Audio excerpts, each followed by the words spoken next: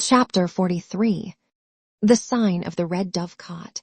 Meanwhile the king, who, with more reason than the cardinal, showed his hatred for Buckingham, although scarcely arrived, was in such a haste to meet the enemy that he commanded every disposition to be made to drive the English from the Isle of Ré, and afterward to press the siege of La Rochelle.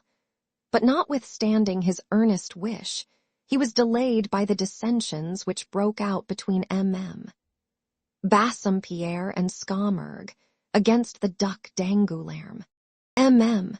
Bassompierre and Scaumurg were marshals of France and claimed their right of commanding the army under the orders of the king. But the cardinal, who feared that Bassompierre, a Huguenot at heart, might press but feebly the English and Rothschild, his brothers in religion, supported the Duc d'Angoulême, whom the king, at his instigation, had named lieutenant general.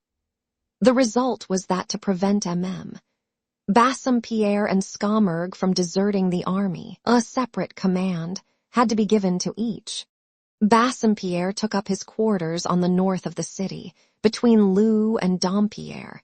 The Duc d'Angoulême on the east, from Dampierre to Périgny, and de Scaumurg on the south, from Périgny to Angoutin. The quarters of Monsieur were at Dampierre. The quarters of the king were sometimes at Estrée, sometimes at Géry. The cardinal's quarters were upon the downs, at the bridge of La Pierre, in a simple house without any entrenchment. So that Monsieur watched Bassompierre, the king, the Duc d'Angoulême, and the cardinal de Scaumurg. As soon as this organization was established, they set about driving the English from the Isle. The juncture was favorable.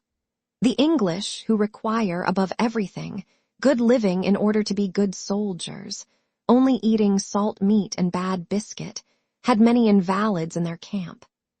Still further, the sea, very rough at this period of the year all along the sea coast, destroyed every day some little vessel, and the shore, from the point of L'Aiglon to the trenches, was at every tide literally covered with the wrecks of pinnacles, roberges, and feluccas. The result was that even if the king's troops remained quietly in their camp, it was evident that some day or other, Buckingham, who only continued in the Isle from obstinacy, would be obliged to raise the siege. But as de Toiras gave information that everything was preparing in the enemy's camp for a fresh assault, the king judged that it would be best to put an end to the affair, and gave the necessary orders for a decisive action. As it is not our intention to give a journal of the siege, but on the contrary only to describe such of the events of it as are connected with the story we are relating, we will content ourselves with saying in 2 words that the expedition succeeded, to the great astonishment of the king and the great glory of the cardinal. The English, repulsed foot by foot, beaten in all encounters and defeated in the passage of the Isle of Loy, were obliged to re-embark, leaving on the field of battle 2,000 men, among whom were 5 colonels, 3 lieutenant colonels, 250 captains, 20 gentlemen of rank, 4 pieces of cannon, and 60 flags, which were taken to Paris by Claude de Saint-Simon, and suspended with great pomp in the arches of Notre Dame. Te Deums were chanted in camp, and afterward throughout France. The cardinal was left free to carry on the siege, without having, at least at the present, anything to fear on the part of the English. But it must be acknowledged, this response was but momentary. An envoy of the Duke of Buckingham, named Montague, was taken, and proof was obtained of a league between the German Empire, Spain, England, and Lorraine. This league was directed against France. Still further, in Buckingham's lodging, which he had been forced to abandon more precipitately than he expected, papers were found which confirmed this alliance, and which, as the cardinal asserts in his memoirs, strongly compromised MME, de Chevreuse, and consequently the Queen. It was upon the cardinal that all the responsibility fell, for one is not a despotic minister without responsibility. All, therefore, of the vast resources of his genius were at work night and day, engaged in listening to the least report heard in any of the great kingdoms of Europe. The cardinal was acquainted with the activity, and more particularly the hatred of Buckingham. If the league which threatened France triumphed, all his influence would be lost.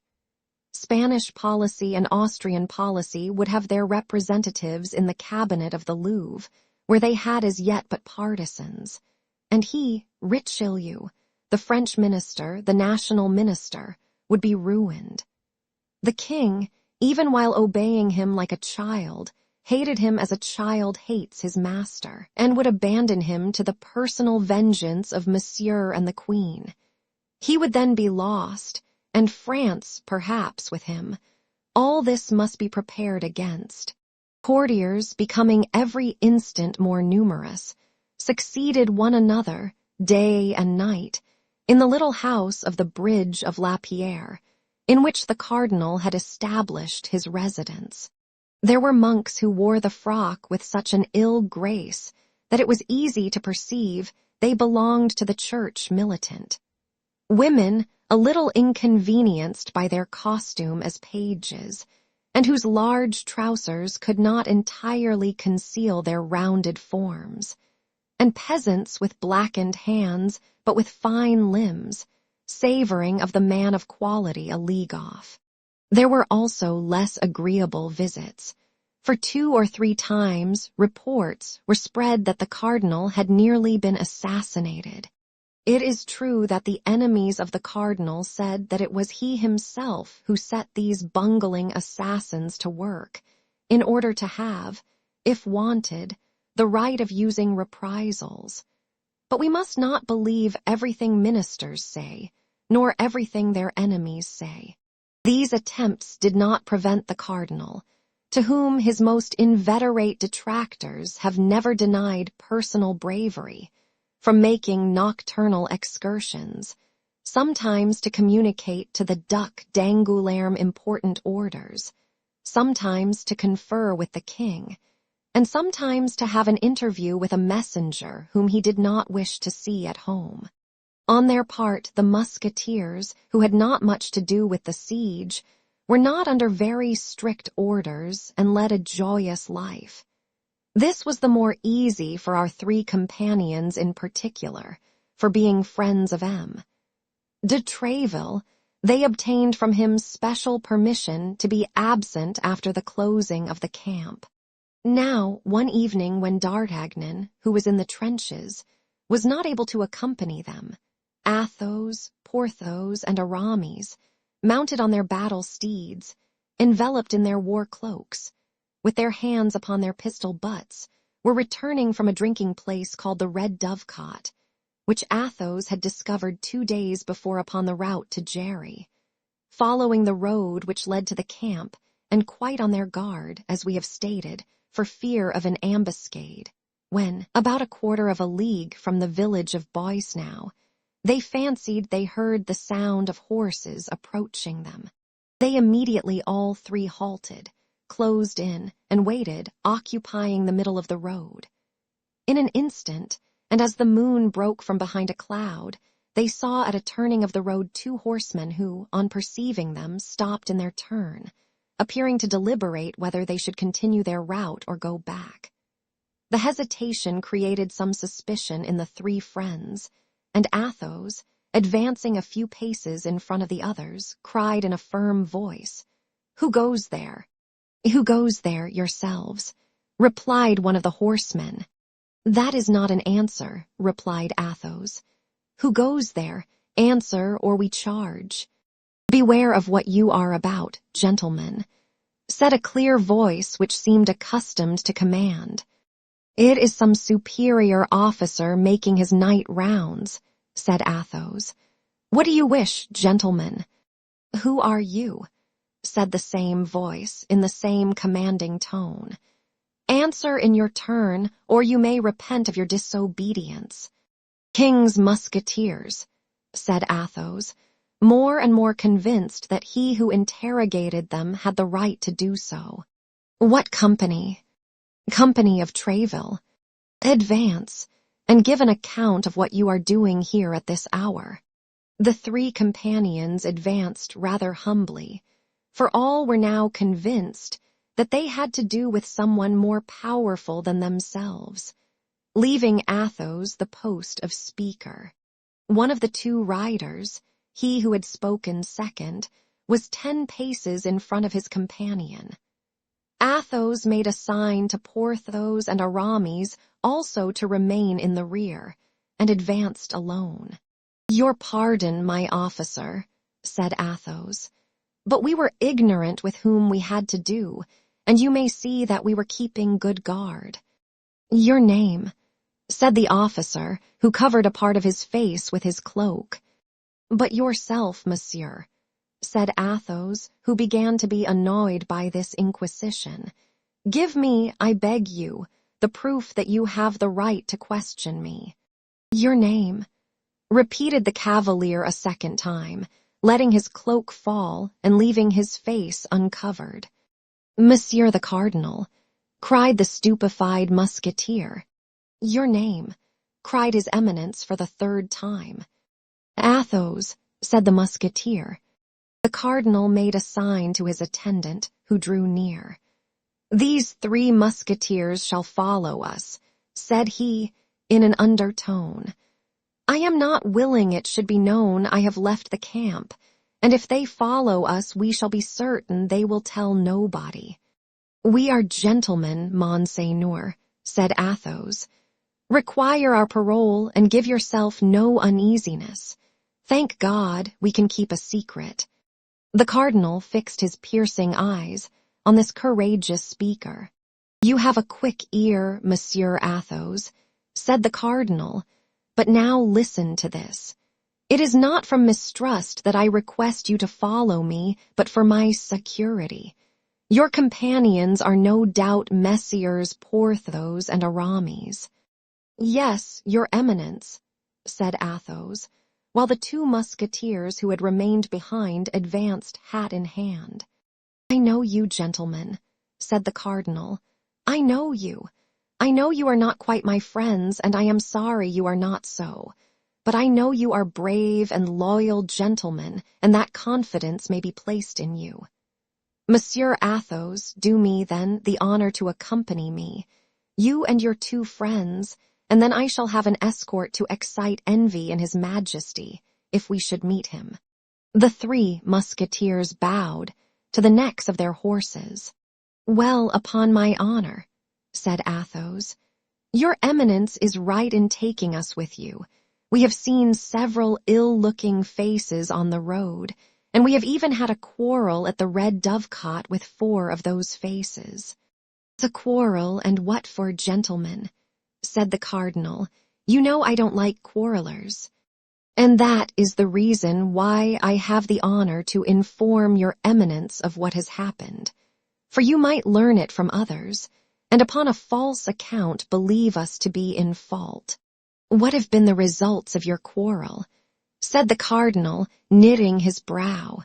My friend Aramis here has received a slight sword wound in the arm, but not enough to prevent him, as your Eminence may see, from mounting to the assault tomorrow, if your Eminence orders an escalade. But you are not the men to allow sword wounds to be inflicted upon you thus, said the cardinal. Come, be frank, gentlemen, you have settled accounts with somebody. Confess. You know I have the right of giving absolution. Aye, Monseigneur, said Athos. I did not even draw my sword, but I took him who offended me round the body and threw him out of the window. It appears that in falling, continued Athos with some hesitation, he broke his thigh. Ah, said the cardinal, and you, Monsieur Porthos. I, Monseigneur, knowing that dueling is prohibited. I seized a bench and gave one of those brigands such a blow that I believe his shoulder is broken. Very well, said the cardinal, and you, Monsieur Aramis. Monseigneur, being of a very mild disposition, and being likewise, of which Monseigneur perhaps is not aware, about to enter into orders, I endeavored to appease my comrades, when one of these wretches gave me a wound with a sword, treacherously, across my left arm. Then I admit my patience failed me. I drew my sword in my turn, and as he came back to the charge, I fancied I felt that in throwing himself upon me, he let it pass through his body. I only know for a certainty that he fell, and it seemed to me that he was borne away with his two companions. The devil, gentlemen, said the cardinal, 3 men placed hors de combat in a cabaret squabble. You don't do your work by halves. And pray what was this quarrel about? These fellows were drunk, said Athos, and knowing there was a lady who had arrived at the cabaret this evening, they wanted to force her door. Force her door, said the cardinal, and for what purpose? To do her violence, without doubt, said Athos. I have had the honor of informing your eminence that these men were drunk. And was this lady young and handsome? Asked the cardinal, with a certain degree of anxiety. We did not see her, Monseigneur, said Athos. You did not see her? Ah, very well, replied the cardinal quickly. You did well to defend the honor of a woman, and as I am going to the Red Dovecot myself, I shall know if you have told me the truth. Monseigneur, said Athos haughtily, we are gentlemen, and to save our heads we would not be guilty of a falsehood. Therefore I do not doubt what you say, Monsieur Athos. I do not doubt it for a single instant. But, added he, to change the conversation, was this lady alone? The lady had a cavalier shut up with her, said Athos, but as notwithstanding the noise, this cavalier did not show himself, it is to be presumed that he is a coward. Judge not rashly, says the Gospel, replied the cardinal. Athos bowed. And now, gentlemen, that's well, continued the cardinal. I know what I wish to know, follow me. The 3 musketeers passed behind his eminence, who again enveloped his face in his cloak and put his horse in motion, keeping from 8 to 10 paces in advance of his 4 companions. They soon arrived at the silent, solitary inn. No doubt the host knew what illustrious visitor was expected, and had consequently sent intruders out of the way. 10 paces from the door, the cardinal made a sign to his esquire and the 3 musketeers to halt. A saddled horse was fastened to the window shutter. The cardinal knocked 3 times, and in a peculiar manner. A man, enveloped in a cloak, came out immediately, and exchanged some rapid words with the cardinal, after which he mounted his horse, and set off in the direction of Surgers, which was likewise the way to Paris. Advance, gentlemen, said the cardinal.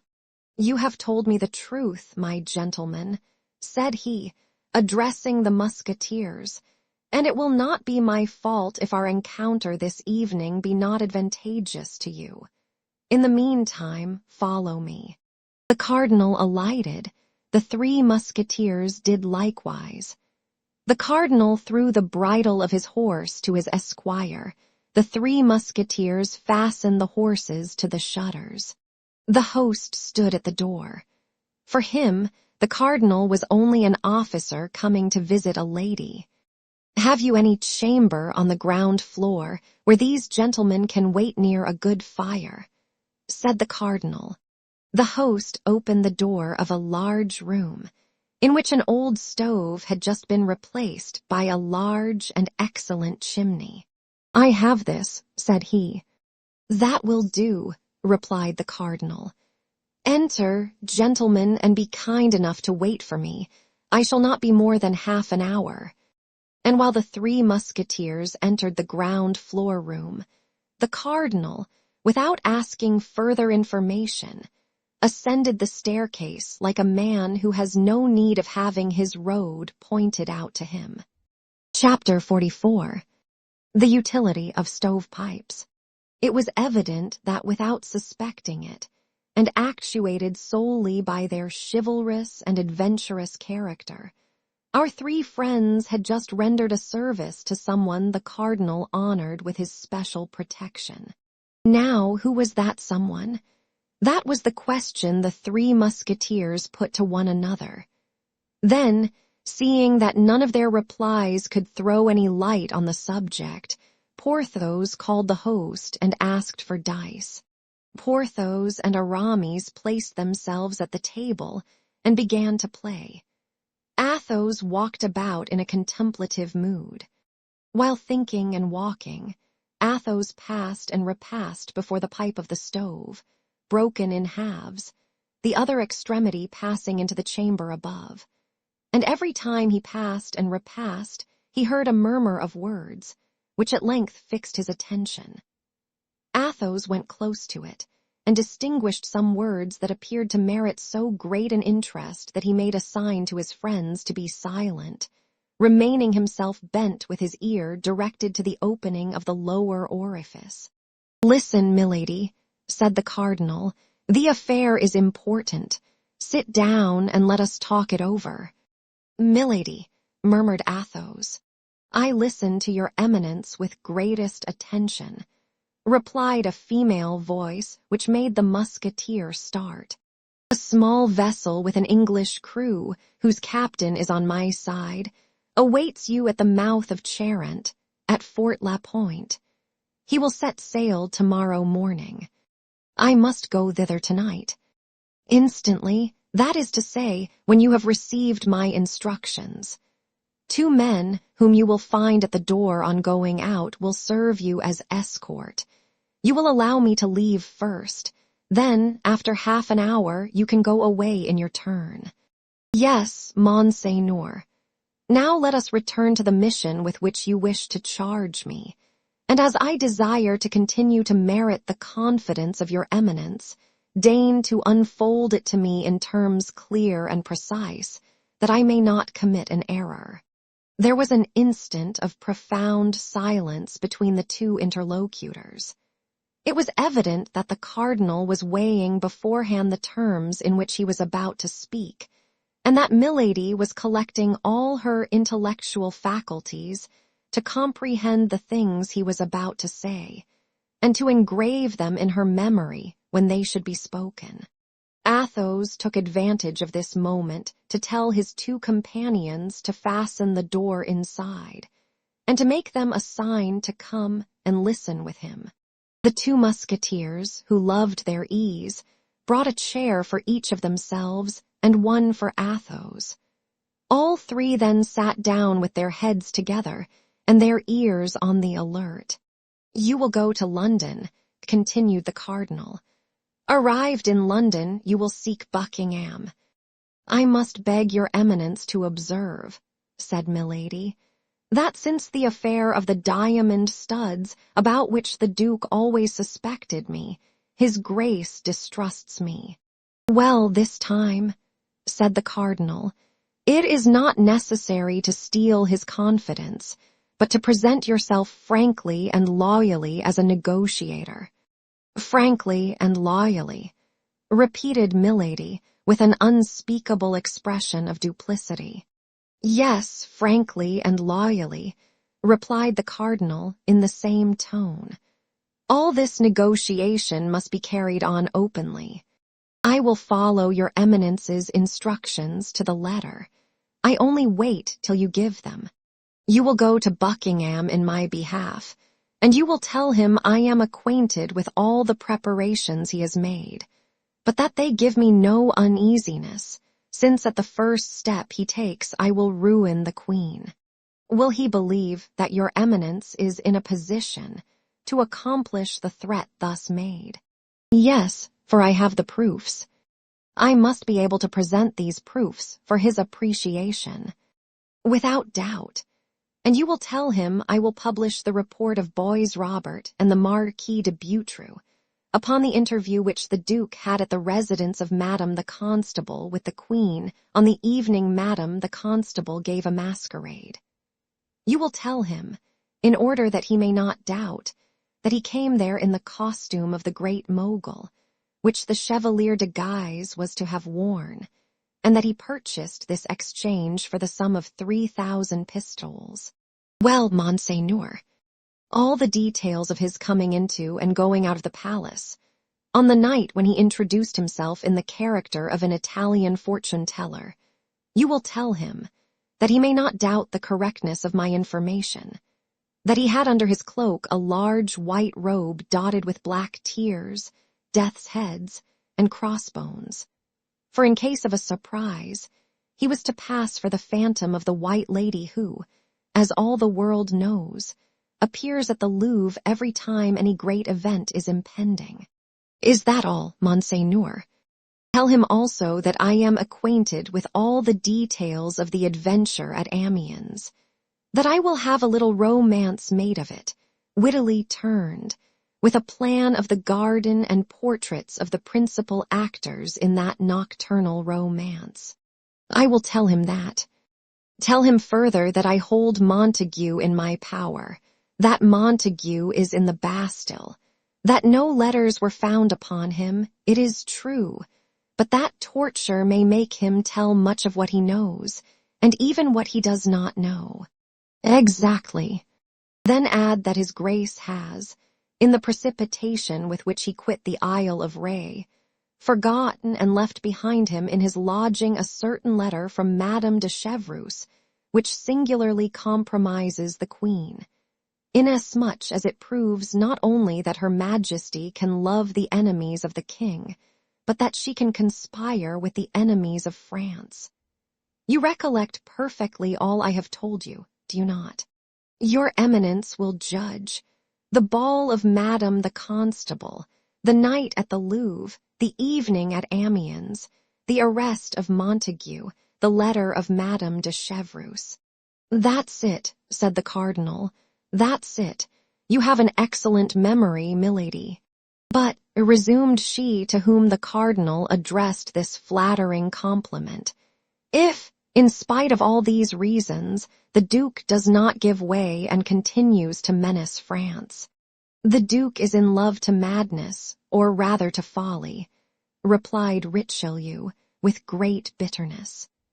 Like the ancient paladins, he has only undertaken this war to obtain a look from his lady love.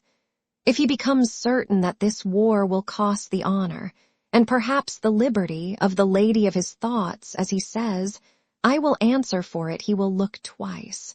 And yet, said Milady, with a persistence that proved she wished to see clearly to the end of the mission with which she was about to be charged, if he persists,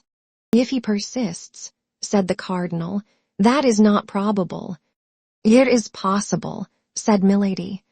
If he persists, His Eminence made a pause and resumed. If he persists, well, then I shall hope for one of those events which change the destinies of states. If your Eminence would quote to me someone of these events in history, said Milady, perhaps I should partake of your confidence as to the future. Well, here, for example, said Richelieu, when, in 1610, for a cause similar to that which moves the Duke, King Henry Roman IV, of glorious memory, was about at the same time to invade Flanders and Italy in order to attack Austria on both sides. Well, did there not happen an event which saved Austria? Why should not the King of France have the same chance as the Emperor? Your Eminence means, I presume, the knife stab in the Rue de la Ferronnerie. Precisely, said the Cardinal.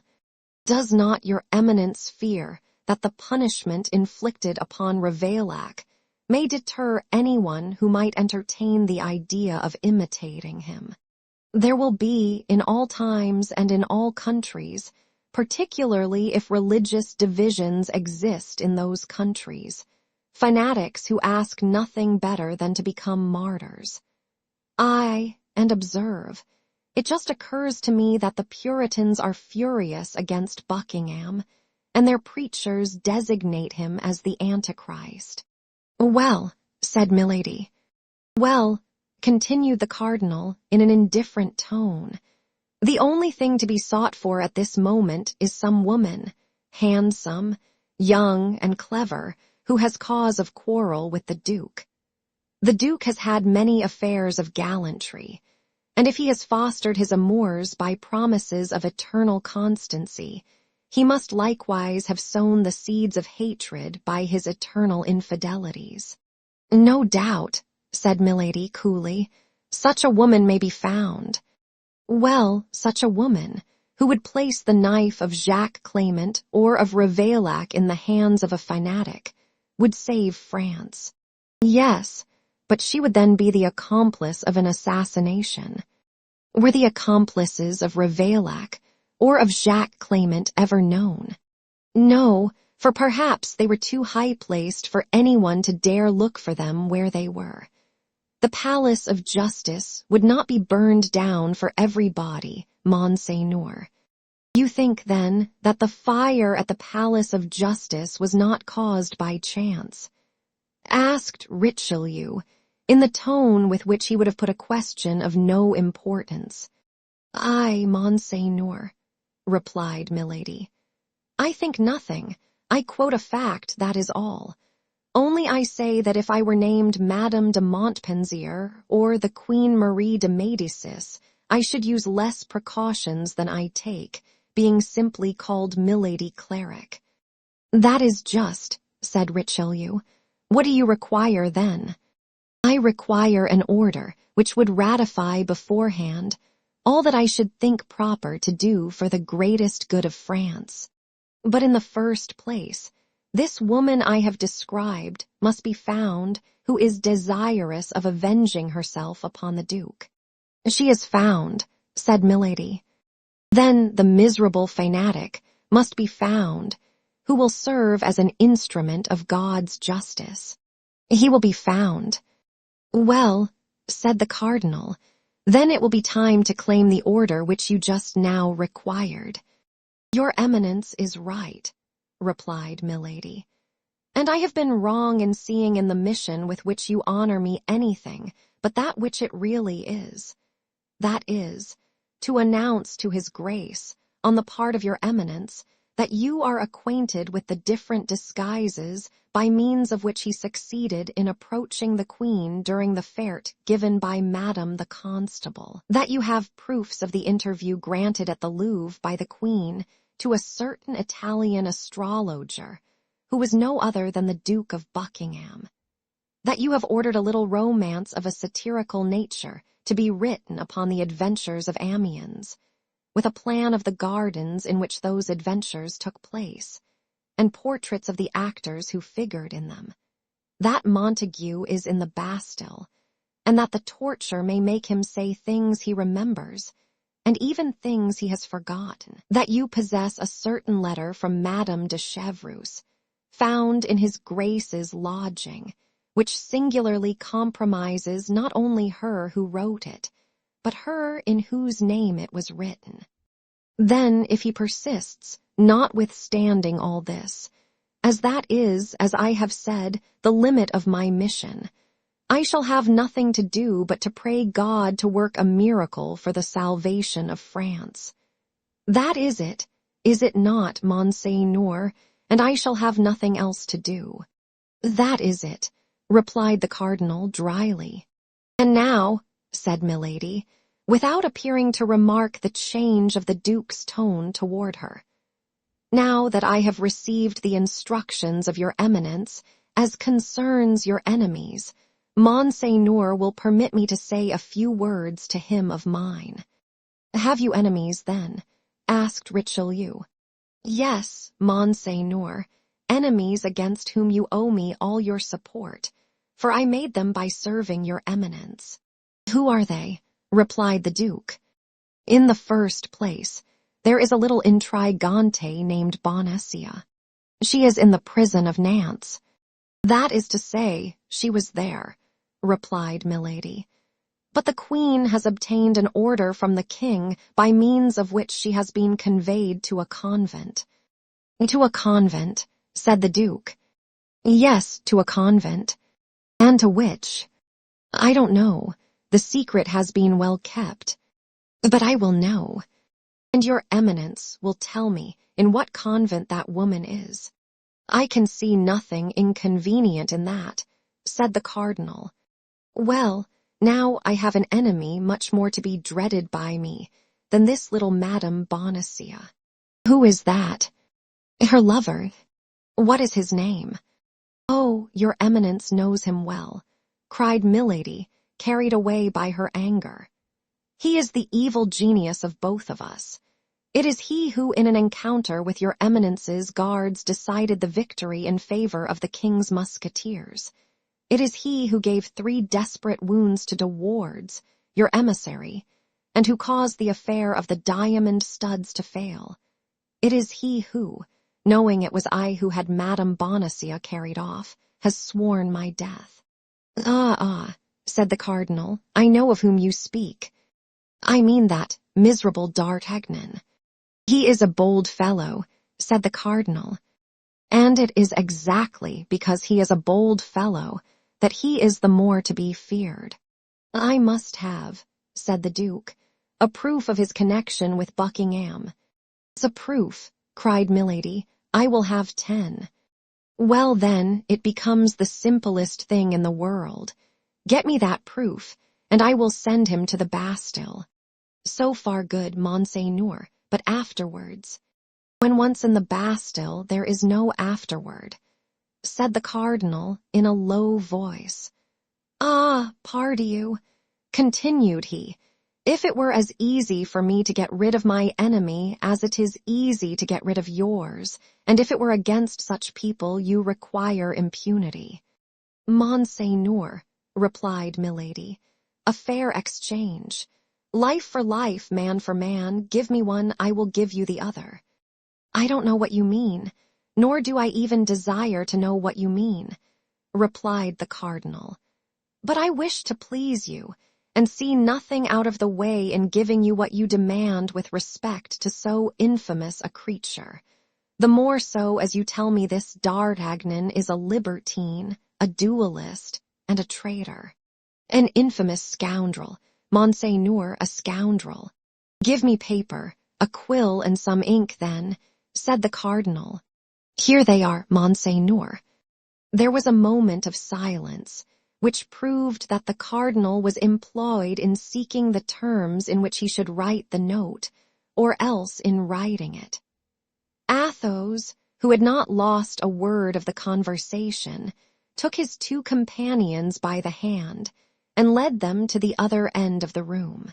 Well, said Porthos, what do you want, and why do you not let us listen to the end of the conversation? Hush, said Athos, speaking in a low voice. We have heard all it was necessary we should hear. Besides, I don't prevent you from listening, but I must be gone. You must be gone, said Porthos, and if the cardinal asks for you, what answer can we make? You will not wait till he asks. You will speak first, and tell him that I am gone on the lookout, because certain expressions of our host have given me reason to think the road is not safe. I will say 2 words about it to the cardinal's esquire likewise. The rest concerns myself. Don't be uneasy about that. Be prudent, Athos, said Aramis. Be easy on that head, replied Athos. You know I am cool enough.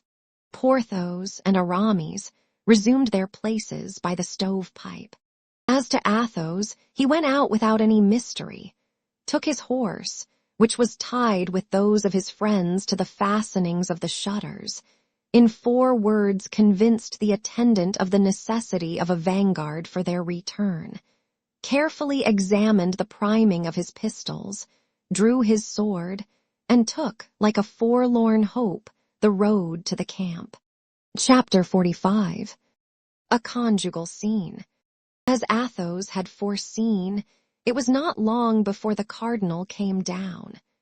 He opened the door of the room in which the musketeers were, and found Porthos playing an earnest game of dice with Aramis. He cast a rapid glance around the room, and perceived that one of his men was missing. "What has become of Monseigneur Athos?"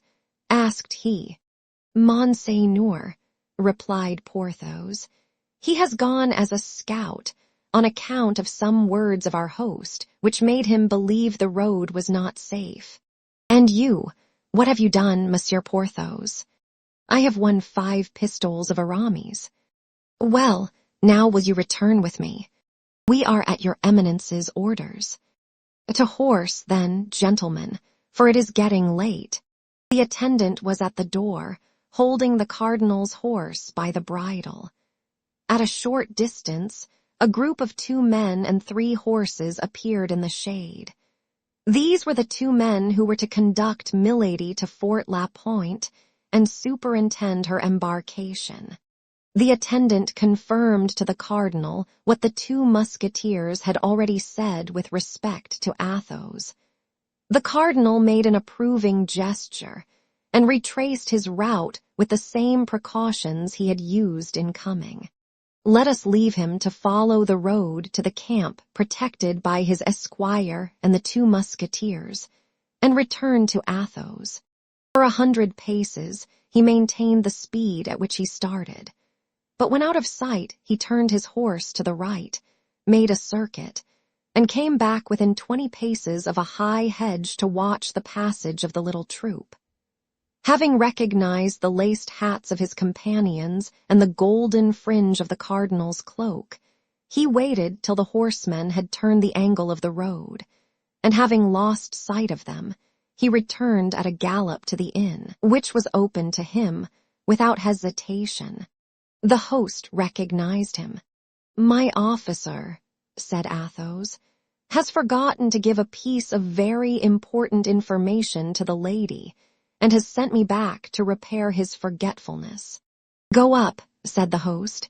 "She is still in her chamber." Athos availed himself of the permission, ascended the stairs with his lightest step, gained the landing, and through the open door perceived Milady putting on her hat. He entered the chamber and closed the door behind him. At the noise he made in pushing the bolt, Milady turned round. Athos was standing before the door, enveloped in his cloak, with his hat pulled down over his eyes. On seeing this figure, mute and immovable as a statue, Milady was frightened. "Who are you, and what do you want?" cried she. "Humph," murmured Athos, "it is certainly she." And letting fall his cloak and raising his hat, he advanced toward Milady. "Do you know me, madam?" said he. Milady made 1 step forward, and then drew back as if she had seen a serpent. "So far, well," said Athos. "I perceive you know me." "The Comte de la Fere," murmured Milady, becoming exceedingly pale, and drawing back till the wall prevented her from going any farther. "Yes, Milady," replied Athos. "The Comte de la Fere in person, who comes expressly from the other world to have the pleasure of paying you a visit. Sit down, madam, and let us talk," as the cardinal said. Milady, under the influence of inexpressible terror, sat down without uttering a word. "You certainly are a demon sent upon the earth," said Athos. "Your power is great, I know, but you also know that with the help of God men have often conquered the most terrible demons.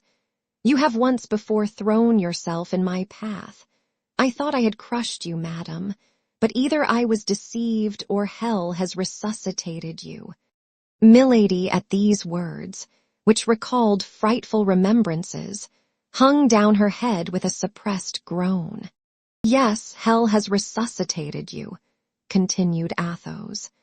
"Hell has made you rich, hell has given you another name, hell has almost made you another face, but it has neither effaced the stains from your soul nor the brand from your body." Milady arose as if moved by a powerful spring, and her eyes flashed lightning. Athos remained sitting. "You believed me to be dead, did you not, as I believed you to be?" And the name of Athos as well concealed the Comte de la Fere as the name Milady Cleric concealed Anne de Breuil. "Was it not so you were called when your honored brother married us? Our position is truly a strange one," continued Athos, laughing. "We have only lived up to the present time because we believed each other dead, and because a remembrance is less oppressive than a living creature, though a remembrance is sometimes devouring." "But," said Milady, in a hollow, faint voice, "what brings you back to me, and what do you want with me?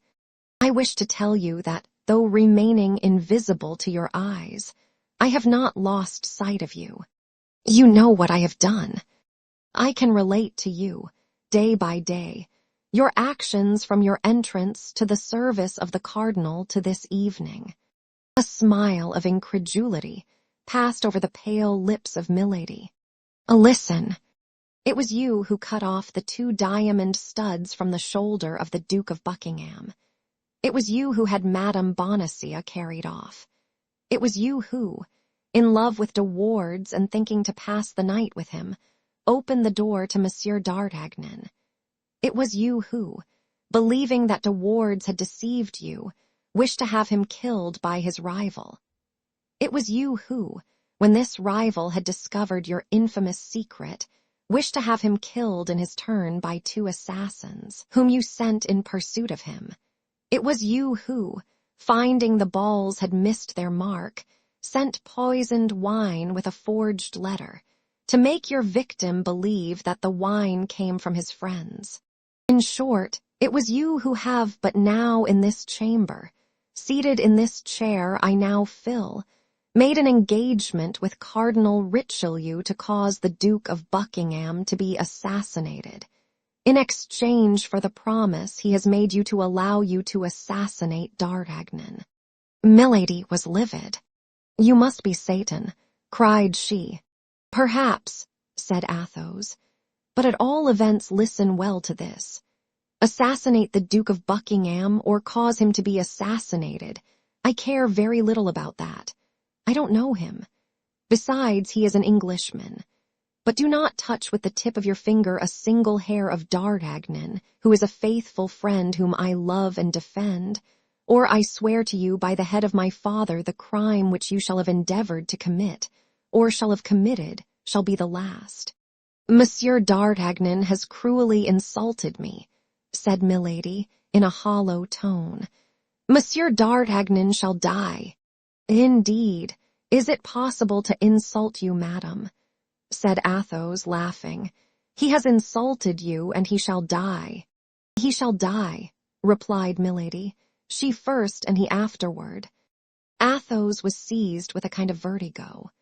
The sight of this creature, who had nothing of the woman about her, recalled awful remembrances.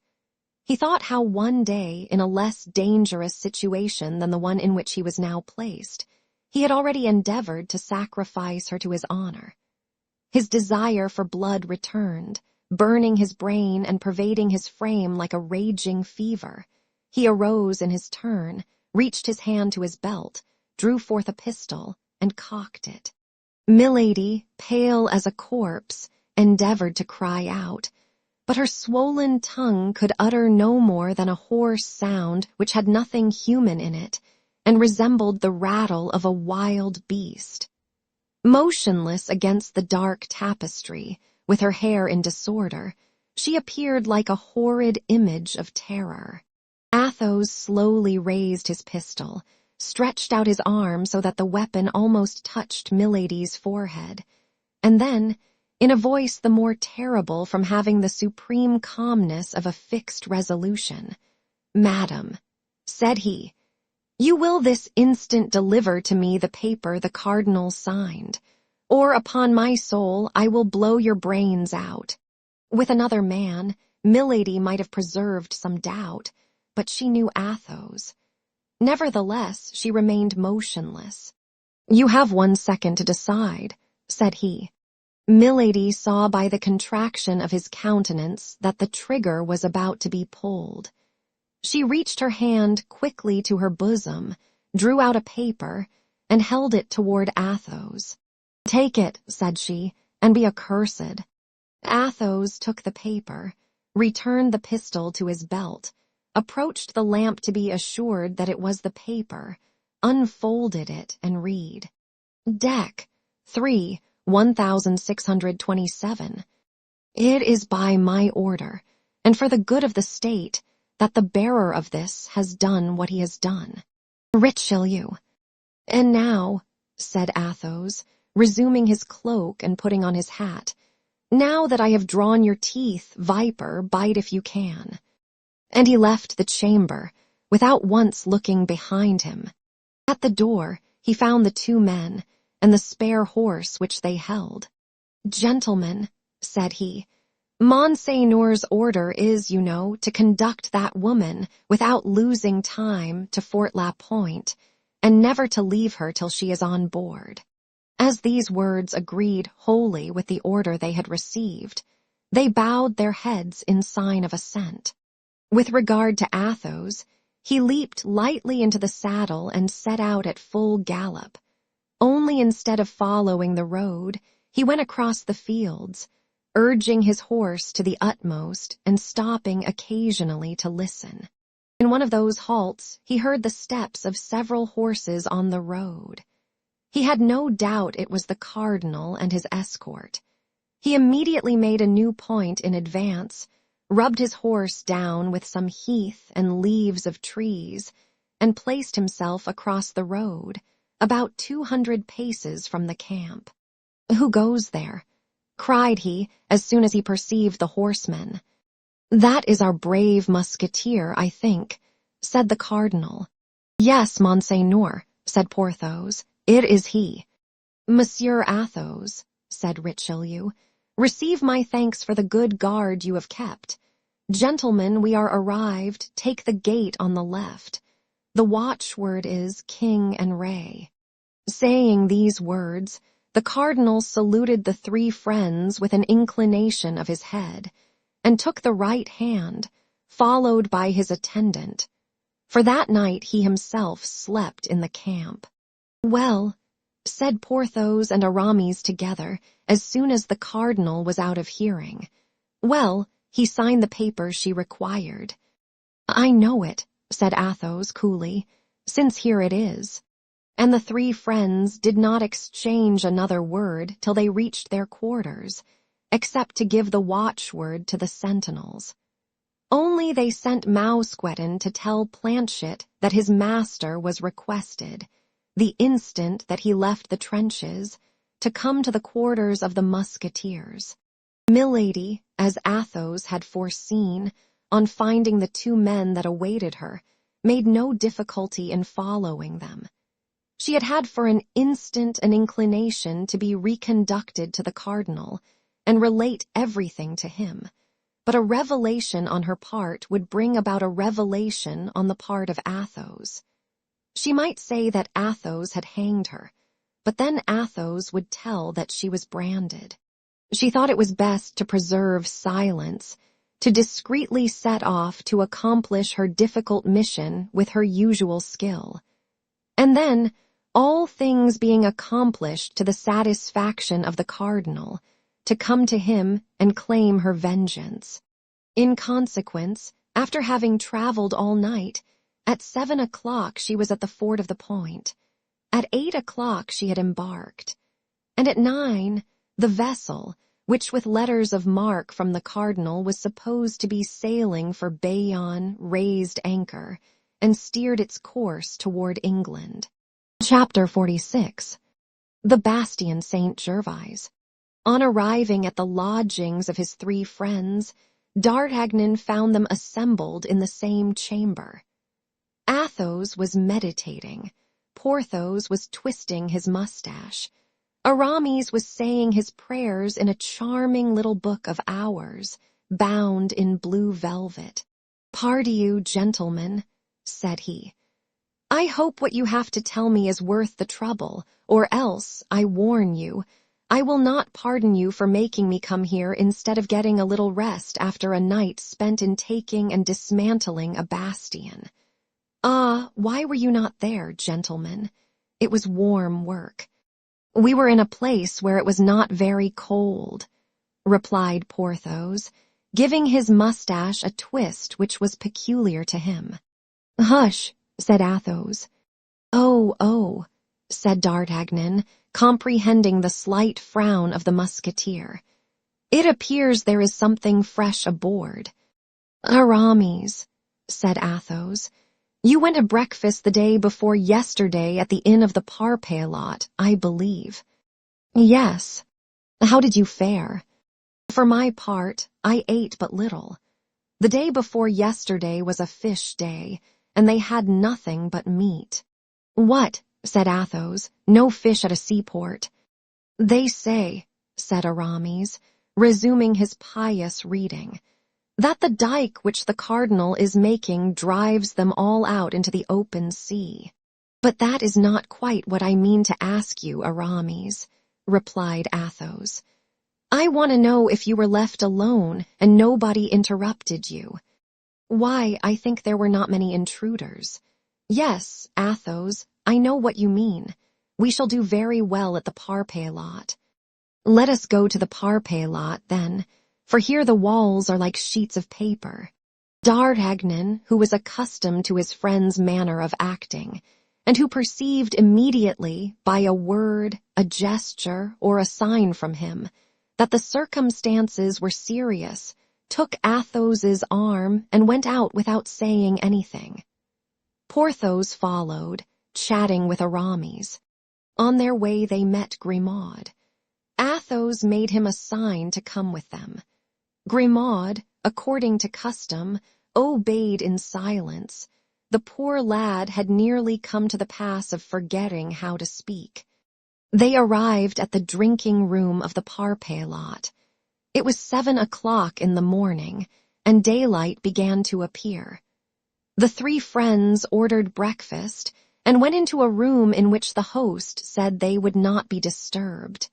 Unfortunately, the hour was badly chosen for a private conference. The morning drum had just been beaten. Everyone shook off the drowsiness of night, and to dispel the humid morning air, came to take a drop at the inn. Dragoons, Swiss, guardsmen, musketeers, light horsemen, succeeded one another with a rapidity which might answer the purpose of the host very well, but agreed badly with the views of the four friends. Thus they applied very curtly to the salutations, healths, and jokes of their companions. I see how it will be, said Athos. We shall get into some pretty quarrel or other, and we have no need of one just now. D'Artagnan, tell us what sort of a night you have had, and we will describe ours afterward. Ah, yes, said a light horseman, with a glass of brandy in his hand, which he sipped slowly. I hear you gentlemen of the guards have been in the trenches tonight, and that you did not get much the best of the Rothschild.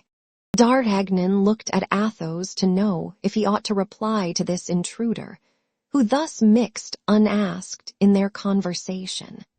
Well, said Athos, don't you hear Monsieur de Busigny, who does you the honor to ask you a question? Relate what has passed during the night, since these gentlemen desire to know it. Have you not taken a bastion?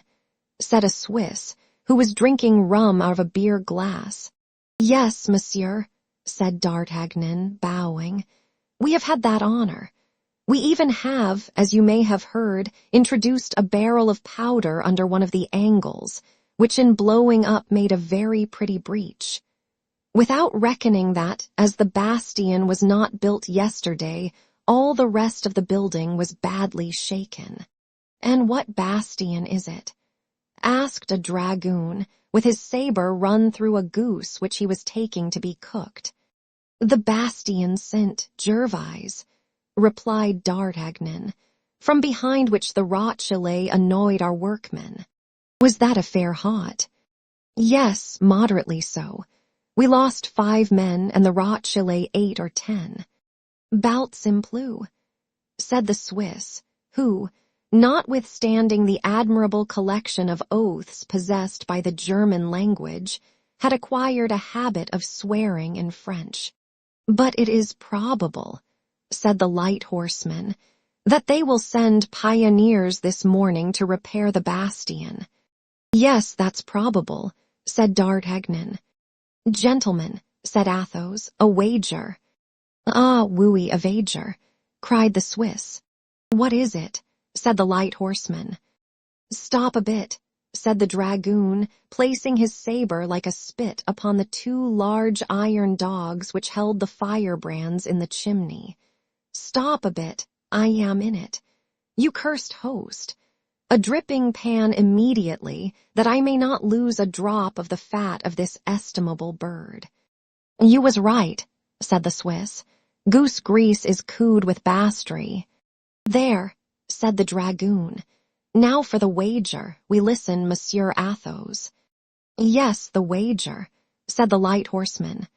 "Well, Monsieur de Busigny, I will bet you," said Athos, "that my three companions, Messieurs Porthos, Aramis, and D'Artagnan, and myself, will go and breakfast in the bastion Saint Gervais, and we will remain there an hour by the watch, whatever the enemy may do to dislodge us." Porthos and Aramis looked at each other. They began to comprehend. "But," said D'Artagnan in the ear of Athos, "you are going to get us all killed without mercy." "We are much more likely to be killed," said Athos, "if we do not go." "My faith, gentlemen," said Porthos, turning round upon his chair and twisting his mustache, "that's a fair bet, I hope." "I take it," said M. de Busigny, "so let us fix the stake." "You are four gentlemen," said Athos, "and we are for an unlimited dinner for 8. Will that do?" "Capitally," replied M. de Busigny. "Perfectly," said the dragoon.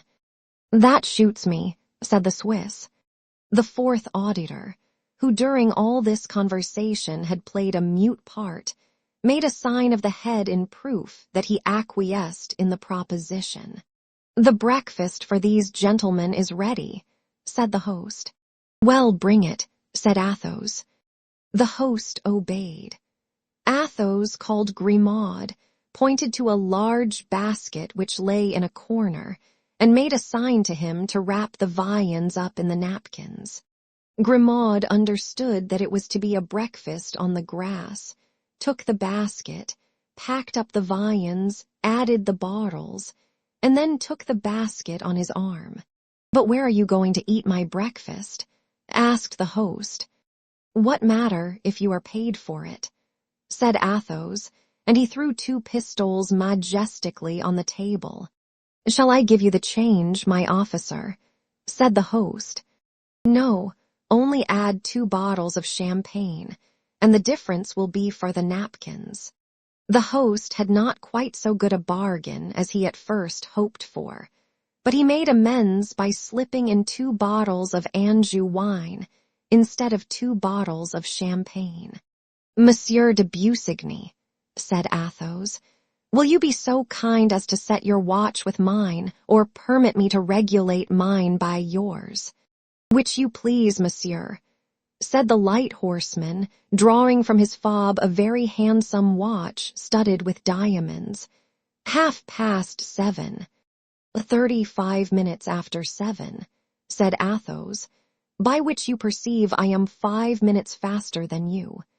And bowing to all the astonished persons present, the young men took the road to the bastion Saint Gervais, followed by Grimaud, who carried the basket, ignorant of where he was going, but in the passive obedience which Athos had taught him, not even thinking of asking. As long as they were within the circle of the camp, the 4 friends did not exchange one word. Besides, they were followed by the curious, who, hearing of the wager, were anxious to know how they would come out of it. But when once they passed the line of circumvallation and found themselves in the open plain, D'Artagnan, who was completely ignorant of what was going forward, thought it was time to demand an explanation. "And now, my dear Athos," said he, "do me the kindness to tell me where we are going." "Why, you see plainly enough we are going to the Bastion." "But what are we going to do there?" "You know well that we go to breakfast there." "But why did we not breakfast at the Parpay lot?" "Because we have very important matters to communicate to one another, and it was impossible to talk 5 minutes in that inn without being annoyed by all those importunate fellows who keep coming in, saluting you and addressing you." "Here at least," said Athos, pointing to the Bastion, "they will not come and disturb us." "It appears to me," said D'Artagnan, with that prudence which allied itself in him so naturally with excessive bravery, "that we could have found some retired place on the downs or the seashore, where we should have been seen all four conferring together, so that at the end of a quarter of an hour the cardinal would have been informed by his spies that we were holding a council." "Yes," said Aramis, "Athos is right, animadvertunter in desertis." "A desert would not have been amiss," said Porthos, "but it behooved us to find it. There is no desert where a bird cannot pass over one's head, where a fish cannot leap out of the water, where a rabbit cannot come out of its burrow, and I believe that bird, fish, and rabbit each becomes a spy of the cardinal. Better, then, pursue our enterprise, from which, besides, we cannot retreat without shame. We have made a wager which could not have been foreseen, and of which I defy anyone to divine the true cause. We are going, in order to win it, to remain an hour in the Bastion. Either we shall be attacked or not. If we are not, we shall have all the time to talk, and nobody will hear us. For I guarantee the walls of the Bastion have no ears. If we are, we will talk of our affairs just the same.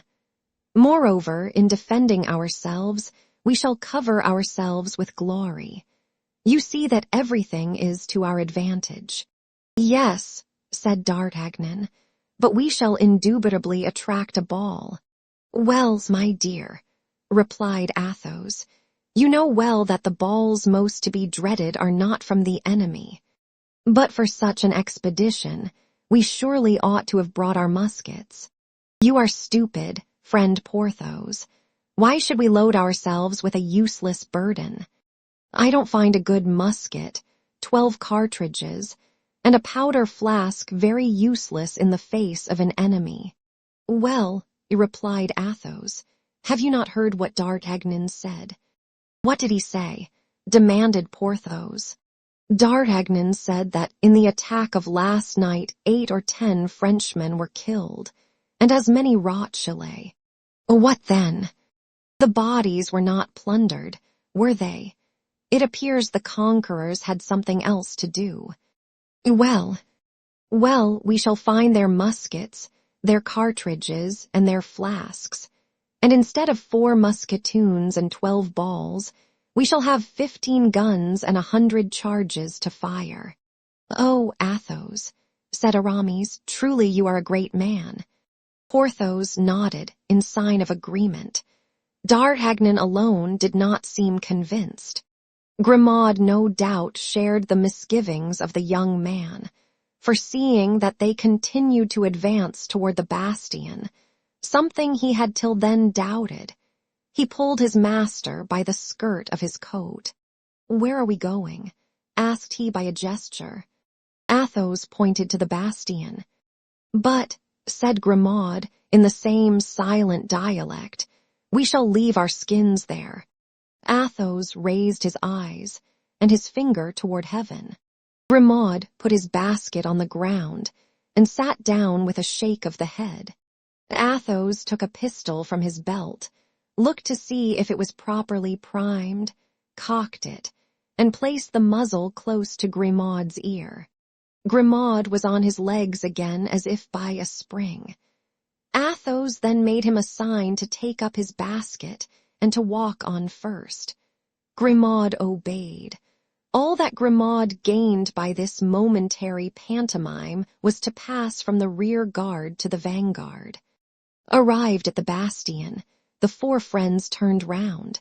More than 300 soldiers of all kinds were assembled at the gate of the camp, and in a separate group might be distinguished de Busigny, the dragoon, the Swiss, and the fourth better. Athos took off his hat, placed it on the end of his sword, and waved it in the air. All the spectators returned him his salute, accompanying this courtesy with a loud hurrah which was audible to the four, after which all four disappeared in the bastion, whither Grimaud had preceded them. Chapter 47. The Council of the Musketeers. As Athos had foreseen, the bastion was only occupied by a dozen corpses, French and Rochellais. "Gentlemen," said Athos, who had assumed the command of the expedition, "while Grimaud spreads the table, let us begin by collecting the guns and cartridges together. We can talk while performing that necessary task. These gentlemen," added he, pointing to the bodies, "cannot hear us." "But we could throw them into the ditch," said Porthos, "after having assured ourselves they have nothing in their pockets." "Yes," said Athos, "that's Grimaud's business." "Well then," cried D'Artagnan, "pray let Grimaud search them and throw them over the walls." "Heaven forfend," said Athos, "they may serve us." "These bodies serve us," said Porthos. "You are mad, dear friend." "Judge not rashly, say the gospel and the cardinal," replied Athos. "How many guns, gentlemen?" 12, replied Aramis. "How many shots?" 100. "That's quite as many as we shall want. Let us load the guns." The four musketeers went to work, and as they were loading the last musket, Grimaud announced that the breakfast was ready. Athos replied, always by gestures, that was well, and indicated to Grimaud by pointing to a turret that resembled a pepper caster, that he was to stand as sentinel. Only, to alleviate the tediousness of the duty, Athos allowed him to take a loaf, 2 cutlets, and a bottle of wine. "And now to table," said Athos. The four friends seated themselves on the ground with their legs crossed like Turks, or even tailors. "And now," said D'Artagnan, "as there is no longer any fear of being overheard, I hope you are going to let me into your secret. I hope at the same time to procure you amusement and glory, gentlemen," said Athos. "I have induced you to take a charming promenade. Here is a delicious breakfast, and yonder are 500 persons, as you may see through the loopholes, taking us for heroes or madmen, 2 classes of imbeciles greatly resembling each other." "But the secret," said D'Artagnan. "The secret is," said Athos, "that I saw Milady last night." D'Artagnan was lifting a glass to his lips, but at the name of Milady, his hand trembled so that he was obliged to put the glass on the ground again for fear of spilling the contents. "You saw your why." "Hush," interrupted Athos. "You forget, my dear, you forget that these gentlemen are not initiated into my family affairs like yourself. I have seen Milady." "Where?" demanded D'Artagnan. "Within 2 leagues of this place, at the inn of the Red Dovecot." "In that case I am lost," said D'Artagnan.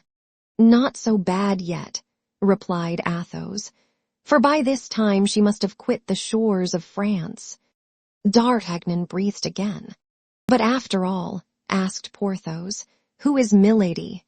"A charming woman," said Athos, sipping a glass of sparkling wine. "Villainous host," cried he, "he has given us Anjou wine instead of champagne and fancies we know no better. Yes," continued he, "a charming woman who entertained kind views toward our friend D'Artagnan, who, on his part, has given her some offense for which she tried to revenge herself a month ago by having him killed by 2 musket shots, a week ago by trying to poison him, and yesterday by demanding his head of the cardinal. What, by demanding my head of the cardinal? Cried D'Artagnan, pale with terror. Yes, that is true as the gospel, said Porthos. I heard her with my own ears. I also, said Aramis. Then, said D'Artagnan, letting his arm fall with discouragement, it is useless to struggle longer. I may as well blow my brains out, and all will be over. That's the last folly to be committed, said Athos, seeing it is the only one for which there is no remedy. But I can never escape, said D'Artagnan, with such enemies. First, my stranger of Meung, then De Wardes, to whom I have given 3 sword wounds, next Milady, whose secret I have discovered, finally the cardinal, whose vengeance I have balked. Well, said Athos, that only makes 4, and we are 4, 1 for 1. Pardieu, if we may believe the signs Grimaud is making, we are about to have to do with a very different number of people. What is it, Grimaud? Considering the gravity of the occasion, I permit you to speak, my friend, but be laconic, I beg. What do you see? A troop. Of how many persons? 20 men. What sort of men? 16 pioneers, 4 soldiers. How far distant? 500 paces. Good. We have just time to finish this fowl, and to drink 1 glass of wine to your health, D'Artagnan. To your health, repeated Porthos and Aramis. Well, then, to my health, although I am very much afraid that your good wishes will not be of great service to me. Bah, said Athos, God is great, as say the followers of Mohammed, and the future is in his hands. Then, swallowing the contents of his glass, which he put down close to him, Athos arose carelessly, took the musket next to him, and drew near to one of the loopholes. Porthos, Aramis, and D'Artagnan followed his example. As to Grimaud, he received orders to place himself behind the 4 friends in order to reload their weapons. Pardieu, said Athos, it was hardly worth while to distribute ourselves for 20 fellows armed with pickaxes, mattocks, and shovels. Grimaud had only to make them a sign to go away, and I am convinced they would have left us in peace. I doubt that, replied D'Artagnan, for they are advancing very resolutely. Besides, in addition to the pioneers, there are 4 soldiers and a brigadier, armed with muskets. That's because they don't see us, said Athos. My faith, said Aramis, I must confess I feel a great repugnance to fire on these poor devils of civilians. He is a bad priest, said Porthos, who has pity for heretics. In truth, said Athos, Aramis is right. I will warn them. What the devil are you going to do? Cried D'Artagnan. You will be shot. But Athos heeded not his advice. Mounting on the breach, with his musket in one hand and his hat in the other, he said, bowing courteously and addressing the soldiers and the pioneers, who, astonished at this apparition, stopped 50 paces from the bastion. Gentlemen, a few friends and myself are about to breakfast in this bastion.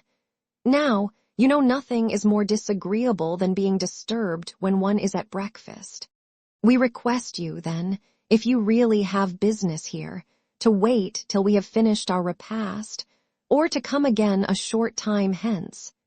Unless, which would be far better, you form the salutary resolution to quit the side of the rebels, and come and drink with us to the health of the King of France.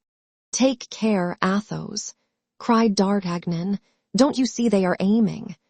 Yes, yes, said Athos, but they are only civilians, very bad marksmen, who will be sure not to hit me. In fact, At the same instant, 4 shots were fired, and the balls were flattened against the wall around Athos, but not one touched him. 4 shots replied to them almost instantaneously, but much better aimed than those of the aggressors. 3 soldiers fell dead, and one of the pioneers was wounded. "Grimaud," said Athos, still on the breach, "another musket." Grimaud immediately obeyed. On their part, the 3 friends had reloaded their arms. A second discharge followed the first. The brigadier and 2 pioneers fell dead. The rest of the troop took to flight. "Now, gentlemen, a sortie," cried Athos. And the 4 friends rushed out of the fort, gained the field of battle, picked up the 4 muskets of the privates and the half-pike of the brigadier, and convinced that the fugitives would not stop till they reached the city, turned again toward the bastion, bearing with them the trophies of their victory. "Reload the muskets, Grimaud," said Athos, "and we, gentlemen, will go on with our breakfast and resume our conversation. Where were we?" "I recollect you were saying," said D'Artagnan, "that after having demanded my head of the cardinal, Milady had quit the shores of France. Whither goes she?" added he, strongly interested in the route Milady followed. "She goes into England," said Athos. "With what view?" "With the view of assassinating, or causing to be assassinated, the Duke of Buckingham." D'Artagnan uttered an exclamation of surprise and indignation. "But this is infamous," cried he. "As to that," said Athos, "I beg you to believe that I care very little about it. Now you have done, Grimaud, take our brigadier's half-pike, tie a napkin to it, and plant it on top of our bastion, that these rebels of Rochelle may see that they have to deal with brave and loyal soldiers of the king." Grimaud obeyed without replying. An instant afterward, the white flag was floating over the heads of the 4 friends. A thunder of applause saluted its appearance. Half the camp was at the barrier. "How?" replied D'Artagnan. "You care little if she kills Buckingham or causes him to be killed. But the Duke is our friend. The Duke is English. The Duke fights against us. Let her do what she likes with the Duke. I care no more about him than an empty bottle." And Athos threw 15 paces from him an empty bottle from which he had poured the last drop into his glass. "A moment," said D'Artagnan. "I will not abandon Buckingham thus. He gave us some very fine horses. And moreover, very handsome saddles," said Porthos, who at the moment wore on his cloak the lace of his own. "Besides," said Aramis, "God desires the conversion and not the death of a sinner." "Amen," said Athos, "and we will return to that subject later, if such be your pleasure. But what for the moment engaged my attention most earnestly, and I am sure you will understand me, D'Artagnan, was the getting from this woman a kind of carte blanche which she had extorted from the cardinal, and by means of which she could with impunity get rid of you and perhaps of us." "But this creature must be a demon," said Porthos, holding out his plate to Aramis, who was cutting up a fowl. "And this carte blanche," said D'Artagnan, "this carte blanche, does it remain in her hands?" "No, it passed into mine. I will not say without trouble, for if I did I should tell a lie. My dear Athos, I shall no longer count the number of times I am indebted to you for my life." "Then it was to go to her that you left us," said Aramis. "Exactly. And you have that letter of the cardinal," said D'Artagnan. "Here it is," said Athos, and he took the invaluable paper from the pocket of his uniform. D'Artagnan unfolded it with one hand, whose trembling he did not even attempt to conceal, to read. "Dec. 3, 1627. It is by my order, and for the good of the state, that the bearer of this has done what he has done. Richelieu. In fact, said Aramis, it is an absolution according to rule. That paper must be torn to pieces, said D'Artagnan, who fancied he read in it his sentence of death. On the contrary, said Athos, it must be preserved carefully. I would not give up this paper if covered with as many gold pieces. Then what will she do now? Asked the young man. Why, replied Athos carelessly, she is probably going to write to the cardinal that a damned musketeer, named Athos, has taken her safe conduct from her by force. She will advise him in the same letter to get rid of his two friends, Aramis and Porthos, at the same time. The cardinal will remember that these are the same men who have often crossed his path, and then some fine morning he will arrest D'Artagnan, and for fear he should feel lonely, he will send us to keep him company in the Bastille. Go to. It appears to me you make dull jokes, my dear, said Porthos. I do not jest, said Athos. Do you know, said Porthos, that to twist that damned milady's neck would be a smaller sin than to twist those of these poor devils of Huguenots, who have committed no other crime than singing in French the psalms we sing in Latin. What says the abbé? Asked Athos quietly.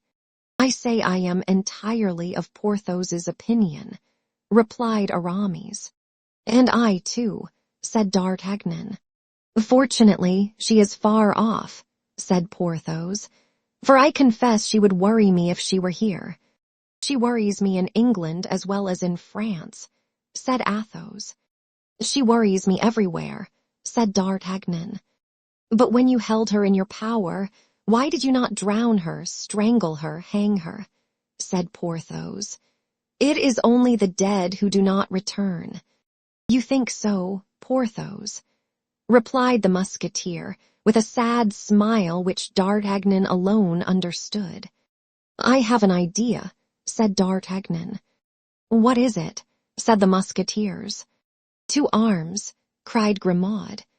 The young men sprang up and seized their muskets.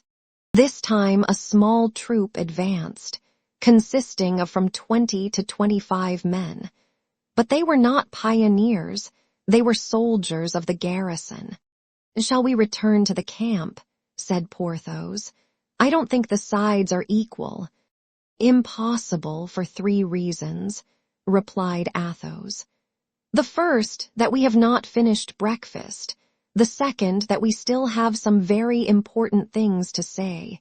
And the third, that it yet wants 10 minutes before the lapse of the hour. Well then, said Aramis, we must form a plan of battle. That's very simple, replied Athos. As soon as the enemy are within musket shot, we must fire upon them. If they continue to advance, we must fire again. We must fire as long as we have loaded guns. If those who remain of the troop persist in coming to the assault, we will allow the besiegers to get as far as the ditch, and then we will push down upon their heads that strip of wall which keeps its perpendicular by a miracle.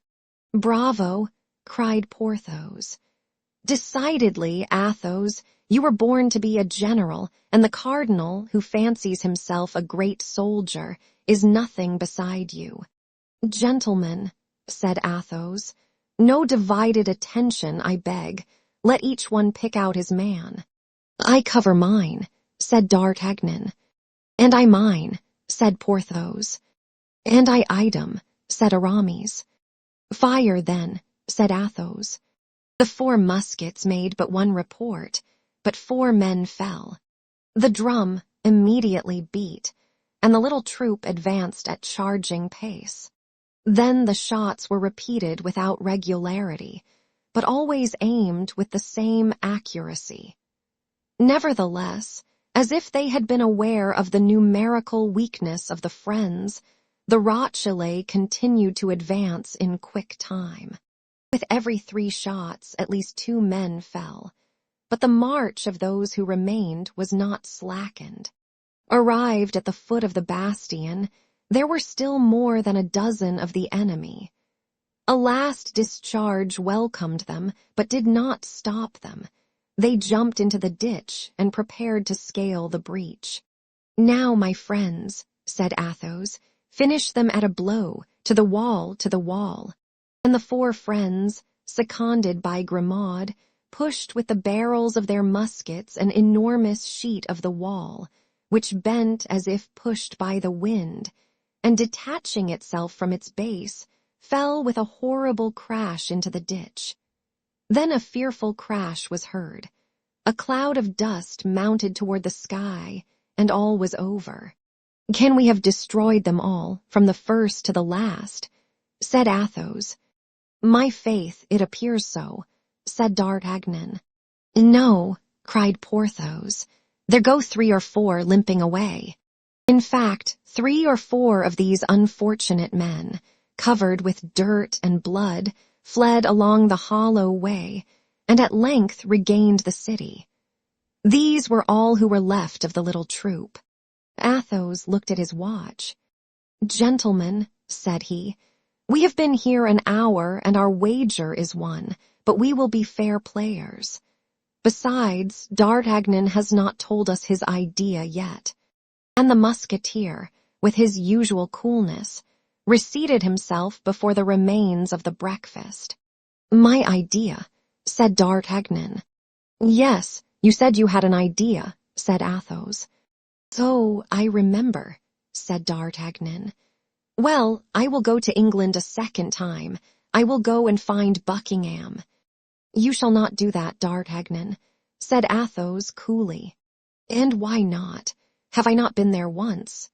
"Yes, but at that period we were not at war. At that period Buckingham was an ally, and not an enemy. What you would now do amounts to treason." D'Artagnan perceived the force of this reasoning, and was silent. "But," said Porthos, "I think I have an idea in my turn." "Silence for Monsieur Porthos's idea," said Aramis. "I will ask leave of absence of Monsieur de Tréville, on some pretext or other which you must invent. I am not very clever at pretexts. Milady does not know me.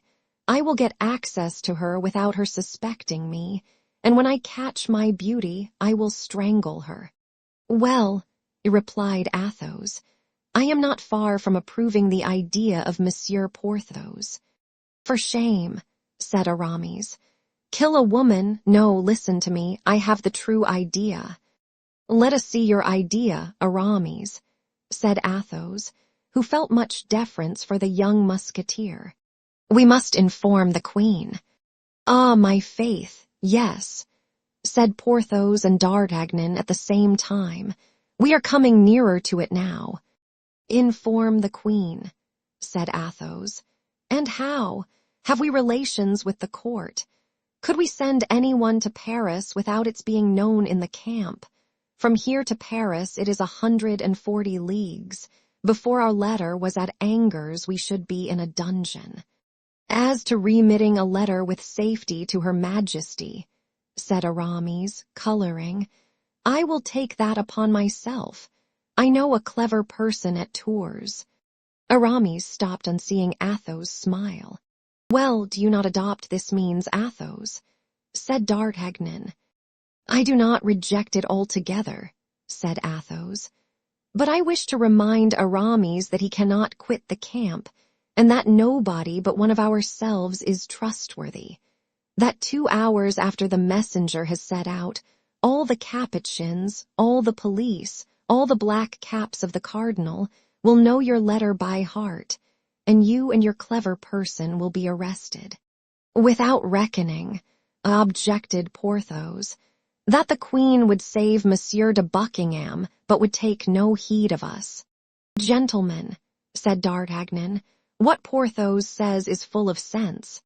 But what's going on in the city yonder?" said Athos.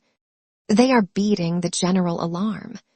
The 4 friends listened, and the sound of the drum plainly reached them.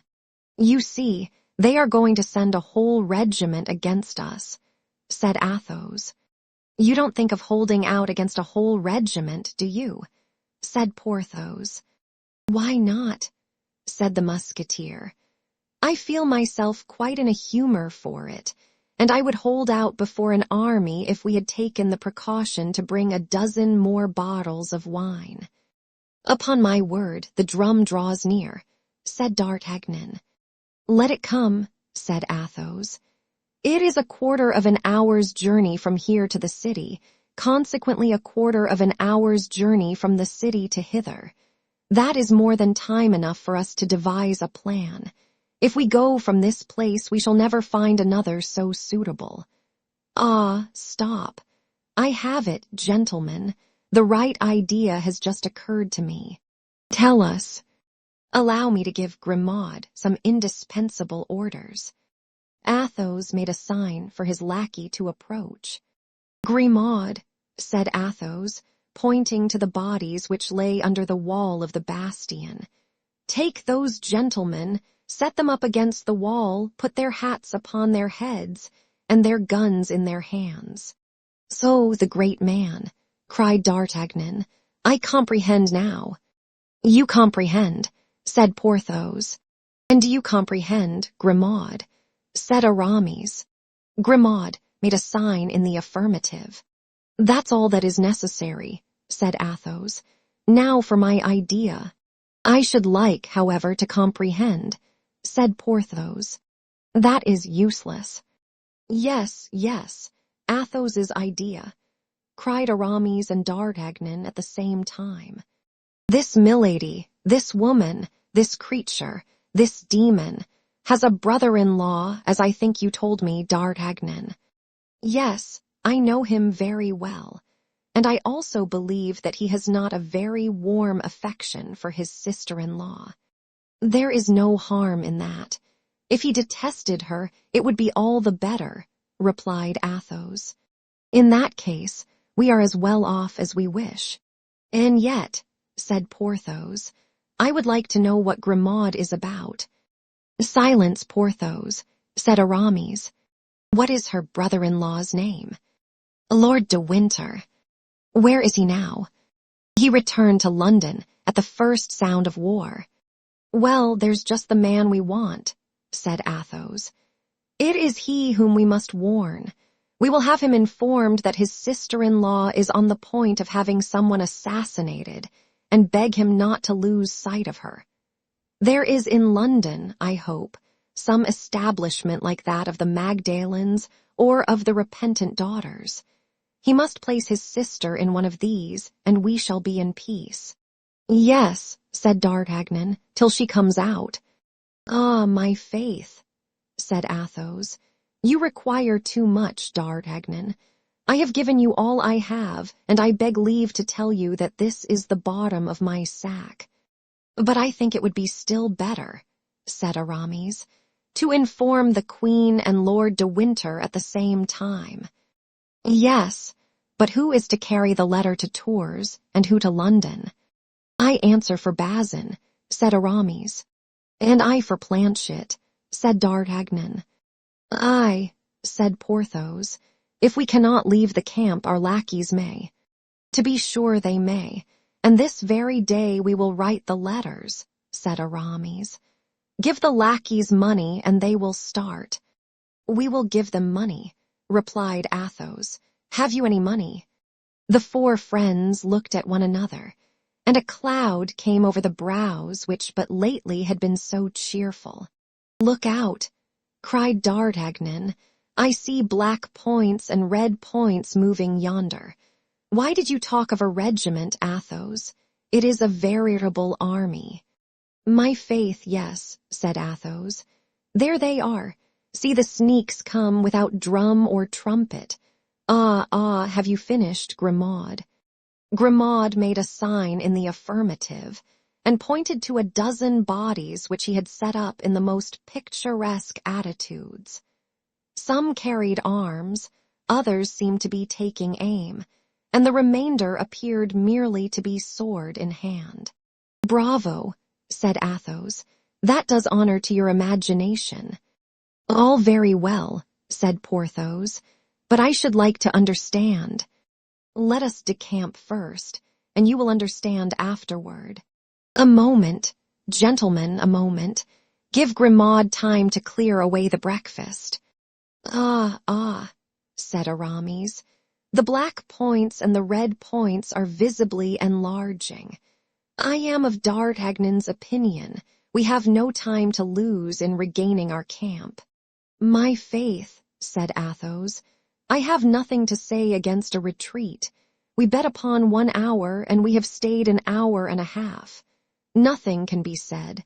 Let us be off, gentlemen, let us be off. Grimaud was already ahead, with the basket and the dessert. The 4 friends followed, 10 paces behind him. What the devil shall we do now, gentlemen? Cried Athos. Have you forgotten anything? Said Aramis. The white flag, morbleu. We must not leave a flag in the hands of the enemy, even if that flag be but a napkin. And Athos ran back to the bastion, mounted the platform, and bore off the flag. But as the Rothschilds had arrived within musket range, they opened a terrible fire upon this man, who appeared to expose himself for pleasure's sake. But Athos might be said to bear a charmed life. The balls passed and whistled all around him, not one struck him. Athos waved his flag, turning his back on the guards of the city, and saluting those of the camp. On both sides loud cries arose, on the one side cries of anger, on the other cries of enthusiasm. A second discharge followed the first, and 3 balls by passing through it made the napkin really a flag. Cries were heard from the camp, "Come down! Come down!" Athos came down. His friends, who anxiously awaited him, saw him returned with joy. "Come along, Athos, come along," cried D'Artagnan. "Now we have found everything except money, it would be stupid to be killed." But Athos continued to march majestically, whatever remarks his companions made. And they, finding their remarks useless, regulated their pace by his. Grimaud and his basket were far in advance, out of the range of the balls. At the end of an instant, they heard a furious fusillade. "What's that?" asked Porthos. "What are they firing at now? I hear no balls whistle, and I see nobody." "They are firing at the corpses," replied Athos. "But the dead cannot return their fire." "Certainly not. They will then fancy it is an ambuscade, they will deliberate, and by the time they have found out the pleasantry, we shall be out of the range of their balls. That renders it useless to get a pleurisy by too much haste." "Oh, I comprehend now," said the astonished Porthos. "That's lucky," said Athos, shrugging his shoulders. On their part, the French, on seeing the 4 friends return at such a step, uttered cries of enthusiasm. At length a fresh discharge was heard, and this time the balls came rattling among the stones around the 4 friends, and whistling sharply in their ears. The Rothschilds had at last taken possession of the bastion. "These Rothschilds are bungling fellows," said Athos. "How many have we killed of them? 12. Or 15. How many did we crush under the wall? 8 or 10. And in exchange for all that, not even a scratch. Ah, but what is the matter with your hand, D'Artagnan? It bleeds, seemingly." "Oh, it's nothing," said D'Artagnan. "The spent ball." "Not even that." "What is it then?" We have said that Athos loved D'Artagnan like a child, and this sombre and inflexible personage felt the anxiety of a parent for the young man. "Only grazed a little," replied D'Artagnan. "My fingers were caught between 2 stones, that of the wall and that of my ring, and the skin was broken. That comes of wearing diamonds, my master," said Athos disdainfully. "Ah, to be sure," cried Porthos, "there is a diamond. Why the devil, then, do we plague ourselves about money when there is a diamond? Stop a bit, said Aramis. Well thought of, Porthos. This time you have an idea. Undoubtedly, said Porthos, drawing himself up at Athos's compliment. As there is a diamond, let us sell it. But, said D'Artagnan, it is the Queen's diamond. A stronger reason why it should be sold, replied Athos. The Queen saving Monsieur de Buckingham, her lover, nothing more just. The Queen saving us, her friends, nothing more moral. Let us sell the diamond. What says Monsieur the Abbé? I don't ask Porthos, his opinion has been given. Why, I think, said Aramis, blushing as usual, that his ring not coming from a mistress, and consequently not being a love token, D'Artagnan may sell it. My dear Aramis, you speak like theology personified. Your advice, then, is to sell the diamond, replied Aramis. Well, then, said D'Artagnan gaily, let us sell the diamond and say no more about it. The fusillade continued, but the four friends were out of reach, and the Rochellais only fired to appease their consciences. My faith, it was time that idea came into Porthos's head. Here we are at the camp. Therefore, gentlemen, not a word more of this affair. We are observed, they are coming to meet us. We shall be carried in triumph. In fact, as we have said, the whole camp was in motion. More than 2,000 persons had assisted, as at a spectacle, in this fortunate but wild undertaking of the four friends, an undertaking of which they were far from suspecting the real motive. Nothing was heard but cries of "Live the musketeers! Live the guards!" De Busigny was the first to come and shake Athos by the hand, and acknowledge that the wager was lost. The dragoon and the Swiss followed him, and all their comrades followed the dragoon and the Swiss. There was nothing but felicitations, pressures of the hand, and embraces. There was no end to the inextinguishable laughter at the Rochellais. The tumult at length became so great that the cardinal fancied there must be some riot, and sent La Houdinière, his captain of the guards, to inquire what was going on. The affair was described to the messenger with all the effervescence of enthusiasm. Well, asked the cardinal on seeing La Houdinière return. Well, Monseigneur, replied the latter, 3 musketeers and a guardsman laid a wager with Monsieur de Busigny that they would go and breakfast in the bastion Saint Gervais, and while breakfasting they held it for 2 hours against the enemy, and have killed I don't know how many Rochellais. Did you inquire the names of those 3 musketeers? Yes, Monseigneur. What are their names? Messieurs Athos, Porthos, and Aramis. Still my 3 brave fellows, murmured the cardinal, and the guardsman. D'Artagnan. Still my young scapegrace. Positively, these 4 men must be on my side. The same evening the cardinal spoke to M. de Tréville of the exploit of the morning, which was the talk of the whole camp. M. de Tréville, who had received the account of the adventure from the mouths of the heroes of it, related it in all its details to his Eminence, not forgetting the episode of the napkin. That's well, Monsieur de Tréville, said the cardinal. Pray let that napkin be sent to me. I will have 3 fleur-de-lis embroidered on it in gold, and will give it to your company as a standard. Monseigneur, said M. de Tréville, that will be unjust to the guardsmen. Monsieur d'Artagnan is not with me, he serves under Monsieur de Cessart. Well then, take him, said the cardinal.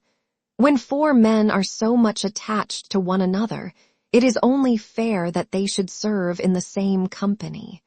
That same evening, M. de Tréville announced this good news to the 3 musketeers and D'Artagnan, inviting all four to breakfast with him next morning. D'Artagnan was beside himself with joy. We know that the dream of his life had been to become a musketeer.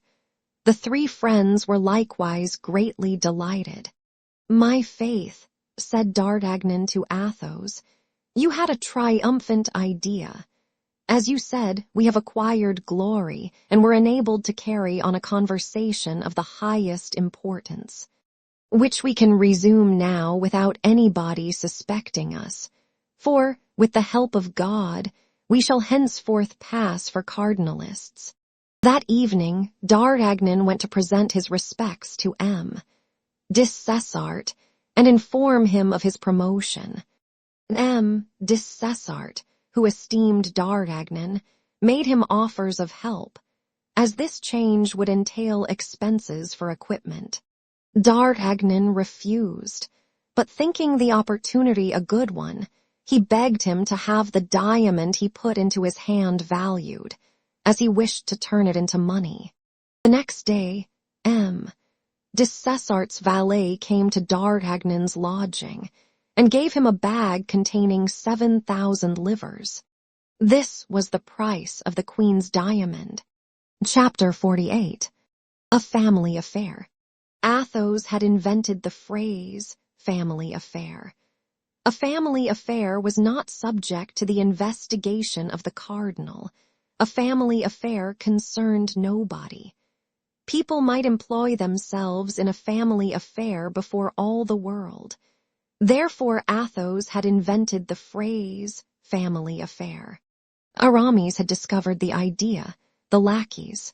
Porthos had discovered the means, the diamond. D'Artagnan alone had discovered nothing. He, ordinarily the most inventive of the four. But it must be also said that the very name of Milady paralyzed him. Ah, no, we were mistaken. He had discovered a purchaser for his diamond. The breakfast at M. de Tréville's was as gay and cheerful as possible. D'Artagnan already wore his uniform, for being nearly of the same size as Aramis, and as Aramis was so liberally paid by the publisher who purchased his poem as to allow him to buy everything double, he sold his friend a complete outfit. D'Artagnan would have been at the height of his wishes if he had not constantly seen Milady, like a dark cloud, hovering in the horizon. After breakfast, it was agreed that they should meet again in the evening at Athos's lodging, and there finish their plans. D'Artagnan passed the day in exhibiting his musketeer's uniform in every street of the camp. In the evening, at the appointed hour, the four friends met. There only remained 3 things to decide: what they should write to Milady's brother, what they should write to the clever person at Tours, and which should be the lackeys to carry the letters. Everyone offered his own. Athos talked of the discretion of Grimaud, who never spoke a word but when his master unlocked his mouth. Porthos boasted of the strength of Mousqueton, who was big enough to thrash 4 men of ordinary size. Aramis, confiding in the address of Bazin, made a pompous eulogium on his candidate. Finally, D'Artagnan had entire faith in the bravery of Planchet, and reminded them of the manner in which he had conducted himself in the ticklish affair of Boulogne. These 4 virtues disputed the prize for a length of time, and gave birth to magnificent speeches, which we do not repeat here for fear they should be deemed too long. "Unfortunately," said Athos, "he whom we send must possess in himself alone the 4 qualities united. But where is such a lackey to be found?" "Not to be found," cried Athos. "I know it well, so take Grimaud. Take Mousqueton. Take Bazin. Take Planchet. Planchet is brave and shrewd. They are 2 qualities out of the 4. "Gentlemen," said Aramis, "the principal question is not to know which of our 4 lackeys is the most discreet, the most strong, the most clever, or the most brave. The principal thing is to know which loves money the best. What Aramis says is very sensible, replied Athos. We must speculate upon the faults of people and not upon their virtues. Monsieur Abbé, you are a great moralist. Doubtless, said Aramis, for we not only require to be well served in order to succeed, but moreover not to fail. For in case of failure, heads are in question, not for our lackeys. Speak lower, Aramis, said Athos. That's wise, not for the lackeys, resumed Aramis, but for the master, for the masters, we may say. Are our lackeys sufficiently devoted to us to risk their lives for us? No. My faith, said D'Artagnan, I would almost answer for Planchet. Well, my dear friend, add to his natural devotedness a good sum of money, and then, instead of answering for him once, answer for him twice. Why, good God, you will be deceived just the same, said Athos, who was an optimist when things were concerned and a pessimist when men were in question. They will promise everything for the sake of the money, and on the road fear will prevent them from acting. Once taken, they will be pressed. When pressed, they will confess everything. What the devil, we are not children. To reach England. Athos lowered his voice. All France, covered with spies and creatures of the cardinal, must be crossed. A passport for embarkation must be obtained, and the party must be acquainted with English in order to ask the way to London. Really, I think the thing very difficult. Not at all, cried D'Artagnan, who was anxious the matter should be accomplished. On the contrary, I think it very easy. It would be, no doubt, parbleu, if we write to Lord de Winter about affairs of vast importance, of the horrors of the cardinal. Speak lower, said Athos. Of intrigues and secrets of state, continued D'Artagnan, complying with the recommendation. There can be no doubt we would all be broken on the wheel, but for God's sake, do not forget, as you yourself said, Athos, that we only write to him concerning a family affair, that we only write to him to entreat that as soon as Milady arrives in London he will put it out of her power to injure us. I will write to him, then, nearly in these terms. Let us see, said Athos, assuming in advance a critical look. Monsieur and dear friend. Ah, yes, dear friend to an Englishman, interrupted Athos. Well commenced. Bravo, D'Artagnan. Only with that word you would be quartered instead of being broken on the wheel. Well, perhaps. I will say then, monsieur, quite short. You may even say, my lord, replied Athos, who stickled for propriety. My lord, do you remember the little goat pasture of the Luxembourg? Good, the Luxembourg. One might believe this is an allusion to the Queen Mother. That's ingenious, said Athos. Well then, we will put simply, my lord, do you remember a certain little enclosure where your life was spared? My dear D'Artagnan, you will never make anything but a very bad secretary, where your life was spared. For shame, that's unworthy. A man of spirit is not to be reminded of such services. A benefit reproached is an offense committed.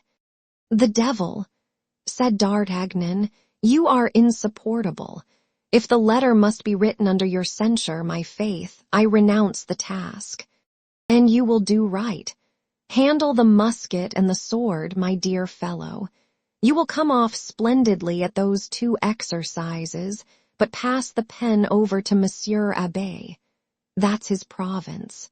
Aye, said Porthos. Pass the pen to Aramis, who writes the C's in Latin. Well, so be it, said D'Artagnan.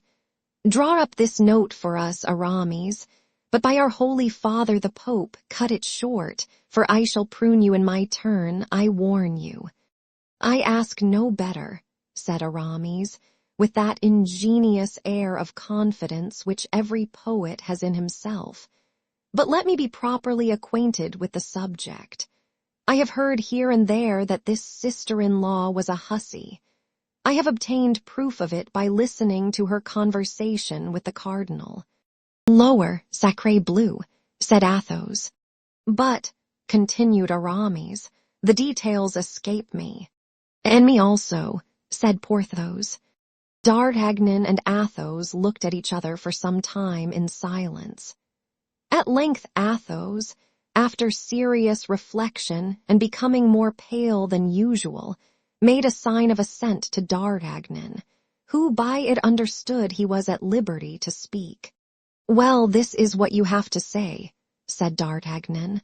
"My lord, your sister-in-law is an infamous woman who wished to have you killed that she might inherit your wealth.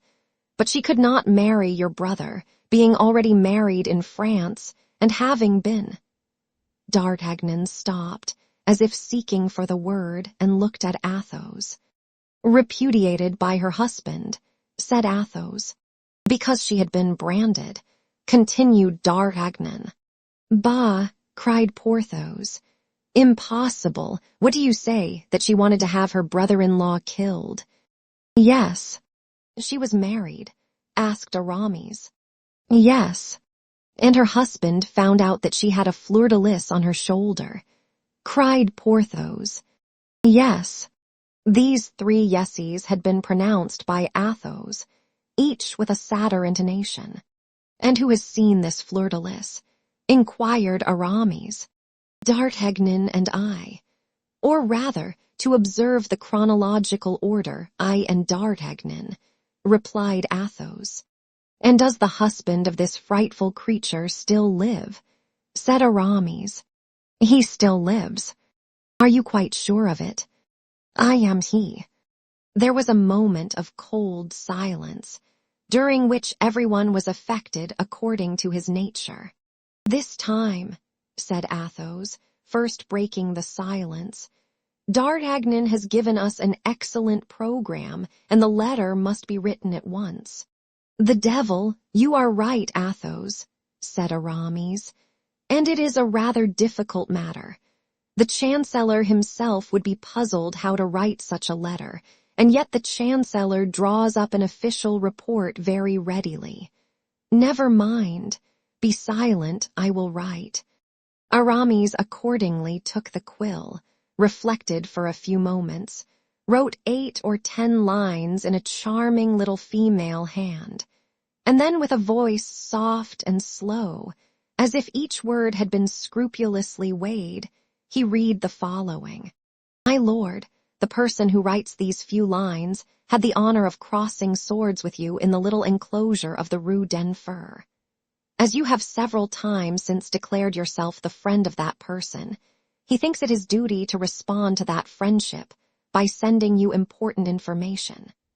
Twice, you have nearly been the victim of a near relative, whom you believe to be your heir because you are ignorant that, before she contracted a marriage in England, she was already married in France. But the third time, which is the present, you may succumb. Your relative left La Rochelle for England during the night. Watch her arrival, for she has great and terrible projects. If you require to know positively what she is capable of, read her past history on her left shoulder." "Well, now that will do wonderfully well," said Athos. "My dear Aramis, you have the pen of a Secretary of State. Lord de Winter will now be upon his guard if the letter should reach him, and even if it should fall into the hands of the cardinal, we shall not be compromised. But as the lackey who goes may make us believe he has been to London and may stop at Châtellerault, let us give him only half the sum promised him, with the letter, with an agreement that he shall have the other half in exchange for the reply. Have you the diamond?" continued Athos. "I have what is still better. I have the price." And D'Artagnan threw the bag upon the table. At the sound of the gold, Aramis raised his eyes and Porthos started. As to Athos, he remained unmoved. "How much in that little bag?" 7,000 livres, in louis of 12 francs. 7,000 livres. cried Porthos. "That poor little diamond was worth 7,000 livres." "It appears so," said Athos, "since here they are. I don't suppose that our friend D'Artagnan has added any of his own to the amount." "But, gentlemen, in all this," said D'Artagnan, "we do not think of the Queen. Let us take some heed of the welfare of her dear Buckingham. That is the least we owe her." "That's true," said Athos, "but that concerns Aramis." "Well," replied the latter, blushing, "what must I say?" "Oh, that's simple enough," replied Athos. "Write a second letter for that clever personage who lives at Tours." Aramis resumed his pen, reflected a little, and wrote the following lines, which he immediately submitted to the approbation of his friends. "My dear cousin." Ah, said Athos. "This clever person is your relative, then?" "Cousin german." "Go on to your cousin, then." Aramis continued. "My dear cousin, His Eminence, the Cardinal, whom God preserve for the happiness of France and the confusion of the enemies of the kingdom, is on the point of putting an end to the hectic rebellion of La Rochelle. It is probable that the succor of the English fleet will never even arrive in sight of the place. I will even venture to say that I am certain de Buckingham will be prevented from setting out by some great event. His Eminence is the most illustrious politician of times past, of times present, and probably of times to come. He would extinguish the sun if the sun incommoded him. Give these happy tidings to your sister, my dear cousin. I have dreamed that the unlucky Englishman was dead. I cannot recollect whether it was by steel or by poison. Only of this I am sure, I have dreamed he was dead, and you know my dreams never deceive me. Be assured, then, of seeing me soon return."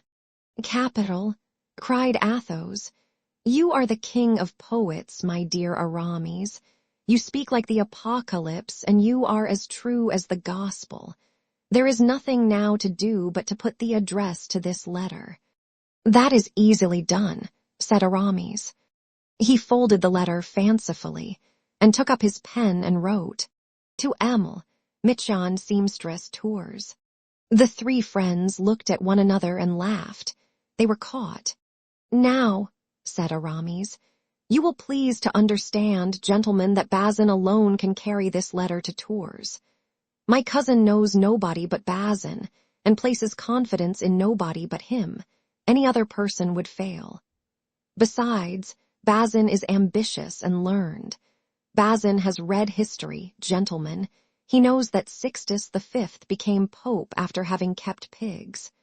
Well, as he means to enter the church at the same time as myself, he does not despair of becoming pope in his turn, or at least a cardinal.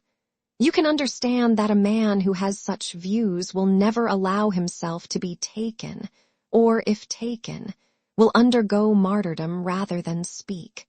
"Very well," said D'Artagnan. "I consent to Bazin with all my heart, but grant me Planchet." Milady had him one day turned out of doors, with sundry blows of a good stick to accelerate his motions. Now, Planchet has an excellent memory, and I will be bound that sooner than relinquish any possible means of vengeance, he will allow himself to be beaten to death. If your arrangements at Tours are your arrangements, Aramis, those of London are mine. I request, then, that Planchet may be chosen, more particularly as he has already been to London with me, and knows how to speak correctly. London, sir, if you please, and my master, Lord D'Artagnan. With that you may be satisfied he can make his way, both going and returning." "In that case," said Athos, "Planchet must receive 700 livres for going, and 700 livres for coming back, and Bazin 300 livres for going, and 300 livres for returning. That will reduce the sum to 5,000 livres. We will each take 1,000 livres to be employed as seems good, and we will leave a fund of 1,000 livres under the guardianship of Monsieur Abbé here, for extraordinary occasions or common wants. Will that do? My dear Athos, said Aramis, you speak like Nestor, who was, as everyone knows, the wisest among the Greeks. Well then, said Athos, it is agreed.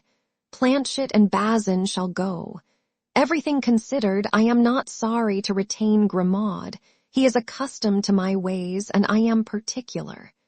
Yesterday's affair must have shaken him a little. His voyage would upset him quite.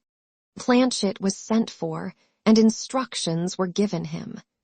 The matter had been named to him by D'Artagnan, who in the first place pointed out the money to him, then the glory, and then the danger. I will carry the letter in the lining of my coat, said Planchet, and if I am taken, I will swallow it. Well, but then you will not be able to fulfill your commission, said D'Artagnan. You will give me a copy this evening, which I shall know by heart tomorrow. D'Artagnan looked at his friends, as if to say, Well, what did I tell you? Now, continued he, addressing Planchet, you have 8 days to get an interview with Lord de Winter. You have 8 days to return, in all 16 days. If on the 16th day after your departure, at 8 o'clock in the evening you are not here, no money, even if it be but 5 minutes past 8. Then, monsieur, said Planchet, you must buy me a watch. Take this, said Athos with his usual careless generosity, giving him his own, and be a good lad. Remember, if you talk, if you babble, if you get drunk, you risk your master's head, who has so much confidence in your fidelity and who answers for you. But remember, also, that if by your fault any evil happens to D'Artagnan, I will find you, wherever you may be, for the purpose of ripping up your belly. Oh, monsieur, said Planchet, humiliated by the suspicion, and moreover, terrified at the calm air of the musketeer. And I, said Porthos, rolling his large eyes, remember, I will skin you alive. Ah, monsieur. And I, said Aramis, with his soft, melodious voice, remember that I will roast you at a slow fire like a savage. Ah, monsieur. Planchet began to weep. We will not venture to say whether it was from terror created by the threats or from tenderness at seeing 4 friends so closely united. D'Artagnan took his hand. See, Planchet, said he, these gentlemen only say this out of affection for me, but at bottom they all like you. Ah, monsieur, said Planchet, I will succeed or I will consent to be cut in quarters, and if they do cut me in quarters, be assured that not a morsel of me will speak. It was decided that Planchet should set out the next day, at 8 o'clock in the morning, in order, as he had said, that he might during the night learn the letter by heart. He gained just 12 hours by this engagement. He was to be back on the 16th day, by 8 o'clock in the evening. In the morning, as he was mounting his horse, D'Artagnan, who felt at the bottom of his heart a partiality for the Duke, took Planchet aside. Listen, said he to him. When you have given the letter to Lord de Winter and he has read it, you will further say to him, Watch over his Grace Lord Buckingham, for they wish to assassinate him. But this, Planchet, is so serious and important that I have not informed my friends that I would entrust this secret to you, and for a captain's commission I would not write it. Be satisfied, monsieur, said Planchet. You shall see if confidence can be placed in me. Mounted on an excellent horse, which he was to leave at the end of 20 leagues in order to take the post, Planchet set off at a gallop. His spirits a little depressed by the triple promise made him by the musketeers, but otherwise as light-hearted as possible. Bazin set out the next day for Tours, and was allowed 8 days for performing his commission. The 4 friends, during the period of these 2 absences, had, as may well be supposed, the eye on the watch, the nose to the wind, and the ear on the hark. Their days were passed in endeavoring to catch all that was said, in observing the proceeding of the cardinal, and in looking out for all the couriers who arrived. More than once an involuntary trembling seized them when called upon for some unexpected service. They had, besides, to look constantly to their own proper safety. Milady was a phantom which, when it had once appeared to people, did not allow them to sleep very quietly. On the morning of the 8th day, Bazin, fresh as ever, and smiling according to custom, entered the cabaret of the Parpaillot as the four friends were sitting down to breakfast, saying, as had been agreed upon, "Monsieur Aramis, the answer from your cousin." The four friends exchanged a joyful glance. Half of the work was done. It is true, however, that it was the shorter and easier part. Aramis, blushing in spite of himself, took the letter, which was in a large, coarse hand, and not particular for its orthography. "Good God!" cried he, laughing, "I quite despair of my poor Mitchon. She will never write like Monsieur de Voiture." "What does you mean by bore Mitchon?" said the Swiss, who was chatting with the four friends when the letter came. "Oh, pardie you, less than nothing," said Aramis. "A charming little seamstress, whom I love dearly, and from whose hand I requested a few lines as a sort of keepsake." "The Duvel," said the Swiss. "If she is as great a lady as her writing is large, you are a lucky fellow, comrade." Aramis read the letter, and passed it to Athos. "See what she writes to me, Athos," said he. Athos cast a glance over the epistle, and to disperse all the suspicions that might have been created, read aloud. "My cousin, my sister, and I are skillful in interpreting dreams, and even entertain great fear of them. But of yours it may be said, I hope, every dream is an illusion. Adieu. Take care of yourself, and act so that we may from time to time hear you spoken of. Marie Mitchon." "And what dream does she mean?" asked the dragoon, who had approached during the reading. "Yes, what's the dream?" said the Swiss. "Well, pardie you," said Aramis, "it was only this. I had a dream, and I related it to her." Yes, said the Swiss. "It's simple enough to tell a dream, but I never dream." "You are very fortunate," said Athos, rising. "I wish I could say as much." "Never," replied the Swiss, enchanted that a man like Athos could envy him anything. Never. D'Artagnan, seeing Athos rise, did likewise, took his arm and went out. Porthos and Aramis remained behind to encounter the jokes of the dragoon and the Swiss. As to Bazin, he went and lay down on a truss of straw, and as he had more imagination than the Swiss, he dreamed that Aramis, having become pope, adorned his head with a cardinal's hat. But, as we have said, Bazin had not, by his fortunate return, removed more than a part of the uneasiness which weighed upon the four friends. The days of expectation are long, and D'Artagnan, in particular, would have wagered that the days were 44 hours. He forgot the necessary slowness of navigation. He exaggerated to himself the power of Milady. He credited this woman, who appeared to him the equal of a demon, with agents as supernatural as herself. At the least noise, he imagined himself about to be arrested, and that Planchet was being brought back to be confronted with himself and his friends. Still further, his confidence in the worthy Picard, at one time so great, diminished day by day. This anxiety became so great that it even extended to Aramis and Porthos.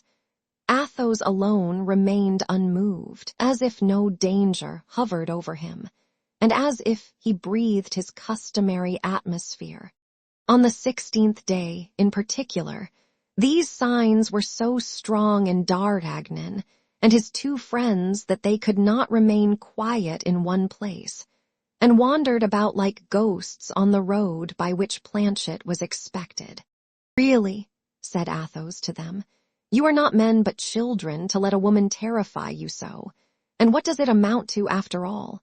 To be imprisoned. Well, but we should be taken out of prison. Madame Bonacieux was released. To be decapitated. Why, every day in the trenches we go cheerfully to expose ourselves to worse than that, for a bullet may break a leg, and I am convinced a surgeon would give us more pain in cutting off a thigh than an executioner in cutting off a head. Wait quietly, then. In 2 hours, in 4, in 6 hours at latest, Planchet will be here. He promised to be here, and I have very great faith in Planchet, who appears to me to be a very good lad." "But if he does not come," said D'Artagnan. "Well, if he does not come, it will be because he has been delayed, that's all. He may have fallen from his horse, he may have cut a caper from the deck, he may have traveled so fast against the wind as to have brought on a violent catarrh. Gentlemen, let us reckon upon accidents. Life is a chaplet of little miseries which the philosopher counts with a smile. Be philosophers, as I am, gentlemen. Sit down at the table and let us drink. Nothing makes the future look so bright as surveying it through a glass of chamber tin." "That's all very well," replied D'Artagnan, "but I am tired of fearing when I open a fresh bottle that the wine may come from the cellar of Milady." "You are very fastidious," said Athos. "Such a beautiful woman." "A woman of mark," said Porthos with his loud laugh. Athos started, passed his hand over his brow to remove the drops of perspiration that burst forth, and rose in his turn with a nervous movement he could not repress. The day, however, passed away, and the evening came on slowly, but finally it came. The bars were filled with drinkers. Athos, who had pocketed his share of the diamond, seldom quit the parquet lot. He had found an M. De Busigny, who, by the by, had given them a magnificent dinner, a partner worthy of his company. They were playing together, as usual, when 7 o'clock sounded. The patrol was heard passing to double the posts. At 7:30 the retreat was sounded. "We are lost," said D'Artagnan in the ear of Athos. "You mean to say we have lost," said Athos, quietly drawing 4 pistols from his pocket and throwing them upon the table. "Come, gentlemen," said he, "they are beating the tattoo. Let us to bed." And Athos went out of the parquet lot, followed by D'Artagnan. Aramis came behind, giving his arm to Porthos. Aramis mumbled verses to himself, and Porthos from time to time pulled a hair or two from his mustache, in sign of despair. But all at once a shadow appeared in the darkness, the outline of which was familiar to D'Artagnan, and a well-known voice said, "Monsieur, I have brought your cloak. It is chilly this evening." "Planchet," cried D'Artagnan, beside himself with joy. "Planchet," repeated Aramis and Porthos. "Well, yes, Planchet, to be sure," said Athos. "What is there so astonishing in that? He promised to be back by 8 o'clock, and 8 is striking. Bravo, Planchet, you are a lad of your word, and if ever you leave your master, I will promise you a place in my service." "Oh, no, never," said Planchet. "I will never leave Monsieur D'Artagnan." At the same time, D'Artagnan felt that Planchet slipped a note into his hand. D'Artagnan felt a strong inclination to embrace Planchet as he had embraced him on his departure. But he feared lest this mark of affection, bestowed upon his lackey in the open street, might appear extraordinary to passers-by, and he restrained himself. "I have the note," said he to Athos and to his friends. "That's well," said Athos. "Let us go home and read it." The note burned the hand of D'Artagnan. He wished to hasten their steps, but Athos took his arm and passed it under his own, and the young man was forced to regulate his pace by that of his friend. At length they reached the tent, lit a lamp, and while Planchet stood at the entrance that the four friends might not be surprised, D'Artagnan, with a trembling hand, broke the seal and opened the so anxiously expected letter. It contained half a line, in a hand perfectly British, and with a conciseness as perfectly Spartan. "Thank you, be easy." D'Artagnan translated this for the others. Athos took the letter from the hands of D'Artagnan, approached the lamp, set fire to the paper, and did not let go till it was reduced to a cinder. Then, calling Planchet, he said, "Now, my lad, you may claim your 700 livres, but you did not run much risk with such a note as that. I am not to blame for having tried every means to compress it," said Planchet. "Well," cried D'Artagnan, "tell us all about it." "Dame, that's a long job, monsieur." "You are right, Planchet," said Athos. "Besides, the tattoo has been sounded, and we should be observed if we kept a light burning much longer than the others." "So be it," said D'Artagnan. "Go to bed, Planchet, and sleep soundly." "My faith, monsieur, that will be the first time I have done so for 16 days. "And me too," said D'Artagnan. "And me too," said Porthos. "And me too," said Aramis. "Well, if you will have the truth, and me too," said Athos. Chapter 49. Fatality. Meantime Milady, drunk with passion, roaring on the deck like a lioness that has been embarked, had been tempted to throw herself into the sea that she might regain the coast. For she could not get rid of the thought that she had been insulted by D'Artagnan, threatened by Athos, and that she had quit France without being revenged on them. This idea soon became so insupportable to her that at the risk of whatever terrible consequences might result to herself from it, she implored the captain to put her on shore. But the captain, eager to escape from his false position, placed between French and English cruisers, like the bat between the mice and the birds, was in great haste to regain England, and positively refused to obey what he took for a woman's caprice, promising his passenger, who had been particularly recommended to him by the cardinal, to land her, if the sea and the French permitted him, at one of the ports of Brittany, either at Lorient or Brest. But the wind was contrary, the sea bad. They tacked and kept offshore. 9 days after leaving the Charente, pale with fatigue and vexation, Milady saw only the blue coasts of Finisterre appear. She calculated that to cross this corner of France and return to the cardinal it would take her at least 3 days. Add another day for landing, and that would make 4. Add these 4 to the 9 others, that would be 13 days lost, 13 days, during which so many important events might pass in London. She reflected likewise that the cardinal would be furious at her return, and consequently would be more disposed to listen to the complaints brought against her than to the accusations she brought against others. She allowed the vessel to pass Lorient and Brest without repeating her request to the captain, who, on his part, took care not to remind her of it. Milady therefore continued her voyage, and on the very day that Planchet embarked at Portsmouth for France, the messenger of his eminence entered the port in triumph. All the city was agitated by an extraordinary movement. 4 large vessels, recently built, had just been launched. At the end of the jetty, his clothes richly laced with gold, glittering, as was customary with him, with diamonds and precious stones, his hat ornamented with a white feather which drooped upon his shoulder, Buckingham was seen surrounded by a staff almost as brilliant as himself. It was one of those rare and beautiful days in winter when England remembers that there is a sun.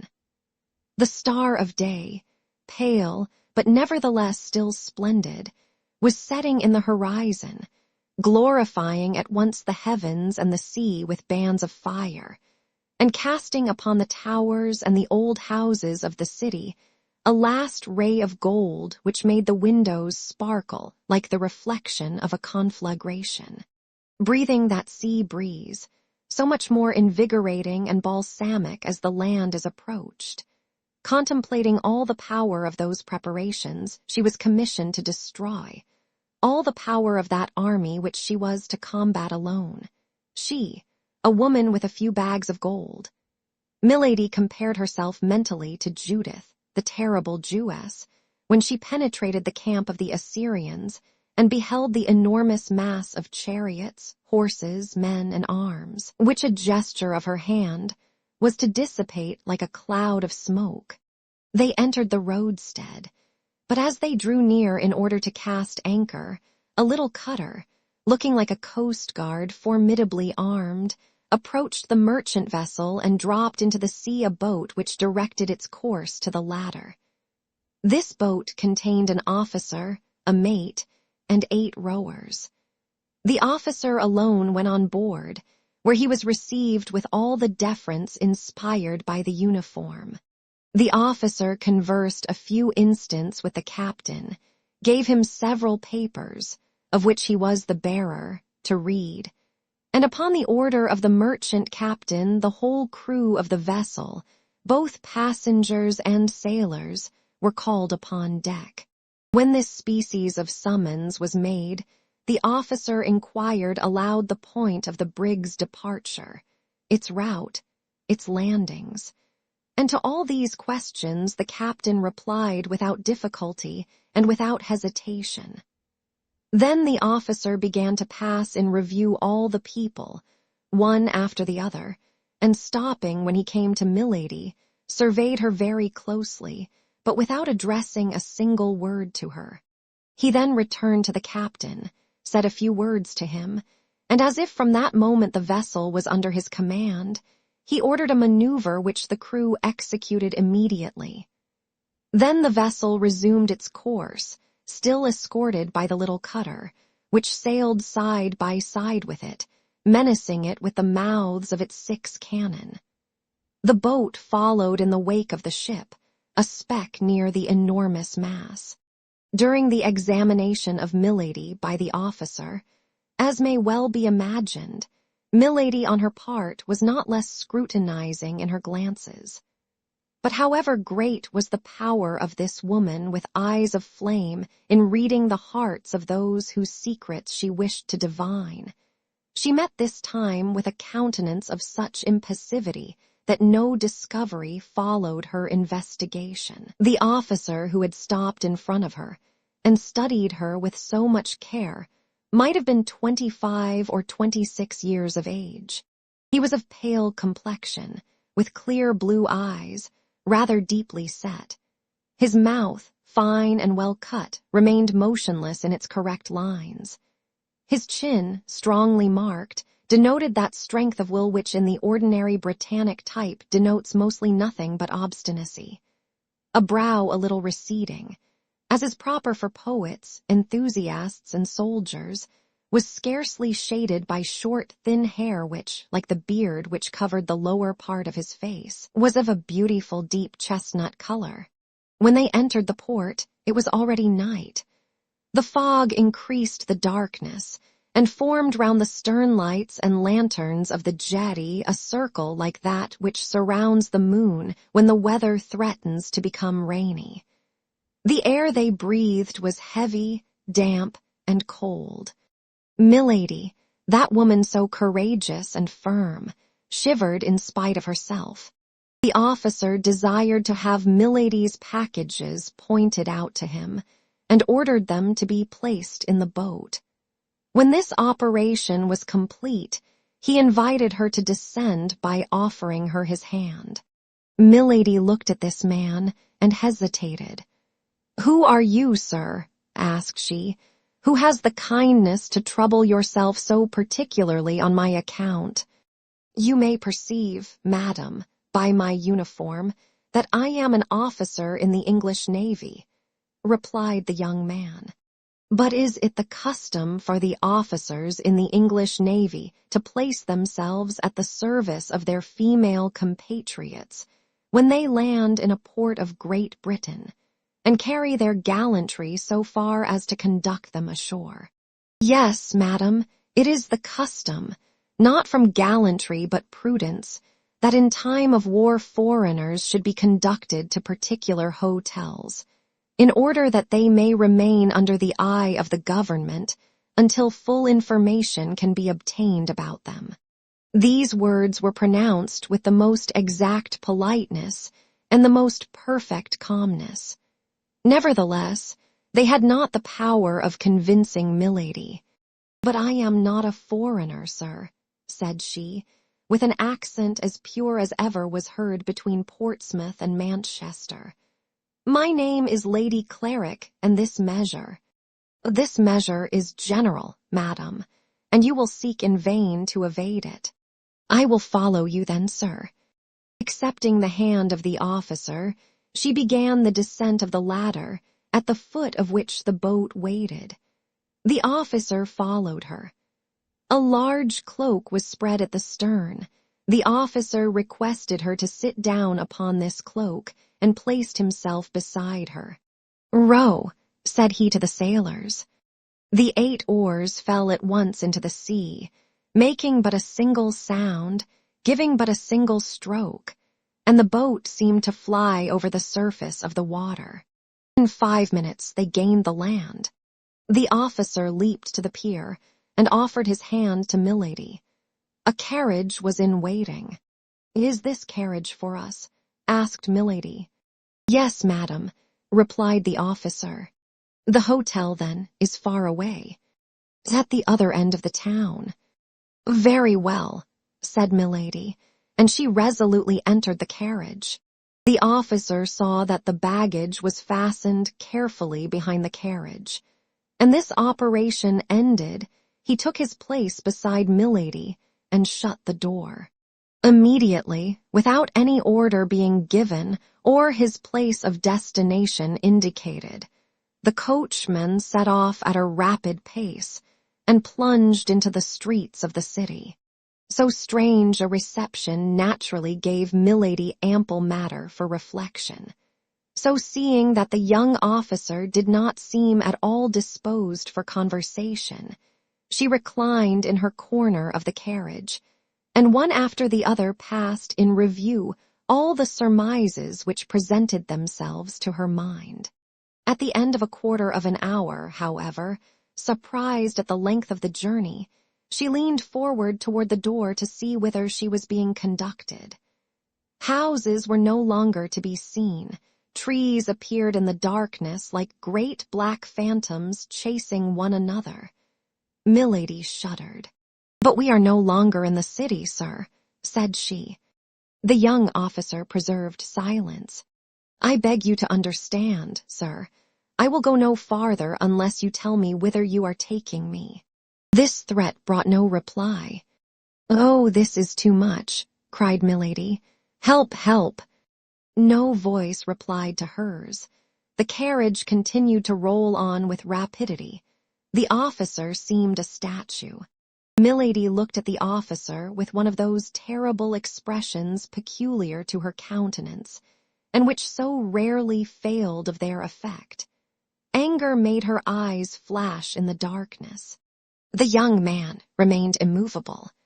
Milady tried to open the door in order to throw herself out. "Take care, madam," said the young man coolly. "You will kill yourself in jumping."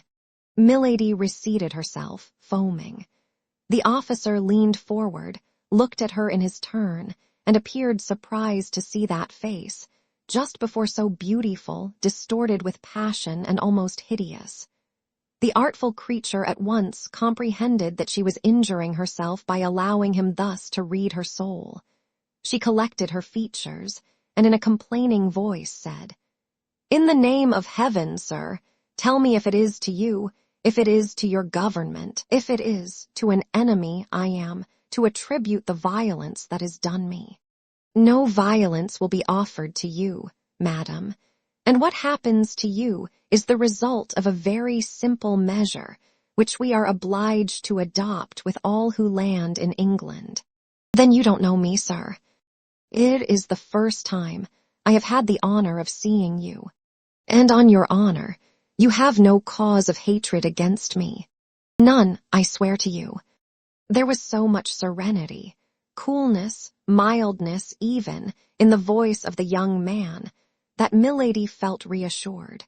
At length, after a journey of nearly an hour, the carriage stopped before an iron gate, which closed an avenue leading to a castle severe in form, massive, and isolated. Then, as the wheels rolled over a fine gravel, Milady could hear a vast roaring, which she at once recognized as the noise of the sea dashing against some steep cliff.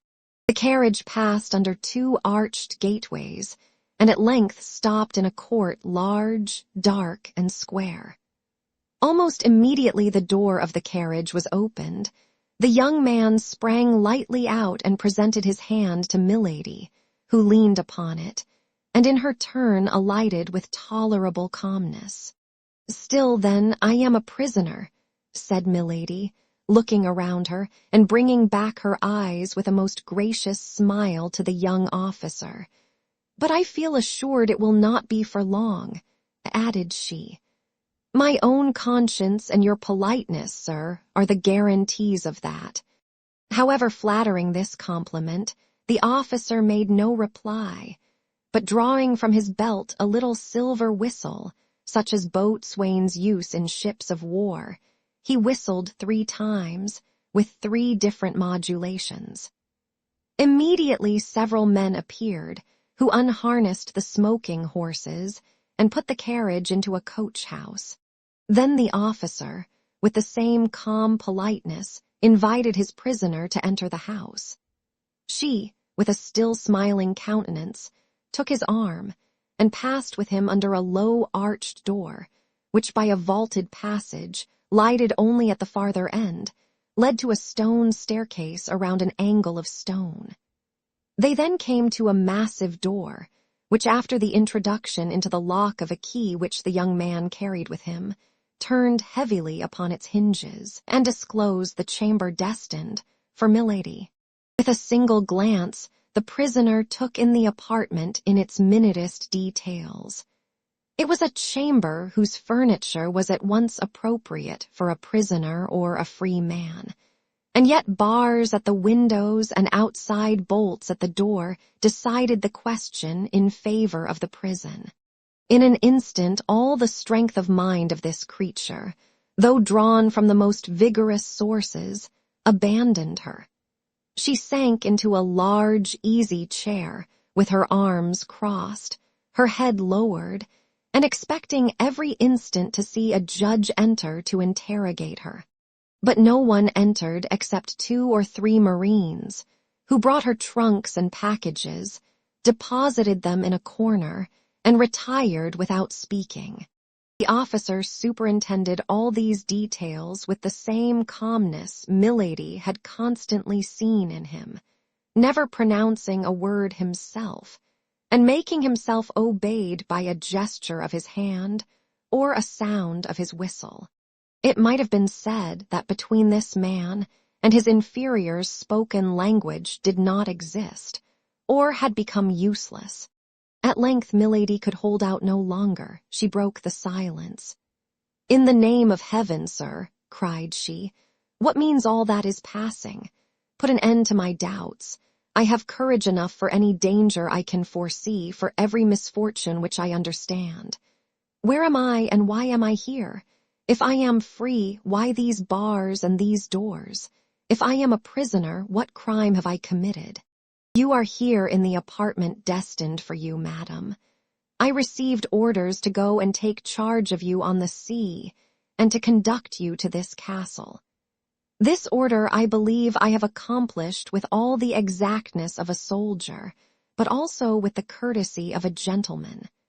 There terminates, at least to the present moment, the duty I had to fulfill toward you. The rest concerns another person." "And who is that other person?" asked Milady warmly. "Can you not tell me his name?" At the moment, a great jingling of spurs was heard on the stairs.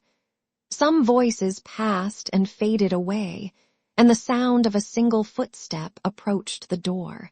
"That person is here, madam," said the officer, leaving the entrance open and drawing himself up in an attitude of respect.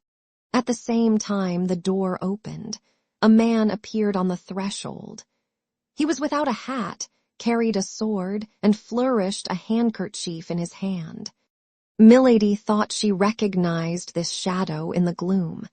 She supported herself with one hand upon the arm of the chair, and advanced her head as if to meet a certainty. The stranger advanced slowly, and as he advanced, after entering into the circle of light projected by the lamp, Milady involuntarily drew back. Then, when she had no longer any doubt, she cried in a state of stupor, "What, my brother, is it you?" "Yes, fair lady," replied Lord de Winter, making a bow, half courteous, half ironical. "It is I myself. But this castle, then, is mine. This chamber is yours. I am, then, your prisoner." "Nearly so. But this is a frightful abuse of power. No high-sounding words. Let us sit down and chat quietly, as brother and sister ought to do." Then, turning toward the door, and seeing that the young officer was waiting for his last orders, he said, "All is well, I thank you. Now leave us alone, Mr. Felton." Chapter 50. Chat between brother and sister. During the time which Lord de Winter took to shut the door, close a shutter, and draw a chair near to his sister-in-law's fauteuil, Milady, anxiously thoughtful, plunged her glance into the depths of possibility, and discovered all the plan, of which she could not even obtain a glance as long as she was ignorant into whose hands she had fallen. She knew her brother-in-law to be a worthy gentleman, a bold hunter, an intrepid player, enterprising with women, but by no means remarkable for his skill in intrigues. How had he discovered her arrival and caused her to be seized? Why did he detain her? Athos had dropped some words which proved that the conversation she had with the cardinal had fallen into outside ears, but she could not suppose that he had dug a countermine so promptly and so boldly. She rather feared that her preceding operations in England might have been discovered. Buckingham might have guessed that it was she who had cut off the 2 studs, and avenge himself for that little treachery. But Buckingham was incapable of going to any excess against a woman, particularly if that woman was supposed to have acted from a feeling of jealousy. This supposition appeared to her most reasonable. It seemed to her that they wanted to revenge the past, and not to anticipate the future.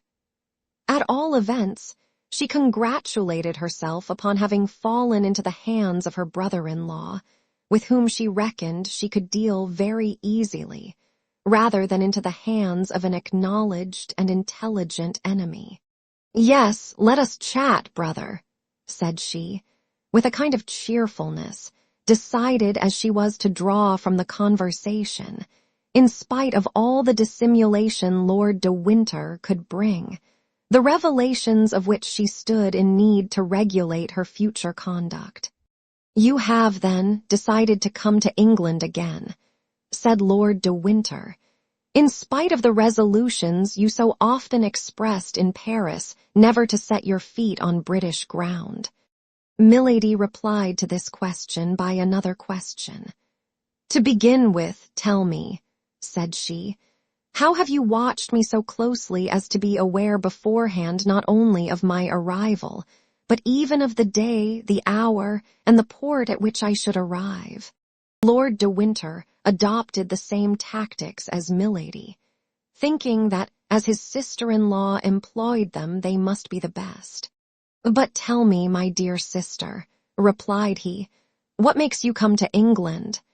"I come to see you," replied milady, without knowing how much she aggravated by this reply the suspicions to which D'Artagnan's letter had given birth in the mind of her brother-in-law, and only desiring to gain the good will of her auditor by a falsehood. "Ah, to see me," said De Winter cunningly. "To be sure, to see you. What is there astonishing in that? And you had no other object in coming to England but to see me?" "No. So it was for me, alone, you have taken the trouble to cross the channel. For you alone. The deuce, what tenderness, my sister! But am I not your nearest relative?" demanded milady, with a tone of the most touching ingenuousness. "And my only heir, are you not?" said Lord de Winter in his turn, fixing his eyes on those of milady. Whatever command she had over herself, milady could not help starting, and as in pronouncing the last words Lord de Winter placed his hand upon the arm of his sister, this start did not escape him. In fact, the blow was direct and severe. The first idea that occurred to milady's mind was that she had been betrayed by Kitty, and that she had recounted to the Baron the selfish aversion toward himself of which she had imprudently allowed some marks to escape before her servant. She also recollected the furious and imprudent attack she had made upon D'Artagnan when he spared the life of her brother. "I do not understand, my lord," said she, in order to gain time and make her adversary speak out. "What do you mean to say? Is there any secret meaning concealed beneath your words?" "Oh, my God, no," said Lord de Winter with apparent good nature. "You wish to see me, and you come to England. I learn this desire, or rather I suspect that you feel it, and in order to spare you all the annoyances of a nocturnal arrival in a port and all the fatigues of landing, I send one of my officers to meet you. I place a carriage at his orders, and he brings you hither to this castle, of which I am governor, whither I come every day and where, in order to satisfy our mutual desire of seeing each other, I have prepared you a chamber. What is there more astonishing in all that I have said to you than in what you have told me? No, what I think astonishing is that you should expect my coming. And yet that is the most simple thing in the world, my dear sister. Have you not observed that the captain of your little vessel, on entering the roadstead, sent forward, in order to obtain permission to enter the port, a little boat bearing his logbook and the register of his voyagers? I am commandant of the port. They brought me that book. I recognized your name in it. My heart told me what your mouth has just confirmed, that is to say, with what view you have exposed yourself to the dangers of a sea so perilous, or at least so troublesome at this moment, and I sent my cutter to meet you. You know the rest." Milady knew that Lord de Winter lied, and she was the more alarmed. "My brother," continued she, "was not that my Lord Buckingham, whom I saw on the jetty this evening as we arrived?" "Himself. Ah, I can understand how the sight of him struck you," replied Lord de Winter. "You came from a country where he must be very much talked of, and I know that his armaments against France greatly engaged the attention of your friend the Cardinal." "My friend the Cardinal?"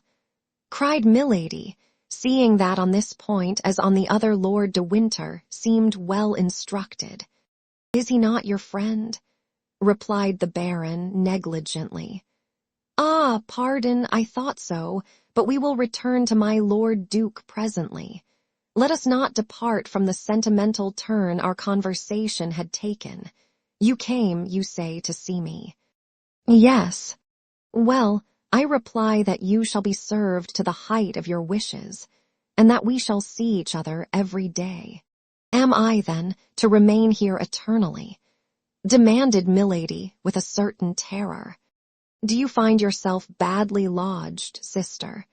Demand anything you want, and I will hasten to have you furnished with it. But I have neither my women nor my servants. You shall have all, madam. Tell me on what footing your household was established by your first husband, and although I am only your brother-in-law, I will arrange one similar. My first husband, cried Milady, looking at Lord de Winter with eyes almost starting from their sockets. Yes, your French husband. I don't speak of my brother. If you have forgotten, as he is still living, I can write to him, and he will send me information on the subject. A cold sweat burst from the brow of Milady. You jest, said she in a hollow voice. Do I look so? Asked the Baron, rising and going a step backward. Or rather you insult me, continued she, pressing with her stiffened hands the two arms of her easy chair, and raising herself upon her wrists. I insult you, said Lord de Winter with contempt. In truth, madam, do you think that can be possible? Indeed, sir, said Milady, you must be either drunk or mad. Leave the room and send me a woman. Women are very indiscreet, my sister. Cannot I serve you as a waiting maid? By that means all our secrets will remain in the family. Insolent, cried Milady, and as if acted upon by a spring, she bounded toward the Baron, who awaited her attack with his arms crossed, but nevertheless with one hand on the hilt of his sword. Come, said he, I know you are accustomed to assassinate people, but I warn you I shall defend myself even against you. You are right, said Milady. You have all the appearance of being cowardly enough to lift your hand against a woman. Perhaps so, and I have an excuse, for mine would not be the first hand of a man that has been placed upon you, I imagine. And the Baron pointed, with a slow and accusing gesture, to the left shoulder of Milady, which he almost touched with his finger. Milady uttered a deep, inward shriek, and retreated to a corner of the room like a panther which crouches for a spring. Oh, growl as much as you please, cried Lord de Winter, but don't try to bite, for I warn you that it would be to your disadvantage. There are here no procurators who regulate successions beforehand. There is no knight-errant to come and seek a quarrel with me on account of the fair lady I detain a prisoner.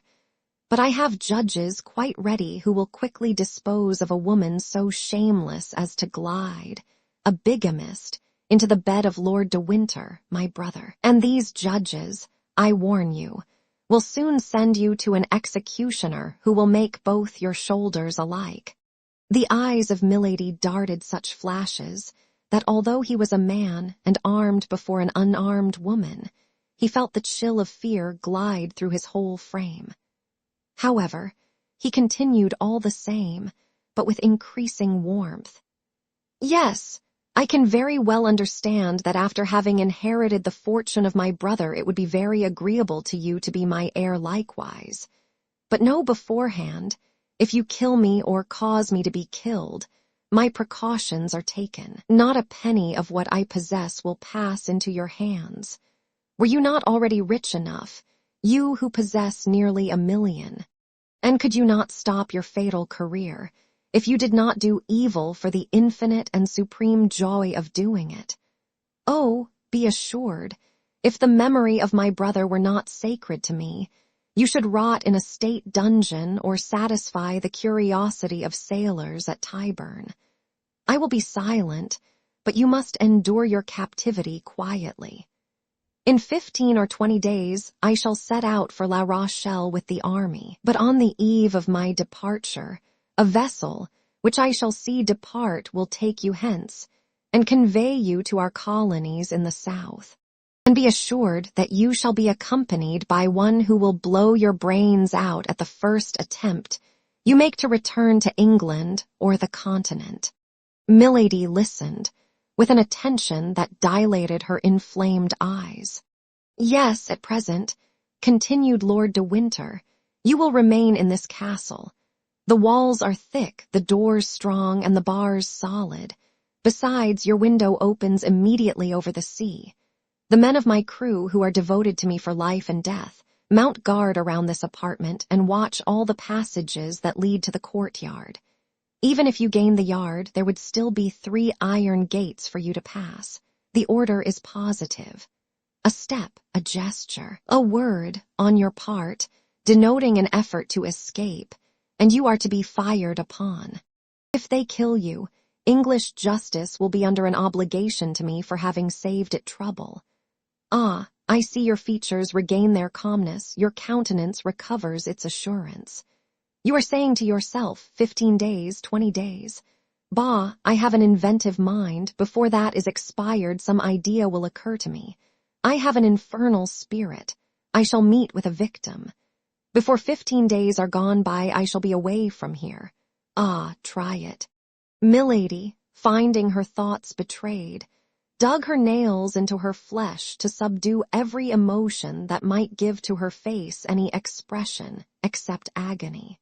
Lord de Winter continued, "The officer who commands here in my absence you have already seen, and therefore know him.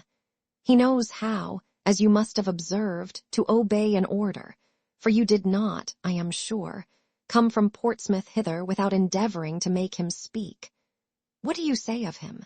Could a statue of marble have been more impassive and more mute?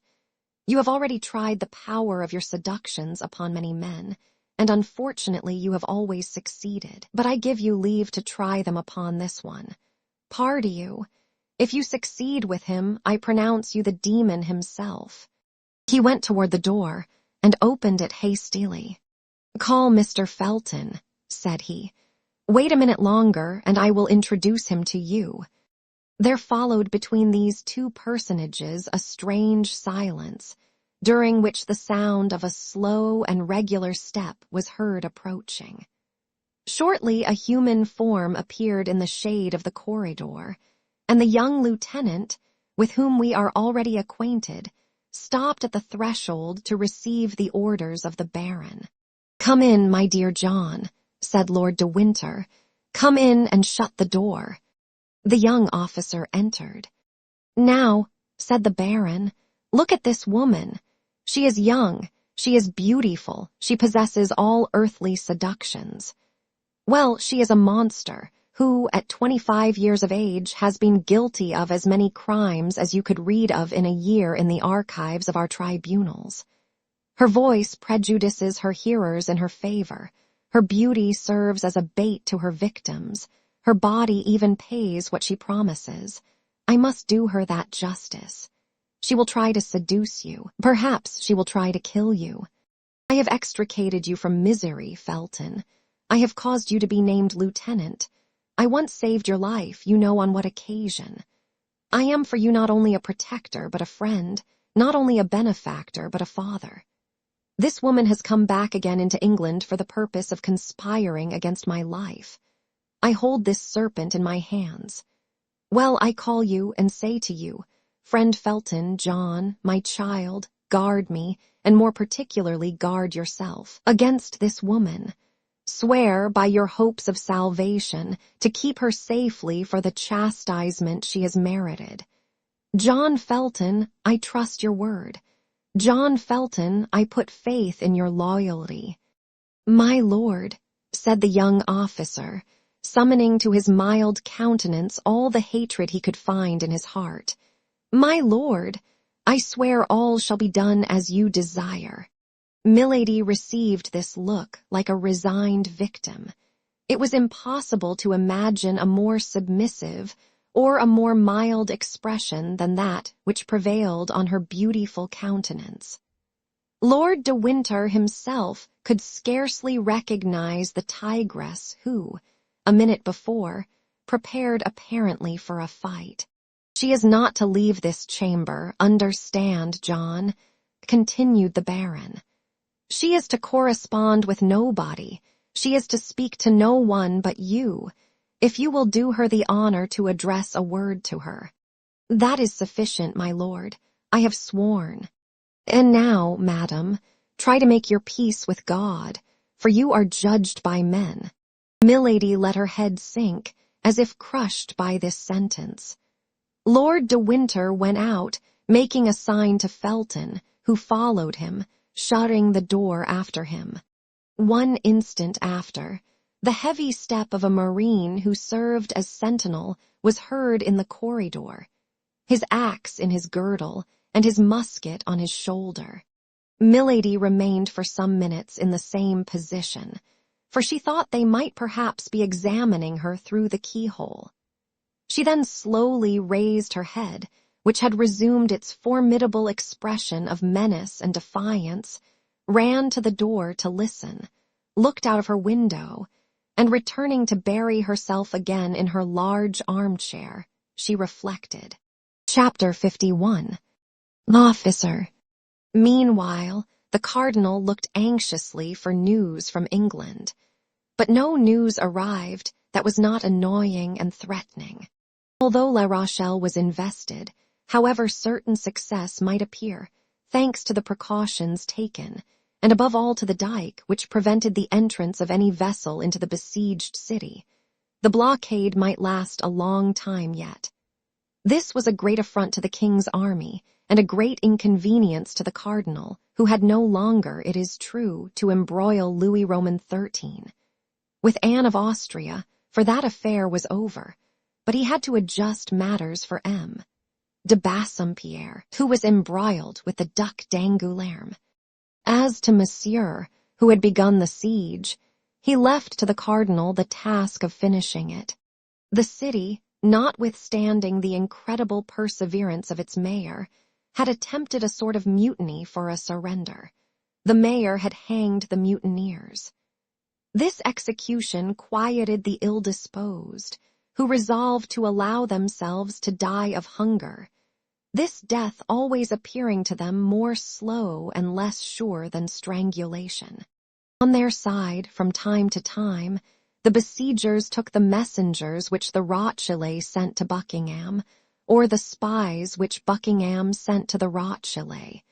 In one case or the other, the trial was soon over. The cardinal pronounced the single word, "Hanged." The king was invited to come and see the hanging. He came languidly, placing himself in a good situation to see all the details. This amused him sometimes a little, and made him endure the siege with patience. But it did not prevent his getting very tired, or from talking at every moment of returning to Paris, so that if the messengers and the spies had failed, His Eminence, notwithstanding all his inventiveness, would have found himself much embarrassed. Nevertheless, time passed on and the Rothschild did not surrender. The last spy that was taken was the bearer of a letter. This letter told Buckingham that the city was at an extremity, but instead of adding, "If your succor does not arrive within 15 days, we will surrender," it added, quite simply, "If your succor comes not within 15 days, we shall all be dead with hunger when it comes." The Rothschild, then, had no hope but in Buckingham. Buckingham was their messiah. It was evident that if they one day learned positively that they must not count on Buckingham, their courage would fail with their hope.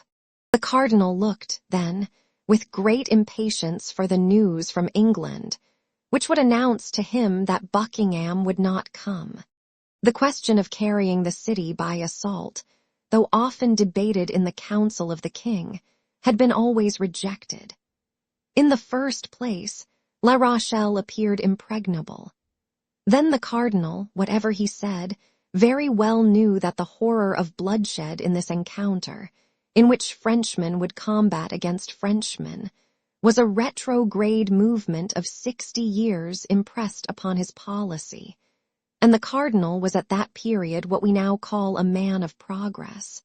In fact, the sack of La Rochelle, and the assassination of 3 of 4,000 Huguenots who allowed themselves to be killed, would resemble too closely, in 1628, the massacre of St. Bartholomew in 1572. And then, above all this extreme measure, which was not at all repugnant to the king, good Catholic as he was, always fell before this argument of the besieging generals. La Rochelle is impregnable, except to famine. The cardinal could not drive from his mind the fear he entertained of his terrible emissary, for he comprehended the strange qualities of this woman, sometimes a serpent, sometimes a lion. Had she betrayed him? Was she dead?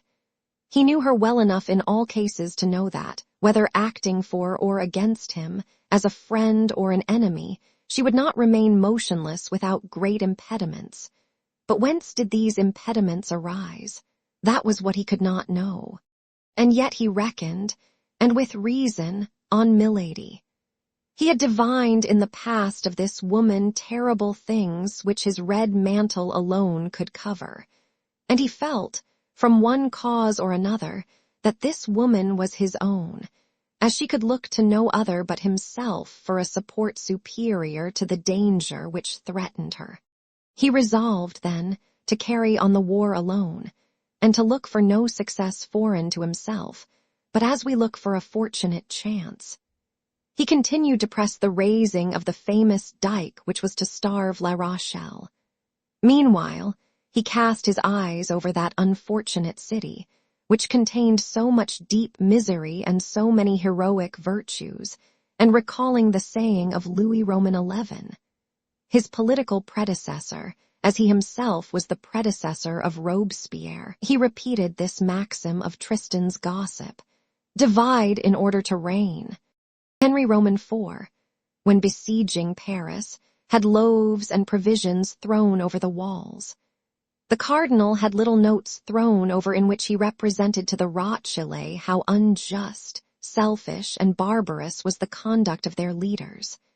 These leaders had corn in abundance, and would not let them partake of it. They adopted as a maxim, for they too had maxims, that it was of very little consequence that women, children, and old men should die, so long as the men who were to defend the walls remained strong and healthy.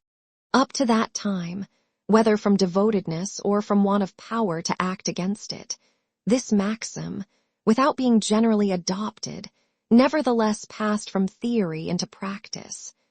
But the notes did it injury.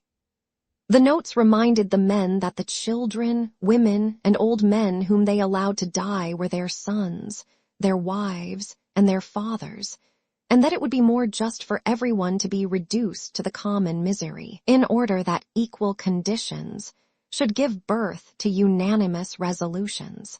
These notes had all the effect that he who wrote them could expect, in that they induced a great number of the inhabitants to open private negotiations with the royal army. At the moment when the cardinal saw his means already bearing fruit, and applauded himself for having put it in action, an inhabitant of La Rochelle who had contrived to pass the royal lines. God knows how, such was the watchfulness of Bassompierre, Scaumurg, and the Duc d'Angoulême, themselves watched over by the cardinal.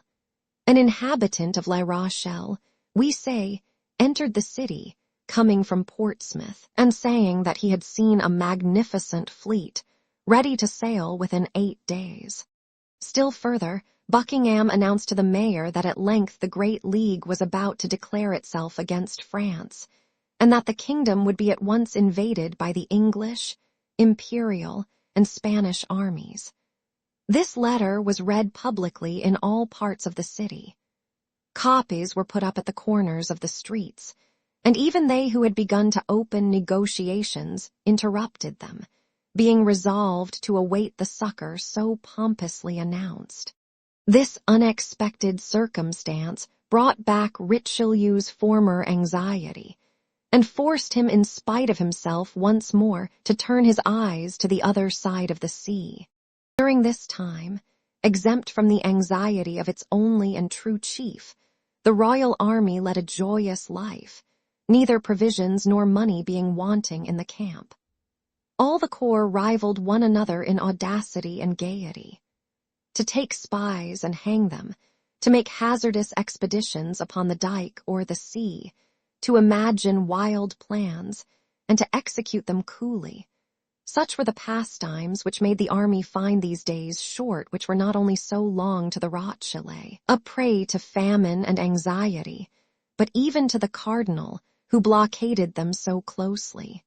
Sometimes when the cardinal, always on horseback, like the lowest gendarme of the army, cast a pensive glance over those works, so slowly keeping pace with his wishes, which the engineers, brought from all the corners of France, were executing under his orders, if he met a musketeer of the company of Tréville, he drew near and looked at him in a peculiar manner, and not recognizing in him one of our 4 companions, he turned his penetrating look and profound thoughts in another direction.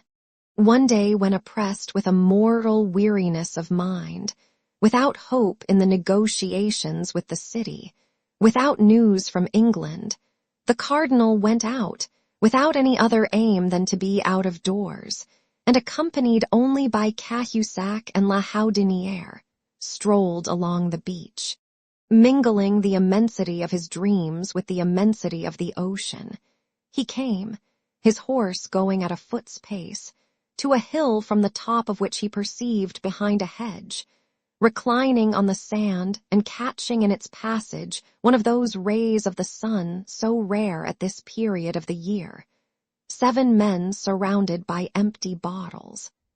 4 of these men were our musketeers, preparing to listen to a letter one of them had just received. This letter was so important that it made them forsake their cards and their dice on the drumhead.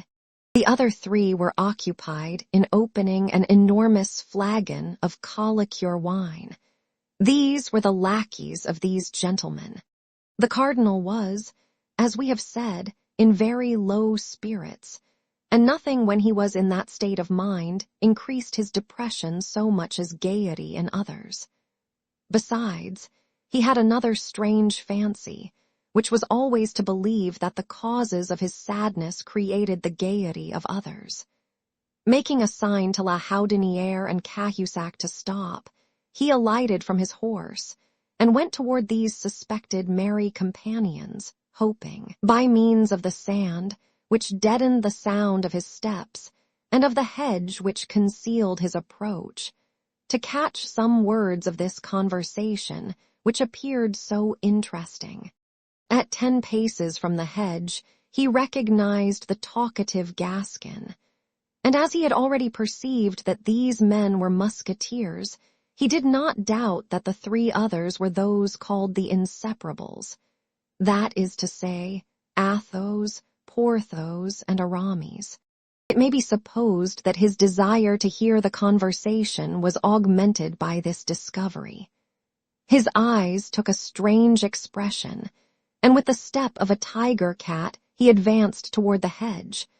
But he had not been able to catch more than a few vague syllables without any positive sense, when a sonorous and short cry made him start, and attracted the attention of the musketeers. "Officer," cried Grimaud.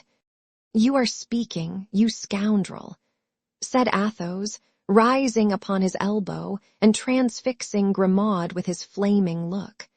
Grimaud therefore added nothing to his speech, but contented himself with pointing his index finger in the direction of the hedge, announcing by this gesture the cardinal and his escort. With a single bound, the musketeers were on their feet, and saluted with respect. The cardinal seemed furious. "It appears that messieurs the musketeers keep guard," said he. "Are the English expected by land, or do the musketeers consider themselves superior officers?" "Monseigneur," replied Athos, for amid the general fright he alone had preserved the noble calmness and coolness that never forsook him. "Monseigneur, the musketeers, when they are not on duty, or when their duty is over, drink and play at dice, and they are certainly superior officers to their lackeys." "Lackeys," grumbled the cardinal. Lackeys who have the order to warn their masters when anyone passes are not lackeys, they are sentinels. Your Eminence may perceive that if we had not taken this precaution, we should have been exposed to allowing you to pass without presenting you our respects, or offering you our thanks for the favor you have done us in uniting us. D'Artagnan, continued Athos, you, who but lately were so anxious for such an opportunity for expressing your gratitude to Monseigneur, here it is, avail yourself of it.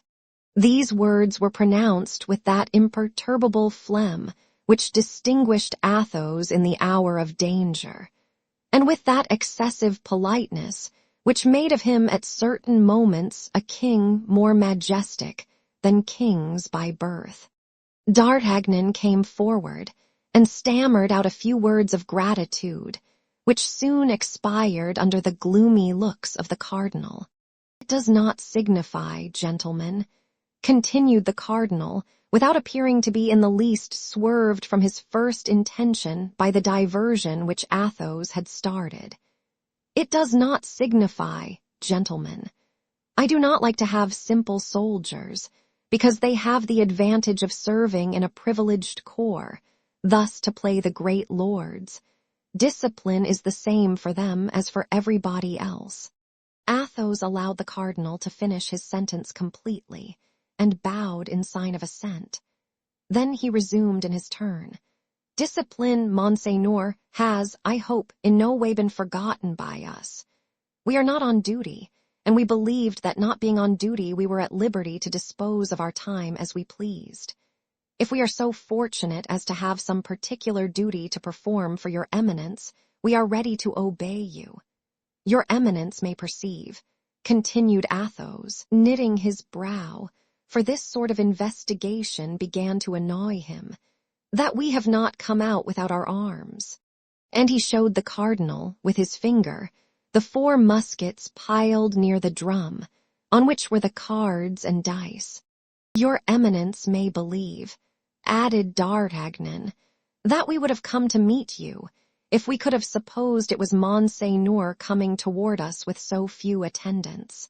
The cardinal bit his mustache, and even his lips a little. "Do you know what you look like, altogether, as you are armed and guarded by your lackeys?" said the cardinal.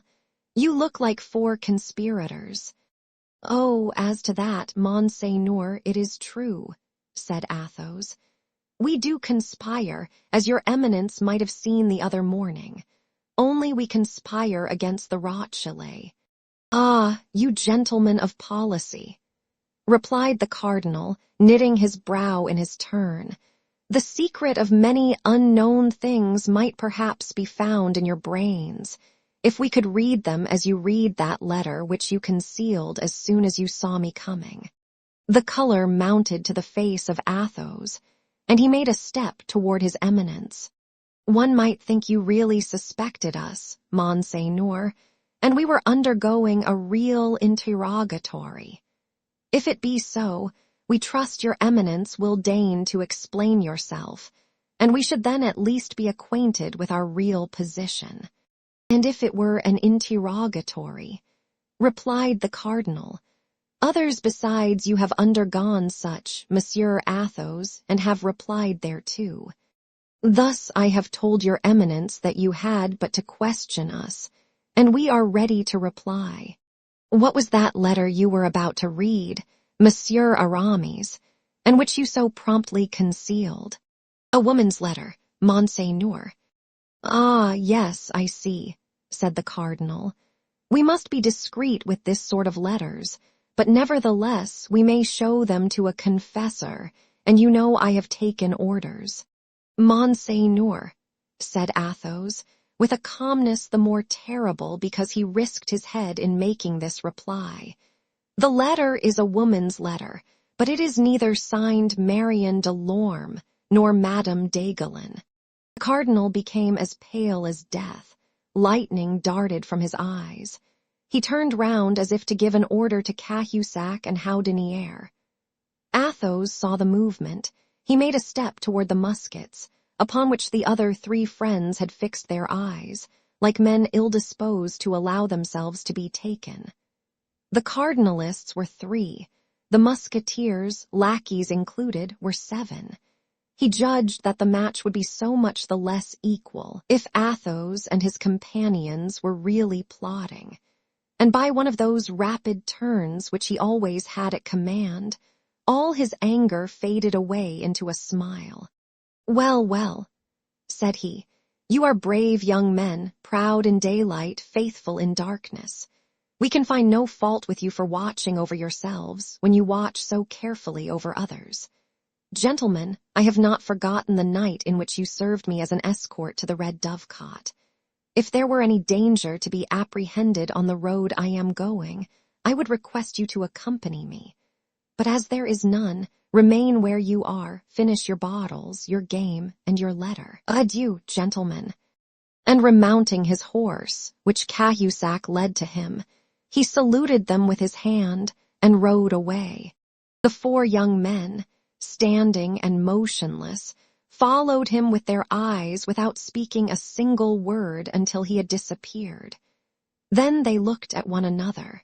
The countenances of all gave evidence of terror, for notwithstanding the friendly adieu of His Eminence, they plainly perceived that the cardinal went away with rage in his heart. Athos alone smiled, with a self-possessed, disdainful smile. When the cardinal was out of hearing and sight, "That Grimaud kept bad watch," cried Porthos, who had a great inclination to vent his ill humor on somebody. Grimaud was about to reply to excuse himself. Athos lifted his finger, and Grimaud was silent. "Would you have given up the letter, Aramis?" said D'Artagnan. "I," said Aramis, in his most flute-like tone. "I had made up my mind. If he had insisted upon the letter being given up to him, I would have presented the letter to him with one hand, and with the other I would have run my sword through his body." "I expected as much," said Athos, "and that was why I threw myself between you and him. Indeed, this man is very much to blame for talking thus to other men. One would say he had never had to do with any but women and children. My dear Athos, I admire you, but nevertheless we were in the wrong after all." "How in the wrong?" said Athos. "Whose then is the air we breathe? Whose is the ocean upon which we look? Whose is the sand upon which we were reclining? Whose is that letter of your mistress? Do these belong to the cardinal? Upon my honor, this man fancies the world belongs to him. There you stood, stammering, stupefied, annihilated. One might have supposed the Bastille appeared before you, and that the gigantic Medusa had converted you into stone. Is being in love conspiring? You are in love with a woman whom the cardinal has caused to be shut up, and you wish to get her out of the hands of the cardinal. That's a match you are playing with His Eminence. This letter is your game. Why should you expose your game to your adversary? That is never done. Let him find it out if he can. We can find out his." "Well, that's all very sensible, Athos," said D'Artagnan. "In that case, let there be no more question of what's past, and let Aramis resume the letter from his cousin, where the cardinal interrupted him." Aramis drew the letter from his pocket. The 3 friends surrounded him, and the 3 lackeys grouped themselves again near the wine jar. "You had only read a line or 2, said D'Artagnan. "Read the letter again from the commencement." "Willingly," said Aramis. "My dear cousin, I think I shall make up my mind to set out for Béthune, where my sister has placed our little servant in the convent of the Carmelites. This poor child is quite resigned, as she knows she cannot live elsewhere without the salvation of her soul being in danger. Nevertheless, if the affairs of our family are arranged, as we hope they will be, I believe she will run the risk of being damned, and will return to those she regrets, particularly as she knows they are always thinking of her. Meanwhile, she is not very wretched. What she most desires is a letter from her intended. I know that such viands pass with difficulty through convent gratings. But after all, as I have given you proofs, my dear cousin, I am not unskilled in such affairs, and I will take charge of the commission. My sister thanks you for your good and eternal remembrance. She has experienced much anxiety, but she is now at length a little reassured, having sent her secretary away in order that nothing may happen unexpectedly. Adieu, my dear cousin.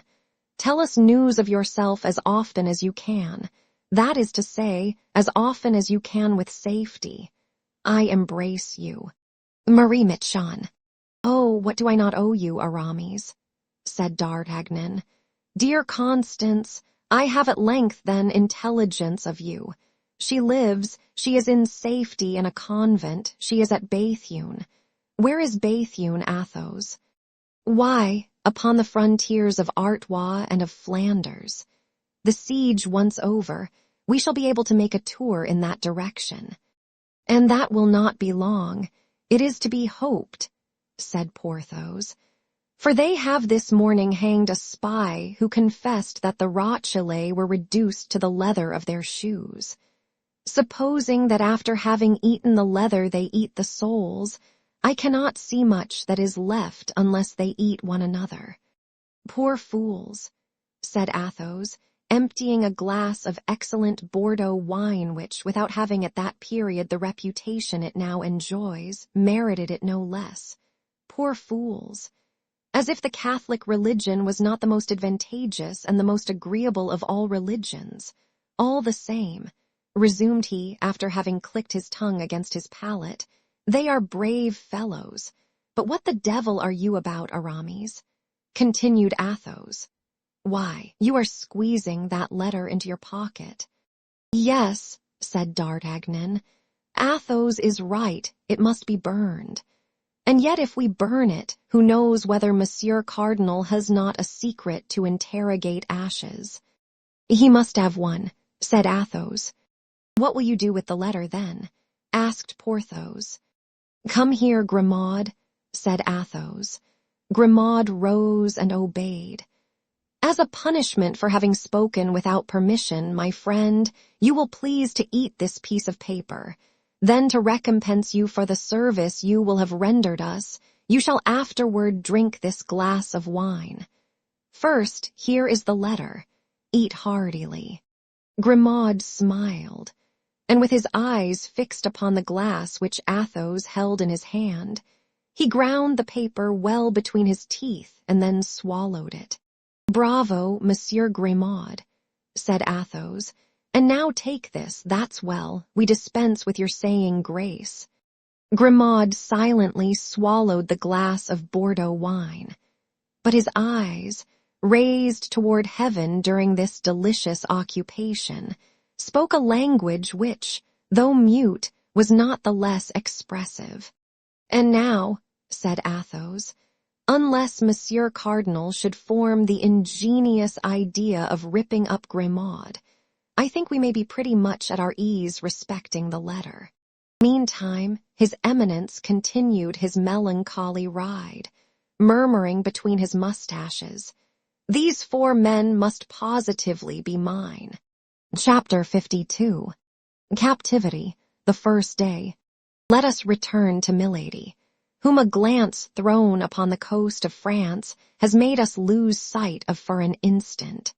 We shall find her still in the despairing attitude in which we left her, plunged in an abyss of dismal reflection, a dark hell at the gate of which she has almost left hope behind, because for the first time she doubts, for the first time she fears. On 2 occasions her fortune has failed her. On 2 occasions she has found herself discovered and betrayed. And on these 2 occasions it was to one fatal genius, sent doubtlessly by the Lord to combat her, that she has succumbed. D'Artagnan has conquered her, that invincible power of evil. He has deceived her in her love, humbled her in her pride, thwarted her in her ambition, and now he ruins her fortune, deprives her of liberty, and even threatens her life. Still more, he has lifted the corner of her mask, that shield with which she covered herself and which rendered her so strong. D'Artagnan has turned aside from Buckingham, whom she hates as she hates everyone she has loved, the tempest with which Richelieu threatened him in the person of the Queen. D'Artagnan had passed himself upon her as De Wardes, for whom she had conceived one of those tiger-like fancies common to women of her character. D'Artagnan knows that terrible secret which she has sworn no one shall know without dying. In short, at the moment in which she has just obtained from Richelieu a carte blanche, by the means of which she is about to take vengeance on her enemy, this precious paper is torn from her hands, and it is D'Artagnan who holds her prisoner and is about to send her to some filthy Botany Bay, some infamous Tyburn of the Indian Ocean. All this she owes to D'Artagnan, without doubt, from whom can come so many disgraces heaped upon her head, if not from him. He alone could have transmitted to Lord de Winter all these frightful secrets which he has discovered, one after another, by a train of fatalities. He knows her brother-in-law. He must have written to him. What hatred she distills! Motionless, with her burning and fixed glances, in her solitary apartment, how well the outbursts of passion which at times escape from the depths of her chest with her respiration accompany the sound of the surf which rises, growls, roars, and breaks itself like an eternal and powerless despair against the rocks on which is built this dark and lofty castle. How many magnificent projects of vengeance she conceives by the light of the flashes which her tempestuous passion casts over her mind against M.M.E. Bonacia, against Buckingham, but above all against D'Artagnan, projects lost in the distance of the future. Yes, but in order to avenge herself she must be free. And to be free, a prisoner has to pierce a wall, detach bars, cut through a floor, all undertakings which a patient and strong man may accomplish, but before which the feverish irritations of a woman must give way. Besides, to do all this, time is necessary, months, years, and she has 10 or 12 days, as Lord de Winter, her fraternal and terrible jailer, has told her. And yet, if she were a man, she would attempt all this, and perhaps might succeed. Why, then, did heaven make the mistake of placing that manlike soul in that frail and delicate body? The first moments of her captivity were terrible. A few convulsions of rage which she could not suppress paid her debt of feminine weakness to nature. But by degrees she overcame the outbursts of her mad passion, and nervous tremblings which agitated her frame disappeared, and she remained folded within herself like a fatigued serpent in repose. Go to, I must have been mad to allow myself to be carried away so, says she, gazing into the glass, which reflects back to her eyes the burning glance by which she appears to interrogate herself. No violence. Violence is the proof of weakness. In the first place, I have never succeeded by that means. Perhaps if I employed my strength against women, I might perchance find them weaker than myself, and consequently conquer them. But it is with men that I struggle, and I am but a woman to them. Let me fight like a woman, then. My strength is in my weakness. Then, as if to render an account to herself of the changes she could place upon her countenance, so mobile and so expressive, she made it take all expressions from that of passionate anger, which convulsed her features, to that of the most sweet, most affectionate, and most seducing smile. Then her hair assumed successively under her skillful hands all the undulations she thought might assist the charms of her face. At length she murmured, satisfied with herself, "Come, nothing is lost. I am still beautiful." It was then nearly 8 o'clock in the evening. Milady perceived a bed. She calculated that the repose of a few hours would not only refresh her head and her ideas, but still further, her her complexion. A better idea, however, came into her mind before going to bed. She had heard something said about supper. She had already been an hour in this apartment. They could not long delay bringing her a repast. The prisoner did not wish to lose time, and she resolved to make that very evening some attempts to ascertain the nature of the ground she had to work upon, by studying the characters of the men to whose guardianship she was committed. A light appeared under the door.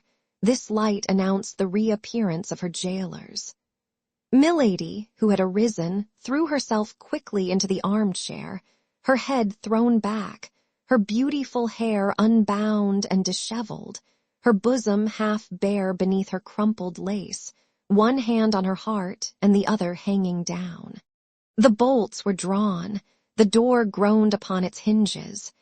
Steps sounded in the chamber and drew near. "Place that table there," said a voice which the prisoner recognized as that of Felton. The order was executed. "You will bring lights and relieve the sentinel," continued Felton. And this double order, which the young lieutenant gave to the same individuals, proved to Milady that her servants were the same men as her guards. That is to say, soldiers. Felton's orders were, for the rest, executed with a silent rapidity that gave a good idea of the way in which he maintained discipline. At length Felton, who had not yet looked at Milady, turned toward her. Ah, said he, "she is asleep, that's well. When she wakes she can sup." And he made some steps toward the door. "But my lieutenant," said a soldier, less stoical than his chief, and who had approached Milady, "this woman is not asleep." "What not asleep?" said Felton. "What is she doing then?" "She has fainted. Her face is very pale, and I have listened in vain. I do not hear her breathe." "You are right," said Felton, after having looked at Milady from the spot on which he stood without moving a step toward her. "Go and tell Lord de Winter that his prisoner has fainted. For this event not having been foreseen, I don't know what to do." The soldier went out to obey the orders of his officer. Felton sat down upon an armchair which happened to be near the door, and waited without speaking a word, without making a gesture. Milady possessed that great art, so much studied by women, of looking through her long eyelashes without appearing to open the lids. She perceived Felton, who sat with his back toward her. She continued to look at him for nearly 10 minutes, and in these 10 minutes, the immovable guardian never turned round once. She then thought that Lord de Winter would come, and by his presence give fresh strength to her jailer. Her first trial was lost. She acted like a woman who reckons up her resources. As a result, she raised her head, opened her eyes, and sighed deeply.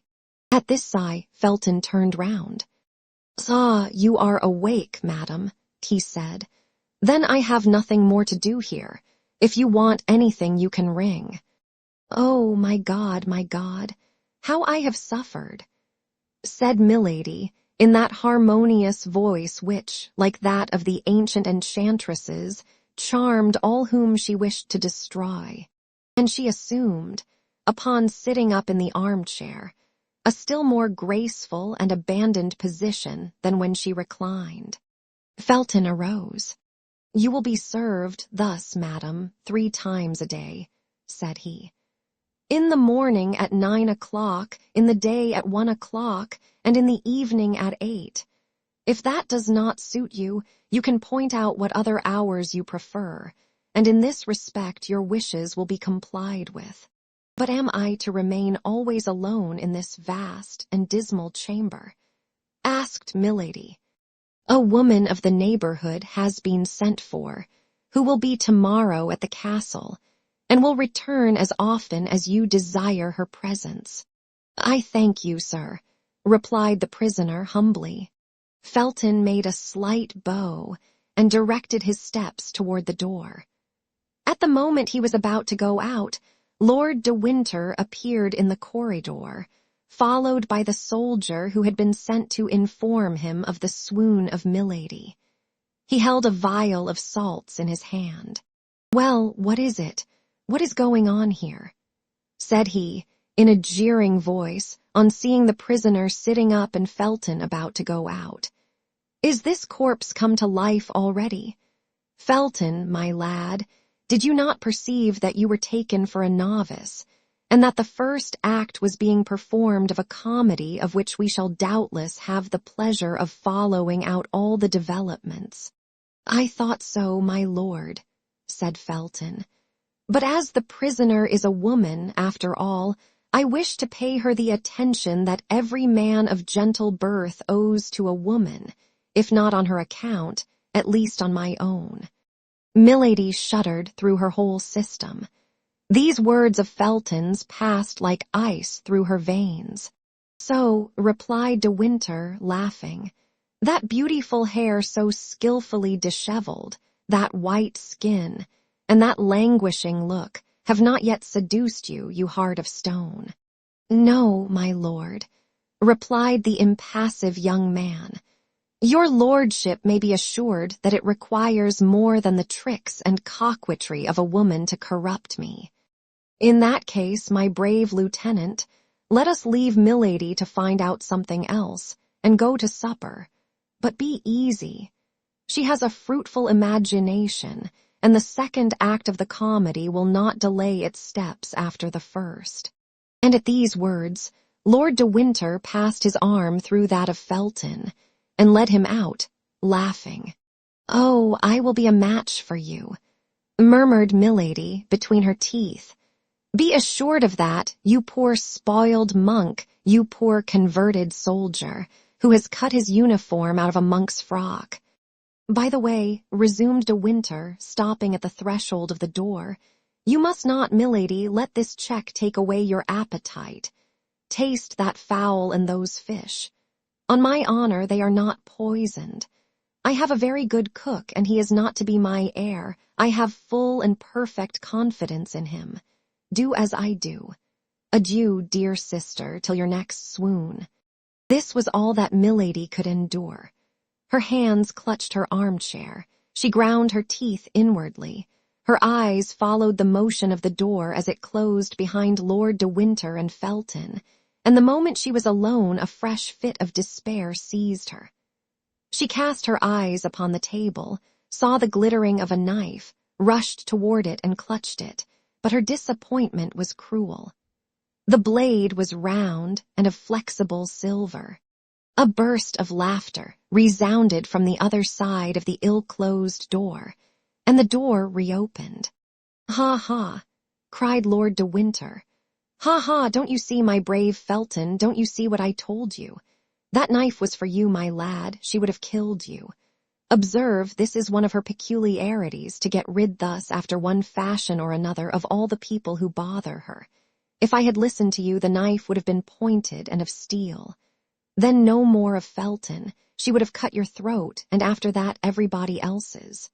See, John, see how well she knows how to handle a knife." In fact, Milady still held the harmless weapon in her clenched hand. But these last words, this supreme insult, relaxed her hands, her strength, and even her will. The knife fell to the ground. "You were right, my lord," said Felton, with a tone of profound disgust which sounded to the very bottom of the heart of Milady. "You were right, my lord, and I was wrong." And both again left the room.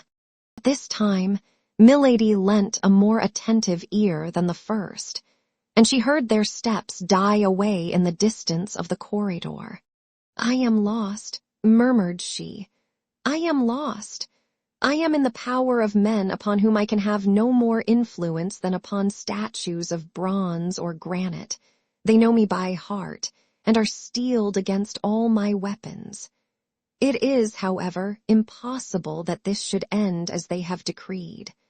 In fact, as this last reflection indicated, this instinctive return to hope, Sentiments of weakness or fear did not dwell long in her ardent spirit. Milady sat down to table, ate from several dishes, drank a little Spanish wine, and felt all her resolution return. Before she went to bed, she had pondered, analyzed, turned on all sides, examined on all points. The words, the steps, the gestures, the signs, and even the silence of her interlocutors. And of this profound, skillful, and anxious study, the result was that Felton, everything considered, appeared the more vulnerable of her two persecutors. One expression above all recurred to the mind of the prisoner. "If I had listened to you," Lord de Winter had said to Felton. Felton, then, had spoken in her favor, since Lord de Winter had not been willing to listen to him. "Weak or strong," repeated Milady. "That man has, then, a spark of pity in his soul. Of that spark I will make a flame that shall devour him. As to the other, he knows me, he fears me, and knows what he has to expect of me if ever I escape from his hands. It is useless, then, to attempt anything with him. But Felton, that's another thing. He is a young, ingenuous, pure man who seems virtuous. Him there are means of destroying." And Milady went to bed and fell asleep with a smile upon her lips. Anyone who had seen her sleeping might have said she was a young girl dreaming of the crown of flowers she was to wear on her brow at the next festival. Chapter 53. Captivity, the second day. Milady dreamed that she at length had D'Artagnan in her power, that she was present at his execution, and it was the sight of his odious blood, flowing beneath the axe of the headsman, which spread that charming smile upon her lips. She slept as a prisoner sleeps, rocked by his first hope. In the morning, when they entered her chamber, she was still in bed. Felton remained in the corridor. He brought with him the woman of whom he had spoken the evening before, and who had just arrived. This woman entered, and approaching Milady's bed, offered her services. Milady was habitually pale. Her complexion might therefore deceive a person who saw her for the first time. "I am in a fever," said she. "I have not slept a single instant during all this long night. I suffer horribly. Are you likely to be more humane to me than others were yesterday? All I ask is permission to remain abed." "Would you like to have a physician called?" said the woman. Felton listened to this dialogue without speaking a word. Milady reflected that the more people she had around her, the more she would have to work upon, and Lord de Winter would redouble his watch. Besides, the physician might declare the ailment feigned, and Milady, after having lost the first trick, was not willing to lose the second. "Go and fetch a physician," said she. "What could be the good of that? These gentlemen declared yesterday that my illness was a comedy. It would be just the same today, no doubt, for since yesterday evening they have had plenty of time to send for a doctor." "Then," said Felton, who became impatient, "say yourself, madam, what treatment you wish followed." How can I tell? My God, I know that I suffer, that's all. Give me anything you like, it is of little consequence." "Go and fetch Lord de Winter," said Felton, tired of these eternal complaints. "Oh, no, no," cried Milady. "No, sir, do not call him, I conjure you. I am well, I want nothing, do not call him." She gave so much vehemence, such magnetic eloquence to this exclamation, that Felton, in spite of himself, advanced some steps into the room. "He has come," thought Milady.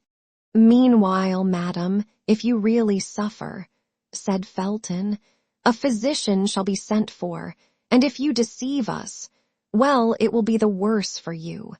But at least we shall not have to reproach ourselves with anything."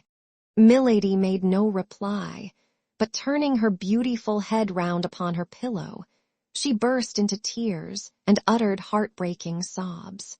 Felton surveyed her for an instant with his usual impassiveness. Then, seeing that the crisis threatened to be prolonged, he went out. The woman followed him, and Lord de Winter did not appear. "I fancy I begin to see my way," murmured Milady, with a savage joy, burying herself under the clothes to conceal from anybody who might be watching her this burst of inward satisfaction. 2 hours passed away. "Now it is time that the malady should be over," said she. "Let me rise and obtain some success this very day. I have but 10 days, and this evening 2 of them will be gone." In the morning, when they entered Milady's chamber, they had brought her breakfast. Now, she thought, they could not long delay coming to clear the table, and that Felton would then reappear. Milady was not deceived.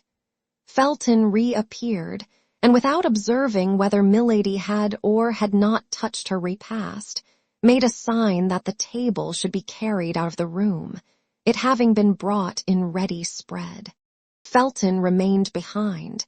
He held a book in his hand. Milady, reclining in an armchair near the chimney, beautiful, pale, and resigned, looked like a holy virgin awaiting martyrdom. Felton approached her and said, "Lord de Winter, who is a Catholic, like yourself, madam, thinking that the deprivation of the rites and ceremonies of your church might be painful to you, has consented that you should read every day the ordinary of your Mass, and here is a book which contains the ritual." At the manner in which Felton laid the book upon the little table near which Milady was sitting, at the tone in which he pronounced the 2 words, "your Mass," at the disdainful smile with which he accompanied them, Milady raised her head and looked more attentively at the officer. By that plain arrangement of the hair, by that costume of extreme simplicity, by the brow polished like marble and as hard and impenetrable, she recognized one of those gloomy Puritans she had so often met, not only in the court of King James, but in that of the King of France, where, in spite of the remembrance of the Saint Bartholomew, they sometimes came to seek refuge. She then had one of those sudden inspirations which only people of genius receive in great crises, in supreme moments which are to decide their fortunes or their lives. Those 2 words, "your Mass," and a simple glance cast upon Felton, revealed to her all the importance of the reply she was about to make. But with that rapidity of intelligence which was peculiar to her, this reply, ready arranged, presented itself to her lips. "I," said she, with an accent of disdain in unison with that which she had remarked in the voice of the young officer. "I, sir, my Mass. Lord de Winter, the corrupted Catholic, knows very well that I am not of his religion, and this is a snare he wishes to lay for me." "And of what religion are you, then, madam?" asked Felton, with an astonishment which, in spite of the empire he held over himself, he could not entirely conceal. "I will tell it," cried Milady, with a feigned exultation, "on the day when I shall have suffered sufficiently for my faith." The look of Felton revealed to Milady the full extent of the space she had opened for herself by this single word. The young officer, however, remained mute and motionless. His look alone had spoken. "I am in the hands of my enemies," continued she, with that tone of enthusiasm which she knew was familiar to the Puritans. "Well, let my God save me, or let me perish for my God. That is the reply I beg you to make to Lord de Winter. And as to this book," added she, pointing to the manual with her finger but without touching it, as if she must be contaminated by it, "you may carry it back and make use of it yourself, for doubtless you are doubly the accomplice of Lord de Winter. the accomplice in his persecutions, the accomplice in his heresies. Felton made no reply, took the book with the same appearance of repugnance which he had before manifested, and retired pensively. Lord de Winter came toward 5 o'clock in the evening. Milady had had time, during the whole day, to trace her plan of conduct. She received him like a woman who had already recovered all her advantages. "It appears," said the Baron, seating himself in the armchair opposite that occupied by Milady, and stretching out his legs carelessly upon the hearth, "it appears we have made a little apostasy." "What do you mean, sir?" "I mean to say that since we last met you have changed your religion. You have not by chance married a Protestant for a third husband, have you?" "Explain yourself, my lord," replied the prisoner with majesty, "for though I hear your words, I declare I do not understand them." "Then you have no religion at all. I like that best," replied Lord de Winter, laughing. "Certainly that is most in accord with your own principles," replied Milady, frigidly. "Oh, I confess it is all the same to me." "Oh, you need not avow this religious indifference, my lord. Your debaucheries and crimes would vouch for it." "What, you talk of debaucheries, Madame Messalina, Lady Macbeth. Either I misunderstand you, or you are very shameless. You only speak thus because you are overheard," coolly replied Milady, "and you wish to interest your jailers and your hangmen against me." "My jailers and my hangmen? Heyday, madam! You are taking a poetical tone, and the comedy of yesterday turns to a tragedy this evening. As to the rest, in 8 days you will be where you ought to be, and my task will be completed." "Infamous task, impious task," cried Milady with the exultation of a victim who provokes his judge. "My word," said de Winter, rising, "I think the hussy is going mad. Come, come, calm yourself, Madam Puritan, or I'll remove you to a dungeon. It's my Spanish wine that has got into your head, is it not? But never mind. That sort of intoxication is not dangerous, and will have no bad effects." And Lord de Winter retired swearing, which at that period was a very nightly habit. Felton was indeed behind the door, and had not lost one word of this scene. Milady had guessed aright. "Yes, go, go," said she to her brother. "The effects are drawing near, on the contrary, but you, weak fool, will not see them until it is too late to shun them." Silence was re-established. 2 hours passed away. Milady's supper was brought in, and she was found deeply engaged in saying her prayers aloud, prayers which she had learned of an old servant of her second husband, a most austere Puritan. She appeared to be in ecstasy, and did not pay the least attention to what was going on around her. Felton made a sign that she should not be disturbed, and when all was arranged, he went out quietly with the soldiers. Milady knew she might be watched, so she continued her prayers to the end, and it appeared to her that the soldier who was on duty at her door did not march with the same step, and seemed to listen.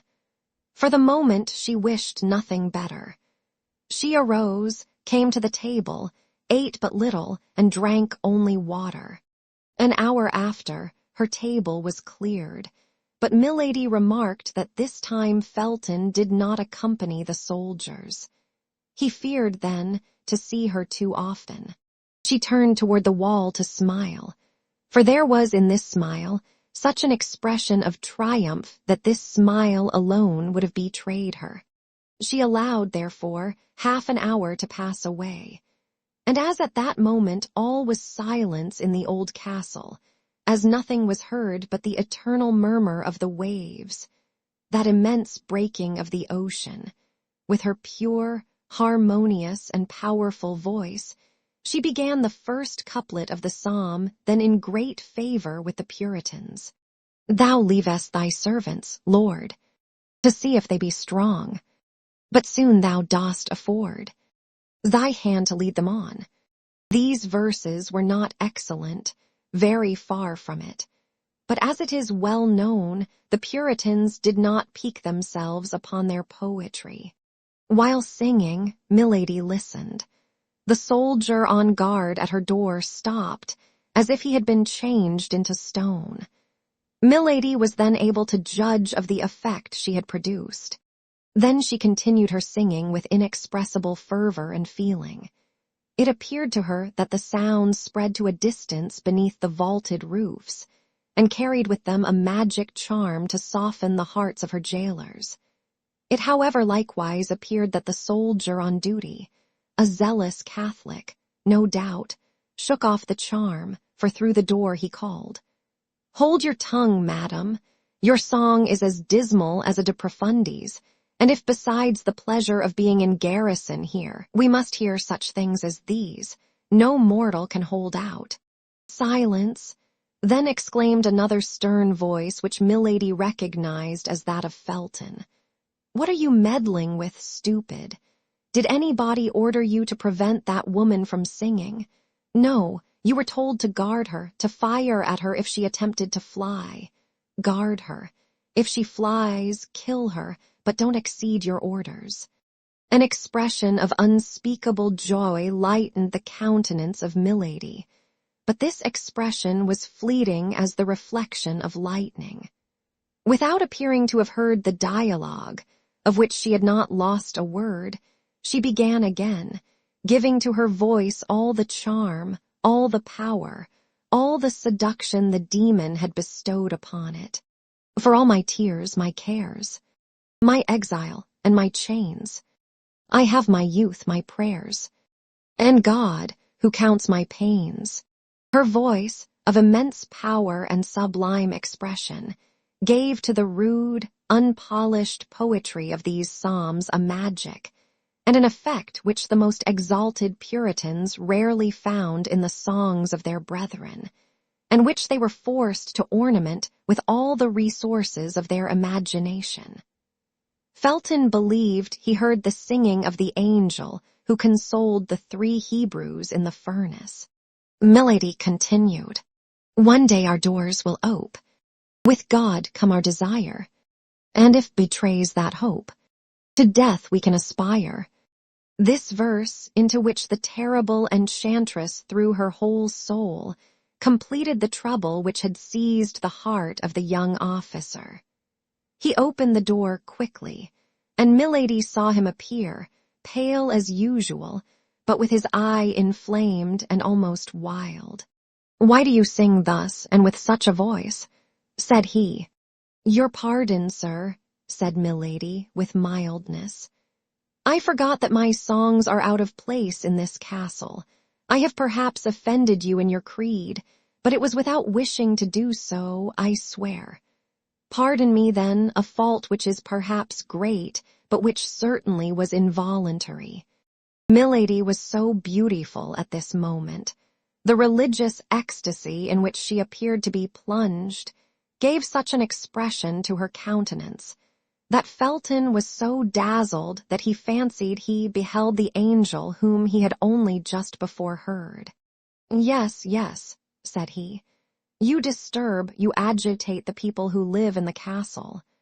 The poor, senseless young man was not aware of the incoherence of his words, while Milady was reading with her lynx's eyes the very depths of his heart.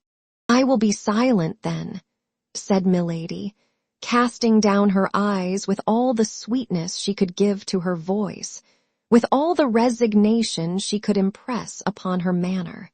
"No, no, madam," said Felton, "only do not sing so loud, particularly at night." And at these words Felton, feeling that he could not long maintain his severity toward his prisoner, rushed out of the room. "You have done right, Lieutenant," said the soldier. "Such songs disturb the mind, and yet we become accustomed to them, her voice is so beautiful."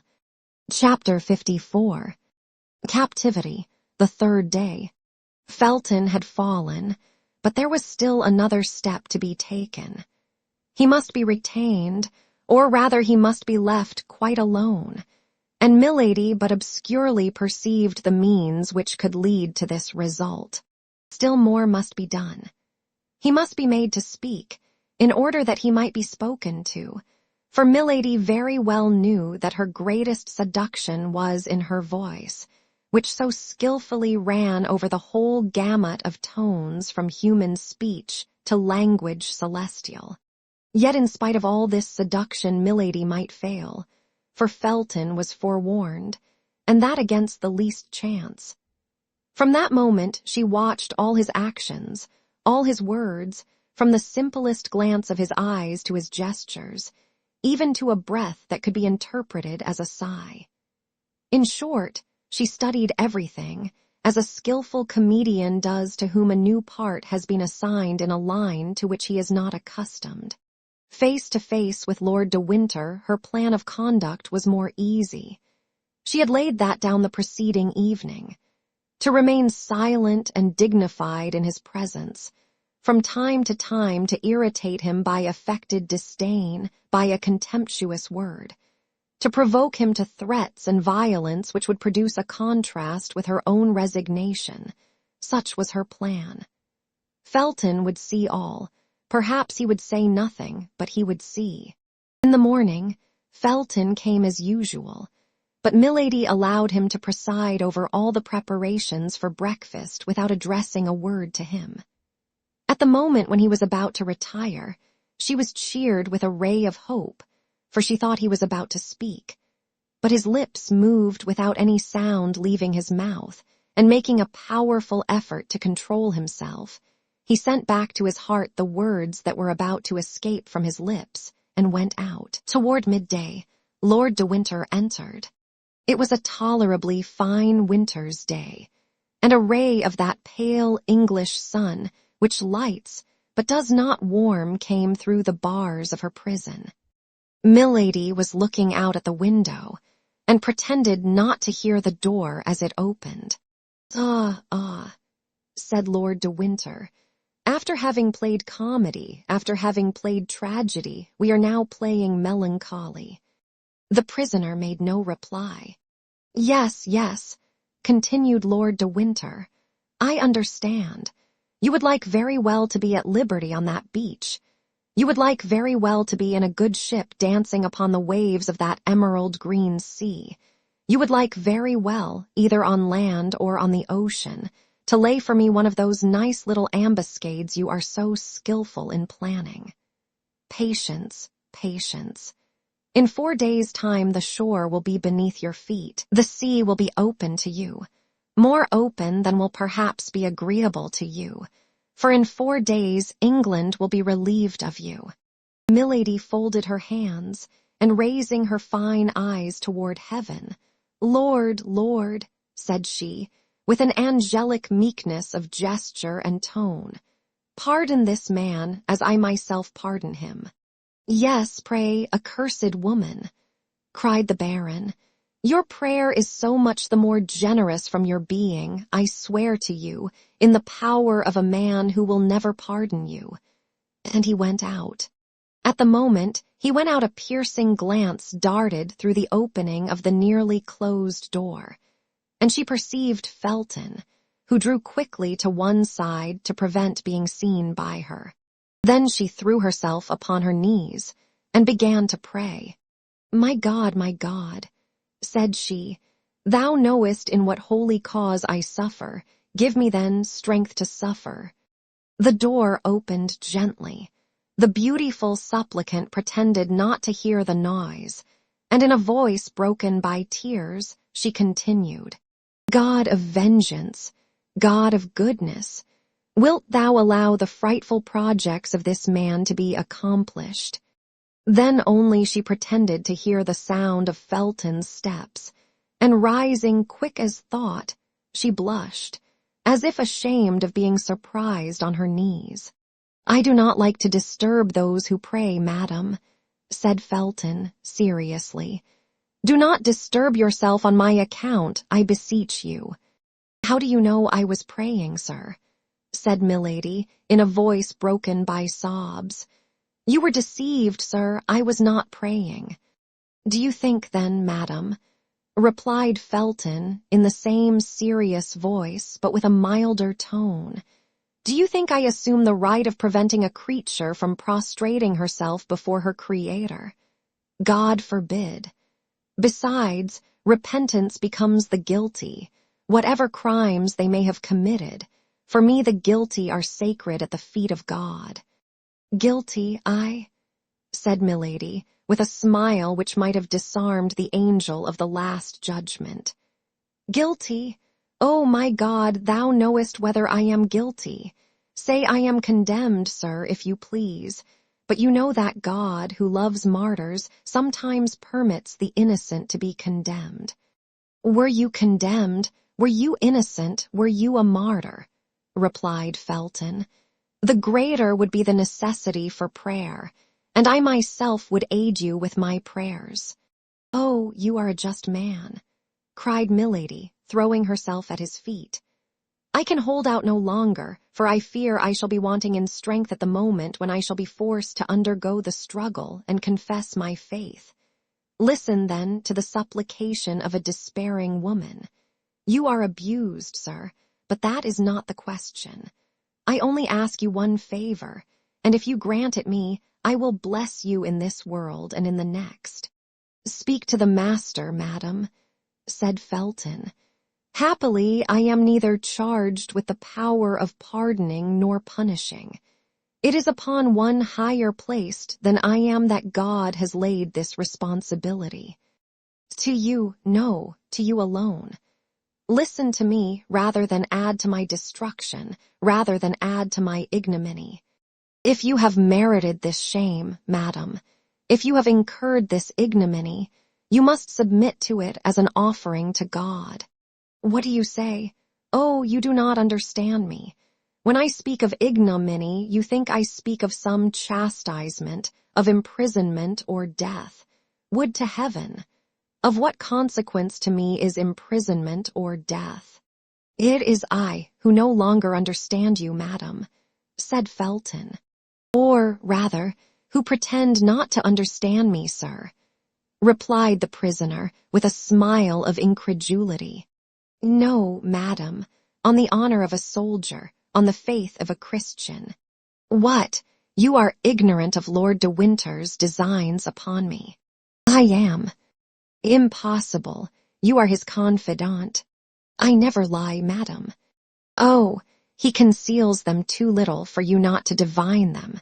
"I seek to divine nothing, madam. I wait till I am confided in, and apart from that which Lord de Winter has said to me before you, he has confided nothing to me." "Why, then," cried Milady, with an incredible tone of truthfulness, "you are not his accomplice. You do not know that he destines me to a disgrace which all the punishments of the world cannot equal in horror." "You are deceived, madam," said Felton, blushing. "Lord de Winter is not capable of such a crime." "Good," said Milady to herself. "Without thinking what it is, he calls it a crime." Then aloud, "The friend of that wretch is capable of everything." "Whom do you call that wretch?" asked Felton. "Are there, then, in England, two men to whom such an epithet can be applied?" "You mean George Villiers?" asked Felton, whose looks became excited. "Whom pagans and unbelieving Gentiles call Duke of Buckingham," replied Milady. "I could not have thought that there was an Englishman in all England who would have required so long an explanation to make him understand of whom I was speaking." "The hand of the Lord is stretched over him," said Felton. "He will not escape the chastisement he deserves." Felton only expressed, with regard to the Duke, the feeling of execration which all the English had declared toward him, whom the Catholics themselves called the extortioner, the pillager, the debauchee, and whom the Puritans styled simply Satan. "Oh, my God," cried Milady, When I supplicate thee to pour upon this man the chastisement which is his due, thou knowest it is not my own vengeance I pursue, but the deliverance of a whole nation that I implore." "Do you know him, then?" asked Felton. "At length he interrogates me," said Milady to herself, at the height of joy at having obtained so quickly such a great result.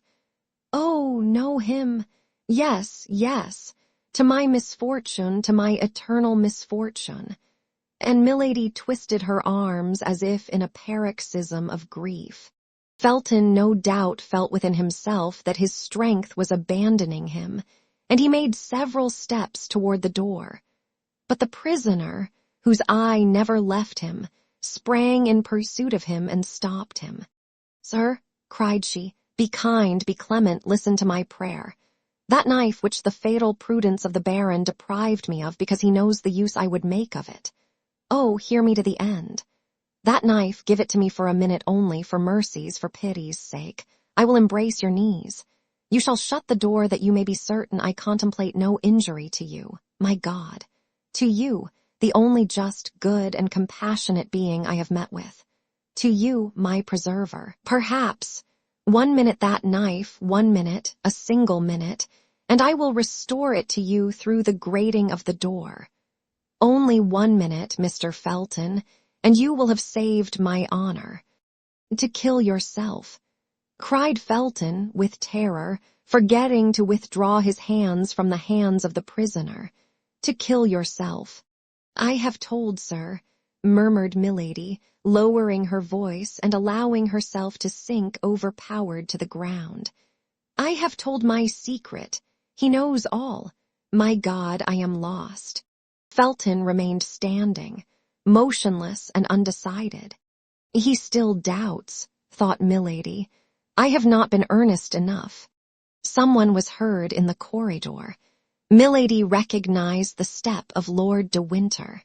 Felton recognized it also, and made a step toward the door. Milady sprang toward him. "Oh, not a word," said she in a concentrated voice, "not a word of all that I have said to you to this man, or I am lost, and it would be you. Then, as the steps drew near, she became silent for fear of being heard, applying, with a gesture of infinite terror, her beautiful hand to Felton's mouth. Felton gently repulsed Milady, and she sank into a chair. Lord de Winter passed before the door without stopping, and they heard the noise of his footsteps soon die away. Felton, as pale as death, remained some instants with his ear bent and listening. Then, when the sound was quite extinct, he breathed like a man awaking from a dream, and rushed out of the apartment. "Ah," said Milady, listening in her turn to the noise of Felton's steps, which withdrew in a direction opposite to those of Lord de Winter. "At length you are mine." Then her brow darkened. "If he tells the Baron," said she, "I am lost, for the Baron, who knows very well that I shall not kill myself, will place me before him with a knife in my hand, and he will discover that all this despair is but acted." She placed herself before the glass, and regarded herself attentively. Never had she appeared more beautiful. "Oh, yes," said she, smiling, "but we won't tell him." In the evening, Lord de Winter accompanied the supper. "Sir," said Milady, "is your presence an indispensable accessory of my captivity? Could you not spare me the increase of torture which your visits cause me?" "How, dear sister?" said Lord de Winter. "Did not you sentimentally inform me with that pretty mouth of yours, so cruel to me today, that you came to England solely for the pleasure of seeing me at your ease, an enjoyment of which you told me you so sensibly felt the deprivation that you had risked everything for it, seasickness, tempest, captivity? Well, here I am, be satisfied. Besides, this time my visit has a motive." Milady trembled. She thought Felton had told all. Perhaps never in her life had this woman, who had experienced so many opposite and powerful emotions, felt her heart beat so violently. She was seated. Lord de Winter took a chair, drew it toward her, and sat down close beside her. Then taking a paper out of his pocket, he unfolded it slowly. "Here," said he, "I want to show you the kind of passport which I have drawn up, and which will serve you henceforward as the rule of order in the life I consent to leave you." Then turning his eyes from Milady to the paper, he read, "Order to conduct, the name is blank," interrupted Lord de Winter. "If you have any preference you can point it out to me, and if it be not within 1,000 leagues of London, attention will be paid to your wishes. I will begin again, then. Order to conduct to the person named Charlotte Backson, branded by the justice of the Kingdom of France, but liberated after chastisement. She is to dwell in this place without ever going more than 3 leagues from it.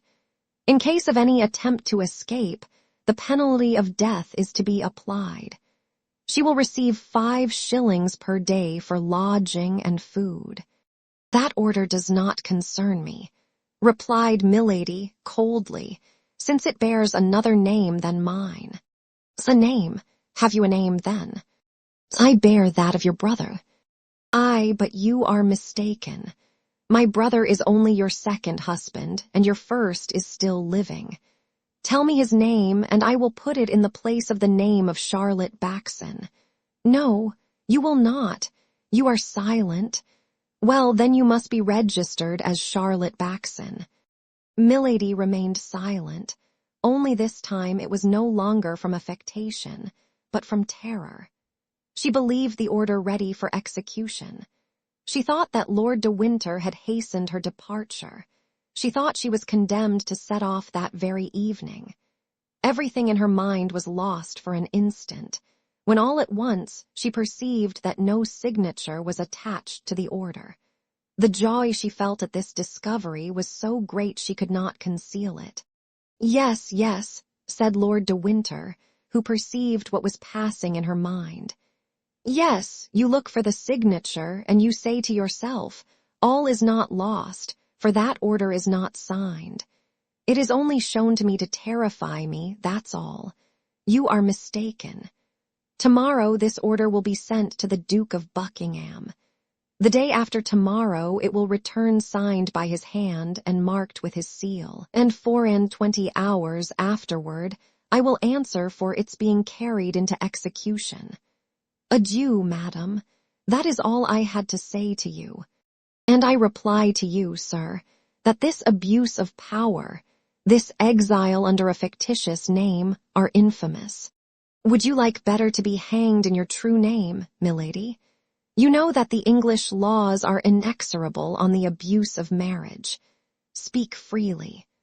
Although my name, or rather that of my brother, would be mixed up with the affair, I will risk the scandal of a public trial to make myself certain of getting rid of you." Milady made no reply, but became as pale as a corpse. "Oh, I see you prefer peregrination. That's well, madam, and there is an old proverb that says, 'Traveling trains youth.' My faith, you are not wrong after all, and life is sweet. That's the reason why I take such care you shall not deprive me of mine. There only remains, then, the question of the 5 shillings to be settled. You think me rather parsimonious, don't you? That's because I don't care to leave you the means of corrupting your jailers. Besides, you will always have your charms left to seduce them with.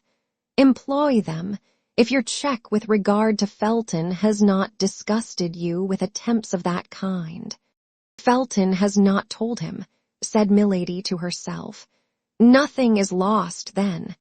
And now, madam, till I see you again. Tomorrow I will come and announce to you the departure of my messenger." Lord de Winter rose, saluted her ironically, and went out. Milady breathed again. She had still 4 days before her.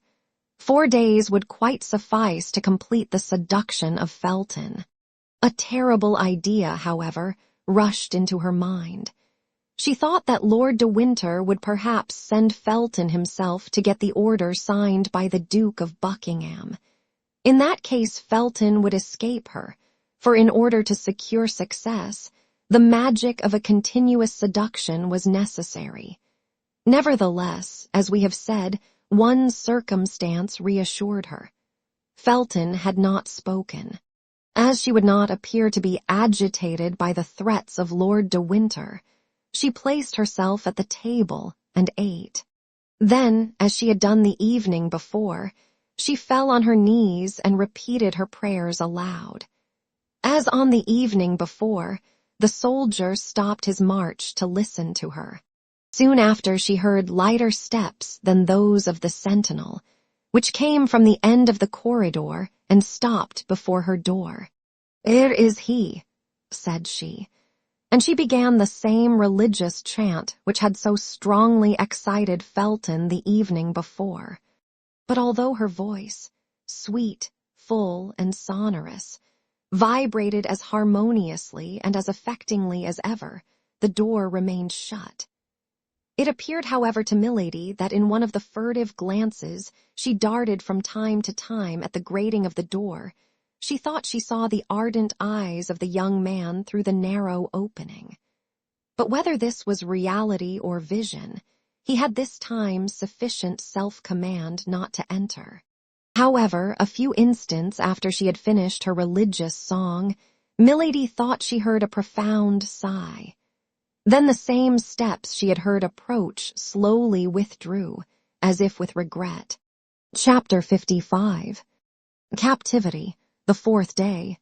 The next day, when Felton entered Milady's apartment, he found her standing, mounted upon a chair, holding in her hands a cord made by means of torn cambric handkerchiefs, twisted into a kind of rope one with another, and tied at the ends. At the noise Felton made in entering, Milady leaped lightly to the ground and tried to conceal behind her the improvised cord she held in her hand. The young man was more pale than usual, and his eyes, reddened by want of sleep, denoted that he had passed a feverish night. Nevertheless, his brow was armed with a severity more austere than ever. He advanced slowly toward Milady, who had seated herself, and taking an end of the murderous rope which by neglect, or perhaps by design, she allowed to be seen. "What is this, madam?" he asked coldly. "That, nothing," said Milady, smiling with that painful expression which she knew so well how to give to her smile. "Ennui is the mortal enemy of prisoners. I had ennui, and I amused myself with twisting that rope."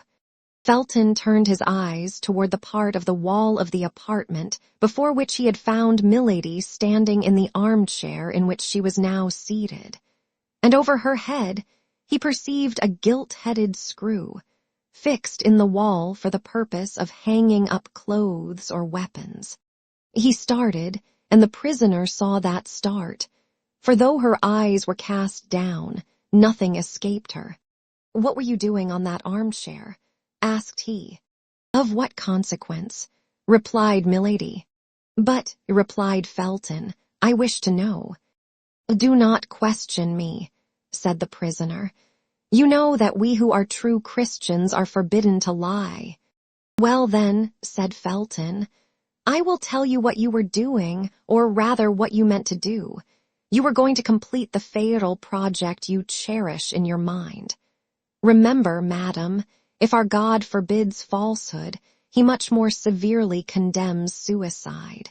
When God sees one of his creatures persecuted unjustly, placed between suicide and dishonor, believe me, sir," replied Milady in a tone of deep conviction, "God pardons suicide, for then suicide becomes martyrdom. You say either too much or too little. Speak, madam. In the name of heaven, explain yourself, that I may relate my misfortunes for you to treat them as fables, that I may tell you my projects for you to go and betray them to my persecutor. No, sir. Besides, of what importance to you is the life or death of a condemned wretch? You are only responsible for my body, is it not so? And provided you produce a carcass that may be recognized as mine, they will require no more of you. Nay, perhaps you will even have a double reward. Ay, madam, I, cried Felton. You suppose that I would ever accept the price of your life. Oh, you cannot believe what you say. Let me act as I please, Felton. Let me act as I please, said Milady, elated. Every soldier must be ambitious, must he not? You are a lieutenant. Well, you will follow me to the grave with the rank of captain. What have I, then, done to you? Said Felton, much agitated, that you should load me with such a responsibility before God and before men. In a few days you will be away from this place.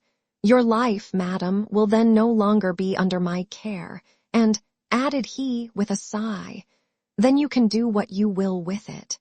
So, cried Milady, as if she could not resist giving utterance to a holy indignation. You, a pious man, you who are called a just man, you ask but one thing, and that is that you may not be inculpated, annoyed by my death. It is my duty to watch over your life, madam, and I will watch. But do you understand the mission you are fulfilling? Cruel enough if I am guilty, but what name can you give it? What name will the Lord give it if I am innocent? I am a soldier, madam, and fulfill the orders I have received. Do you believe, then, that at the day of the last judgment God will separate blind executioners from iniquitous judges? You are not willing that I should kill my body, and you make yourself the agent of him who would kill my soul. But I repeat it again to you, replied Felton, in great emotion. No danger threatens you. I will answer for Lord de Winter as for myself. Dunce, cried Milady, dunce! Who dares to answer for another man, when the wisest, when those most after God's own heart, hesitate to answer for themselves, and who ranges himself on the side of the strongest and the most fortunate, to crush the weakest and the most unfortunate? Impossible, madam, impossible, murmured Felton, who felt to the bottom of his heart the justness of this argument. A prisoner, you will not recover your liberty through me. Living, you will not lose your life through me. Yes, cried Milady, but I shall lose that which is much dearer to me than life. I shall lose my honor, Felton. And it is you whom I make responsible before God and before men for my shame and my infamy. This time Felton, immovable as he was or appeared to be, could not resist the secret influence which had already taken possession of him. To see this woman, so beautiful, fair as the brightest vision, to see her by turns overcome with grief and threatening, to resist at once the ascendancy of grief and beauty, it was too much for a visionary. It was too much for a brain weakened by the ardent dreams of an ecstatic faith. It was too much for a heart furrowed by the love of heaven that burns, by the hatred of men that devours. Milady saw the trouble. She felt by intuition the flame of the opposing passions, which burned with the blood in the veins of the young fanatic. As a skillful general, seeing the enemy ready to surrender, marches toward him with a cry of victory, she rose, beautiful as an antique priestess, inspired like a Christian virgin, her arms extended, her throat uncovered, her hair disheveled, holding with one hand her robe modestly drawn over her breast, her look illumined by that fire which had already created such disorder in the veins of the young Puritan, and went toward him, crying out with a vehement air, and in her melodious voice, to which on this occasion she communicated a terrible energy. Let this victim to Baal be sent, to the lions the martyr be thrown. Thy God shall teach thee to repent. From abyss, he'll give ear to my moan. Felton stood before this strange apparition, like one petrified. "Who art thou? Who art thou?" cried he, clasping his hands. "Art thou a messenger from God? Art thou a minister from hell? Art thou an angel or a demon? Callest thou thyself Eloah or Astarte? Do you not know me, Felton? I am neither an angel nor a demon. I am a daughter of earth. I am a sister of thy faith, that is all." "Yes, yes," said Felton. "I doubted, but now I believe." "You believe, and still you are an accomplice of that child of Belial who is called Lord de Winter. You believe, and yet you leave me in the hands of mine enemies, of the enemy of England, of the enemy of God. You believe, and yet you deliver me up to him who fills and defiles the world with his heresies and debaucheries, to that infamous Sardinay palace whom the blind call the Duke of Buckingham, and whom believers name Antichrist. I deliver you up to Buckingham. Aye, what mean you by that?" "They have eyes," cried Milady, "but they see not. Ears have they, but they hear not." "Yes, yes," said Felton, passing his hands over his brow, covered with sweat, as if to remove his last doubt. "Yes, I recognize the voice which speaks to me in my dreams. Yes, I recognize the features of the angel who appears to me every night, crying to my soul, which cannot sleep, 'Strike, save England, save thyself, for thou wilt die without having appeased God.' Speak, speak." Cried Felton, "I can understand you now." A flash of terrible joy, but rapid as thought, gleamed from the eyes of Milady. However fugitive this homicide flash, Felton saw it, and started as if its light had revealed the abysses of this woman's heart. He recalled, all at once, the warnings of Lord de Winter, the seductions of Milady, her first attempts after her arrival. He drew back a step, and hung down his head without, however, ceasing to look at her, as if, fascinated by this strange creature, he could not detach his eyes from her eyes. Milady was not a woman to misunderstand the meaning of this hesitation. Under her apparent emotions, her icy coolness never abandoned her. Before Felton replied, and before she should be forced to resume this conversation, so difficult to be sustained in the same exalted tone, she let her hands fall, and as if the weakness of the woman overpowered the enthusiasm of the inspired fanatic, she said, "But no, it is not for me to be the Judith to deliver Bethulia from this Holofernes. The sword of the Eternal is too heavy for my arm. Allow me then to avoid dishonor by death. Let me take refuge in martyrdom. I do not ask you for liberty as a guilty one would, nor for vengeance as would a pagan. Let me die, that is all. I supplicate you, I implore you on my knees. Let me die, and my last sigh shall be a blessing for my preserver." Hearing that voice, so sweet and suppliant, seeing that look, so timid and downcast, Felton reproached himself. By degrees the enchantress had clothed herself with that magic adornment which she assumed and threw aside at will. That is to say, beauty, meekness, and tears, and above all the irresistible attraction of mystical voluptuousness, the most devouring of all voluptuousness. "Alas," said Felton, "I can do but one thing, which is to pity you if you prove to me you are a victim. But Lord de Winter makes cruel accusations against you. You are a Christian. You are my sister in religion. I feel myself drawn toward you, I who have never loved anyone but my benefactor, I who have met with nothing but traitors and impious men. But you, madam, so beautiful in reality, you so pure in appearance, must have committed great iniquities for Lord de Winter to pursue you thus." "They have eyes," repeated Milady, with an accent of indescribable grief, "but they see not. Ears have they, but they hear not." "But," cried the young officer, "speak then, speak." "Confide my shame to you," cried Milady, with the blush of modesty upon her countenance. "For often the crime of one becomes the shame of another. Confide my shame to you, a man, and I a woman. Oh," continued she, placing her hand modestly over her beautiful eyes, "never, never. I could not." "To me, to a brother," said Felton. Milady looked at him for some time with an expression which the young man took for doubt, but which, however, was nothing but observation, or rather the wish to fascinate. Felton, in his turn a suppliant, clasped his hands. "Well then," said Milady, "I confide in my brother, I will dare to." At this moment the steps of Lord de Winter were heard.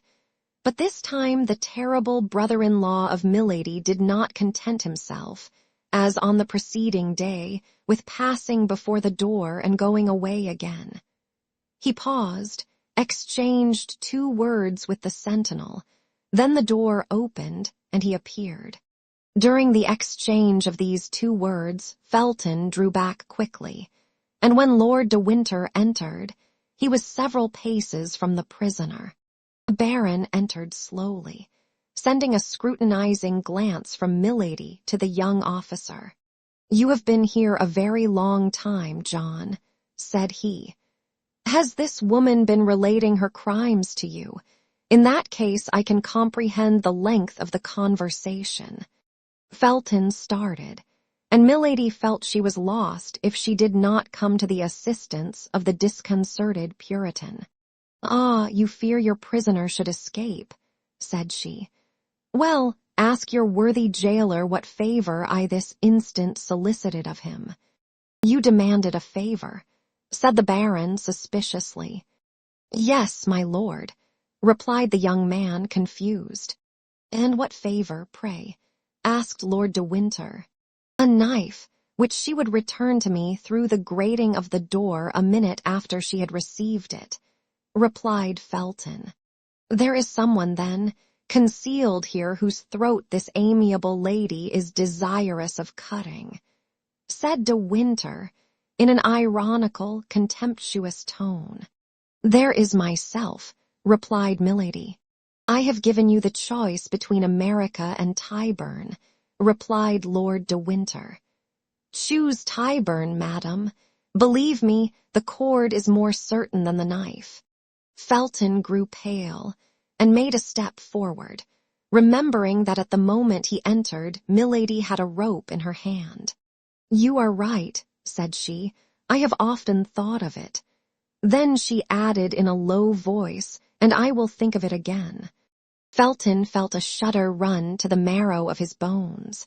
Probably Lord de Winter perceived this emotion. "Mistrust yourself, John," said he. "I have placed reliance upon you, my friend. Beware, I have warned you. But be of good courage, my lad. In 3 days we shall be delivered from this creature, and where I shall send her she can harm nobody." "You hear him," cried Milady with vehemence, so that the Baron might believe she was addressing heaven, and that Felton might understand she was addressing him. Felton lowered his head and reflected. The Baron took the young officer by the arm and turned his head over his shoulder, so as not to lose sight of Milady till he was gone out. "Well," said the prisoner when the door was shut, "I am not so far advanced as I believed. De Winter has changed his usual stupidity into a strange prudence. It is the desire of vengeance, and how desire molds a man. As to Felton, he hesitates. Ah, he is not a man like that cursed D'Artagnan. A Puritan only adores virgins, and he adores them by clasping his hands. A musketeer loves women, and he loves them by clasping his arms round them." Milady waited, then, with much impatience, for she feared the day would pass away without her seeing Felton again. At last, in an hour after the scene we have just described, she heard someone speaking in a low voice at the door. Presently the door opened, and she perceived Felton. The young man advanced rapidly into the chamber, leaving the door open behind him, and making a sign to Milady to be silent. His face was much agitated. "What do you want with me?" said she. "Listen," replied Felton in a low voice. "I have just sent away the sentinel that I might remain here without anybody knowing it, in order to speak to you without being overheard. The Baron has just related a frightful story to me." Milady assumed her smile of a resigned victim, and shook her head. "Either you are a demon," continued Felton, "or the Baron, my benefactor, my father, is a monster. I have known you 4 days, I have loved him 4 years. I therefore may hesitate between you. Be not alarmed at what I say, I want to be convinced. Tonight after 12 I will come and see you, and you shall convince me." "No, Felton, no, my brother," said she. "The sacrifice is too great, and I feel what it must cost you. No, I am lost. Do not be lost with me. My death will be much more eloquent than my life, and the silence of the corpse will convince you much better than the words of the prisoner." "Be silent, madam," cried Felton, "and do not speak to me thus. I came to entreat you to promise me upon your honor, to swear to me by what you hold most sacred, that you will make no attempt upon your life." "I will not promise," said Milady, "for no one has more respect for a promise or an oath than I have, and if I make a promise I must keep it." "Well," said Felton, "only promise till you have seen me again. If when you have seen me again you still persist, well, then you shall be free, and I myself will give you the weapon you desire." "Well," said Milady, "for you I will wait." "Swear." "I swear it by our God. Are you satisfied?" "Well," said Felton, "till tonight." And he darted out of the room, shut the door, and waited in the corridor, the soldier's half-pike in his hand, and as if he had mounted guard in his place. The soldier returned, and Felton gave him back his weapon. Then, through the grating to which she had drawn near, Milady saw the young man make a sign with delirious fervor, and depart in an apparent transport of joy. As for her, she returned to her place with a smile of savage contempt upon her lips, and repeated, blaspheming, that terrible name of God, by whom she had just sworn without ever having learned to know him. "My God," said she, "what a senseless fanatic! My God, it is I, and this fellow who will help me to avenge myself." Chapter 56. Captivity, the 5th day. Milady had however achieved a half-triumph, and success doubled her forces. It was not difficult to conquer, as she had hitherto done, men prompt to let themselves be seduced, and whom the gallant education of a court led quickly into her net. Milady was handsome enough not to find much resistance on the part of the flesh, and she was sufficiently skillful to prevail over all the obstacles of the mind. But this time she had to contend with an unpolished nature, concentrated and insensible by force of austerity. Religion and its observances had made Felton a man inaccessible to ordinary seductions. There fermented in that sublimated brain plans so vast, projects so tumultuous, that there remained no room for any capricious or material love, that sentiment which is fed by leisure and grows with corruption.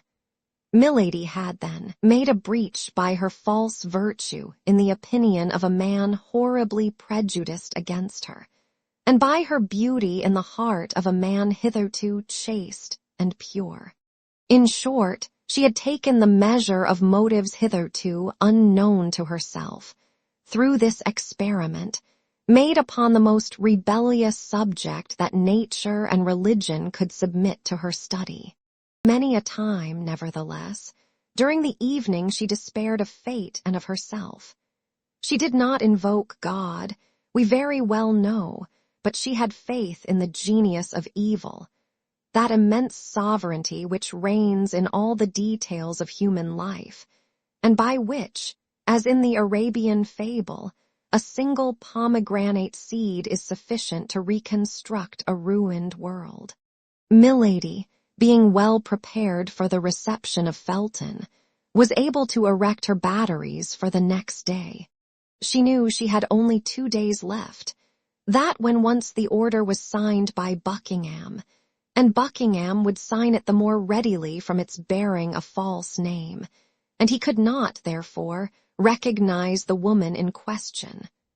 Once this order was signed, we say the Baron would make her embark immediately, and she knew very well that women condemned to exile employ arms much less powerful in their seductions than the pretendedly virtuous woman whose beauty is lighted by the sun of the world, whose style the voice of fashion lauds, and whom a halo of aristocracy gilds with enchanting splendors. To be a woman condemned to a painful and disgraceful punishment is no impediment to beauty, but it is an obstacle to the recovery of power. Like all persons of real genius, Milady knew what suited her nature and her means. Poverty was repugnant to her.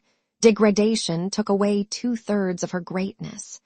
Milady was only a queen while among queens. The pleasure of satisfied pride was necessary to her domination. To command inferior beings was rather a humiliation than a pleasure for her. She should certainly return from her exile. She did not doubt that a single instant, but how long might this exile last? For an active, ambitious nature, like that of Milady, days not spent in climbing are inauspicious days. What word, then, can be found to describe the days which they occupy in descending? To lose a year, 2 years, 3 years, is to talk of an eternity. To return after the death or disgrace of the cardinal, perhaps. To return when D'Artagnan and his friends, happy and triumphant, should have received from the queen the reward they had well acquired by the services they had rendered her. These were devouring ideas that a woman like Milady could not endure. For the rest, the storm which raged within her doubled her strength, and she would have burst the walls of her prison if her body had been able to take for a single instant the proportions of her mind. Then that which spurred her on additionally in the midst of all this was the remembrance of the cardinal. What must the mistrustful, restless, suspicious cardinal think of her silence? The cardinal, not merely her only support, her only prop, her only protector at present, but still further, the principal instrument of her future fortune and vengeance. She knew him.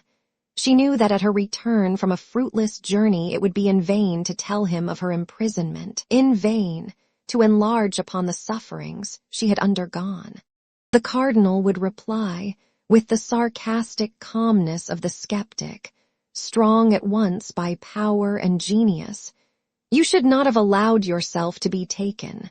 Then Milady collected all her energies, murmuring in the depths of her soul the name of Felton, the only beam of light that penetrated to her in the hell into which she had fallen. And like a serpent which folds and unfolds its rings to ascertain its strength, she enveloped Felton beforehand in the 1,000 meshes of her inventive imagination. Time, however, passed away. The hours, one after another, seemed to awaken the clock as they passed, and every blow of the brass hammer resounded upon the heart of the prisoner. At 9 o'clock, Lord de Winter made his customary visit, examined the window and the bars, sounded the floor and the walls, looked to the chimney and the doors, without, during this long and minute examination, he or Milady pronouncing a single word. Doubtless both of them understood that the situation had become too serious to lose time in useless words and aimless wrath. "Well," said the Baron, on leaving her, "you will not escape tonight." At 10 o'clock Felton came and placed the sentinel. Milady recognized his step.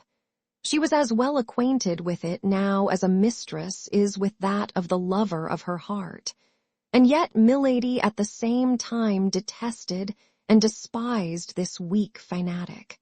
That was not the appointed hour. Felton did not enter. 2 hours after, as midnight sounded, the sentinel was relieved. This time it was the hour, and from this moment milady waited with impatience. The new sentinel commenced his walk in the corridor. At the expiration of 10 minutes Felton came. Milady was all attention. "Listen," said the young man to the sentinel. "On no pretense leave the door, for you know that last night my lord punished a soldier for having quit his post for an instant, although I, during his absence, watched in his place." "Yes, I know it," said the soldier. "I recommend you therefore to keep the strictest watch. For my part, I am going to pay a second visit to this woman, who I fear entertains sinister intentions upon her own life, and I have received orders to watch her." "Good," murmured milady, "the austere Puritan lies." As to the soldier, he only smiled. "Zounds, Lieutenant," said he, "you are not unlucky in being charged with such commissions, particularly if my lord has authorized you to look into her bed." Felton blushed. Under any other circumstances, he would have reprimanded the soldier for indulging in such pleasantry, but his conscience murmured too loud for his mouth to dare speak. "If I call, come," said he. "If anyone comes, call me." "I will, Lieutenant," said the soldier. Felton entered milady's apartment. Milady arose. "You are here," said she. "I promised to come," said Felton, "and I have come." "You promised me something else." "What, my God?" said the young man, who in spite of his self-command felt his knees tremble and the sweat start from his brow. "You promised to bring a knife, and to leave it with me after our interview." "Say no more of that, madam," said Felton. "There is no situation, however terrible it may be, which can authorize a creature of God to inflict death upon himself. I have reflected, and I must not be guilty of such a sin." "Ah, you have reflected," said the prisoner, sitting down in her armchair with a smile of disdain. "And I also have reflected." "Upon what?" "That I can have nothing to say to a man who does not keep his word." "Oh, my God," murmured Felton. "You may retire," said milady. "I will not talk." "Here is the knife," said Felton, drawing from his pocket the weapon which he had brought, according to his promise, but which he hesitated to give to his prisoner. "Let me see it," said milady. "For what purpose?" "Upon my honor, I will instantly return it to you. You shall place it on that table, and you may remain between it and me." Felton offered the weapon to milady, who examined the temper of it attentively, and who tried the point on the tip of her finger. "Well," said she, returning the knife to the young officer, "this is fine and good steel. You are a faithful friend, Felton." Felton took back the weapon and laid it upon the table, as he had agreed with the prisoner. Milady followed him with her eyes, and made a gesture of satisfaction. "Now," said she, "listen to me." The request was needless. The young officer stood upright before her, awaiting her words as if to devour them. "Felton," said milady with a solemnity full of melancholy, "imagine that your sister, the daughter of your father, speaks to you.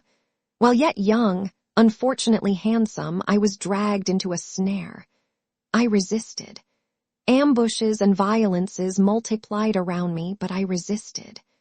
The religion I serve, the God I adore, were blasphemed because I called upon that religion and that God, but still I resisted. Then outrages were heaped upon me, and as my soul was not subdued, they wished to defile my body forever. Finally. Milady stopped, and a bitter smile passed over her lips. Finally, said Felton, finally, what did they do? At length, one evening, my enemy resolved to paralyze the resistance he could not conquer. One evening, he mixed a powerful narcotic with my water. Scarcely had I finished my repast when I felt myself sink by degrees into a strange torpor. Although I was without mistrust, a vague fear seized me, and I tried to struggle against sleepiness. I arose. I wished to run to the window and call for help, but my legs refused their office. It appeared as if the ceiling sank upon my head and crushed me with its weight. I stretched out my arms. I tried to speak. I could only utter inarticulate sounds, and irresistible faintness came over me. I supported myself by a chair, feeling that I was about to fall, but this support was soon insufficient on account of my weak arms. I fell upon one knee, then upon both. I tried to pray, but my tongue was frozen. God doubtless neither heard nor saw me, and I sank upon the floor a prey to a slumber which resembled death. Of all that passed in that sleep, or the time which glided away while it lasted, I have no remembrance. The only thing I recollect is that I awoke in bed in a round chamber, the furniture of which was sumptuous, and into which light only penetrated by an opening in the ceiling. No door gave entrance to the room. It might be called a magnificent prison. It was a long time before I was able to make out what place I was in, or to take account of the details I describe. My mind appeared to strive in vain to shake off the heavy darkness of the sleep from which I could not rouse myself.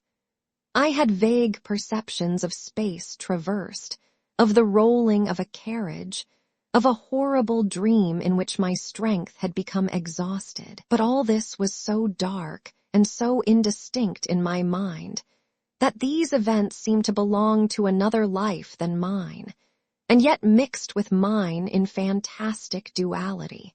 At times the state into which I had fallen appeared so strange that I believed myself dreaming. I arose trembling. My clothes were near me on a chair. I neither remembered having undressed myself nor going to bed. Then by degrees the reality broke upon me, full of chaste terrors. I was no longer in the house where I had dwelt. As well as I could judge by the light of the sun, the day was already 2/3 gone. It was the evening before when I had fallen asleep. My sleep, then, must have lasted 24 hours. What had taken place during this long sleep? I dressed myself as quickly as possible. My slow and stiff motions all attested that the effects of the narcotic were not yet entirely dissipated. The chamber was evidently furnished for the reception of a woman, and the most finished coquette could not have formed a wish, but on casting her eyes about the apartment, she would have found that wish accomplished. Certainly, I was not the first captive that had been shut up in this splendid prison, but you may easily comprehend, Felton, that the more superb the prison, the greater was my terror. Yes, it was a prison, for I tried in vain to get out of it. I sounded all the walls in the hopes of discovering a door, but everywhere the walls returned a full and flat sound. I made the tour of the room at least 20 times, in search of an outlet of some kind, but there was none. I sank exhausted with fatigue and terror into an armchair. Meantime, night came on rapidly, and with night my terrors increased. I did not know but I had better remain where I was seated. It appeared that I was surrounded with unknown dangers into which I was about to fall at every instant. Although I had eaten nothing since the evening before, my fears prevented my feeling hunger. No noise from without by which I could measure the time reached me. I only supposed it must be 7 or 8 o'clock in the evening, for it was in the month of October and it was quite dark. All at once the noise of a door, turning on its hinges, made me start. A globe of fire appeared above the glazed opening of the ceiling, casting a strong light into my chamber, and I perceived with terror that a man was standing within a few paces of me. A table with 2 covers, bearing a supper ready prepared, stood, as if by magic, in the middle of the apartment. That man was he who had pursued me during a whole year, who had vowed my dishonor, and who, by the first words that issued from his mouth, gave me to understand he had accomplished it the preceding night. "Scoundrel," murmured Felton. "Oh, yes, scoundrel," cried Milady, seeing the interest which the young officer, whose soul seemed to hang on her lips, took in this strange recital. "Oh, yes, scoundrel. He believed, having triumphed over me in my sleep, that all was completed. He came, hoping that I would accept my shame, as my shame was consummated. He came to offer his fortune in exchange for my love. All that the heart of a woman could contain of haughty contempt and disdainful words, I poured out upon this man. Doubtless he was accustomed to such reproaches, for he listened to me calm and smiling, with his arms crossed over his breast. Then, when he thought I had said all, he advanced toward me. I sprang toward the table, I seized a knife, I placed it to my breast. "Take 1 step more," said I, "and in addition to my dishonor, you shall have my death to reproach yourself with." There was no doubt in my look, my voice, my whole person, that sincerity of gesture, of attitude, of accent, which carries conviction to the most perverse minds, for he paused. "Your death," said he. "Oh, no, you are too charming a mistress to allow me to consent to lose you thus, after I have had the happiness to possess you only a single time. Adieu, my charmer. I will wait to pay you my next visit till you are in a better humor." At these words he blew a whistle. The globe of fire which lighted the room rescended and disappeared. I found myself again in complete darkness. The same noise of a door opening and shutting was repeated the instant afterward. The flaming globe descended afresh, and I was completely alone. This moment was frightful. If I had any doubts as to my misfortune, these doubts had vanished in an overwhelming reality. I was in the power of a man whom I not only detested, but despised, of a man capable of anything, and who had already given me a fatal proof of what he was able to do. But who, then, was this man? Asked Felton. I passed the night on a chair, starting at the least noise, for toward midnight the lamp went out, and I was again in darkness. But the night passed away without any fresh attempt on the part of my persecutor. Day came. The table had disappeared, only I had still the knife in my hand. This knife was my only hope. I was worn out with fatigue. Sleeplessness inflamed my eyes. I had not dared to sleep a single instant. The light of day reassured me. I went and threw myself on the bed without parting with the emancipating knife, which I concealed under my pillow. When I awoke, a fresh meal was served. This time, in spite of my terrors, in spite of my agony, I began to feel a devouring hunger. It was 48 hours since I had taken any nourishment. I ate some bread and some fruit. Then, remembering the narcotic mixed with the water I had drunk, I would not touch that which was placed on the table, but filled my glass at a marble fountain fixed in the wall over my dressing table. And yet, notwithstanding these precautions, I remained for some time in a terrible agitation of mind. But my fears were this time ill-founded. I passed the day without experiencing anything of the kind I dreaded.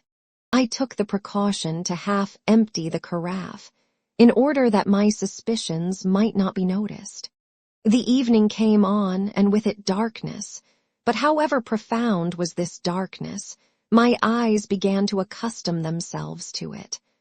I saw amid the shadows the table sink through the floor. A quarter of an hour later it reappeared, bearing my supper. In an instant, thanks to the lamp, my chamber was once more lighted. I was determined to eat only such things as could not possibly have anything soporific introduced into them. 2 eggs and some fruit composed my repast. Then I drew another glass of water from my protecting fountain and drank it.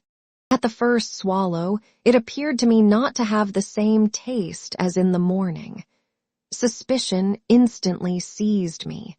I paused, but I had already drunk half a glass. I threw the rest away with horror, and waited, with the dew of fear upon my brow. No doubt some invisible witness had seen me draw the water from that fountain, and had taken advantage of my confidence in it, the better to assure my ruin, so coolly resolved upon, so cruelly pursued. Half an hour had not passed when the same symptoms began to appear. But as I had only drunk half a glass of the water, I contended longer, and instead of falling entirely asleep, I sank into a state of drowsiness which left me a perception of what was passing around me, while depriving me of the strength either to defend myself or to fly. I dragged myself toward the bed to seek the only defense I had left, my saving knife, but I could not reach the bolster. I sank on my knees, my hands clasped round one of the bedposts. Then I felt that I was lost.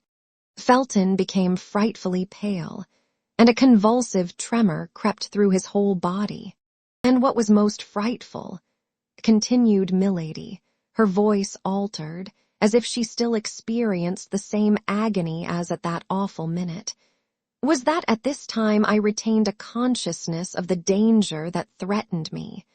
Was that my soul, if I may say so, waked in my sleeping body? Was that I saw, that I heard? It is true that all was like a dream, but it was not the less frightful.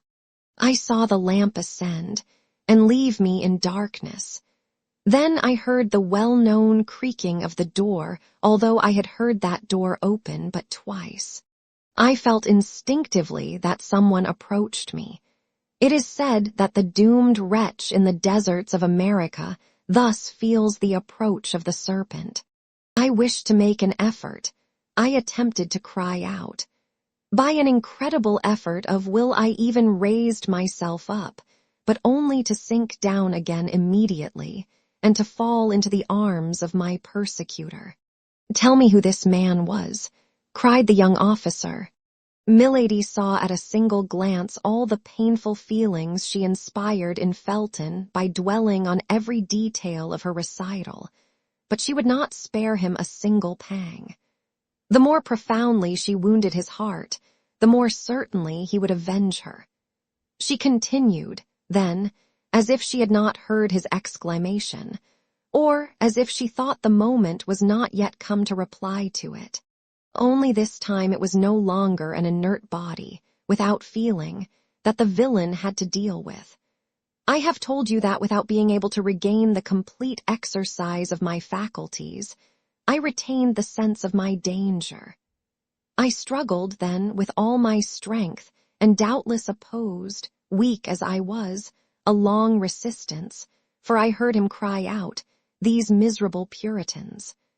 I knew very well that they tired out their executioners, but I did not believe them so strong against their lovers. Alas, this desperate resistance could not last long. I felt my strength fail, and this time it was not my sleep that enabled the coward to prevail, but my swoon. Felton listened without uttering any word or sound, except an inward expression of agony. The sweat streamed down his marble forehead, and his hand, under his coat, tore his breast. My first impulse, on coming to myself, was to feel under my pillow for the knife I had not been able to reach. If it had not been useful for defense, It might at least serve for expiation. But on taking this knife, Felton, a terrible idea occurred to me. I have sworn to tell you all, and I will tell you all. I have promised you the truth. I will tell it were it to destroy me. The idea came into your mind to avenge yourself on this man, did it not? Cried Felton. Yes, said Milady. The idea was not that of a Christian, I knew, but without doubt that eternal enemy of our souls, that lion roaring constantly around us, breathed it into my mind. In short, what shall I say to you, Felton? Continued Milady, in the tone of a woman accusing herself of a crime. This idea occurred to me and did not leave me. It is of this homicidal thought that I now bear the punishment. Continue, said Felton. I am eager to see you attain your vengeance. Oh, I resolved that it should take place as soon as possible. I had no doubt he would return the following night. During the day I had nothing to fear. When the hour of breakfast came, therefore, I did not hesitate to eat and drink. I had determined to make believe sup, but to eat nothing. I was forced, then, to combat the fast of the evening with the nourishment of the morning. Only I concealed a glass of water, which remained after my breakfast, thirst having been the chief of my sufferings, when I remained 48 hours without eating or drinking. The day passed away without having any other influence on me than to strengthen the resolution I had formed. Only I took care that my face should not betray the thoughts of my heart, for I had no doubt I was watched. Several times, even, I felt a smile on my lips. Felton, I dare not tell you at what idea I smiled. You would hold me in horror. Go on, said Felton. You see plainly that I listen and that I am anxious to know the end. Evening came, the ordinary events took place. During the darkness, as before, my supper was brought. Then the lamp was lighted, and I sat down to table. I only ate some fruit. I pretended to pour out water from the jug, but I only drank that which I had saved in my glass. The substitution was made so carefully that my spies, if I had any, could have no suspicion of it. After supper I exhibited the same marks of languor as on the preceding evening. But this time, as I yielded to fatigue, or as if I had become familiarized with danger, I dragged myself toward my bed, let my robe fall, and lay down. I found my knife where I had placed it, under my pillow, and while feigning to sleep, my hand grasped the handle of it convulsively. 2 hours passed away without anything fresh happening. Oh, my God! Who could have said so the evening before? I began to fear that he would not come. At length I saw the lamp rise softly and disappear in the depths of the ceiling. My chamber was filled with darkness and obscurity, but I made a strong effort to penetrate this darkness and obscurity. Nearly 10 minutes passed. I heard no other noise but the beating of my own heart. I implored heaven that he might come. At length I heard the well-known noise of the door, which opened and shut. I heard, notwithstanding the thickness of the carpet, a step which made the floor creak. I saw, notwithstanding the darkness, a shadow which approached my bed. Haste, said Felton. Do you not see that each of your words burns me like molten lead? Then, continued Milady, then I collected all my strength. I recalled to my mind that the moment of vengeance, or rather of justice, had struck. I looked upon myself as another Judith. I gathered myself up, my knife in my hand, and when I saw him near me, stretching out his arms to find his victim, then, with the last cry of agony and despair, I struck him in the middle of his breast. The miserable villain! He had foreseen all. His breast was covered with a coat of mail, the knife was bent against it. "Ah, ah," cried he, seizing my arm and wresting from me the weapon that had so badly served me. "You want to take my life, do you, my pretty Puritan? But that's more than dislike, that's ingratitude. Come, come, calm yourself, my sweet girl. I thought you had softened. I am not one of those tyrants who detain women by force. You don't love me. With my usual fatuity, I doubted it. Now I am convinced. Tomorrow you shall be free." I had but one wish. That was that he should kill me. "Beware," said I, "for my liberty is your dishonor." "Explain yourself, my pretty Sibyl." "Yes, for as soon as I leave this place I will tell everything. I will proclaim the violence you have used toward me. I will describe my captivity. I will denounce this place of infamy. You are placed on high, my lord, but tremble. Above you there is the king. Above the king there is God. However perfect master he was over himself, my persecutor allowed a movement of anger to escape him. I could not see the expression of his countenance, but I felt the arm tremble upon which my hand was placed. "Then you shall not leave this place," said he. "Very well," cried I, "then the place of my punishment will be that of my tomb. I will die here, and you will see if a phantom that accuses is not more terrible than a living being that threatens. You shall have no weapon left in your power.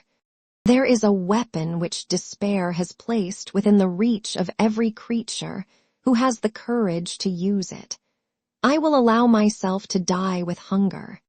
"Come," said the wretch, "is not peace much better than such a war as that? I will restore you to liberty this moment. I will proclaim you a piece of immaculate virtue. I will name you the Lucretia of England. And I will say that you are the Sextus. I will denounce you before men, as I have denounced you before God. And if it be necessary that, like Lucretia, I should sign my accusation with my blood, I will sign it." "Ah," said my enemy, in a jeering tone, "that's quite another thing. My faith, everything considered, you are very well off here. You shall want for nothing, and if you let yourself die of hunger, that will be your own fault." At these words he retired. I heard the door open and shut, and I remained overwhelmed, less, I confess it, by my grief, than by the mortification of not having avenged myself. He kept his word. All the day, all the next night passed away without my seeing him again. But I also kept my word with him, and I neither ate nor drank. I was, as I told him, resolved to die of hunger. I passed the day and the night in prayer, for I hoped that God would pardon me my suicide. The second night the door opened. I was lying on the floor, for my strength began to abandon me. At the noise, I raised myself up on one hand. "Well," said a voice which vibrated in too terrible a manner in my ear not to be recognized, "well, are we softened a little? Will we not pay for our liberty with a single promise of silence? Come, I am a good sort of a prince," added he, "and although I like not Puritans, I do them justice, and it is the same with Puritanesses when they are pretty. Come, take a little oath for me on the cross. I won't ask anything more of you." "On the cross," cried I, rising, for at that abhorred voice I had recovered all my strength. "On the cross I swear that no promise, no menace, no force, no torture shall close my mouth. On the cross I swear to denounce you everywhere as a murderer, as a thief of honor, as a base coward. On the cross I swear, if I ever leave this place, to call down vengeance upon you from the whole human race." "Beware," said the voice, in a threatening accent that I had never yet heard. "I have an extraordinary means which I will not employ but in the last extremity to close your mouth, or at least to prevent anyone from believing a word you may utter." I mustered all my strength to reply to him, with a burst of laughter. He saw that it was a merciless war between us, a war to the death. "Listen," said he, "I give you the rest of tonight and all day tomorrow. Reflect. Promise to be silent, and riches, consideration, even honor shall surround you. Threaten to speak, and I will condemn you to infamy." "You," cried I, "you. To interminable, ineffaceable infamy." "You," repeated I. "Oh, I declare to you, Felton, I thought him mad." "Yes, yes, I," replied he. "Oh, leave me," said I. "Begone, if you do not desire to see me dash my head against that wall before your eyes." "Very well, it is your own doing. Till tomorrow evening, then." "Till tomorrow evening, then," replied I, allowing myself to fall and biting the carpet with rage. Felton leaned for support upon a piece of furniture, and Milady saw, with the joy of a demon, that his strength would fail him perhaps before the end of her recital. Chapter 57. Means for Classical Tragedy. After a moment of silence employed by Milady in observing the young man who listened to her, Milady continued her recital. It was nearly 3 days since I had eaten or drunk anything. I suffered frightful torments. At times there passed before me clouds which pressed my brow, which veiled my eyes. This was delirium. When the evening came, I was so weak that every time I fainted I thanked God, for I thought I was about to die. In the midst of one of these swoons, I heard the door open. Terror recalled me to myself. He entered the apartment followed by a man in a mask. He was masked likewise, but I knew his step, I knew his voice, I knew him by that imposing bearing which hell has bestowed upon his person for the curse of humanity. "Well," said he to me, "have you made your mind up to take the oath I requested of you? You have said Puritans have but one word. Mine you have heard, and that is to pursue you, on earth to the tribunal of men, in heaven to the tribunal of God. You persist, then. I swear it before the God who hears me. I will take the whole world as a witness of your crime, and that until I have found an avenger." "You are a prostitute," said he, in a voice of thunder, "and you shall undergo the punishment of prostitutes. Branded in the eyes of the world you invoke, try to prove to that world that you are neither guilty nor mad." Then, addressing the man who accompanied him, "Executioner," said he, "do your duty." "Oh, his name," cried Felton. "His name, tell it me." Then, in spite of my cries, in spite of my resistance, for I began to comprehend that there was a question of something worse than death, the executioner seized me, threw me on the floor, fastened me with his bonds, and suffocated by sobs, almost without sense, invoking God, who did not listen to me. I uttered all at once a frightful cry of pain and shame. A burning fire, a red-hot iron, the iron of the executioner, was imprinted on my shoulder. Felton uttered a groan. "Here," said Milady, rising with the majesty of a queen, "here, Felton, behold the new martyrdom invented for a pure young girl, the victim of the brutality of a villain. Learn to know the heart of men, and henceforth make yourself less easily the instrument of their unjust vengeance." Milady, with a rapid gesture, opened her robe, tore the cambric that covered her bosom, and read with feigned anger and simulated shame, showed the young man the ineffaceable impression which dishonored that beautiful shoulder. "But," cried Felton, "that is a fleur-de-lis which I see there." "And therein consisted the infamy," replied Milady. "The brand of England. It would be necessary to prove what tribunal had imposed it on me, and I could have made a public appeal to all the tribunals of the kingdom, but the brand of France. Oh, by by that I was branded indeed. This was too much for Felton. Pale, motionless, overwhelmed by this frightful revelation, dazzled by the superhuman beauty of this woman who unveiled herself before him with an immodesty which appeared to him sublime. He ended by falling on his knees before her, as the early Christians did before those pure and holy martyrs, whom the persecution of the emperors gave up in the circus to the sanguinary sensuality of the populace. The brand disappeared. The beauty alone remained. "Pardon, pardon," cried Felton, "oh, pardon." Milady read in his eyes love, love. "Pardon for what?" asked she. "Pardon me for having joined with your persecutors." Milady held out her hand to him. "So beautiful, so young," cried Felton, covering that hand with his kisses. Milady let one of those looks fall upon him, which make a slave of a king. Felton was a Puritan. He abandoned the hand of this woman to kiss her feet. He no longer loved her, he adored her.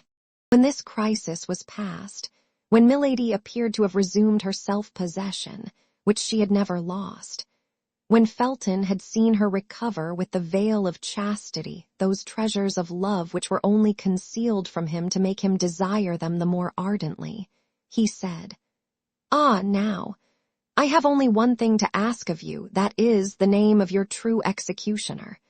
For to me there is but one, the other was an instrument, that was all." "What brother?" cried Milady.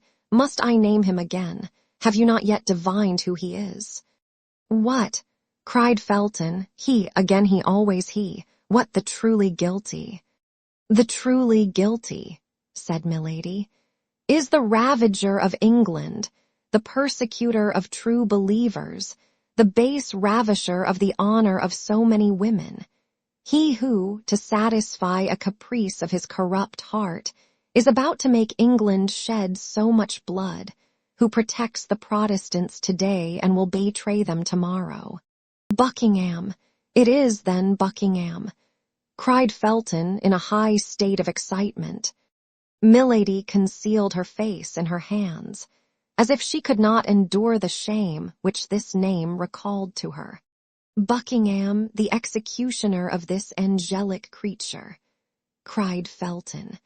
"And thou hast not hurled thy thunder at him, my God, and thou hast left him noble, honored, powerful for the ruin of us all." "God abandons him who abandons himself," said Milady. "But he will draw upon his head the punishment reserved for the damned," said Felton with increasing exultation. "He wills that human vengeance should precede celestial justice. Men fear him and spare him." "I," said Felton, "I do not fear him, nor will I spare him." The soul of Milady was bathed in an infernal joy. "But how can Lord de Winter, my protector, my father," asked Felton, "possibly be mixed up with all this?" "Listen, Felton," resumed Milady, "for by the side of base and contemptible men there are often found great and generous natures. I had an affianced husband, a man whom I loved and who loved me, a heart like yours, Felton, a man like you. I went to him and told him all. He knew me, that man did, and did not doubt an instant. He was a nobleman, a man equal to Buckingham in every respect. He said nothing. He only girded on his sword, wrapped himself in his cloak, and went straight to Buckingham Palace." "Yes, yes," said Felton. "I understand how he would act, but with such men it is not the sword that should be employed, it is the poniard. Buckingham had left England the day before, sent as ambassador to Spain, to demand the hand of the Infanta for King Charles I, who was then only Prince of Wales. My affianced husband returned. 'Hear me,' said he. 'This man has gone, and for the moment has consequently escaped my vengeance. But let us be united, as we were to have been, and then leave it to Lord de Winter to maintain his own honor and that of his wife.'" "Lord de Winter," cried Felton. Yes, said Milady, Lord de Winter, and now you can understand it all, can you not? Buckingham remained nearly a year absent. A week before his return, Lord de Winter died, leaving me his sole heir. Whence came the blow? God, who knows all, knows without doubt, but as for me, I accuse nobody. Oh, what an abyss, cried Felton. Lord de Winter died without revealing anything to his brother. The terrible secret was to be concealed till it burst, like a clap of thunder, over the head of the guilty. Your protector had seen with pain this marriage of his elder brother with a portionless girl. I was sensible that I could look for no support from a man disappointed in his hopes of an inheritance. I went to France with a determination to remain there for the rest of my life. But all my fortune is in England. Communication being closed by the war, I was in want of everything. I was then obliged to come back again. 6 days ago, I landed at Portsmouth. Well, said Felton. Well, Buckingham heard by some means, no doubt, of my return. He spoke of me to Lord de Winter, already prejudiced against me, and told him that his sister-in-law was a prostitute, a branded woman. The noble and pure voice of my husband was no longer here to defend me. Lord de Winter believed all that was told him with so much the more ease that it was his interest to believe it. He caused me to be arrested, had me conducted hither, and placed me under your guard. You know the rest. The day after tomorrow he banishes me, he transports me. The day after tomorrow he exiles me among the infamous. Oh, the train is well laid, the plot is clever. My honor will not survive it. You see, then, Felton, I can do nothing but die. Felton, give me that knife. And at these words, as if all her strength was exhausted, Milady sank, weak and languishing, into the arms of the young officer, who, intoxicated with love, anger, and voluptuous sensations hitherto unknown, received her with transport, pressed her against his heart, all trembling at the breath from that charming mouth, bewildered by the contact with that palpitating bosom. No, no, said he. No, you shall live honored and pure. You shall live to triumph over your enemies. Milady put him from her slowly with her hand, while drawing him nearer with her look. But Felton, in his turn, embraced her more closely, imploring her like a divinity. Oh, death, death, said she, lowering her voice and her eyelids.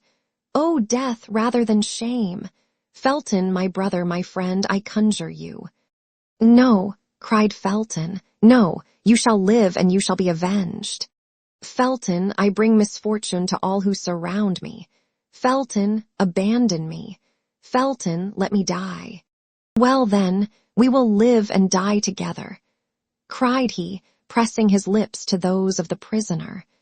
Several strokes resounded on the door. This time Milady really pushed him away from her. Hark, said she, we have been overheard. Someone is coming. All is over. We are lost. No, said Felton. It is only the sentinel warning me that they are about to change the guard. Then run to the door and open it yourself. Felton obeyed. This woman was now his whole thought, his whole soul. He found himself face to face with a sergeant commanding a watch patrol. Well, what is the matter? Asked the young lieutenant. You told me to open the door if I heard anyone cry out, said the soldier. But you forgot to leave me the key. I heard you cry out without understanding what you said. I tried to open the door, but it was locked inside. Then I called the sergeant. And here I am, said the sergeant. Felton, quite bewildered, almost mad, stood speechless. Milady plainly perceived that it was now her turn to take part in the scene. She ran to the table, and seizing the knife which Felton had laid down, exclaimed, And by what right will you prevent me from dying? Great God! exclaimed Felton on seeing the knife glitter in her hand. At that moment, a burst of ironical laughter resounded through the corridor. The Baron, attracted by the noise in his chamber gown, his sword under his arm, stood in the doorway. "Ah," said he, "here we are at the last act of the tragedy. You see, Felton, the drama has gone through all the phases I named. But be easy, no blood will flow." Milady perceived that all was lost, unless she gave Felton an immediate and terrible proof of her courage. "You are mistaken, my lord. Blood will flow, and may that blood fall back on those who cause it to flow." Felton uttered a cry and rushed toward her. He was too late. Milady had stabbed herself. But the knife had fortunately, we ought to say skillfully, come in contact with the steel busk, which at that period, like a cuirass, defended the chests of women. It had glided down it, tearing the robe, and had penetrated slantingly between the flesh and the ribs. Milady's robe was not the less stained with blood in a second. Milady fell down, and seemed to be in a swoon. Felton snatched away the knife. "See, my lord," said he, in a deep, gloomy tone, "here is a woman who was under my guard and who has killed herself." "Be at ease, Felton," said Lord de Winter. "She is not dead. Demons do not die so easily. Be tranquil and go wait for me in my chamber." "But, my lord—" "Go, sir, I command you." At this injunction from his superior, Felton obeyed. But in going out, he put the knife into his bosom. As to Lord de Winter, he contented himself with calling the woman who waited on Milady, and when she was come, he recommended the prisoner, who was still fainting, to her care, and left them alone. Meanwhile, all things considered and notwithstanding his suspicions, as the wound might be serious, he immediately sent off a mounted man to find a physician. Chapter 58. Escape. As Lord de Winter had thought, Milady's wound was not dangerous. So soon as she was left alone with the woman whom the Baron had summoned to her assistance, she opened her eyes. It was, however, necessary to affect weakness and pain, not a very difficult task for so finished an actress as Milady. Thus the poor woman was completely the dupe of the prisoner, whom, notwithstanding her hints, she persisted in watching all night. But the presence of this woman did not prevent Milady from thinking. There was no longer a doubt that Felton was convinced. Felton was hers. If an angel appeared to that young man as an accuser of Milady, he would take him, in the mental disposition in which he now found himself, for a messenger sent by the devil. Milady smiled at this thought, for Felton was now her only hope, her only means of safety. But Lord de Winter might suspect him. Felton himself might now be watched. Toward 4 o'clock in the morning the doctor arrived, but since the time Milady stabbed herself, however short, the wound had closed. The doctor could therefore measure neither the direction nor the depth of it. He only satisfied himself by Milady's pulse that the case was not serious. In the morning Milady, under the pretext that she had not slept well in the night and wanted rest, sent away the woman who attended her. She had one hope, which was that Felton would appear at the breakfast hour. But Felton did not come. Were her fears realized? Was Felton, suspected by the Baron, about to fail her at the decisive moment? She had only 1 day left. Lord de Winter had announced her embarkation for the 23rd, and it was now the morning of the 22nd. Nevertheless, she still waited patiently till the hour for dinner. Although she had eaten nothing in the morning, the dinner was brought in at its usual time. Milady then perceived, with terror, that the uniform of the soldiers who guarded her was changed. Then she ventured to ask what had become of Felton. She was told that he had left the castle an hour before on horseback. She inquired if the Baron was still at the castle. The soldier replied that he was, and that he had given orders to be informed if the prisoner wished to speak to him. Milady replied that she was too weak at present, and that her only desire was to be left alone. The soldier went out, leaving the dinner served. Felton was sent away. The Marines were removed. Felton was then mistrusted. This was the last blow to the prisoner. Left alone, she arose. The bed, which she had kept from Prudence, and that they might believe her seriously wounded, burned her like a bed of fire. She cast a glance at the door. The Baron had had a plank nailed over the grating. He no doubt feared that by this opening she might still by some diabolical means corrupt her guards. Milady smiled with joy. She was free now to give way to her transports without being observed. She traversed her chamber with the excitement of a furious maniac or of a tigress shut up in an iron cage.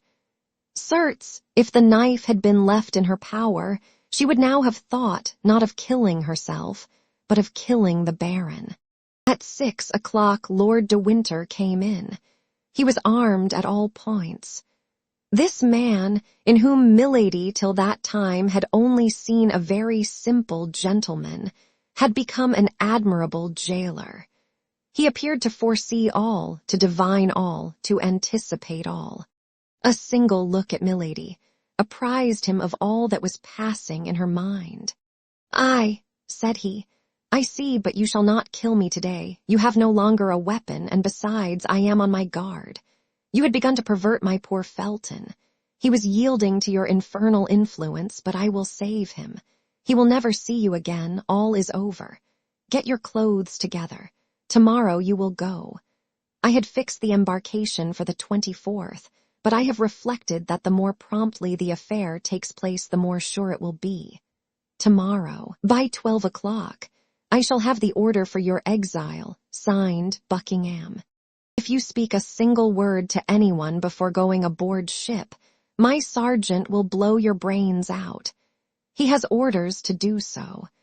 If when on the ship you speak a single word to anyone before the captain permits you, the captain will have you thrown into the sea. That is agreed upon. Au revoir, then. That is all I have to say today. Tomorrow I will see you again to take my leave." With these words the Baron went out. Milady had listened to all this menacing tirade with a smile of disdain on her lips, but rage in her heart. Supper was served. Milady felt that she stood in need of all her strength. She did not know what might take place during this night, which approached so menacingly, for large masses of cloud rolled over the face of the sky, and distant lightning announced a storm. The storm broke about 10 o'clock. Milady felt a consolation in seeing nature partake of the disorder of her heart. The thunder growled in the air like the passion and anger in her thoughts. It appeared to her that the blast as it swept along disheveled her brow, as it bowed the branches of the trees and bore away their leaves. She howled as the hurricane howled, and her voice was lost in the great voice of nature, which also seemed to groan with despair. All at once she heard a tap at her window, and by the help of a flash of lightning, she saw the face of a man appear behind the bars. She ran to the window and opened it. "Felton," cried she, "I am saved." "Yes," said Felton, "but silence, silence. I must have time to file through these bars. Only take care that I am not seen through the wicket." "Oh, it is a proof that the Lord is on our side, Felton," replied Milady. "They have closed up the grating with a board." "That is well. God has made them senseless," said Felton. "But what must I do?" asked Milady. Nothing, nothing, only shut the window. Go to bed, or at least lie down in your clothes. As soon as I have done, I will knock on one of the panes of glass. But will you be able to follow me? Oh, yes. Your wound gives me pain, but will not prevent my walking. Be ready, then, at the first signal. Milady shut the window, extinguished the lamp, and went, as Felton had desired her, to lie down on the bed. Amid the moaning of the storm, she heard the grinding of the file upon the bars, and by the light of every flash she perceived the shadow of Felton through the panes. She passed an hour without breathing, panting, with a cold sweat upon her brow, and her heart oppressed by frightful agony at every movement she heard in the corridor. There are hours which last a year. At the expiration of an hour, Felton tapped again. Milady sprang out of bed and opened the window. 2 bars removed formed an opening for a man to pass through. "Are you ready?" asked Felton. "Yes. Must I take anything with me?" "Money, if you have any." "Yes. Fortunately, they have left me all I had." "So much the better, for I have expended all mine in chartering a vessel." "Here," said Milady, placing a bag full of louis in Felton's hands. Felton took the bag and threw it to the foot of the wall. "Now," said he, "will you come?" "I am ready." Milady mounted upon a chair and passed the upper part of her body through the window. She saw the young officer suspended over the abyss by a ladder of ropes. For the first time, an emotion of terror reminded her that she was a woman. The dark space frightened her. "I expected this," said Felton. It's nothing," said Milady. "I will descend with my eyes shut." "Have you confidence in me?" said Felton. "You ask that. Put your 2 hands together. Cross them, that's right." Felton tied her 2 wrists together with his handkerchief, and then with a cord over the handkerchief. "What are you doing?" asked Milady with surprise. "Pass your arms around my neck, and fear nothing. But I shall make you lose your balance, and we shall both be dashed to pieces. Don't be afraid, I am a sailor." Not a second was to be lost. Milady passed her 2 arms round Felton's neck and let herself slip out of the window. Felton began to descend the ladder slowly, step by step. Despite the weight of 2 bodies, the blast of the hurricane shook them in the air. All at once Felton stopped. "What is the matter?" asked Milady. "Silence," said Felton. "I hear footsteps." "We are discovered." There was a silence of several seconds. "No," said Felton, "it is nothing." "But what, then, is the noise?" "That of the patrol going their rounds." "Where is their road?" "Just under us." "They will discover us." "No, if it does not lighten." "But they will run against the bottom of the ladder." "Fortunately, it is too short by 6 feet. Here they are, my God." Silence. Both remained suspended, motionless and breathless, within 20 paces of the ground, while the patrol passed beneath them laughing and talking. This was a terrible moment for the fugitives. The patrol passed. The noise of their retreating footsteps and the murmur of their voices soon died away. "Now," said Felton, "we are safe."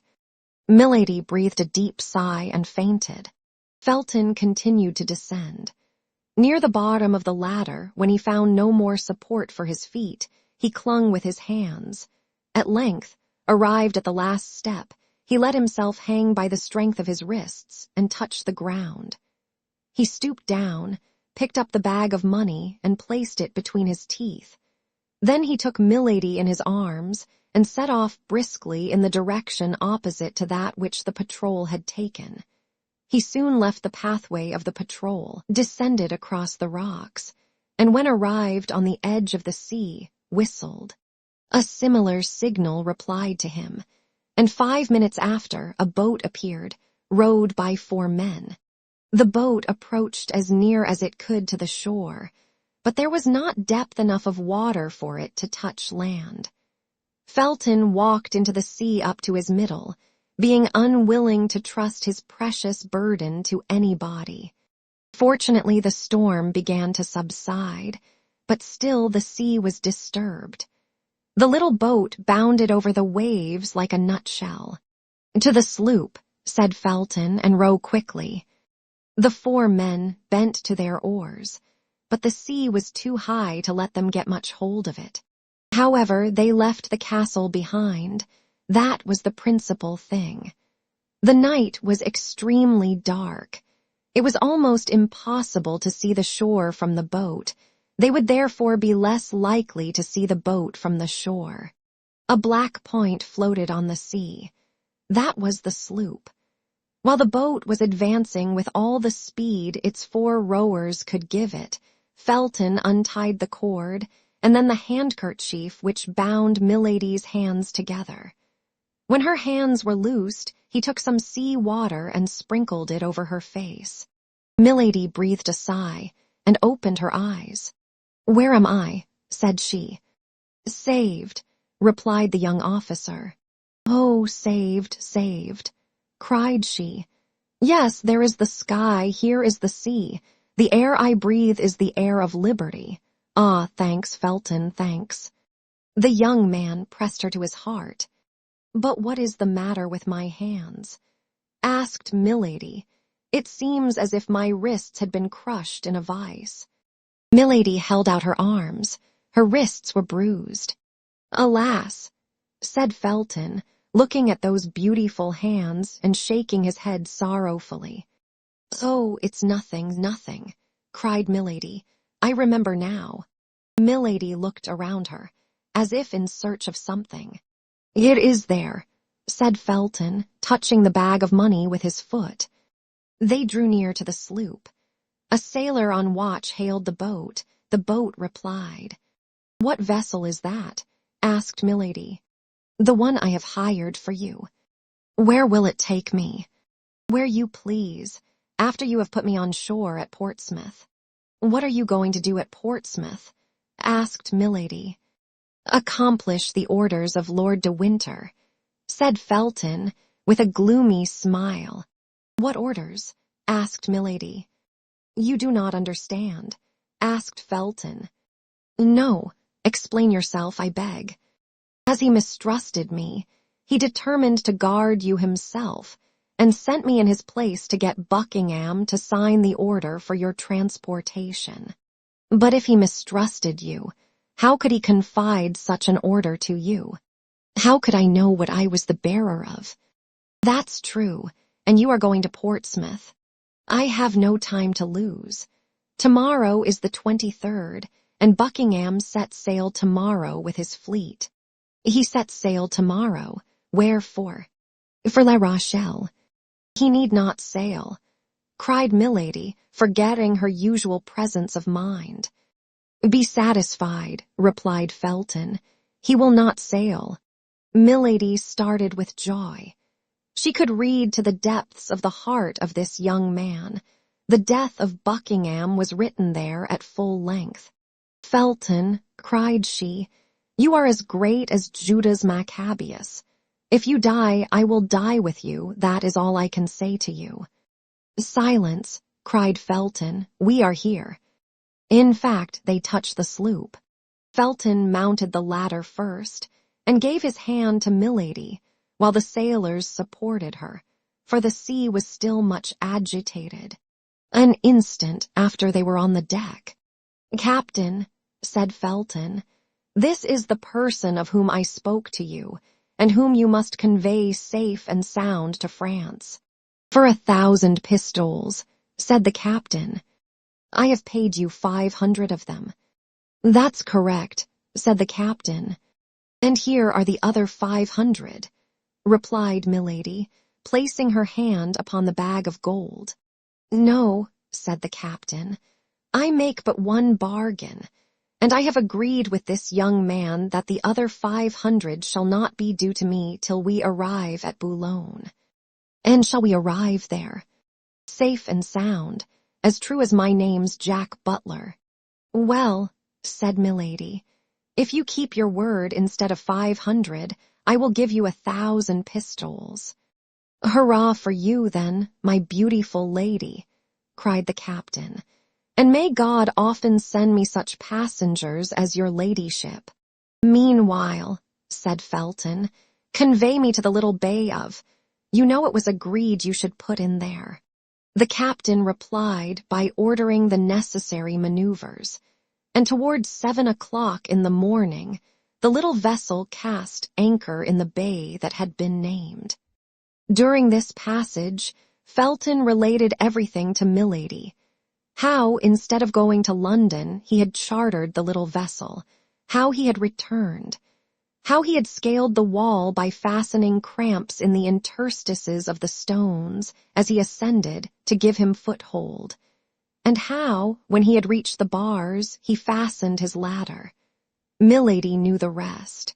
On her side, Milady tried to encourage Felton in his project, but at the first words which issued from her mouth, she plainly saw that the young fanatic stood more in need of being moderated than urged. It was agreed that Milady should wait for Felton till 10 o'clock. If he did not return by 10 o'clock, she was to sail. In that case, and supposing he was at liberty, he was to rejoin her in France, at the convent of the Carmelites at Béthune. Chapter 59. What took place at Portsmouth? August 23, 1628. Felton took leave of Milady, as a brother about to go for a mere walk takes leave of his sister, kissing her hand. His whole body appeared in its ordinary state of calmness. Only an unusual fire beamed from his eyes, like the effects of a fever. His brow was more pale than it generally was. His teeth were clenched, and his speech had a short, dry accent which indicated that something dark was at work within him. As long as he remained in the boat which conveyed him to land, he kept his face toward Milady, who, standing on the deck, followed him with her eyes. Both were free from the fear of pursuit. Nobody ever came into Milady's apartment before 9 o'clock, and it would require 3 hours to go from the castle to London. Felton jumped on shore, climbed the little ascent which led to the top of the cliff, saluted Milady a last time, and took his course toward the city. At the end of 100 paces, the ground began to decline, and he could only see the mast of the sloop.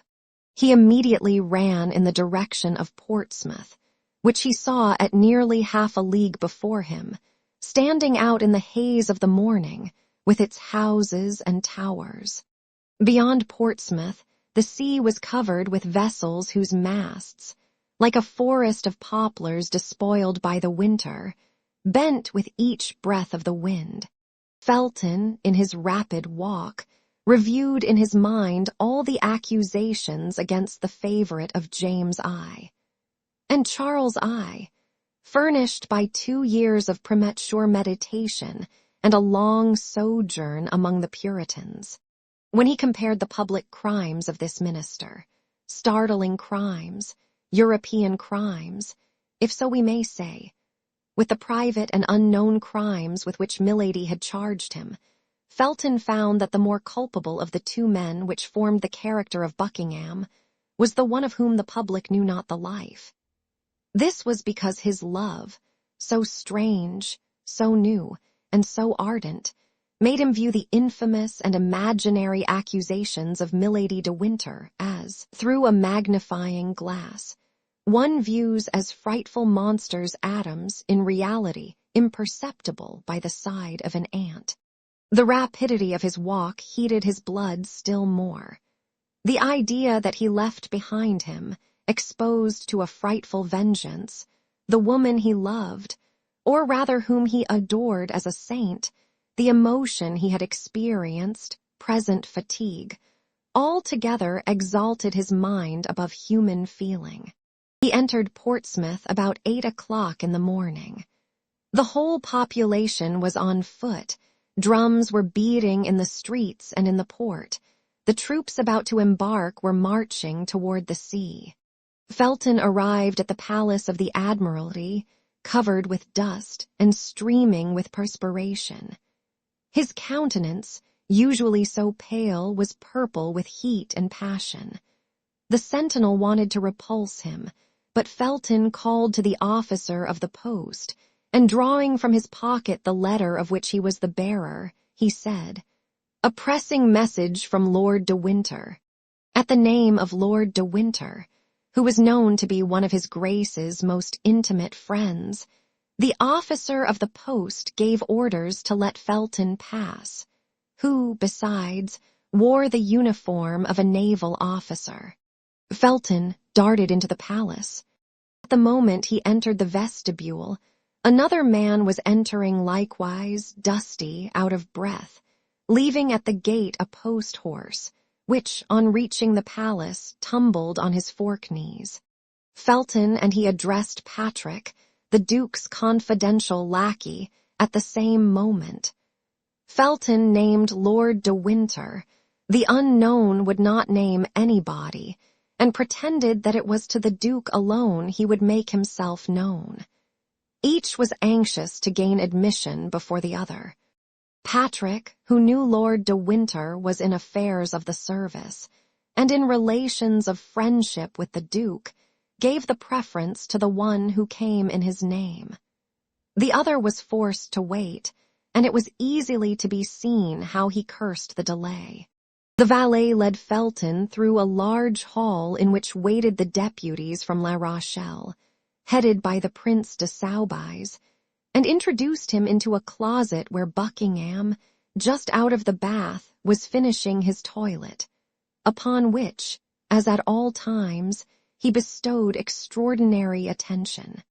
"Lieutenant Felton, from Lord de Winter," said Patrick. "From Lord de Winter," repeated Buckingham. "Let him come in." Felton entered. At that moment Buckingham was throwing upon a couch a rich toilet robe, worked with gold, in order to put on a blue velvet doublet embroidered with pearls. "Why didn't the Baron come himself?" demanded Buckingham. "I expected him this morning."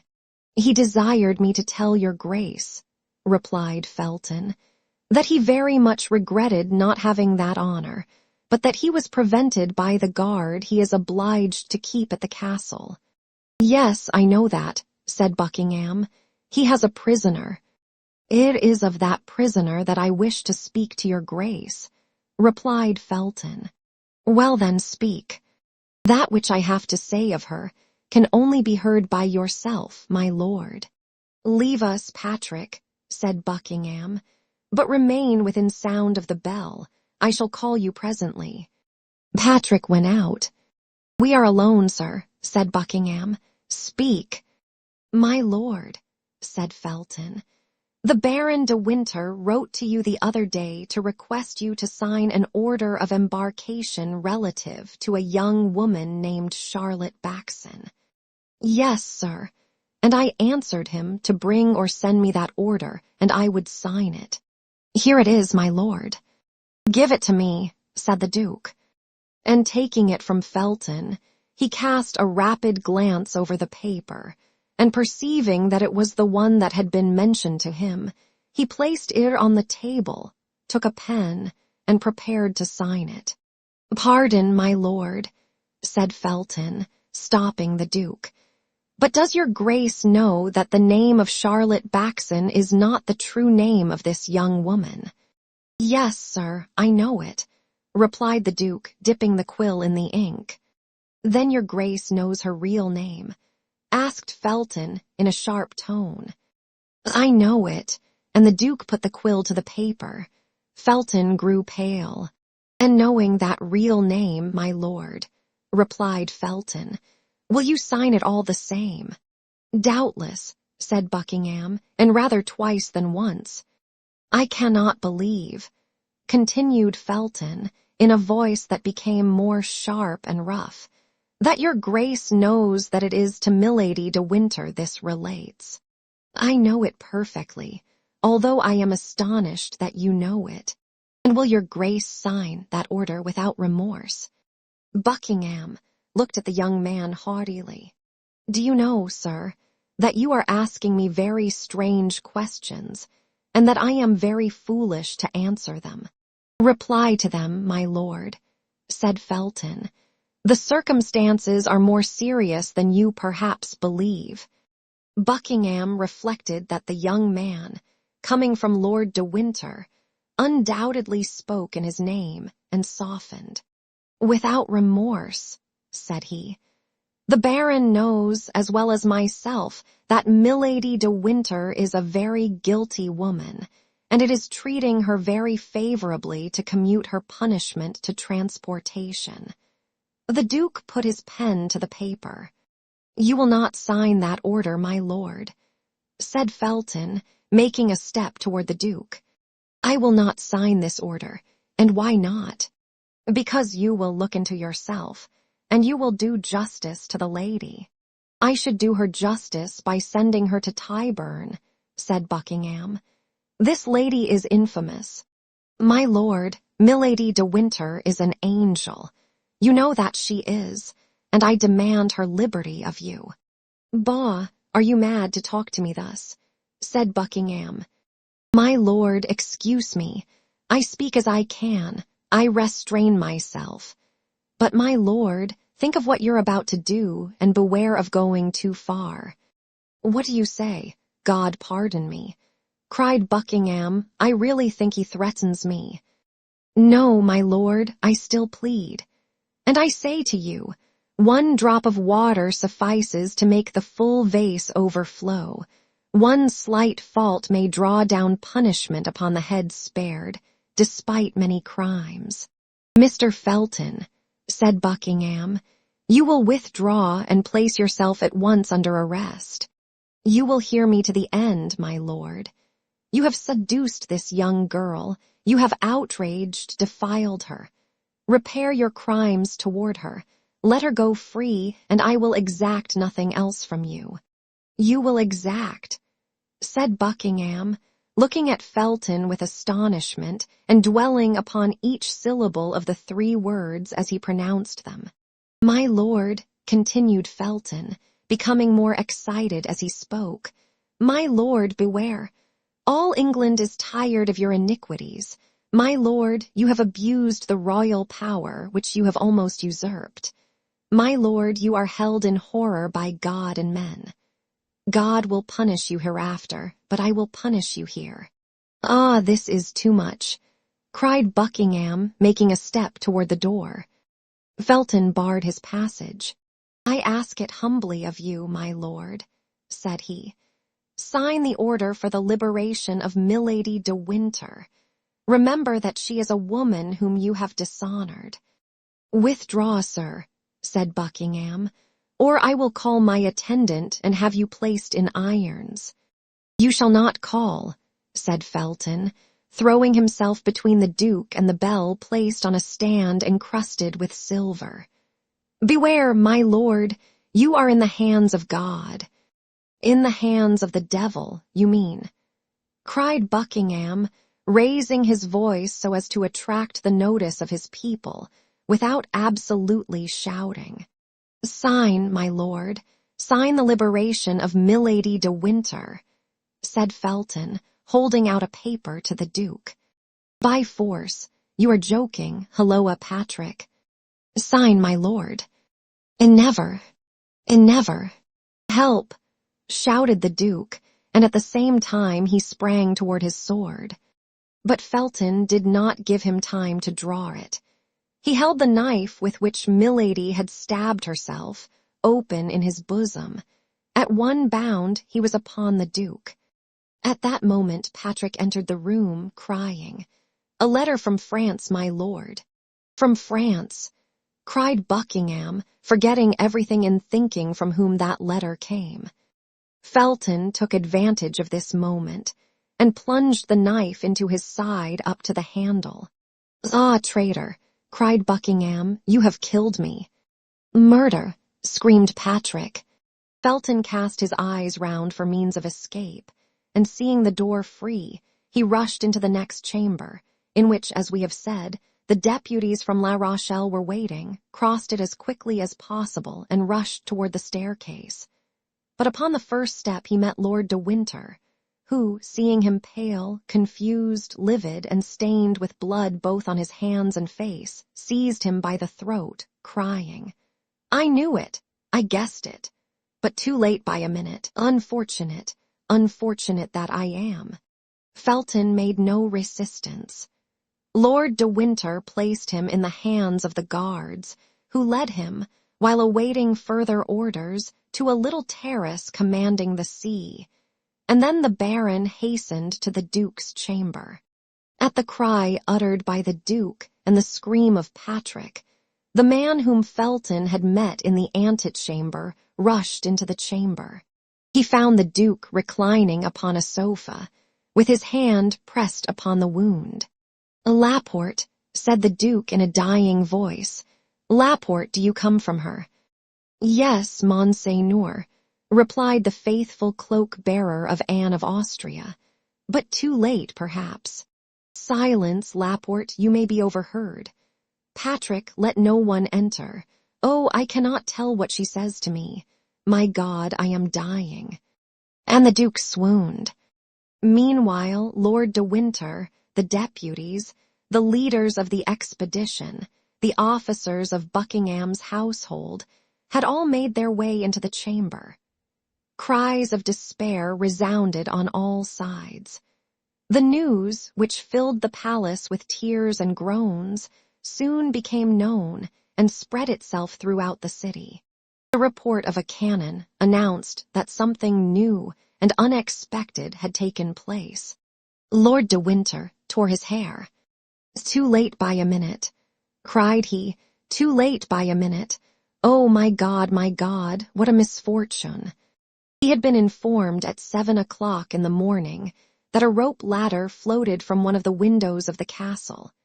He had hastened to Milady's chamber, had found it empty, the window open, and the bars filed, had remembered the verbal caution D'Artagnan had transmitted to him by his messenger, had trembled for the Duke, and running to the stable without taking time to have a horse saddled, had jumped upon the first he found, had galloped off like the wind, had alighted below in the courtyard, had ascended the stairs precipitately, and on the top step, as we have said, had encountered Felton.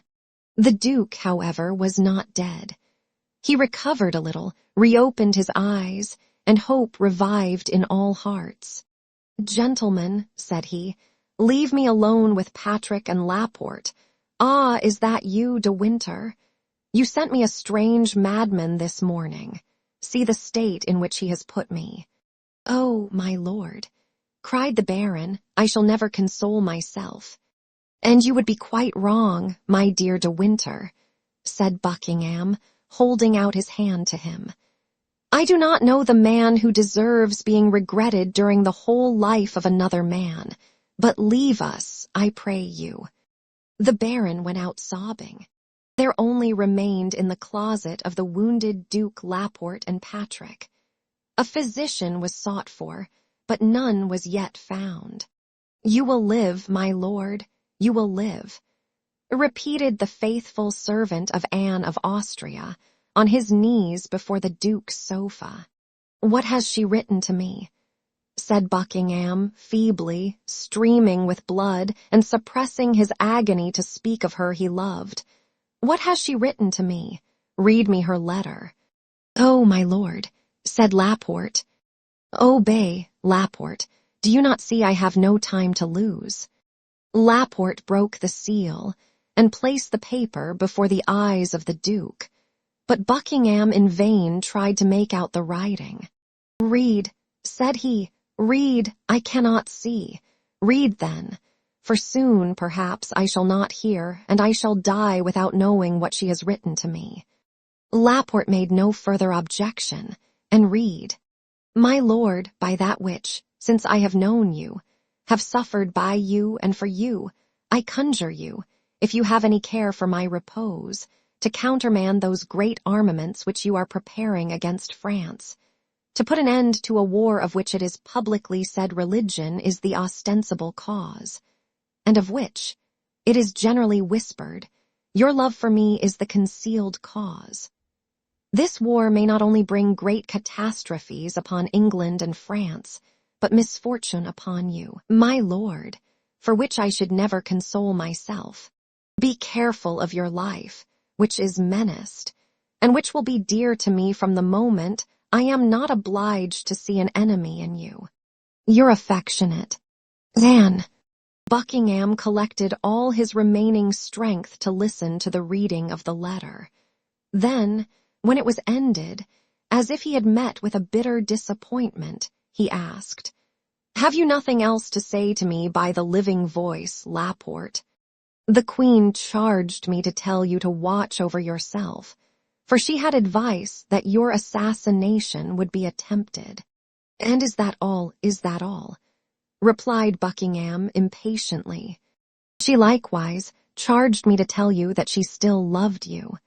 "Ah," said Buckingham, "God be praised. My death, then, will not be to her as the death of a stranger." Laporte burst into tears.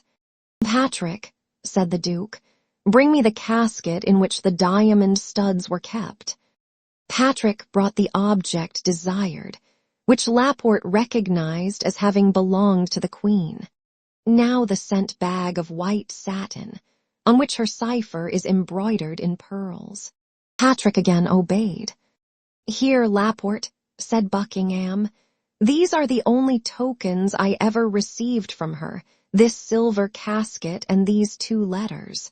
You will restore them to her Majesty, and as a last memorial," he looked round for some valuable object. "You will add." He still sought, but his eyes, darkened by death, encountered only the knife which had fallen from the hand of Felton, still smoking with the blood spread over its blade. "And you will add to them this knife," said the Duke, pressing the hand of Laporte. He had just strength enough to place the sent bag at the bottom of the silver casket, and to let the knife fall into it, making a sign to Laporte that he was no longer able to speak. Then, in a last convulsion, which this time he had not the power to combat, he slipped from the sofa to the floor. Patrick uttered a loud cry. Buckingham tried to smile a last time, but death checked his thought, which remained engraved on his brow like a last kiss of love. At this moment the Duke's surgeon arrived, quite terrified. He was already on board the Admiral's ship, where they had been obliged to seek him. He approached the Duke, took his hand, held it for an instant in his own, and letting it fall, "All is useless," said he. "He is dead." "Dead, dead," cried Patrick. At this cry all the crowd re-entered the apartment, and throughout the palace and town there was nothing but consternation and tumult. As soon as Lord de Winter saw Buckingham was dead, he ran to Felton, whom the soldiers still guarded on the terrace of the palace. "Wretch," said he to the young man, who since the death of Buckingham had regained that coolness and self-possession which never after abandoned him, "Wretch, what have you done?" "I have avenged myself," said he. "Avenged yourself," said the Baron. "Rather say that you have served as an instrument to that accursed woman, but I swear to you that this crime shall be her last." "I don't know what you mean," replied Felton quietly, "and I am ignorant of whom you are speaking, my lord. I killed the Duke of Buckingham because he twice refused you yourself to appoint me captain. I have punished him for his injustice, that is all." De Winter, stupefied, looked on while the soldiers bound Felton, and could not tell what to think of such insensibility. One thing alone, however, threw a shade over the pallid brow of Felton. At every noise he heard, the simple Puritan fancied he recognized the step and voice of Milady coming to throw herself into his arms, to accuse herself, and die with him. All at once he started. His eyes became fixed upon a point of the sea, commanded by the terrace where he was.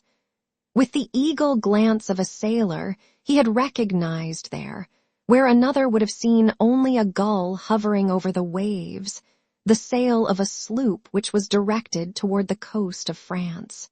He grew deadly pale, placed his hand upon his heart, which was breaking, and at once perceived all the treachery. "One last favor, my lord," said he to the Baron. "What?" asked his lordship. "What o'clock is it?" The Baron drew out his watch. "It wants 10 minutes to 9, said he. Milady had hastened her departure by an hour and a half. As soon as she heard the cannon which announced the fatal event, she had ordered the anchor to be weighed. The vessel was making way under a blue sky, at great distance from the coast. "God has so willed it," said he, with the resignation of a fanatic, but without, however, being able to take his eyes from that ship, on board of which he doubtless fancied he could distinguish the white outline of her to whom he had sacrificed his life. De Winter followed his look, observed his feelings, and guessed all. "Be punished alone, for the first miserable man," said Lord de Winter to Felton, who was being dragged away with his eyes turned toward the sea. "But I swear to you by the memory of my brother, whom I have loved so much, that your accomplice is not saved." Felton lowered his head without pronouncing a syllable. As to Lord de Winter, he descended the stairs rapidly and went straight to the port. Chapter 60. In France. The first fear of the King of England, Charles I, on learning of the death of the Duke, was that such terrible news might discourage the Rochellais. He tried, says Richelieu in his memoirs, to conceal it from them as long as possible, closing all the ports of his kingdom, and carefully keeping watch that no vessel should sail until the army which Buckingham was getting together had gone, taking upon himself, in default of Buckingham, to superintend the departure. He carried the strictness of this order so far as to detain in England the ambassadors of Denmark, who had taken their leave, and the regular ambassador of Holland, who was to take back to the port of Flushing the Indian merchantmen of which Charles I had made restitution to the United Provinces. But as he did not think of giving this order till 5 hours after the event, that is to say, till 2 o'clock in the afternoon, 2 vessels had already left the port, the one bearing, as we know, Milady, who, already anticipating the event, was further confirmed in that belief by seeing the black flag flying at the masthead of the Admiral's ship. As to the second vessel, we will tell hereafter whom it carried, and how it set sail. During this time, nothing new occurred in the camp at La Rochelle. Only the king, who was bored, as always, but perhaps a little more so in camp than elsewhere, resolved to go incognito and spend the festival of St. Louis at St. Germain, and ask the cardinal to order him an escort of only 20 musketeers. The cardinal, who sometimes became weary of the king, granted this leave of absence with great pleasure to his royal lieutenant, who promised to return about the 15th of September.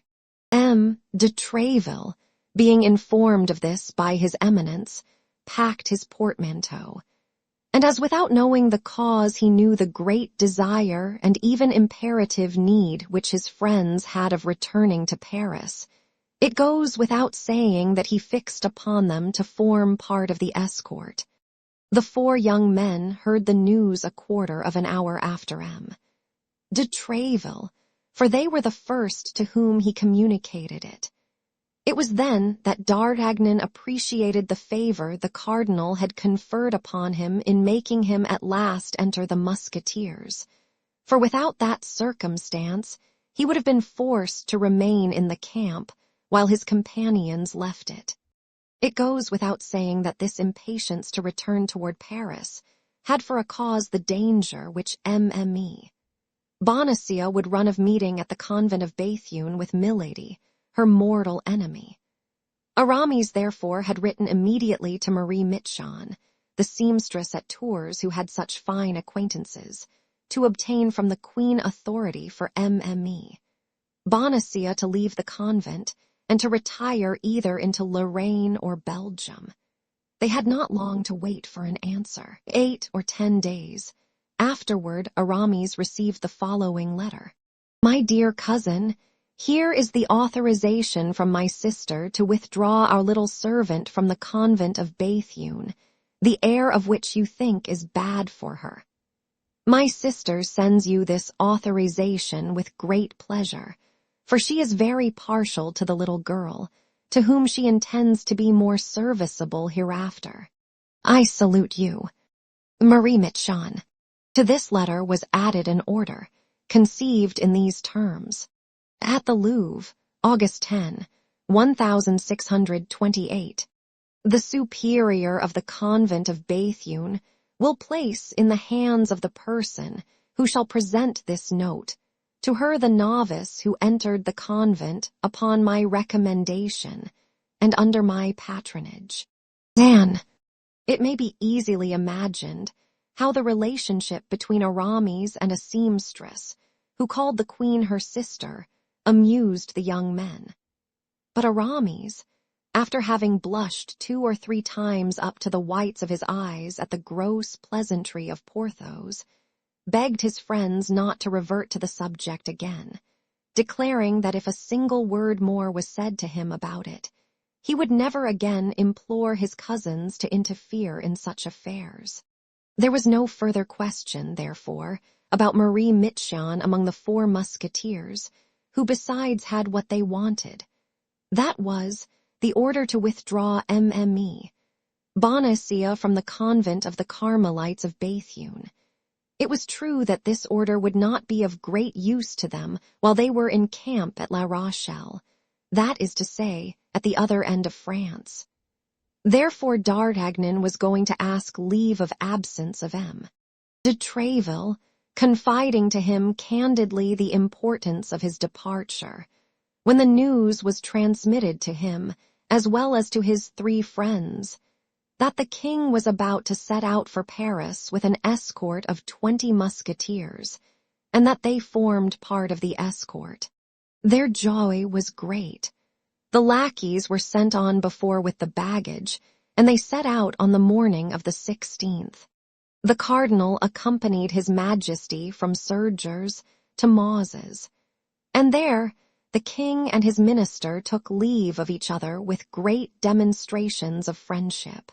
The king, however, who sought distraction, while traveling as fast as possible, for he was anxious to be in Paris by the 23rd, stopped from time to fly the magpie, a pastime for which the taste had been formerly inspired in him by Delines, and for which he had always preserved a great predilection.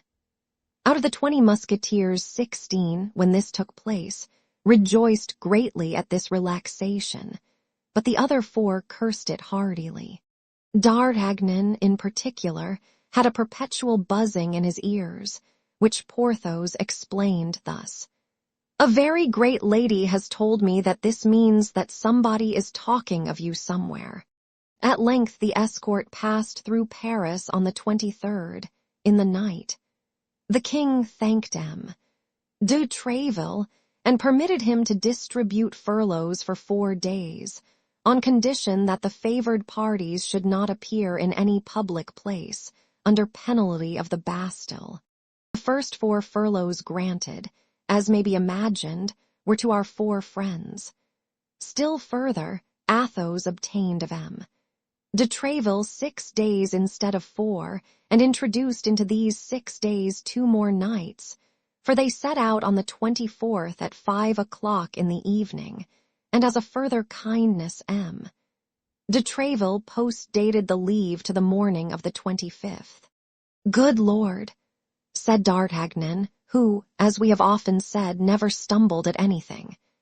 "It appears to me that we are making a great trouble of a very simple thing. In 2 days, and by using up 2 or 3 horses, that's nothing. I have plenty of money. I am at Béthune. I present my letter from the Queen to the Superior, and I bring back the dear treasure I go to seek, not into Lorraine, not into Belgium, but to Paris, where she will be much better concealed, particularly while the Cardinal is at La Rochelle. Well, once returned from the country, half by the protection of her cousin, half through what we have personally done for her, we shall obtain from the Queen what we desire. Remain, then, where you are, and do not exhaust yourselves with useless fatigue. Myself and Planchet are all that such a simple expedition requires." This Athos replied quietly. "We also have money left, for I have not yet drunk all my share of the diamond, and Porthos and Aramis have not eaten all theirs. We can therefore use up 4 horses as well as 1. But consider, D'Artagnan," added he, in a tone so solemn that it made the young man shudder, "consider that Béthune is a city where the Cardinal has given rendezvous to a woman who, wherever she goes, brings misery with her. If you had only to deal with 4 men, D'Artagnan, I would allow you to go alone. You have to do with that woman. We 4 will go, and I hope to God that with our 4 lackeys we may be in sufficient number." "You terrify me, Athos," cried D'Artagnan. "My God, what do you fear?" "Everything," replied Athos. D'Artagnan examined the countenances of his companions, which, like that of Athos, wore an impression of deep anxiety, and they continued their route as fast as their horses could carry them, but without adding another word. On the evening of the 25th, as they were entering Arras, and as D'Artagnan was dismounting at the inn of the Golden Harrow to drink a glass of wine, a horseman came out of the post-yard, where he had just had a relay, started off at a gallop, and with a fresh horse took the road to Paris. At the moment he passed through the gateway into the street, the wind blew open the cloak in which he was wrapped, although it was in the month of August, and lifted his hat, which the traveller seized with his hand the moment it had left his head, pulling it eagerly over his eyes. D'Artagnan, who had his eyes fixed upon this man, became very pale, and let his glass fall. "What is the matter, monsieur?" said Planchet. "Oh, come, gentlemen, my master is ill." The 3 friends hastened toward D'Artagnan, who, instead of being ill, ran toward his horse. They stopped him at the door. "Well, where the devil are you going now?" cried Athos. "It is he," cried D'Artagnan, pale with anger and with the sweat on his brow. "It is he. Let me overtake him." "He, what he?" asked Athos. "He, that man." "What man?" "That cursed man, my evil genius, whom I have always met with when threatened by some misfortune. He who accompanied that horrible woman when I met her for the first time. He whom I was seeking when I offended our Athos. He whom I saw on the very morning Madame Bonacieux was abducted. I have seen him. That is he. I recognized him when the wind blew upon his cloak." "The devil," said Athos musingly. "To saddle, gentlemen, to saddle. Let us pursue him, and we shall overtake him." "My dear friend," said Aramis, "remember that he goes in an opposite direction from that in which we are going, that he has a fresh horse, and ours are fatigued, so that we shall disable our own horses without even a chance of overtaking him. Let the man go, D'Artagnan. Let us save the woman." "Monsieur, monsieur," cried a hostler, running out and looking after the stranger. "Monsieur, here is a paper which dropped out of your hat. Monsieur, eh?" "Friend," said D'Artagnan, "a half-pistole for that paper." "My faith, monsieur, with great pleasure. Here it is." The hostler, enchanted with the good day's work he had done, returned to the yard. D'Artagnan unfolded the paper. "Well," eagerly demanded all his 3 friends. "Nothing but one word," said D'Artagnan. "Yes," said Aramis, "but that one word is the name of some town or village." "Armentières," read Porthos. "Armentières, I don't know such a place." "And that name of a town or village is written in her hand," cried Athos. Come on," said D'Artagnan. "Let us keep that paper carefully. Perhaps I have not thrown away my half-pistole. To horse, my friends, to horse." The 4 friends flew at a gallop along the road to Béthune. Chapter 61. The Carmelite Convent at Béthune. Great criminals bear about them a kind of predestination which makes them surmount all obstacles, which makes them escape all dangers, up to the moment which a wearied providence has marked as the rock of their impious fortunes. It was thus with Milady. She escaped the cruisers of both nations, and arrived at Boulogne without accident. When landing at Portsmouth, Milady was an Englishwoman whom the persecutions of the French drove from La Rochelle. When landing at Boulogne, after a 2 days' passage, she passed for a Frenchwoman whom the English persecuted at Portsmouth out of their hatred for France. Milady had, likewise, the best of passports. Her beauty, her noble appearance, and the liberality with which she distributed her pistoles. Freed from the usual formalities by the affable smile and gallant manners of an old governor of the port, who kissed her hand, she only remained long enough at Boulogne to put into the post a letter, conceived in the following terms. To His Eminence, Monseigneur the Cardinal Richelieu, in his camp before La Rochelle. Monseigneur, let your Eminence be reassured. His Grace the Duke of Buckingham will not set out for France. Milady de Boulogne, evening of the 25th. P.S. According to the desire of your Eminence, I report to the convent of the Carmelites at Béthune, where I will await your orders. Accordingly, that same evening Milady commenced her journey. Night overtook her.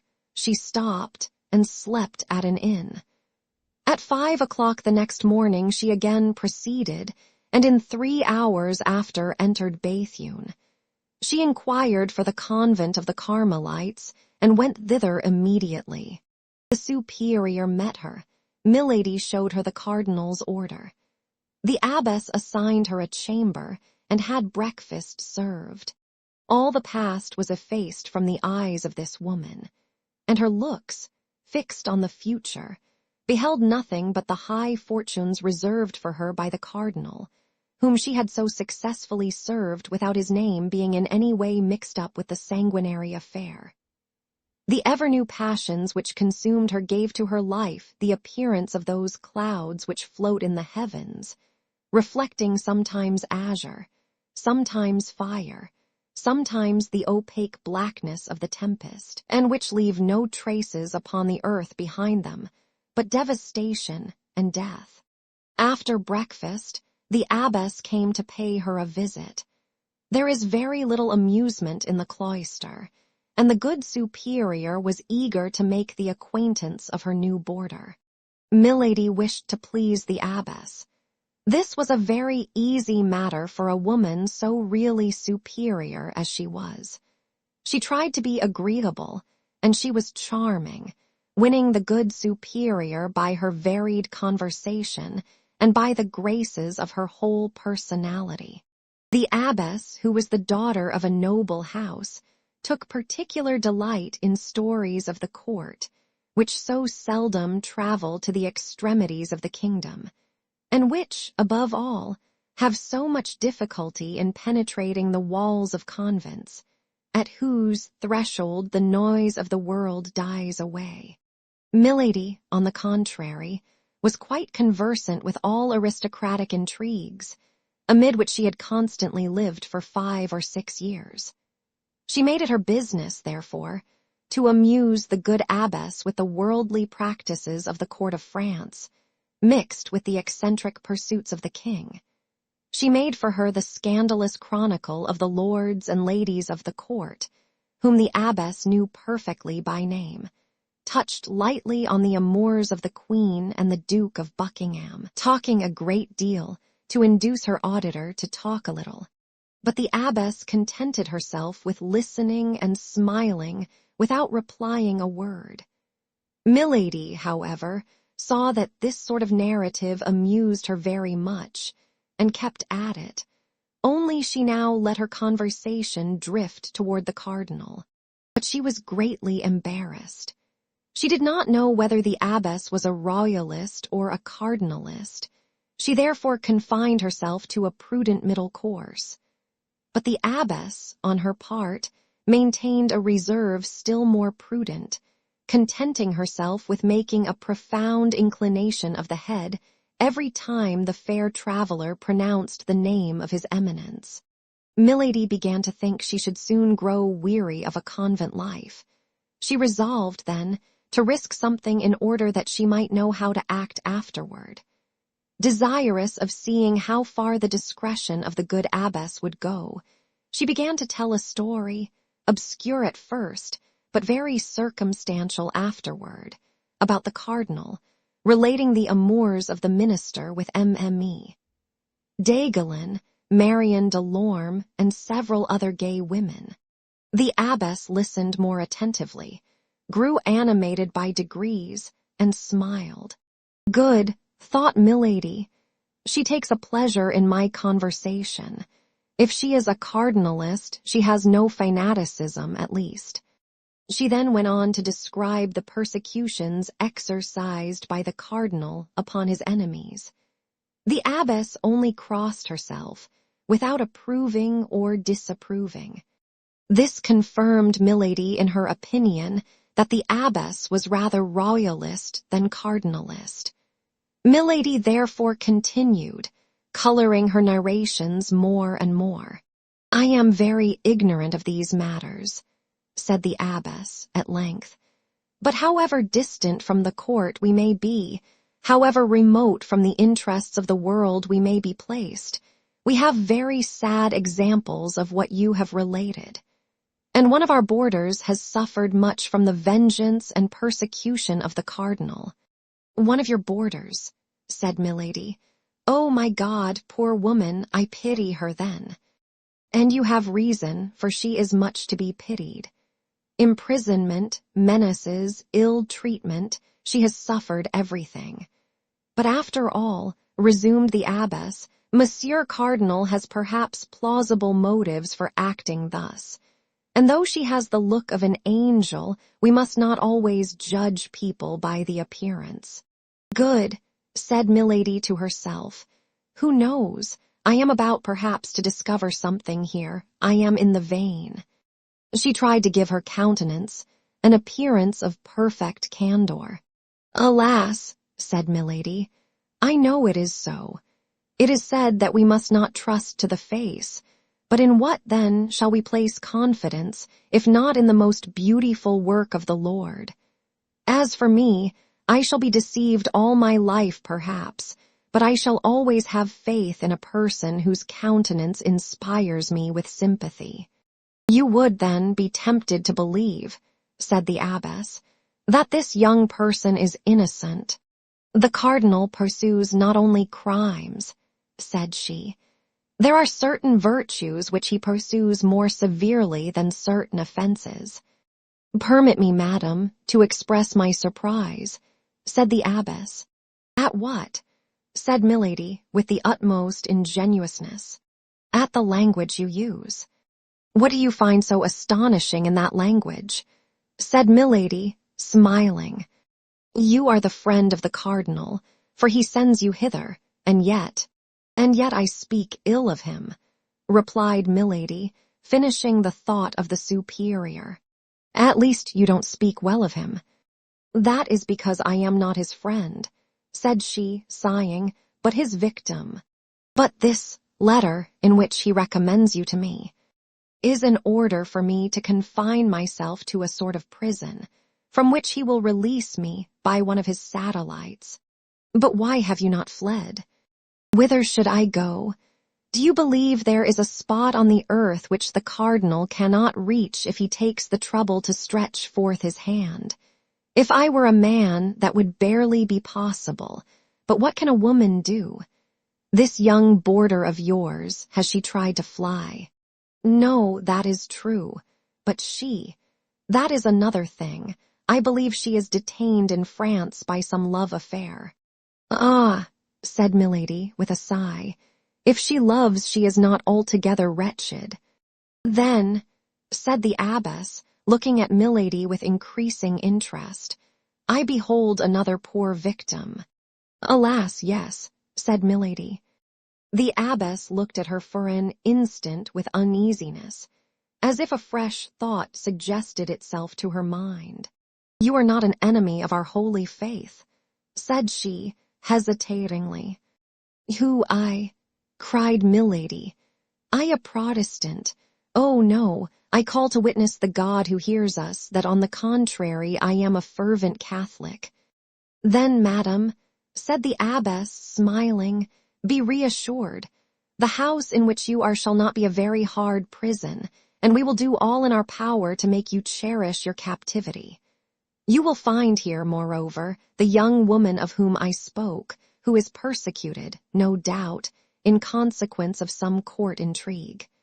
She is amiable and well-behaved. What is her name? She was sent to me by someone of high rank, under the name of Kitty. I have not tried to discover her other name. Kitty, cried Milady, what, are you sure? That she is called so. Yes, madam, do you know her? Milady smiled to herself at the idea which had occurred to her that this might be her old chambermaid. There was connected with the remembrance of this girl a remembrance of anger, and a desire of vengeance disordered the features of Milady, which, however, immediately recovered the calm and benevolent expression which this woman of 100 faces had for a moment allowed them to lose. And when can I see this young lady, for whom I already feel so great a sympathy? Asked Milady. Why, this evening, said the abbess. Today even, but you have been traveling these 4 days, as you told me yourself. This morning you rose at 5 o'clock. You must stand in need of repose. Go to bed and sleep. At dinner time we will rouse you. Although Milady would very willingly have gone without sleep, sustained as she was by all the excitements which a new adventure awakened in her heart, ever thirsting for intrigues, she nevertheless accepted the offer of the superior. During the last 15 days, she had experienced so many and such various emotions that if her frame of iron was still capable of supporting fatigue, her mind required repose. She therefore took leave of the abbess and went to bed, softly rocked by the ideas of vengeance which the name of Kitty had naturally brought to her thoughts. She remembered that almost unlimited promise which the cardinal had given her if she succeeded in her enterprise. She had succeeded. D'Artagnan was then in her power. One thing alone frightened her. That was the remembrance of her husband, the Comte de la Fere, whom she had believed dead, or at least expatriated, and whom she found again in Athos, the best friend of D'Artagnan. But alas, if he was the friend of D'Artagnan, he must have lent him his assistance in all the proceedings by whose aid the Queen had defeated the project of his Eminence. If he was the friend of D'Artagnan, he was the enemy of the cardinal, and she doubtless would succeed in involving him in the vengeance by which she hoped to destroy the young musketeer. All these hopes were so many sweet thoughts for Milady. So, rocked by them, she soon fell asleep. She was awakened by a soft voice which sounded at the foot of her bed. She opened her eyes and saw the abbess, accompanied by a young woman with light hair and delicate complexion, who fixed upon her a look full of benevolent curiosity. The face of the young woman was entirely unknown to her.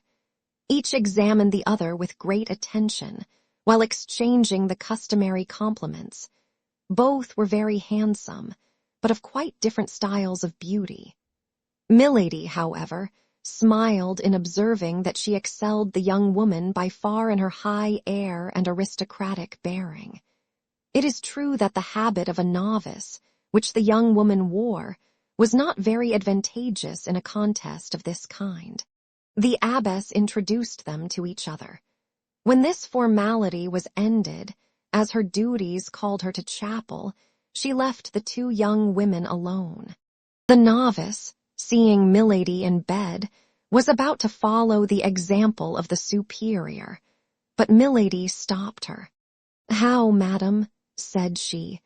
"I have scarcely seen you, and you already wish to deprive me of your company, upon which I had counted a little, I must confess, for the time I have to pass here." "No, madam," replied the novice. "Only I thought I had chosen my time ill. You were asleep, you are fatigued." "Well," said Milady, "what can those who sleep wish for? A happy awakening. This awakening you have given me. Allow me, then, to enjoy it at my ease." And taking her hand, she drew her toward the armchair by the bedside. The novice sat down. "How unfortunate I am," said she. "I have been here 6 months without the shadow of recreation. You arrive, and your presence was likely to afford me delightful company, yet I expect, in all probability, to quit the convent at any moment." "How, you are going soon?" asked Milady. "At least I hope so," said the novice, with an expression of joy which she made no effort to disguise. "I think I learned you had suffered persecutions from the cardinal," continued Milady. "That would have been another motive for sympathy between us. What I have heard, then, from our good mother is true. You have likewise been a victim of that wicked priest." "Hush," said Milady. "Let us not, even here, speak thus of him. All my misfortunes arise from my having said nearly what you have said before a woman whom I thought my friend, and who betrayed me. Are you also the victim of a treachery?" "No," said the novice, "but of my devotion, of a devotion to a woman I loved, for whom I would have laid down my life, for whom I would give it still." "And who has abandoned you? Is that it?" "I have been sufficiently unjust to believe so, but during the last 2 or 3 days I have obtained proof to the contrary, for which I thank God, for it would have cost me very dear to think she had forgotten me. But you, madam, you appear to be free," continued the novice, "and if you were inclined to fly it only rests with yourself to do so. Whither would you have me go, without friends, without money, in a part of France with which I am unacquainted, and where I have never been before?" "Oh," cried the novice, "as to friends, you would have them wherever you want, you appear so good and are so beautiful." "That does not prevent," replied Milady, softening her smile so as to give it an angelic expression, "my being alone or being persecuted." "Hear me," said the novice. "We must trust in heaven.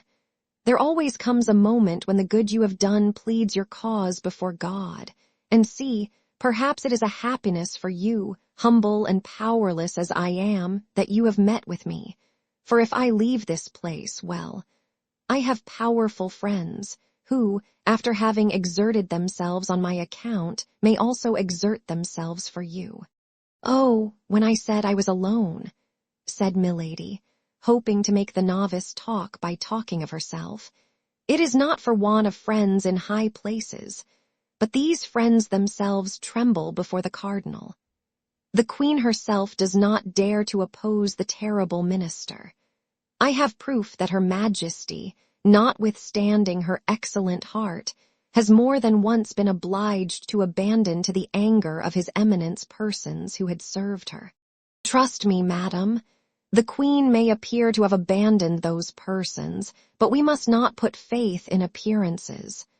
The more they are persecuted, the more she thinks of them, and often, when they least expect it, they have proof of a kind remembrance. Alas, said Milady, I believe so, the queen is so good. Oh, you know her, then, that lovely and noble queen, that you speak of her thus, cried the novice with enthusiasm. That is to say, replied Milady, driven into her entrenchment, that I have not the honor of knowing her personally, but I know a great number of her most intimate friends. I am acquainted with Monsieur de Putange. I met Monsieur Dujart in England. I know Monsieur de Treville. Monsieur de Treville, exclaimed the novice, do you know Monsieur de Treville? Yes, perfectly well, intimately even. The captain of the king's musketeers. The captain of the king's musketeers. Why then, only see, cried the novice. We shall soon be well acquainted, almost friends. If you know Monsieur de Treville, you must have visited him. Often, said Milady, who, having entered this track, and perceiving that falsehood succeeded, was determined to follow it to the end. With him, then, you must have seen some of his musketeers, all those he is in the habit of receiving, replied Milady, for whom this conversation began to have a real interest. Name a few of those whom you know, and you will see if they are my friends. Well, said Milady, embarrassed, I know Monsieur de Louvigny, Monsieur de Courtivron, Monsieur de Farisac. The novice let her speak, then seeing that she paused, she said, Don't you know a gentleman named Athos? Milady became as pale as the sheets in which she was lying, and mistress as she was of herself, could not help uttering a cry, seizing the hand of the novice, and devouring her with looks. What is the matter? Good God! Asked the poor woman, have I said anything that has wounded you? No, but the name struck me, because I also have known that gentleman, and it appeared strange to me to meet with a person who appears to know him well. Oh, yes, very well. Not only him, but some of his friends, Messieurs Porthos and Aramis.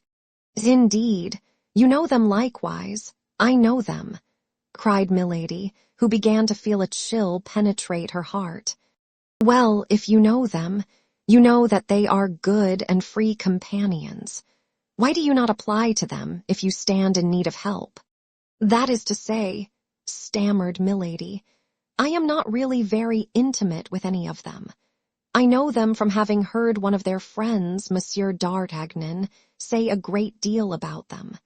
You know Monsieur d'Artagnan, cried the novice, in her turn seizing the hands of Milady and devouring her with her eyes.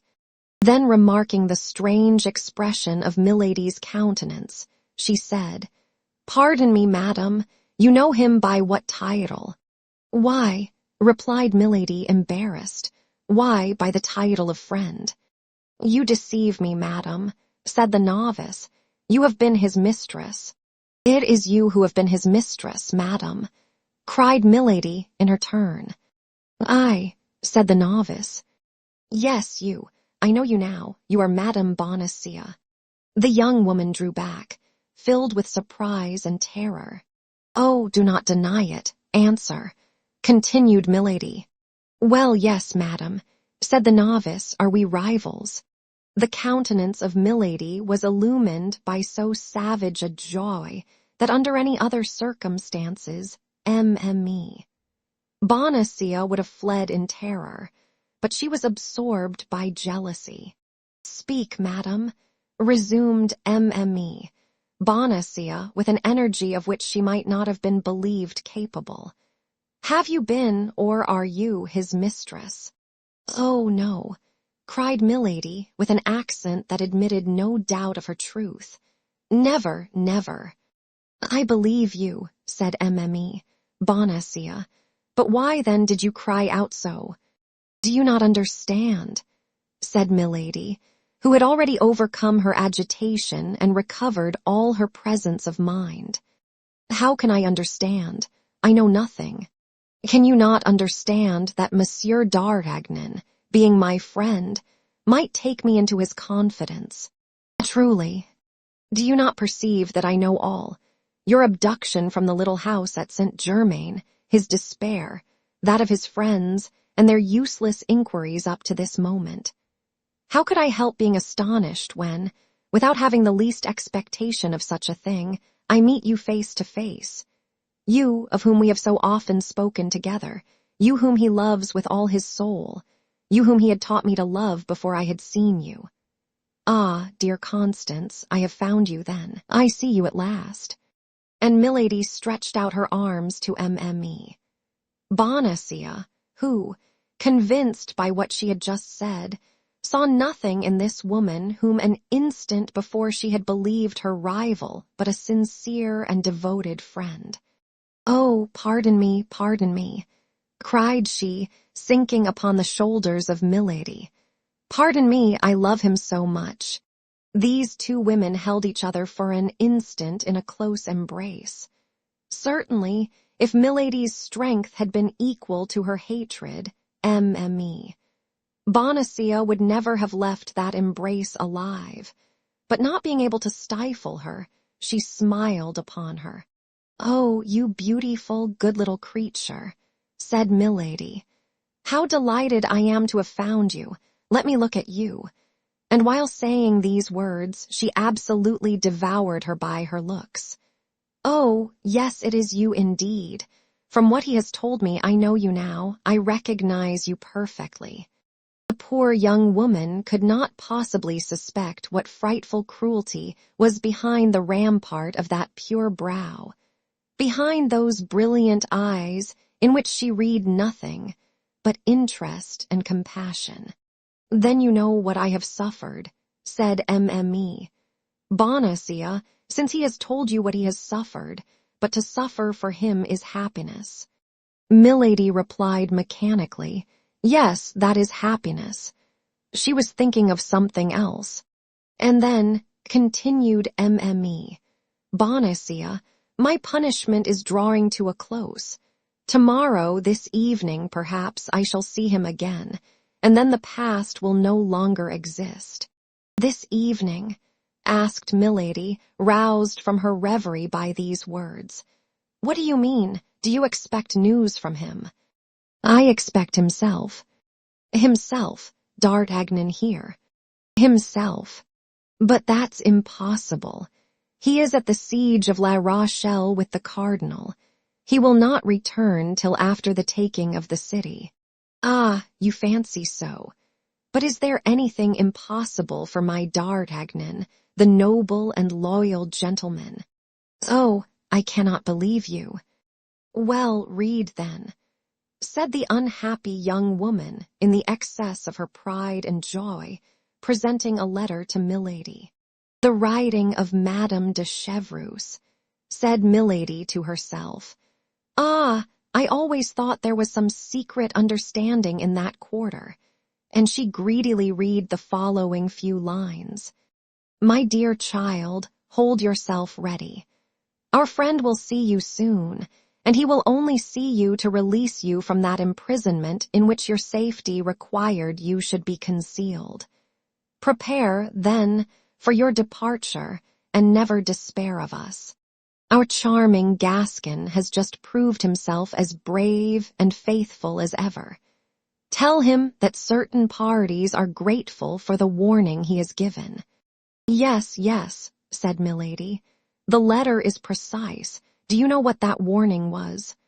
"No, I only suspect he has warned the Queen against some fresh machinations of the cardinal." "Yes, that's it, no doubt," said Milady, returning the letter to Mme. Bonacia and letting her head sink pensively upon her bosom. At that moment, they heard the gallop of a horse. "Oh," cried Mme.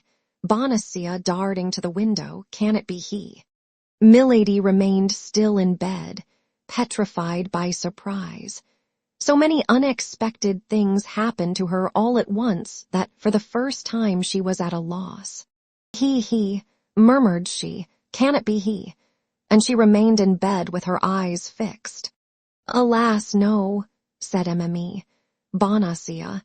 It is a man I don't know, although he seems to be coming here. Yes, he checks his pace, he stops at the gate, he rings. Milady sprang out of bed. You are sure it is not he, said she. Yes, very sure. Perhaps you did not see well. Oh, if I were to see the plume of his hat, the end of his cloak, I should know him. Milady was dressing herself all the time. Yes, he has entered. It is for you or me. My God, how agitated you seem. Yes, I admit it. I have not your confidence. I fear the cardinal. Hush, said Mme. Bonacieux. Somebody is coming. Immediately the door opened, and the superior entered. Did you come from Boulogne? Demanded she of Milady. Yes, replied she, trying to recover her self-possession. Who wants me? A man who will not tell his name, but who comes from the cardinal, and who wishes to speak with me. Who wishes to speak to a lady, recently come from Boulogne. Then let him come in, if you please. Oh, my God, cried Mme. Bonacieux. Can it be bad news? I fear it.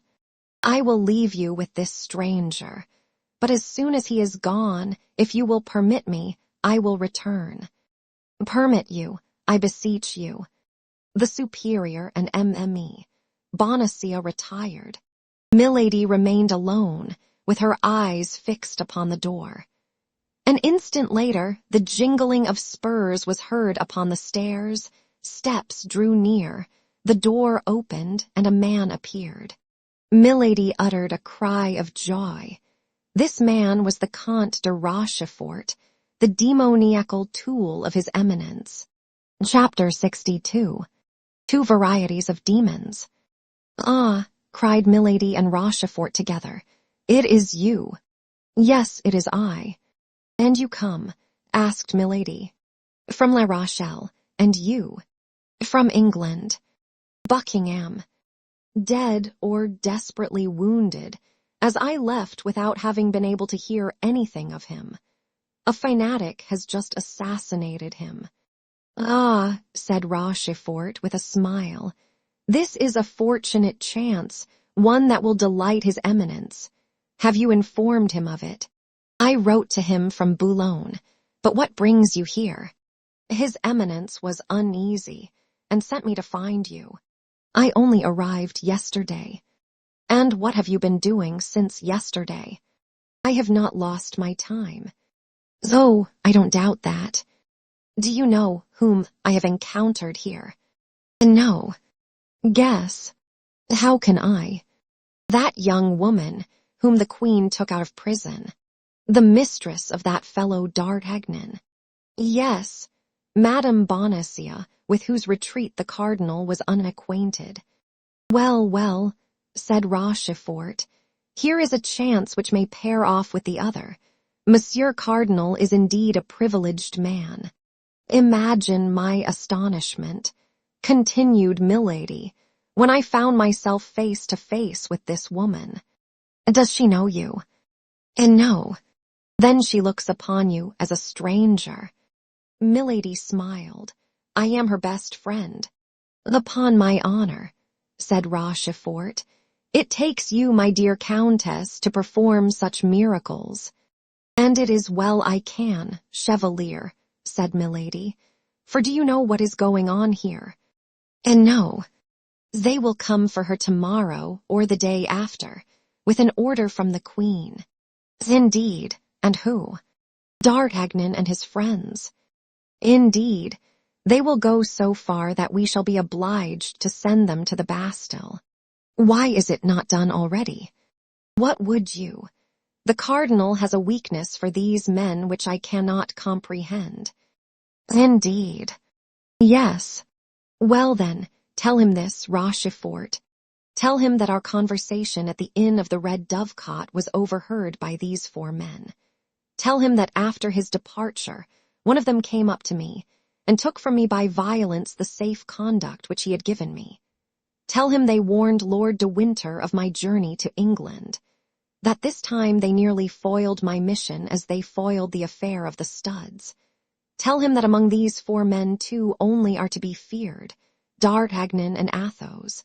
Tell him that the 3rd, Aramis, is the lover of Madame de Chevreuse. He may be left alone, we know his secret, and it may be useful. As to the 4th, Porthos, he is a fool, a simpleton, a blustering booby, not worth troubling himself about. But these 4 men must be now at the siege of La Rochelle. I thought so, too. But a letter which Madame Bonacieux has received from Madame the Constable, and which she has had the imprudence to show me, leads me to believe that these 4 men, on the contrary, are on the road hither to take her away. The devil, what's to be done? What did the cardinal say about me? I was to take your dispatches, written or verbal, and return by post, and when he shall know what you have done, he will advise what you have to do. I must, then, remain here or in the neighborhood. You cannot take me with you. No, the order is imperative. Near the camp you might be recognized, and your presence, you must be aware, would compromise the cardinal. Then I must wait here, or in the neighborhood. Only tell me beforehand, where you will wait for intelligence from the cardinal. Let me know always where to find you. Observe, it is probable that I may not be able to remain here. Why? You forget that my enemies may arrive at any minute. That's true, but is this little woman, then, to escape his eminence? Bah, said Milady, with a smile that belonged only to herself. You forget that I am her best friend. Ah, that's true. I may then tell the cardinal with respect to this little woman, that he may be at ease. Is that all? He will know what that means. He will guess, at least. Now then, what had I better do? Return instantly. It appears to me that the news you bear is worth the trouble of a little diligence. My chaise broke down coming into Lilliers. Capital. What capital? Yes, I want your chaise. And how shall I travel then? On horseback. You talk very comfortably. 180 leagues. What's that? One can do it. Afterward. Afterward? Why, in passing through Lilliers you will send me your chaise, with an order to your servant to place himself at my disposal. Well, you have, no doubt, some order from the cardinal about you. I have my full power. Show it to the abbess, and tell her that someone will come and fetch me, either today or tomorrow, and that I am to follow the person who presents himself in your name. Very well. Don't forget to treat me harshly in speaking of me to the abbess. To what purpose? I am a victim of the cardinal. It is necessary to inspire confidence in that poor little Madame Bonacieux. That's true. Now, will you make me a report of all that has happened? Why, I have related the events to you. You have a good memory. Repeat what I have told you. A paper may be lost. You are right. Only let me know where to find you that I may not run needlessly about the neighborhood. That's correct. Wait. Do you want a map? Oh, I know this country marvelously. When were you here? I was brought up here. Truly. It is worth something, you see, to have been brought up somewhere. You will wait for me then. Let me reflect a little. Aye, that will do, at Armentières. Where is that Armentières? A little town on the Lys. I shall only have to cross the river, and I shall be in a foreign country. Capital, but it is understood you will only cross the river in case of danger.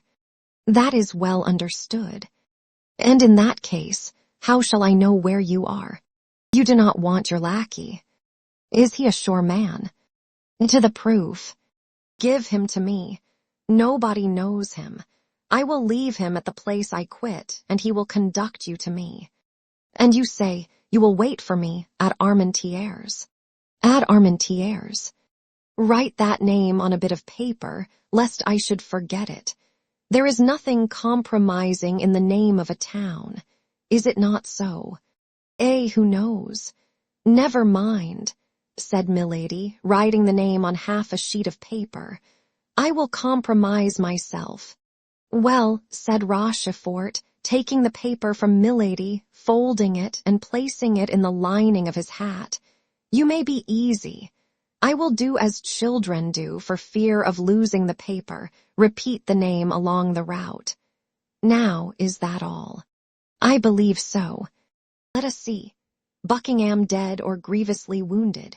Your conversation with the cardinal overheard by the 4 musketeers.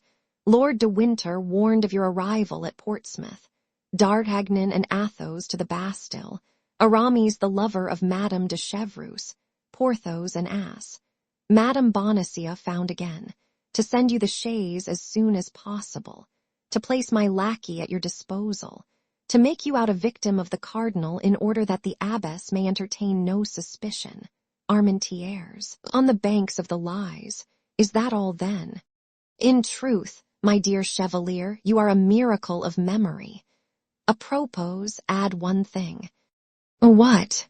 I saw some very pretty woods which almost touch the convent garden. Say that I am permitted to walk in those woods. Who knows?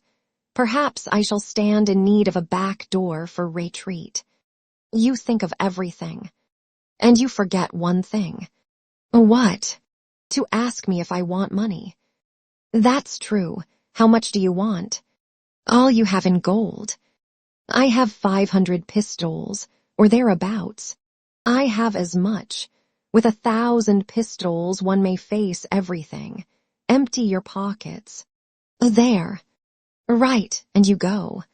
In an hour. Time to eat a morsel, during which I shall send for a post-horse. Capital. Adieu, Chevalier. Adieu, Countess. Commend me to the cardinal. Commend me to Satan. Milady and Rochefort exchanged a smile and separated. An hour afterward, Rochefort set out at a grand gallop. 5 hours after that he passed through Arras. Our readers already know how he was recognized by D'Artagnan, and how that recognition by inspiring fear in the 4 musketeers had given fresh activity to their journey. Chapter 63. The Drop of Water. Rochefort had scarcely departed when Mme. Bonacieux re-entered. She found Milady with a smiling countenance. Well, said the young woman, what you dreaded has happened. This evening or tomorrow the cardinal will send someone to take you away. Who told you that, my dear? Asked Milady. I heard it from the mouth of the messenger himself. Come and sit down close to me, said Milady. Here I am. Wait till I assure myself that nobody hears us. Why all these precautions? You shall know. Milady arose, went to the door, opened it, looked in the corridor, and then returned and seated herself close to Mme. Bonacieux. Then, said she, he has well played his part. Who has? He who just now presented himself to the abbess as a messenger from the cardinal. It was, then, a part he was playing. Yes, my child. That man, then, was not. That man, said Milady, lowering her voice, is my brother. Your brother, cried Mme. Bonacieux. No one must know this secret, my dear, but yourself. If you reveal it to anyone in the world, I shall be lost, and perhaps yourself likewise. Oh, my God! Listen, this is what has happened. My brother, who was coming to my assistance to take me away by force if it were necessary, met with the emissary of the cardinal, who was coming in search of me. he followed him.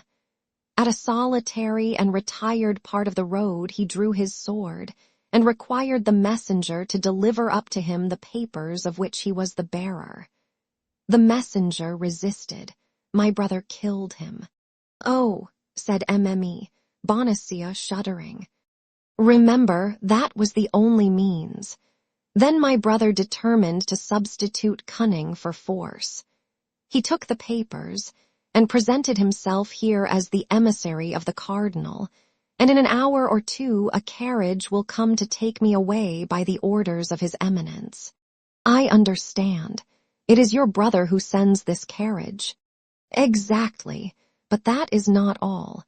That letter you have received, and which you believe to be from Madame de Chevreuse. Well, it is a forgery. How can that be? Yes, a forgery. It is a snare to prevent your making any resistance when they come to fetch you. But it is D'Artagnan that will come. Do not deceive yourself. D'Artagnan and his friends are detained at the siege of La Rochelle. How do you know that? My brother met some emissaries of the cardinal in the uniform of musketeers. You would have been summoned to the gate. You would have believed yourself about to meet friends. You would have been abducted and conducted back to Paris. Oh, my God, my senses fail me amid such a chaos of iniquities. I feel if this continues, said Mme. Bonacieux, raising her hands to her forehead, I shall go mad. Stop. What? I hear a horse's steps. It is my brother setting off again. I should like to offer him a last salute. Come. Milady opened the window and made a sign to Mme. Bonacieux to join her. The young woman complied. Rochefort passed at a gallop. Adieu, brother, cried Milady. The chevalier raised his head, saw the two young women, and without stopping, waved his hand in a friendly way to Milady. The good George, said she, closing the window with an expression of countenance full of affection and melancholy. And she resumed her seat, as if plunged in reflections entirely personal. Dear lady, said Mme. Bonacieux, pardon me for interrupting you, but what do you advise me to do? Good heaven, you have more experience than I have. Speak, I will listen. In the first place, said Milady, it is possible I may be deceived, and that D'Artagnan and his friends may really come to your assistance. Oh, that would be too much, cried Mme. Bonacieux, so much happiness is not in store for me. Then you comprehend it would be only a question of time, a sort of race, which should arrive first. If your friends are the more speedy, you are to be saved. If the satellites of the cardinal, you are lost. Oh, yes, yes, lost beyond redemption. What then to do? What to do? There would be a very simple means, very natural. Tell me what. To wait, concealed in the neighborhood, and assure yourself who are the men who come to ask for you. But where can I wait? Oh, there is no difficulty in that. I shall stop and conceal myself a few leagues hence until my brother can rejoin me. Well, I take you with me. We conceal ourselves and wait together. But I shall not be allowed to go. I am almost a prisoner. As they believe that I go in consequence of an order from the cardinal, no one will believe you anxious to follow me. Well, the carriage is at the door. You bid me adieu. You mount the step to embrace me a last time. My brother's servant, who comes to fetch me, is told how to proceed. He makes a sign to the postilion, and we set off at a gallop. But D'Artagnan, if he comes. Shall we not know it? How? Nothing easier. We will send my brother's servant back to Béthune, whom, as I told you, we can trust. He shall assume a disguise and place himself in front of the convent. If the emissaries of the cardinal arrive, he will take no notice. If it is Monsieur d'Artagnan and his friends, he will bring them to us. He knows them then. Doubtless. Has he not seen Monsieur d'Artagnan at my house? Oh, yes, yes, you are right. Thus all may go well, all may be for the best, but we do not go far from this place. 7 or 8 leagues at the most. We will keep on the frontiers, for instance, and at the first alarm we can leave France. And what can we do there? Wait. But if they come, my brother's carriage will be here first. If I should happen to be any distance from you, when the carriage comes for you, at dinner or supper, for instance, do one thing. What is that? Tell your good superior that in order that we may be as much together as possible, you ask her permission to share my repast. Will she permit it? What inconvenience can it be? Oh, delightful. In this way we shall not be separated for an instant. Well, go down to her then, to make your request. I feel my head a little confused. I will take a turn in the garden. Go, and where shall I find you? Here in an hour. Here in an hour. Oh, you are so kind, and I am so grateful. How can I avoid interesting myself for one who is so beautiful and so amiable? Are you not the beloved of one of my best friends? Dear d'Artagnan, oh, how he will thank you. I hope so. Now then, all is agreed. Let us go down. You are going into the garden. Yes. Go along this corridor, down a little staircase, and you are in it. Excellent, thank you. And the 2 women parted, exchanging charming smiles. Milady had told the truth. Her head was confused, for her ill-arranged plans clashed one another like chaos. She required to be alone that she might put her thoughts a little into order. She saw vaguely the future, but she stood in need of a little silence and quiet to give all her ideas, as yet confused, a distinct form and a regular plan. What was most pressing was to get Mme. Bonacieux away and convey her to a place of safety, and there, if matters required, make her a hostage. Milady began to have doubts of the issue of this terrible duel, in which her enemies showed as much perseverance as she did animosity. Besides, she felt as we feel when a storm is coming on, that this issue was near, and could not fail to be terrible. The principal thing for her, then, was, as we have said, to keep Mme. Bonacieux in her power. Mme. Bonacieux was the very life of d'Artagnan. This was more than his life, the life of the woman he loved.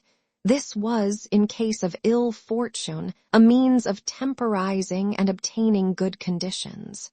Now this point was settled. Mme. Bonacieux, without any suspicion, accompanied her. Once concealed with her at Armentières, it would be easy to make her believe that d'Artagnan had not come to Béthune. In 15 days at most, Rochefort would be back.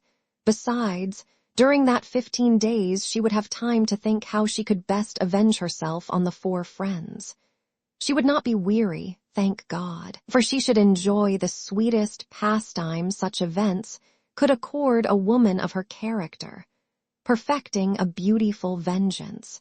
Revolving all this in her mind, she cast her eyes around her, and arranged the topography of the garden in her head. Milady was like a good general who contemplates at the same time victory and defeat, and who is quite prepared, according to the chances of the battle, to march forward or to beat a retreat. At the end of an hour she heard a soft voice calling her. It was Mme. Bonacieux's. The good abbess had naturally consented to her request, and as a commencement they were to sup together. On reaching the courtyard, they heard the noise of a carriage which stopped at the gate. Milady listened. "Do you hear anything?" said she. "Yes, the rolling of a carriage." "It is the one my brother sends for us." "Oh, my God!" Come, come, courage. The bell of the convent gate was sounded. Milady was not mistaken. Go to your chamber, said she to Mme. Bonacia, you have perhaps some jewels you would like to take. I have his letters, said she. Well, go and fetch them and come to my apartment. We will snatch some supper. We shall perhaps travel part of the night and must keep our strength up. Great God, said Mme. Bonacia, placing her hand upon her bosom, my heart beats so I cannot walk. Courage, courage. Remember that in a quarter of an hour you will be safe, and think that what you are about to do is for his sake. Yes, yes, everything for him. You have restored my courage by a single word. Go, I will rejoin you. Milady ran up to her apartment quickly. She there found Rochefort's lackey and gave him his instructions. He was to wait at the gate. If by chance the musketeers should appear, the carriage was to set off as fast as possible, pass around the convent, and go and wait for Milady at a little village which was situated at the other side of the wood. In this case, Milady would cross the garden and gain the village on foot. As we have already said, Milady was admirably acquainted with this part of France. If the musketeers did not appear, things were to go on as had been agreed. Mme. Bonacia was to get into the carriage as if to bid her adieu, and she was to take away Mme. Bonacia. Mme. Bonacia came in, and to remove all suspicion, if she had any, Milady repeated to the lackey, before her, the latter part of her instructions.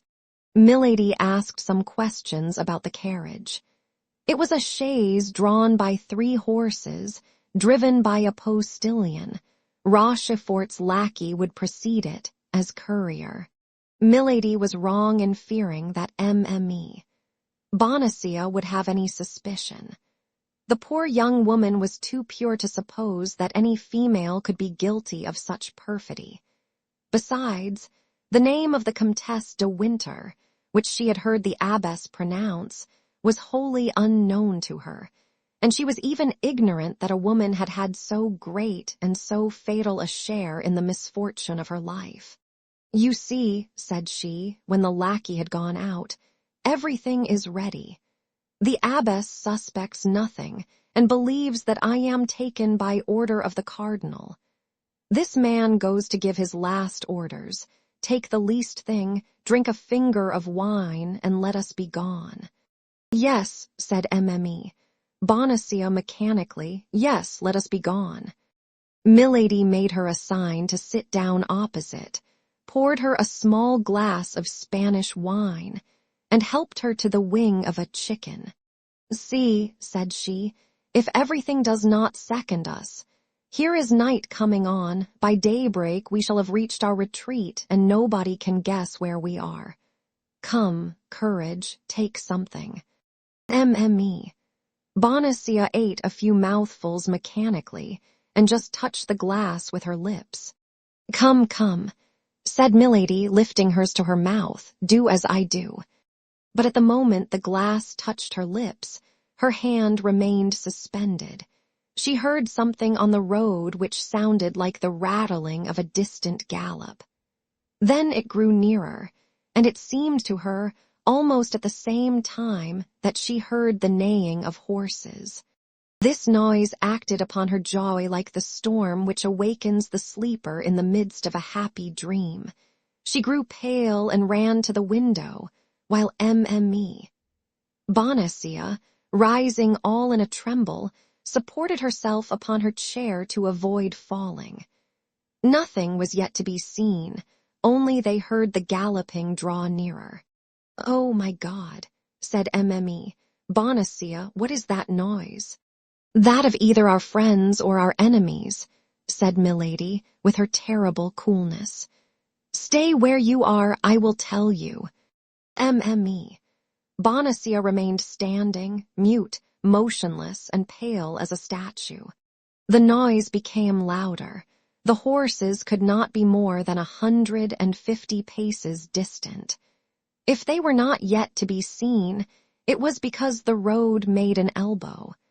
The noise became so distinct that the horses might be counted by the rattle of their hoofs. Milady gazed with all the power of her attention. It was just light enough for her to see who was coming. All at once, at the turning of the road, she saw the glitter of laced hats and the waving of feathers. She counted 2, then 5, then 8 horsemen. One of them preceded the rest by double the length of his horse. Milady uttered a stifled groan. In the first horseman, she recognized D'Artagnan. "Oh, my God," cried Mme. "Bonacieux, what is it?" "It is the uniform of the cardinal's guards. Not an instant to be lost. Fly, fly." Yes, let us fly," repeated Mme. Bonacieux, but without being able to make a step, glued as she was to the spot by terror. They heard the horsemen pass under the windows. Come then," cried Milady, trying to drag the young woman along by the arm. "Thanks to the garden, we yet can flee. I have the key, but make haste. In 5 minutes it will be too late." Mme. Bonacieux tried to walk, made 2 steps, and sank upon her knees. Milady tried to raise and carry her, but could not do it. At this moment they heard the rolling of the carriage, which at the approach of the musketeers set off at a gallop. Then 3 or 4 shots were fired. "For the last time, will you come?"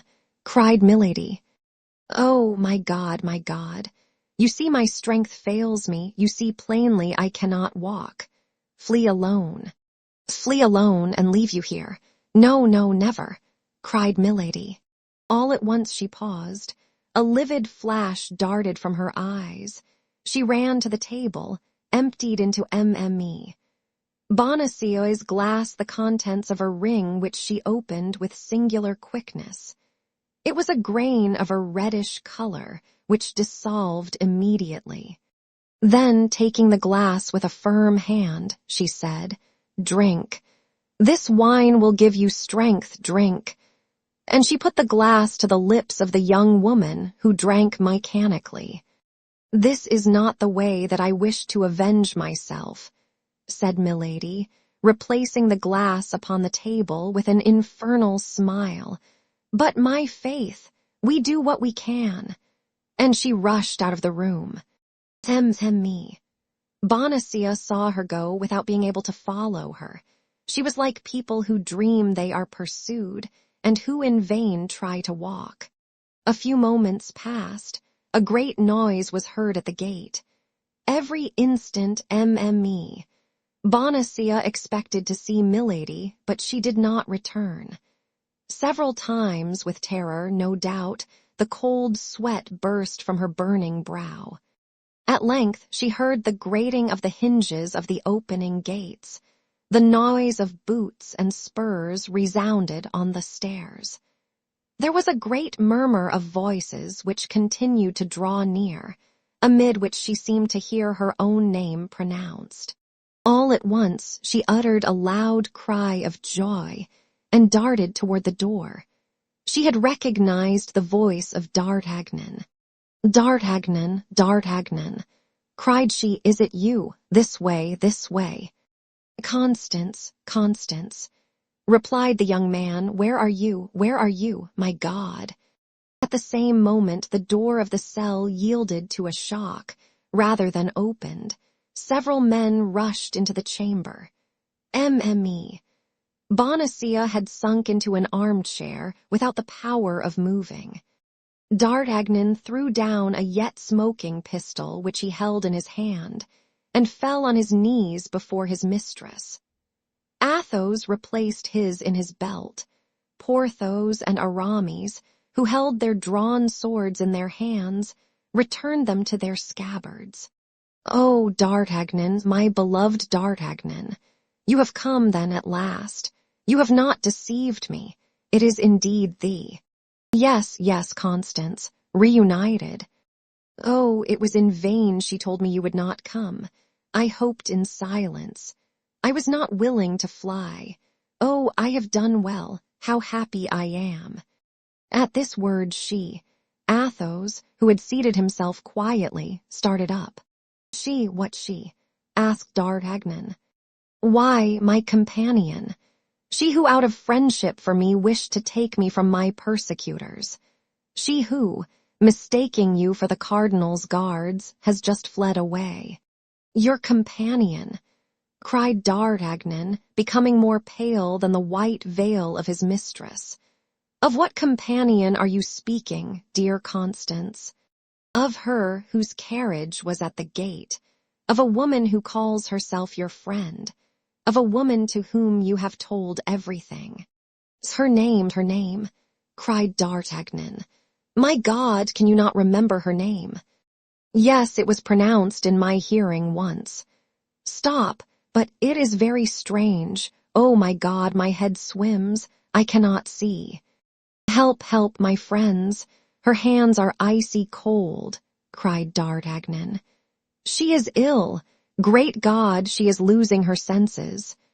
While Porthos was calling for help with all the power of his strong voice, Aramis ran to the table to get a glass of water.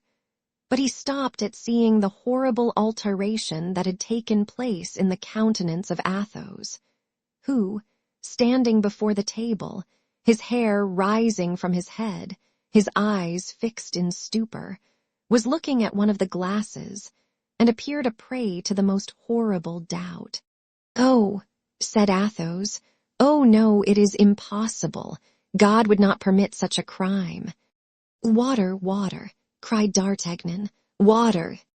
Oh, poor woman, murmured Athos in a broken voice. Them me. Bonacieux opened her eyes under the kisses of D'Artagnan. She revives, cried the young man. Oh, my God, I thank thee. Madam, said Athos, Madam, in the name of heaven, whose empty glass is this? Mine, monsieur, said the young woman in a dying voice. But who poured the wine for you that was in this glass? She. But who is she? Oh, I remember, said Mme. Bonacieux, the Comtesse de Winter. The four friends uttered one and the same cry, but that of Athos dominated all the rest. At that moment the countenance of Mme. Bonacieux became livid. A fearful agony pervaded her frame, and she sank panting into the arms of Porthos and Aramis. D'Artagnan seized the hands of Athos with an anguish difficult to be described. And what do you believe? His voice was stifled by sobs. I believe everything, said Athos, biting his lips till the blood sprang to avoid sighing. D'Artagnan, cried Mme. Bonacieux, where art thou? Do not leave me. You see I am dying. D'Artagnan released the hands of Athos, which he still held clasped in both his own, and hastened to her. Her beautiful face was distorted with agony. Her glassy eyes had no longer their sight. A convulsive shuddering shook her whole body. The sweat rolled from her brow. In the name of heaven, run, call. Aramis, Porthos, call for help. Useless, said Athos, useless. For the poison which she pours there is no antidote. Yes, help, murmured Mme. Bonacieux. Help. Then, collecting all her strength, she took the head of the young man between her hands, looked at him for an instant as if her whole soul passed into that look, and with a sobbing cry pressed her lips to his. Constance, cried D'Artagnan. A sigh escaped from the mouth of Mme. Bonacieux, and dwelt for an instant on the lips of D'Artagnan. That sigh was the soul, so chaste and so loving, which rescended to heaven. D'Artagnan pressed nothing but a corpse in his arms. The young man uttered a cry, and fell by the side of his mistress as pale and as icy as herself. Porthos wept. Aramis pointed toward heaven. Athos made the sign of the cross. At that moment a man appeared in the doorway, almost as pale as those in the chamber. He looked around him and saw Mme, Bonacieux dead, and D'Artagnan in a swoon. He appeared just at that moment of stupor which follows great catastrophes. "I was not deceived," said he. "Here is Monsieur D'Artagnan, and you are his friends, Messieurs Athos, Porthos, and Aramis." The persons whose names were thus pronounced looked at the stranger with astonishment. It seemed to all three that they knew him.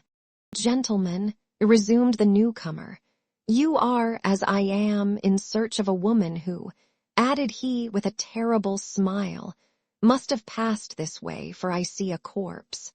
The three friends remained mute, for although the voice as well as the countenance reminded them of someone they had seen, they could not remember under what circumstances.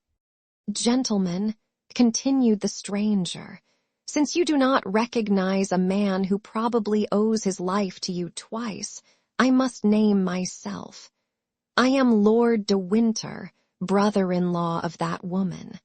The three friends uttered a cry of surprise. Athos rose, and offering him his hand, "Be welcome, my lord," said he. "You are one of us." "I set out 5 hours after her from Portsmouth," said Lord de Winter. "I arrived 3 hours after her at Boulogne. I missed her by 20 minutes at St. Omer. Finally, at Lilliers I lost all trace of her. I was going about at random, inquiring of everybody when I saw you gallop past. I recognized Monsieur D'Artagnan. I called to you, but you did not answer me. I wished to follow you, but my horse was too much fatigued to go at the same pace with yours. And yet it appears, in spite of all your diligence, you have arrived too late." "You see," said Athos, pointing to Mme, "Bonacieux dead, and to D'Artagnan, whom Porthos and Aramis were trying to recall to life." "Are they both dead?" asked Lord de Winter sternly. "No," replied Athos. "Fortunately, Monsieur D'Artagnan has only fainted." "Ah, indeed, so much the better," said Lord de Winter. At that moment, D'Artagnan opened his eyes. He tore himself from the arms of Porthos and Aramis, and threw himself like a madman on the corpse of his mistress. Athos rose, walked toward his friend with a slow and solemn step, embraced him tenderly, and as he burst into violent sobs, he said to him with his noble and persuasive voice, "Friend, be a man. Women weep for the dead, men avenge them." "Oh, yes," cried D'Artagnan, "yes, if it be to avenge her, I am ready to follow you." Athos profited by this moment of strength, which the hope of vengeance restored to his unfortunate friend, to make a sign to Porthos and Aramis to go and fetch the superior. The two friends met her in the corridor, greatly troubled and much upset by such strange events. She called some of the nuns, who against all monastic custom found themselves in the presence of 5 men. "Madam," said Athos, passing his arm under that of D'Artagnan, "we abandon to your pious care the body of that unfortunate woman. She was an angel on earth before being an angel in heaven. Treat her as one of your sisters. We will return some day to pray over her grave." D'Artagnan concealed his face in the bosom of Athos, and sobbed aloud. "Weep," said Athos, "weep, heart full of love, youth, and life. Alas, would I could weep like you." And he drew away his friend, as affectionate as a father, as consoling as a priest, noble as a man who has suffered much. All 5, followed by their lackeys leading their horses, took their way to the town of Béthune, whose outskirts they perceived, and stopped before the first inn they came to. "But," said D'Artagnan, "shall we not pursue that woman?" "Later," said Athos. "I have measures to take." "She will escape us," replied the young man. "She will escape us, and it will be your fault, Athos." "I will be accountable for her," said Athos. D'Artagnan had so much confidence in the word of his friend that he lowered his head and entered the inn without reply. Porthos and Aramis regarded each other, not understanding this assurance of Athos. Lord de Winter believed he spoke in this manner to soothe the grief of D'Artagnan. "Now, gentlemen," said Athos, when he had ascertained there were 5 chambers free in the hotel, "let everyone retire to his own apartment. D'Artagnan needs to be alone to weep and to sleep. I take charge of everything, be easy." "It appears, however," said Lord de Winter, "if there are any measures to take against the Countess, it concerns me. She is my sister-in-law." "And me," said Athos, "she is my wife." D'Artagnan smiled, for he understood that Athos was sure of his vengeance when he revealed such a secret. Porthos and Aramis looked at each other and grew pale. Lord de Winter thought Athos was mad. "Now retire to your chambers," said Athos, "and leave me to act. You must perceive that in my quality of a husband this concerns me. Only, D'Artagnan, if you have not lost it, give me the paper which fell from that man's hat, upon which is written the name of the village of." "Ah," said D'Artagnan, "I comprehend, that name written in her hand." "You see, then," said Athos, "there is a God in heaven still." Chapter 64. The Man in the Red Cloak. The despair of Athos had given place to a concentrated grief, which only rendered more lucid the brilliant mental faculties of that extraordinary man. Possessed by one single thought, that of the promise he had made and of the responsibility he had taken, he retired last to his chamber, begged the host to procure him a map of the province, bent over it, examined every line traced upon it, perceived that there were 4 different roads from Béthune to Armentières, and summoned the lackeys. Planchet, Grimaud, Bazin, and Mousqueton presented themselves, and received clear, positive, and serious orders from Athos. They must set out the next morning at daybreak and go to Armentières, each by a different route. Planchet, the most intelligent of the 4, was to follow that by which the carriage had gone upon which the 4 friends had fired, and which was accompanied, as may be remembered, by Rochefort's servant. Athos set the lackeys to work first because, since these men had been in the service of himself and his friends, he had discovered in each of them different and essential qualities. Then, lackeys who ask questions inspire less mistrust than masters, and meet with more sympathy among those to whom they address themselves.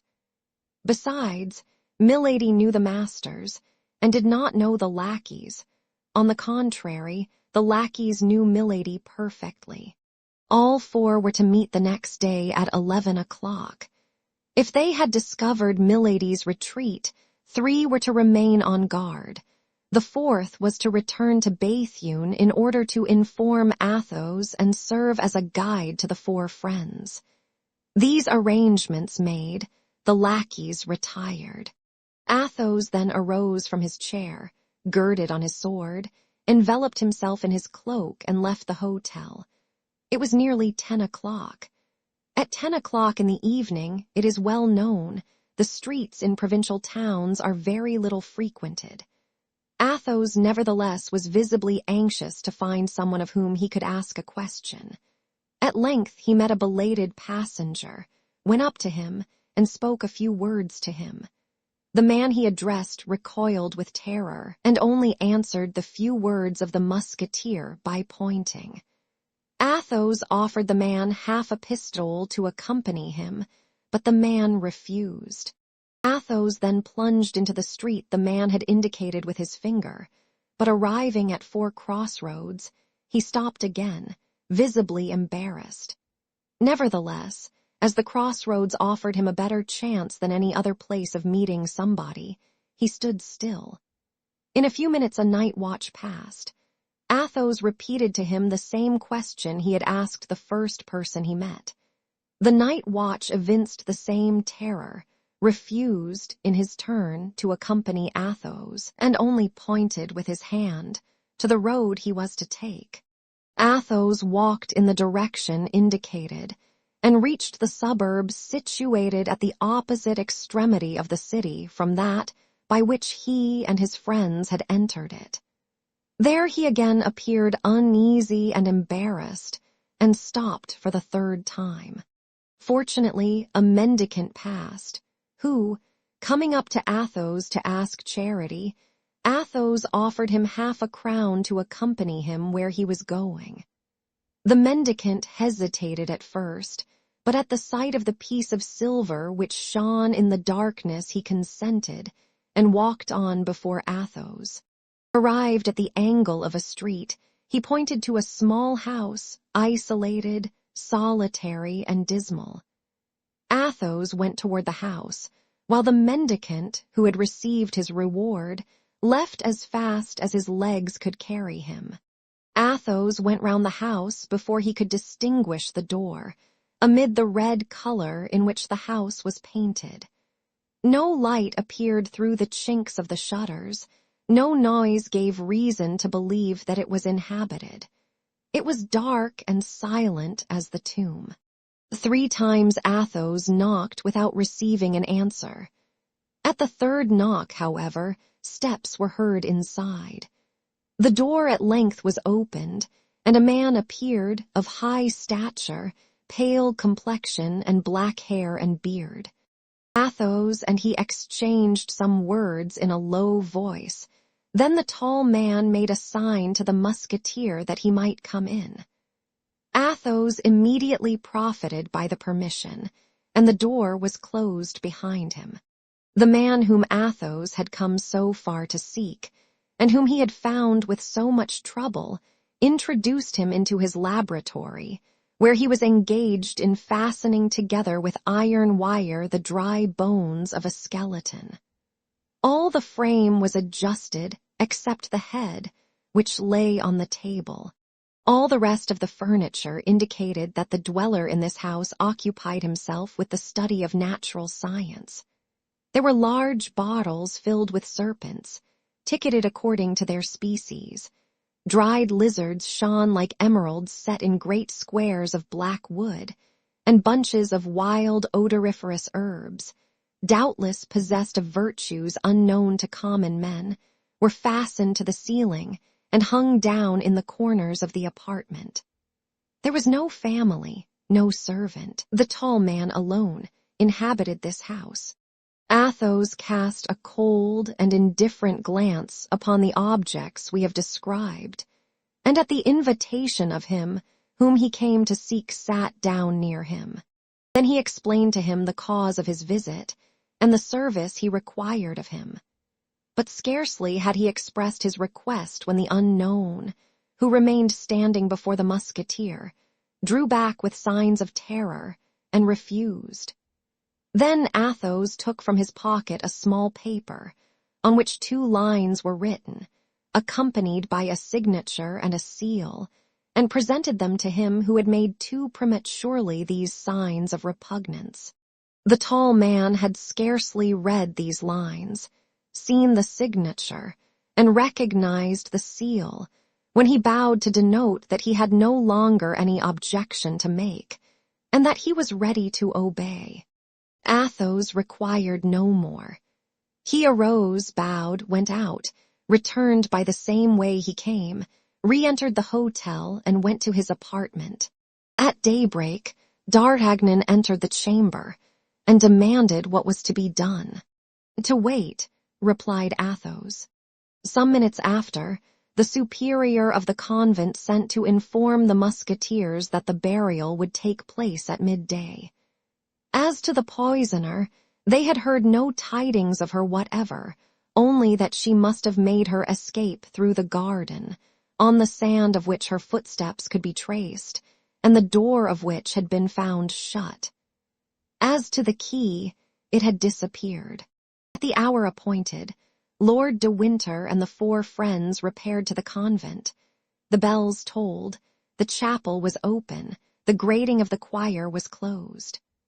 In the middle of the choir, the body of the victim, clothed in her novitiate dress, was exposed. On each side of the choir and behind the gratings opening into the convent was assembled the whole community of the Carmelites, who listened to the divine service and mingled their chant with the chant of the priests, without seeing the profane or being seen by them. At the door of the chapel, D'Artagnan felt his courage fall anew and returned to look for Athos, but Athos had disappeared. Faithful to his mission of vengeance, Athos had requested to be conducted to the garden, and there upon the sand following the light steps of this woman, who left sharp tracks wherever she went, he advanced toward the gate which led into the wood, and causing it to be opened, he went out into the forest. Then all his suspicions were confirmed. The road by which the carriage had disappeared encircled the forest. Athos followed the road for some time, his eyes fixed upon the ground. Slight stains of blood, which came from the wound inflicted upon the man who accompanied the carriage as a courier, or from one of the horses, dotted the road. At the end of 3/4 of a league, within 50 paces of Festubert, a larger bloodstain appeared. The ground was trampled by horses. Between the forest and this accursed spot, a little behind the trampled ground, was the same track of small feet as in the garden. The carriage had stopped here. At this spot, Milady had come out of the wood and entered the carriage. Satisfied with this discovery, which confirmed all his suspicions, Athos returned to the hotel and found Planchet impatiently waiting for him. Everything was as Athos had foreseen. Planchet had followed the road. Like Athos, he had discovered the stains of blood.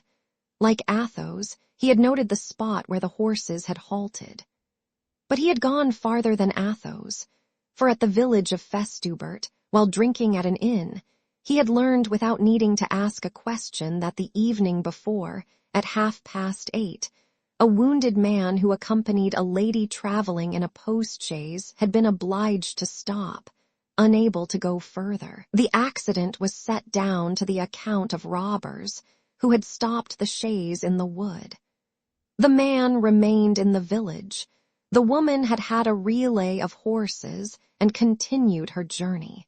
Planchet went in search of the postilion who had driven her and found him. He had taken the lady as far as Fromelles, and from Fromelles she had set out for Armentières. Planchet took the crossroad, and by 7 o'clock in the morning he was at Armentières. There was but one tavern, the Post. Planchet went and presented himself as a lackey out of a place, who was in search of a situation. He had not chatted 10 minutes with the people of the tavern before he learned that a woman had come there alone about 11 o'clock the night before, had engaged a chamber, had sent for the master of the hotel, and told him she desired to remain some time in the neighborhood. Planchet had no need to learn more. He hastened to the rendezvous, found the lackeys at their posts, placed them as sentinels at all the outlets of the hotel, and came to find Athos, who had just received this information when his friends returned. All their countenances were melancholy and gloomy, even the mild countenance of Aramis. "What is to be done?" asked D'Artagnan. "To wait," replied Athos. Each retired to his own apartment. At 8 o'clock in the evening, Athos ordered the horses to be saddled, and Lord de Winter and his friends notified that they must prepare for the expedition. In an instant, all 5 were ready. Each examined his arms and put them in order. Athos came down last and found D'Artagnan already on horseback and growing impatient. "Patience," cried Athos. "One of our party is still wanting." The 4 horsemen looked round them with astonishment, for they sought vainly in their minds to know who this other person could be. At this moment, Planchet brought out Athos's horse. The musketeer leaped lightly into the saddle. "Wait for me," cried he. "I will soon be back," and he set off at a gallop. In a quarter of an hour he returned, accompanied by a tall man, masked, and wrapped in a large red cloak. Lord de Winter and the 3 musketeers looked at one another inquiringly. Neither could give the others any information, for all were ignorant who this man could be. Nevertheless, they felt convinced that all was as it should be, as it was done by the order of Athos. At 9 o'clock, guided by Planchet, the little cavalcade set out, taking the route the carriage had taken. It was a melancholy sight, that of these 6 men, traveling in silence, each plunged in his own thoughts, sad as despair, gloomy as chastisement. Chapter 65. Trial. It was a stormy and dark night. Vast clouds covered the heavens, concealing the stars.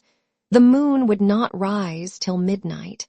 Occasionally, by the light of a flash of lightning which gleamed along the horizon, the road stretched itself before them, white and solitary. The flash extinct, all remained in darkness.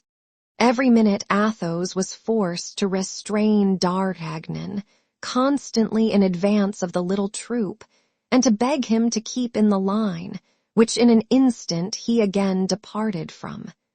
He had but one thought to go forward, and he went. They passed in silence through the little village of Festubert, where the wounded servant was, and then skirted the wood of Richieburg. At Hurlier, Planchet, who led the column, turned to the left. Several times Lord de Winter, Porthos, or Aramis tried to talk with the man in the red cloak, but to every interrogation which they put to him he bowed, without response. The travelers then comprehended that there must be some reason why the unknown preserved such a silence, and ceased to address themselves to him. The storm increased, the flashes succeeded one another more rapidly, the thunder began to growl, and the wind, the precursor of a hurricane, whistled in the plumes and the hair of the horsemen. The cavalcade trotted on more sharply. A little before they came to Fromel's the storm burst. They spread their cloaks. There remained 3 leagues to travel, and they did it amid torrents of rain. D'Artagnan took off his hat, and could not be persuaded to make use of his cloak. He found pleasure in feeling the water trickle over his burning brow and over his body, agitated by feverish shudders. The moment the little troop passed Goskell and were approaching the post, a man sheltered beneath a tree detached himself from the trunk with which he had been confounded in the darkness, and advanced into the middle of the road, putting his finger on his lips. Athos recognized Grimaud. "What's the manner?" cried Athos. "Has she left Armentières?" Grimaud made a sign in the affirmative. D'Artagnan ground his teeth. "Silence, D'Artagnan," said Athos. "I have charged myself with this affair. It is for me, then, to interrogate Grimaud." "Where is she?" asked Athos. Grimaud extended his hands in the direction of the lies. "Far from here?" asked Athos. Grimaud showed his master, his forefinger bent. "Alone?" asked Athos.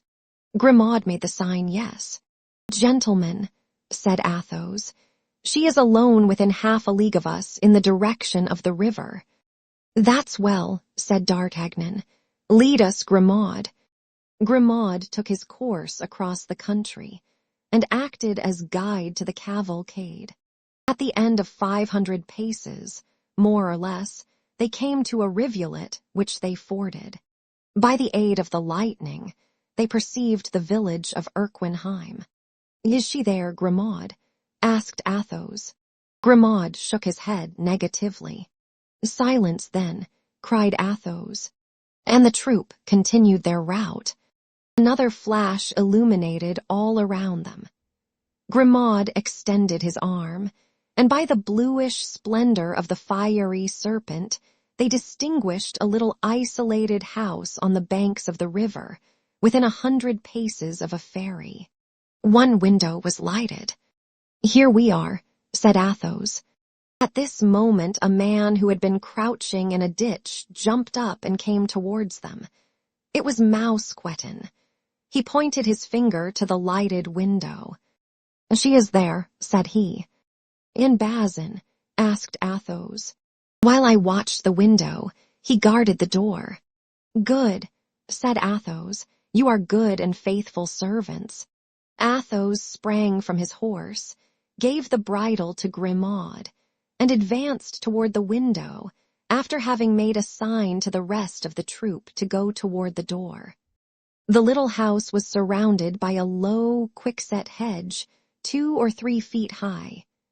Athos sprang over the hedge and went up to the window, which was without shutters, but had the half-curtains closely drawn. He mounted the skirting stone, that his eyes might look over the curtain. By the light of a lamp, he saw a woman, wrapped in a dark mantle, seated upon a stool near a dying fire. Her elbows were placed upon a mean table, and she leaned her head upon her 2 hands, which were white as ivory.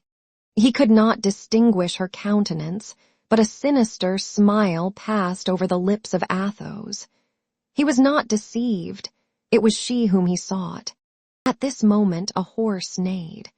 Milady raised her head, saw close to the panes the pale face of Athos, and screamed. Athos, perceiving that she knew him, pushed the window with his knee and hand. The window yielded. The squares were broken to shivers, and Athos, like the spectre of vengeance, leaped into the room. Milady rushed to the door and opened it. More pale and menacing than Athos, D'Artagnan stood on the threshold. Milady recoiled, uttering a cry. D'Artagnan, believing she might have means of flight and fearing she should escape, drew a pistol from his belt, but Athos raised his hand. "Put back that weapon, D'Artagnan," said he. "This woman must be tried, not assassinated. Wait an instant, my friend, and you shall be satisfied. Come in, gentlemen." D'Artagnan obeyed, for Athos had the solemn voice and the powerful gesture of a judge sent by the Lord himself. Behind D'Artagnan entered Porthos, Aramis, Lord de Winter, and the man in the red cloak. The 4 lackeys guarded the door and the window. Milady had sunk into a chair, with her hands extended, as if to conjure this terrible apparition. Perceiving her brother-in-law, she uttered a terrible cry. "What do you want?" screamed Milady.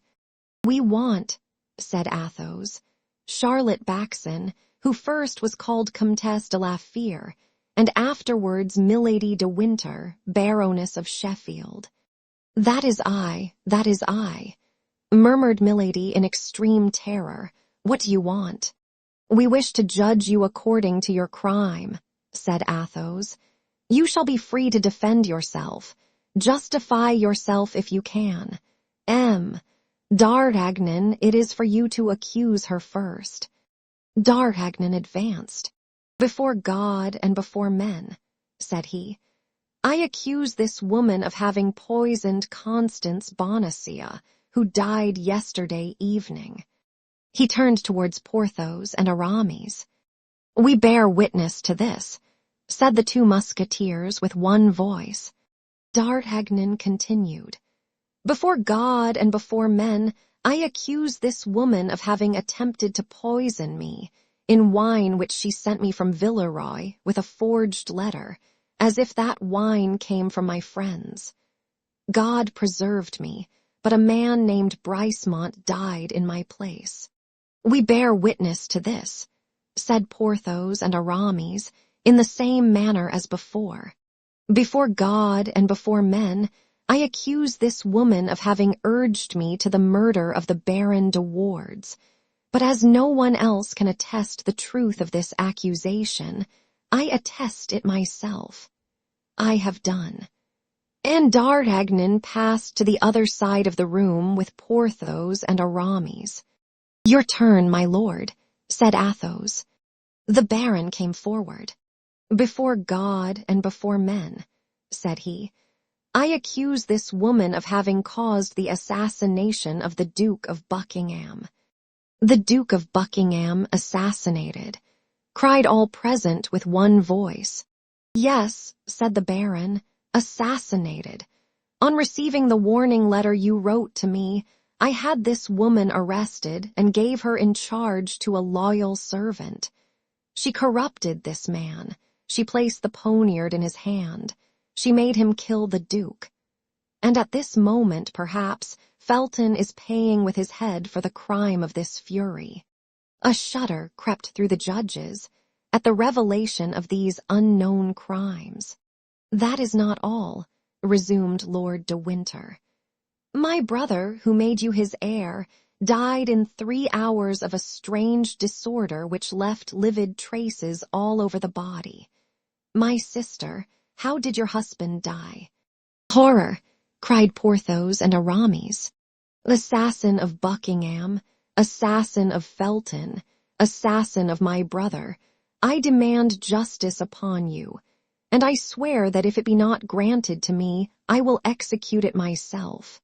And Lord de Winter ranged himself by the side of D'Artagnan, leaving the place free for another accuser. Milady let her head sink between her two hands, and tried to recall her ideas, whirling in a mortal vertigo. "My turn," said Athos, himself trembling as the lion trembles at the sight of the serpent. "My turn. I married that woman when she was a young girl. I married her in opposition to the wishes of all my family. I gave her my wealth. I gave her my name. And one day I discovered that this woman was branded.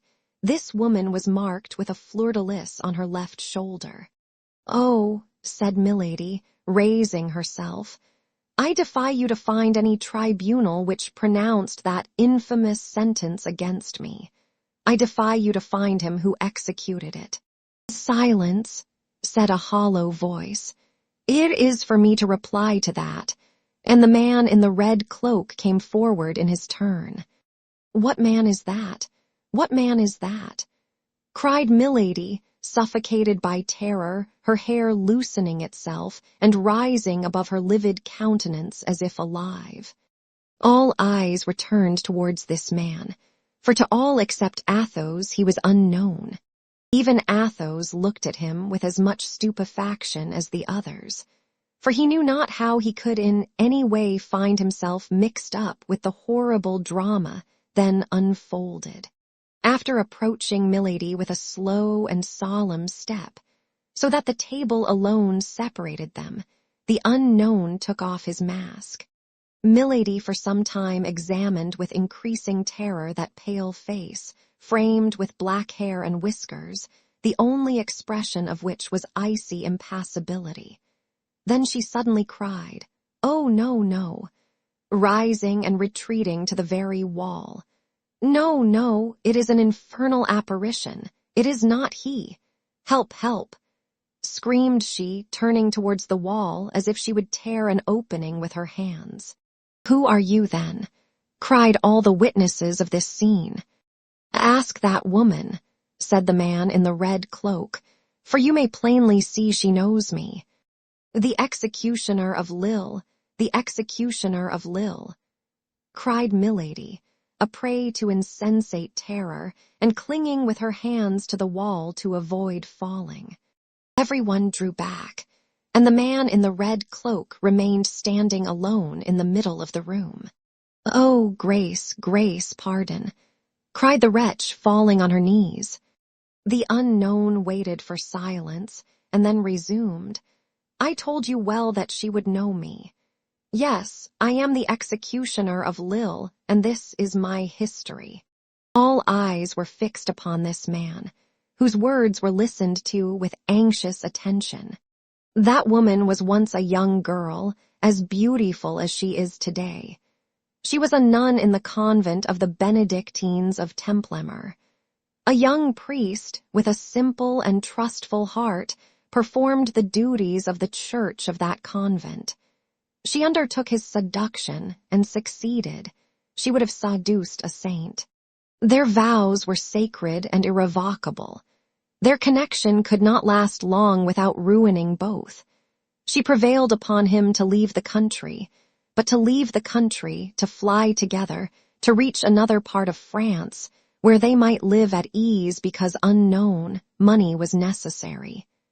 Neither had any. The priest stole the sacred vases and sold them, but as they were preparing to escape together, they were both arrested. 8 days later, she had seduced the son of the jailer and escaped. The young priest was condemned to 10 years of imprisonment and to be branded. I was executioner of the city of Lille, as this woman has said. I was obliged to brand the guilty one, and he, gentleman, was my brother. I then swore that this woman who had ruined him, who was more than his accomplice, since she had urged him to the crime, should at least share his punishment. I suspected where she was concealed. I followed her, I caught her, I bound her, and I imprinted the same disgraceful mark upon her that I had imprinted upon my poor brother. The day after my return to Lille, my brother in his turn succeeded in making his escape. I was accused of complicity, and was condemned to remain in his place till he should be again a prisoner. My poor brother was ignorant of this sentence. He rejoined this woman. They fled together into Berry, and there he obtained a little curacy. This woman passed for his sister. The lord of the estate on which the chapel of the curacy was situated saw this pretend sister, and became enamored of her, amorous to such a degree that he proposed to marry her. Then she quitted him, she had ruined for him she was destined to ruin, and became the Comtesse de la Fere.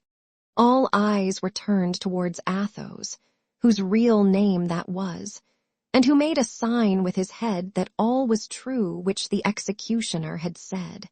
Then, resumed he, mad, desperate, determined to get rid of an existence from which she had stolen everything, honor and happiness, my poor brother returned to Lille, and learning the sentence which had condemned me in his place, surrendered himself, and hanged himself that same night from the iron bar of the loophole of his prison. To do justice to them who had condemned me, they kept their word. As soon as the identity of my brother was proved, I was set at liberty. That is the crime of which I accuse her. That is the cause for which she was branded. Monsieur d'Artagnan, said Athos, what is the penalty you demand against this woman? The punishment of death, replied d'Artagnan.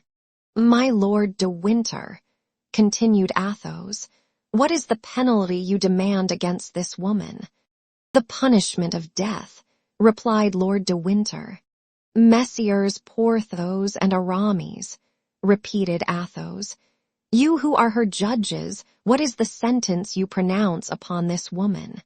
The punishment of death, replied the musketeers in a hollow voice. Milady uttered a frightful shriek, and dragged herself along several paces upon her knees toward her judges. Athos stretched out his hand toward her. Charlotte Backson, Comtesse de la Fere, Milady de Winter, said he, your crimes have wearied men on earth and God in heaven. If you know a prayer, say it, for you are condemned and you shall die. At these words, which left no hope, Milady raised herself in all her pride, and wished to speak, but her strength failed her. She felt that a powerful and implacable hand seized her by the hair, and dragged her away as irrevocably as fatality drags humanity. She did not, therefore, even attempt the least resistance, and went out of the cottage. Lord de Winter, D'Artagnan, Athos, Porthos, and Aramis went out close behind her. The lackeys followed their masters, and the chamber was left solitary, with its broken window, its open door, and its smoky lamp burning sadly on the table. Chapter 66. Execution. It was near midnight. The moon, lessened by its decline and reddened by the last traces of the storm, arose behind the little town of Armentières, which showed against its pale light the dark outline of its houses and the skeleton of its high belfry. In front of them the Lys rolled its waters like a river of molten tin, while on the other side was a black mass of trees, profiled on a stormy sky, invaded by large coppery clouds, which created a sort of twilight amid the night. On the left was an old abandoned mill, with its motionless wings, from the ruins of which an owl threw out its shrill, periodical, and monotonous cry. On the right and on the left of the road, which the dismal procession pursued, appeared a few low, stunted trees, which looked like deformed dwarfs crouching down to watch men traveling at this sinister hour. From time to time, a broad sheet of lightning opened the horizon in its whole width, darted like a serpent over the black mass of trees, and like a terrible scimitar divided the heavens and the waters into two parts. Not a breath of wind now disturbed the heavy atmosphere. A death-like silence oppressed all nature. The soil was humid and glittering with the rain which had recently fallen, and the refreshed herbs sent forth their perfume with additional energy. Two lackeys dragged Milady, whom each held by one arm. The executioner walked behind them, and Lord de Winter, D'Artagnan, Porthos, and Aramis walked behind the executioner. Planchet and Bazin came last. The two lackeys conducted Milady to the bank of the river. Her mouth was mute, but her eyes spoke with their inexpressible eloquence, supplicating by turns each of those on whom she looked. Being a few paces in advance, she whispered to the lackeys, "1,000 pistoles to each of you, if you will assist my escape.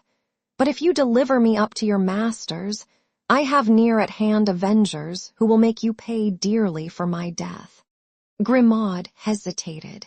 Mousqueton trembled in all his members. Athos, who heard Milady's voice, came sharply up.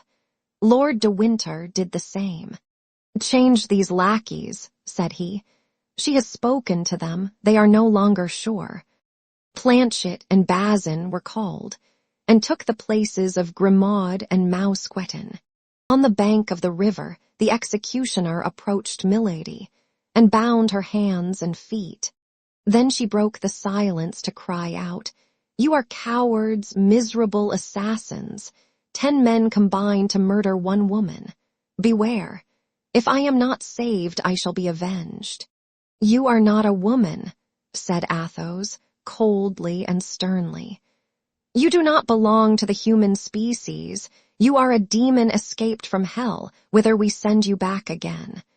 "Ah, you virtuous men," said Milady, "please to remember that he who shall touch a hair of my head is himself an assassin. The executioner may kill without being on that account an assassin," said the man in the red cloak, rapping upon his immense sword. "This is the last judge, that is all. Nachrichter, as say our neighbors, the Germans." And as he bound her while saying these words, Milady uttered 2 or 3 savage cries, which produced a strange and melancholy effect in flying away into the night, and losing themselves in the depths of the woods. "If I am guilty, if I have committed the crimes you accuse me of," shrieked Milady, "take me before a tribunal. You are not judges. You cannot condemn me." "I offered you Tyburn," said Lord de Winter. "Why did you not accept it?" "Because I am not willing to die," cried Milady, struggling. "Because I am too young to die. The woman you poisoned at Béthune was still younger than you, madam, and yet she is dead," said D'Artagnan. "I will enter a cloister. I will become a nun," said Milady. "You were in a cloister," said the executioner, "and you left it to ruin my brother." Milady uttered a cry of terror and sank upon her knees. The executioner took her up in his arms and was carrying her toward the boat. "Oh, my God," cried she, "my God, are you going to drown me?" These cries had something so heartrending in them that D'Artagnan, who had been at first the most eager in pursuit of Milady, sat down on the stump of a tree and hung his head, covering his ears with the palms of his hands. And yet, notwithstanding, he could still hear her cry and threaten. D'Artagnan was the youngest of all these men. His heart failed him. "Oh, I cannot behold this frightful spectacle," said he. "I cannot consent that this woman should die thus." Milady heard these few words, and caught a shadow of hope. D'Artagnan, D'Artagnan," cried she, "remember that I loved you." The young man rose and took a step toward her. But Athos rose likewise, drew his sword, and placed himself in the way.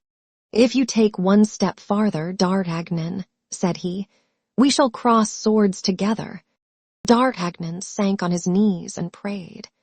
"Come," continued Athos, "executioner, do your duty." "Willingly, Monseigneur," said the executioner, "for as I am a good Catholic, I firmly believe I am acting justly in performing my functions on this woman." "That's well." Athos made a step toward Milady. "I pardon you," said he, "the ill you have done me. I pardon you for my blasted future, my lost honor, my defiled love, and my salvation forever compromised by the despair into which you have cast me. Die in peace." Lord de Winter advanced in his turn. "I pardon you," said he, "for the poisoning of my brother and the assassination of his Grace, Lord Buckingham. I pardon you for the death of poor Felton. I pardon you for the attempts upon my own person. Die in peace."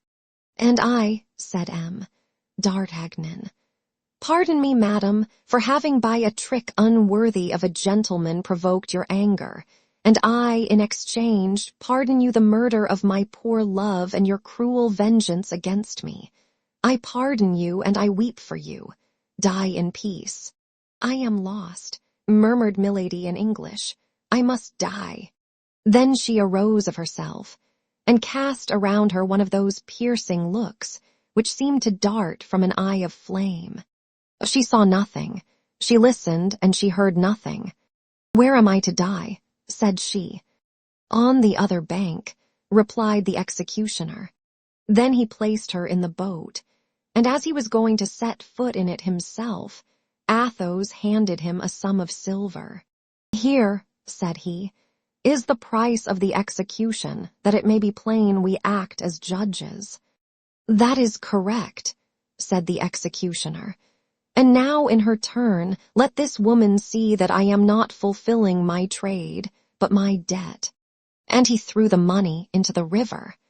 The boat moved off toward the left-hand shore of the Lys, bearing the guilty woman and the executioner.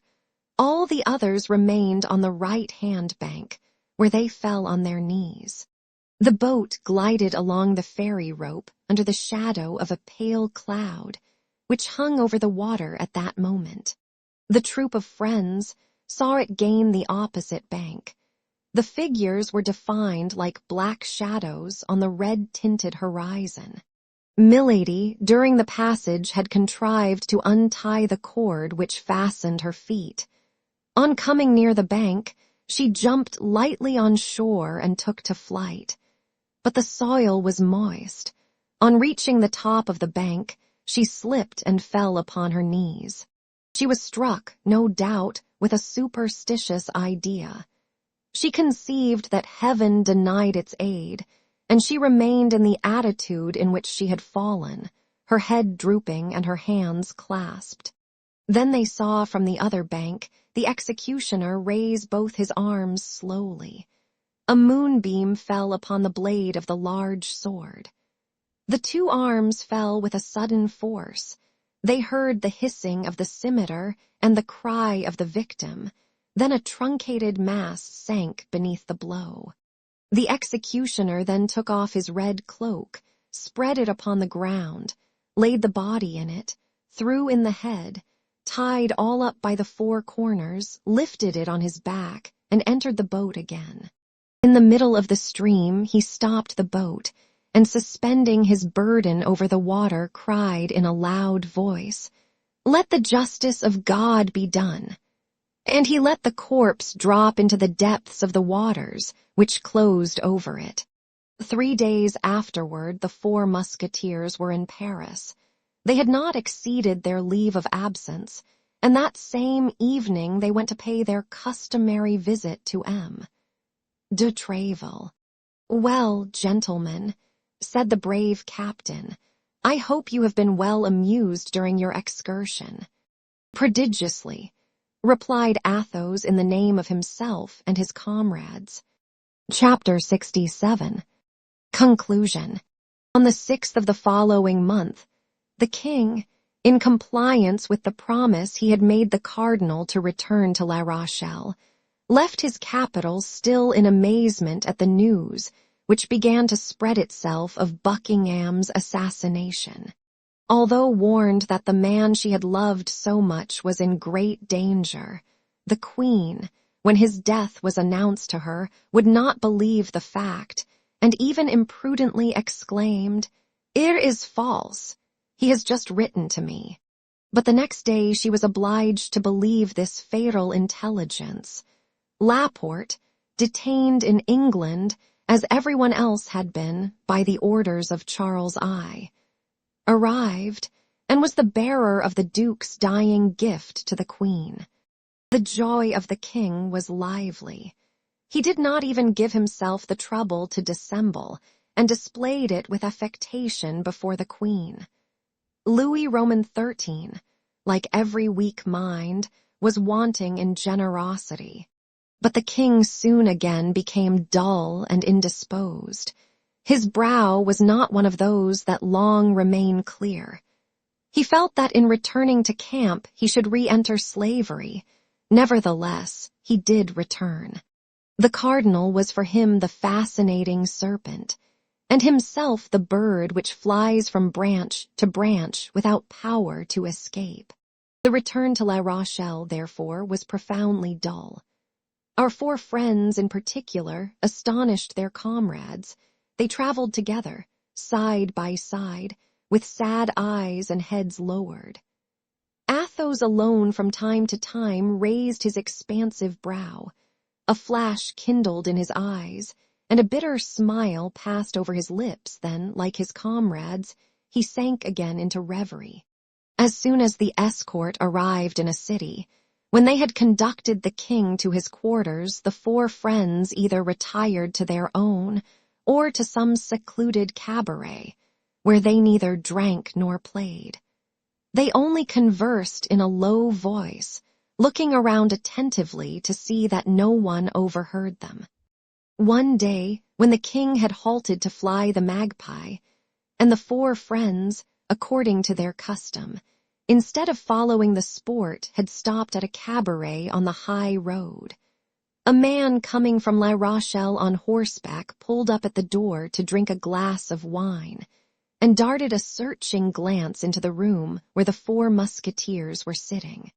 "Halloa, Monsieur d'Artagnan," said he, "is not that you whom I see yonder?"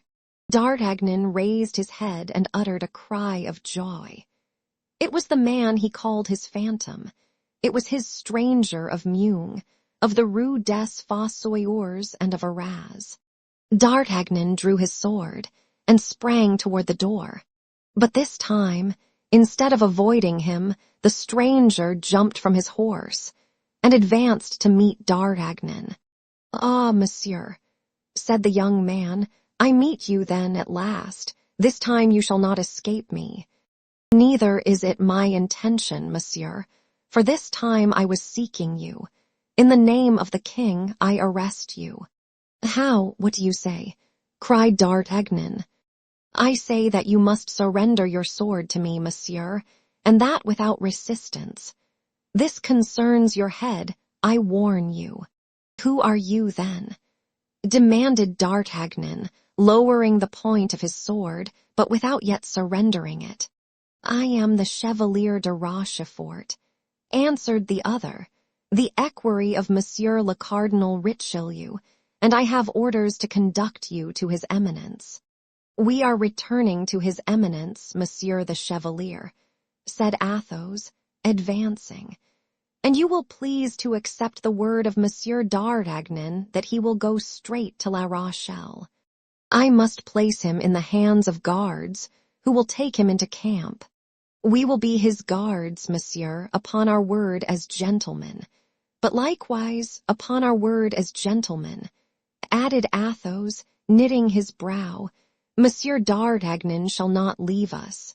The Chevalier de Rochefort cast a glance backward, and saw that Porthos and Aramis had placed themselves between him and the gate. He understood that he was completely at the mercy of these 4 men. "Gentlemen," said he, "if Monsieur D'Artagnan will surrender his sword to me and join his word to yours, I shall be satisfied with your promise to convey Monsieur D'Artagnan to the quarters of Monseigneur the Cardinal. You have my word, monsieur, and here is my sword." "This suits me the better," said Rochefort, "as I wish to continue my journey." "If it is for the purpose of rejoining Milady," said Athos coolly, "it is useless, you will not find her." "What has become of her, then?" asked Rochefort eagerly. "Return to camp, and you shall know." Rochefort remained for a moment in thought. Then, as they were only a day's journey from Surgers, whither the cardinal was to come to meet the king, he resolved to follow the advice of Athos and go with them. Besides, this return offered him the advantage of watching his prisoner. They resumed their route. On the morrow, at 3 o'clock in the afternoon, they arrived at Surgers.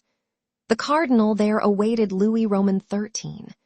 The minister and the king exchanged numerous caresses, felicitating each other upon the fortunate chance which had freed France from the inveterate enemy who set all Europe against her. After which, the cardinal, who had been informed that D'Artagnan was arrested, and who was anxious to see him, took leave of the king, inviting him to come the next day to view the work already done upon the dike. On returning in the evening to his quarters at the bridge of La Pierre, the cardinal found, standing before the house he occupied, D'Artagnan without his sword, and the 3 musketeers armed. This time, as he was well attended, he looked at them sternly, and made a sign with his eye and hand for D'Artagnan to follow him. D'Artagnan obeyed.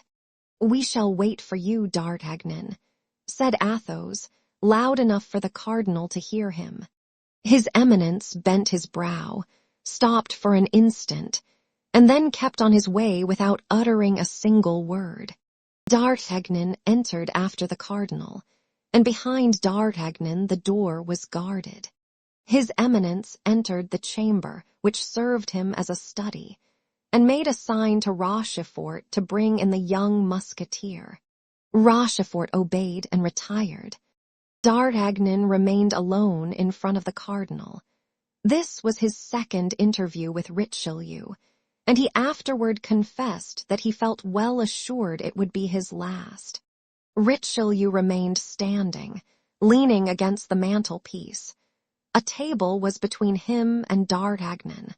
"Monsieur," said the cardinal, "you have been arrested by my orders." "So they tell me, Monseigneur." "Do you know why?" "No, Monseigneur, for the only thing for which I could be arrested is still unknown to your Eminence." Richelieu looked steadfastly at the young man. "Halloa," said he, "what does that mean? If Monseigneur will have the goodness to tell me, in the first place, what crimes are imputed to me, I will then tell him the deeds I have really done." "Crimes are imputed to you, which had brought down far loftier heads than yours, monsieur," said the cardinal. "What, Monseigneur?" said D'Artagnan, with a calmness which astonished the cardinal himself. "You are charged with having corresponded with the enemies of the kingdom. You are charged with having surprised state secrets. You are charged with having tried to thwart the plans of your general." "And who charges me with this, Monseigneur?" said D'Artagnan, who had no doubt the accusation came from Milady. "A woman branded by the justice of the country, a woman who has espoused one man in France and another in England, a woman who poisoned her second husband, and who attempted both to poison and assassinate me." "What do you say, monsieur?" cried the cardinal, astonished. "And of what woman are you speaking thus?" "Of Milady de Winter," replied D'Artagnan. "Yes, of Milady de Winter, of whose crimes your eminence is doubtless ignorant, since you have honored her with your confidence." "Monsieur," said the cardinal, "if Milady de Winter has committed the crimes you lay to her charge, she shall be punished." "She has been punished, Monseigneur." "And who has punished her?" "Oui. She is in prison." "Oh, she is dead." "Dead," repeated the cardinal, who could not believe what he heard. "Dead. Did you not say she was dead? 3 times she attempted to kill me, and I pardoned her, but she murdered the woman I loved. Then my friends and I took her, tried her, and condemned her." D'Artagnan then related the poisoning of Mme. Bonacieux in the convent of the Carmelites at Béthune, the trial in the isolated house, and the execution on the banks of the Lys. A shudder crept through the body of the cardinal, who did not shudder readily. But all at once, as if undergoing the influence of an unspoken thought, the countenance of the cardinal, till then gloomy, cleared up by degrees and recovered perfect serenity. "So," said the cardinal, in a tone that contrasted strongly with the severity of his words, "you have constituted yourselves judges, without remembering that they who punish without license to punish are assassins. Monseigneur, I swear to you that I never for an instant had the intention of defending my head against you. I willingly submit to any punishment your eminence may please to inflict upon me. I do not hold life dear enough to be afraid of death." "Yes, I know you are a man of a stout heart, monsieur," said the cardinal, with a voice almost affectionate. "I can therefore tell you beforehand you shall be tried, and even condemned. Another might reply to your eminence that he had his pardon in his pocket. I content myself with saying, 'Command, Monseigneur, I am ready.'" "Your pardon," said Richelieu, surprised. "Yes, Monseigneur," said D'Artagnan. "And signed by whom?" "By the king." And the cardinal pronounced these words with a singular expression of contempt. "No, by your eminence." "By me. You are insane, monsieur." "Monseigneur will doubtless recognize his own handwriting." And D'Artagnan presented to the cardinal the precious piece of paper which Athos had forced from Milady, and which he had given to D'Artagnan to serve him as a safeguard. His eminence took the paper, and read in a slow voice, dwelling upon every syllable. "Dec. 3, 1627. It is by my order, and for the good of the state, that the bearer of this has done what he has done. Richelieu." The cardinal, after having read these 2 lines, sank into a profound reverie, but he did not return the paper to D'Artagnan. "He is meditating by what sort of punishment he shall cause me to die," said the Gascon to himself. "Well, my faith, he shall see how a gentleman can die." The young musketeer was in excellent disposition to die heroically. Richelieu still continued thinking, rolling and unrolling the paper in his hands.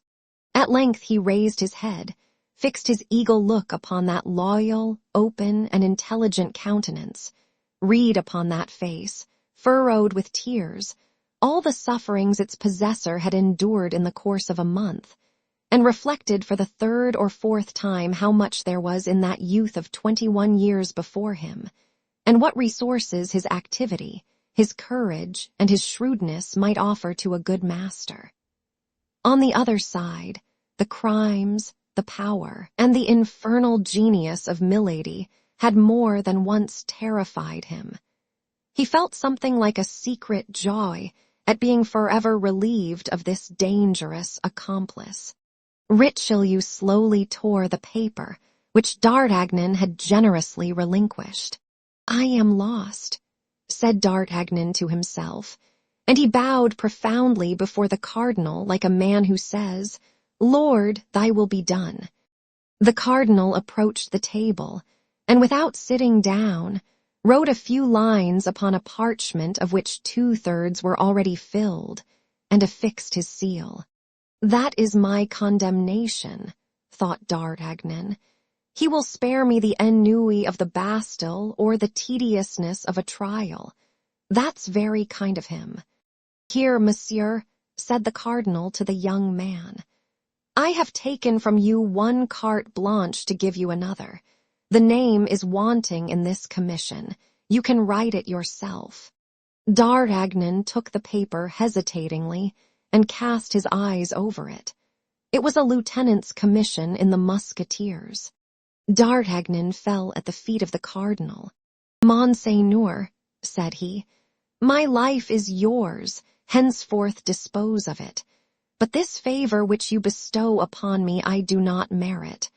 I have 3 friends who are more meritorious and more worthy." "You are a brave youth, D'Artagnan," interrupted the cardinal, tapping him familiarly on the shoulder, charmed at having vanquished this rebellious nature. "Do with this commission what you will. Only remember, though the name be blank, it is to you I give it." "I shall never forget it," replied D'Artagnan. "Your eminence may be certain of that." The cardinal turned and said in a loud voice, "Rochefort." The chevalier, who no doubt was near the door, entered immediately. "Rochefort," said the cardinal, "you see Monsieur D'Artagnan. I receive him among the number of my friends.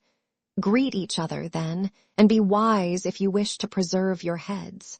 Rochefort and D'Artagnan coolly greeted each other with their lips, but the cardinal was there, observing them with his vigilant eye. They left the chamber at the same time. "We shall meet again, shall we not, monsieur?" "When you please," said D'Artagnan. "An opportunity will come," replied Rochefort. "Hey," said the cardinal, opening the door. The 2 men smiled at each other, shook hands, and saluted his eminence. "We were beginning to grow impatient," said Athos. "Here I am, my friends," replied D'Artagnan, "not only free but in favor." "Tell us about it." "This evening, but for the moment let us separate." Accordingly, that same evening D'Artagnan repaired to the quarters of Athos, whom he found in a fair way to empty a bottle of Spanish wine, an occupation which he religiously accomplished every night. D'Artagnan related what had taken place between the cardinal and himself, and drawing the commission from his pocket, said, "Here, my dear Athos, this naturally belongs to you." Athos smiled with one of his sweet and expressive smiles. "Friend," said he, "for Athos this is too much. For the Comte de la Fere it is too little. Keep the commission, it is yours. Alas, you have purchased it dearly enough." D'Artagnan left Athos's chamber and went to that of Porthos. He found him clothed in a magnificent dress covered with splendid embroidery, admiring himself before a glass. "Ah, is that you, dear friend?" exclaimed Porthos. "How do you think these garments fit me?" "Wonderfully," said D'Artagnan, "but I come to offer you a dress which will become you still better." "What?" asked Porthos. "That of a lieutenant of musketeers." D'Artagnan related to Porthos the substance of his interview with the cardinal, and said, taking the commission from his pocket, "Here, my friend, write your name upon it and become my chief." Porthos cast his eyes over the commission and returned it to D'Artagnan, to the great astonishment of the young man. "Yes," said he, "yes, that would flatter me very much, but I should not have time enough to enjoy the distinction. During our expedition to Béthune, the husband of my duchess died. So, my dear, the coffer of the defunct holding out its arms to me, I shall marry the widow. Look here, I was trying on my wedding suit. Keep the lieutenancy, my dear, keep it." The young man then entered the apartment of Aramis. He found him kneeling before a prie-dieu, with his head leaning on an open prayer book.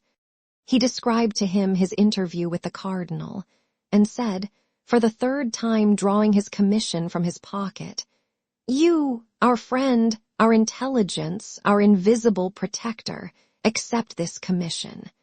You have merited it more than any of us by your wisdom and your counsels, always followed by such happy results." "Alas, dear friend," said Aramis, "our late adventures have disgusted me with military life. This time my determination is irrevocably taken.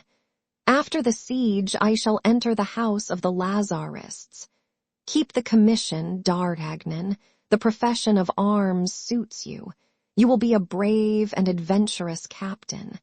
D'Artagnan, his eye moist with gratitude though beaming with joy, went back to Athos, whom he found still at table contemplating the charms of his last glass of Malaga by the light of his lamp. "Well," said he, "they likewise have refused me. That, dear friend, is because nobody is more worthy than yourself." He took a quill, wrote the name of D'Artagnan in the commission, and returned it to him.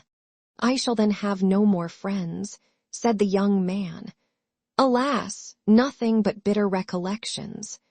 And he let his head sink upon his hands, while 2 large tears rolled down his cheeks. "You are young," replied Athos, "and your bitter recollections have time to change themselves into sweet remembrances." Epilogue. La Rochelle, deprived of the assistance of the English fleet and of the diversion promised by Buckingham, surrendered after a siege of a year. On the 28th of October, 1628, the capitulation was signed. The king made his entrance into Paris on the 23rd of December of the same year. He was received in triumph, as if he came from conquering an enemy and not Frenchmen. He entered by the Faubourg Saint-Jacques under verdant arches. D'Artagnan took possession of his command. Porthos left the service, and in the course of the following year married Mme. Coquenard. The coffer so much coveted contained 800,000 livres. Mousqueton had a magnificent livery, and enjoyed the satisfaction of which he had been ambitious all his life, that of standing behind a gilded carriage. Aramis, after a journey into Lorraine, disappeared all at once and ceased to write to his friends. They learned at a later period through Mme. De Chevreuse, who told it to 2 or 3 of her intimates, that, yielding to his vocation, he had retired into a convent, only into which nobody knew. Bazin became a lay brother. Athos remained a musketeer under the command of D'Artagnan, till the year 1633, at which period, after a journey he made to Touraine, he also quit the service, under the pretext of having inherited a small property in Roussillon. Grimaud followed Athos. D'Artagnan fought 3 times with Rochefort, and wounded him 3 times. "I shall probably kill you the 4th, said he to him, holding out his hand to assist him to rise. "It is much better both for you and for me to stop where we are," answered the wounded man. "Corbleu, I am more your friend than you think, for after our very first encounter, I could by saying a word to the cardinal have had your throat cut." They this time embraced heartily, and without retaining any malice. Planchet obtained from Rochefort the rank of sergeant in the Piedmont regiment.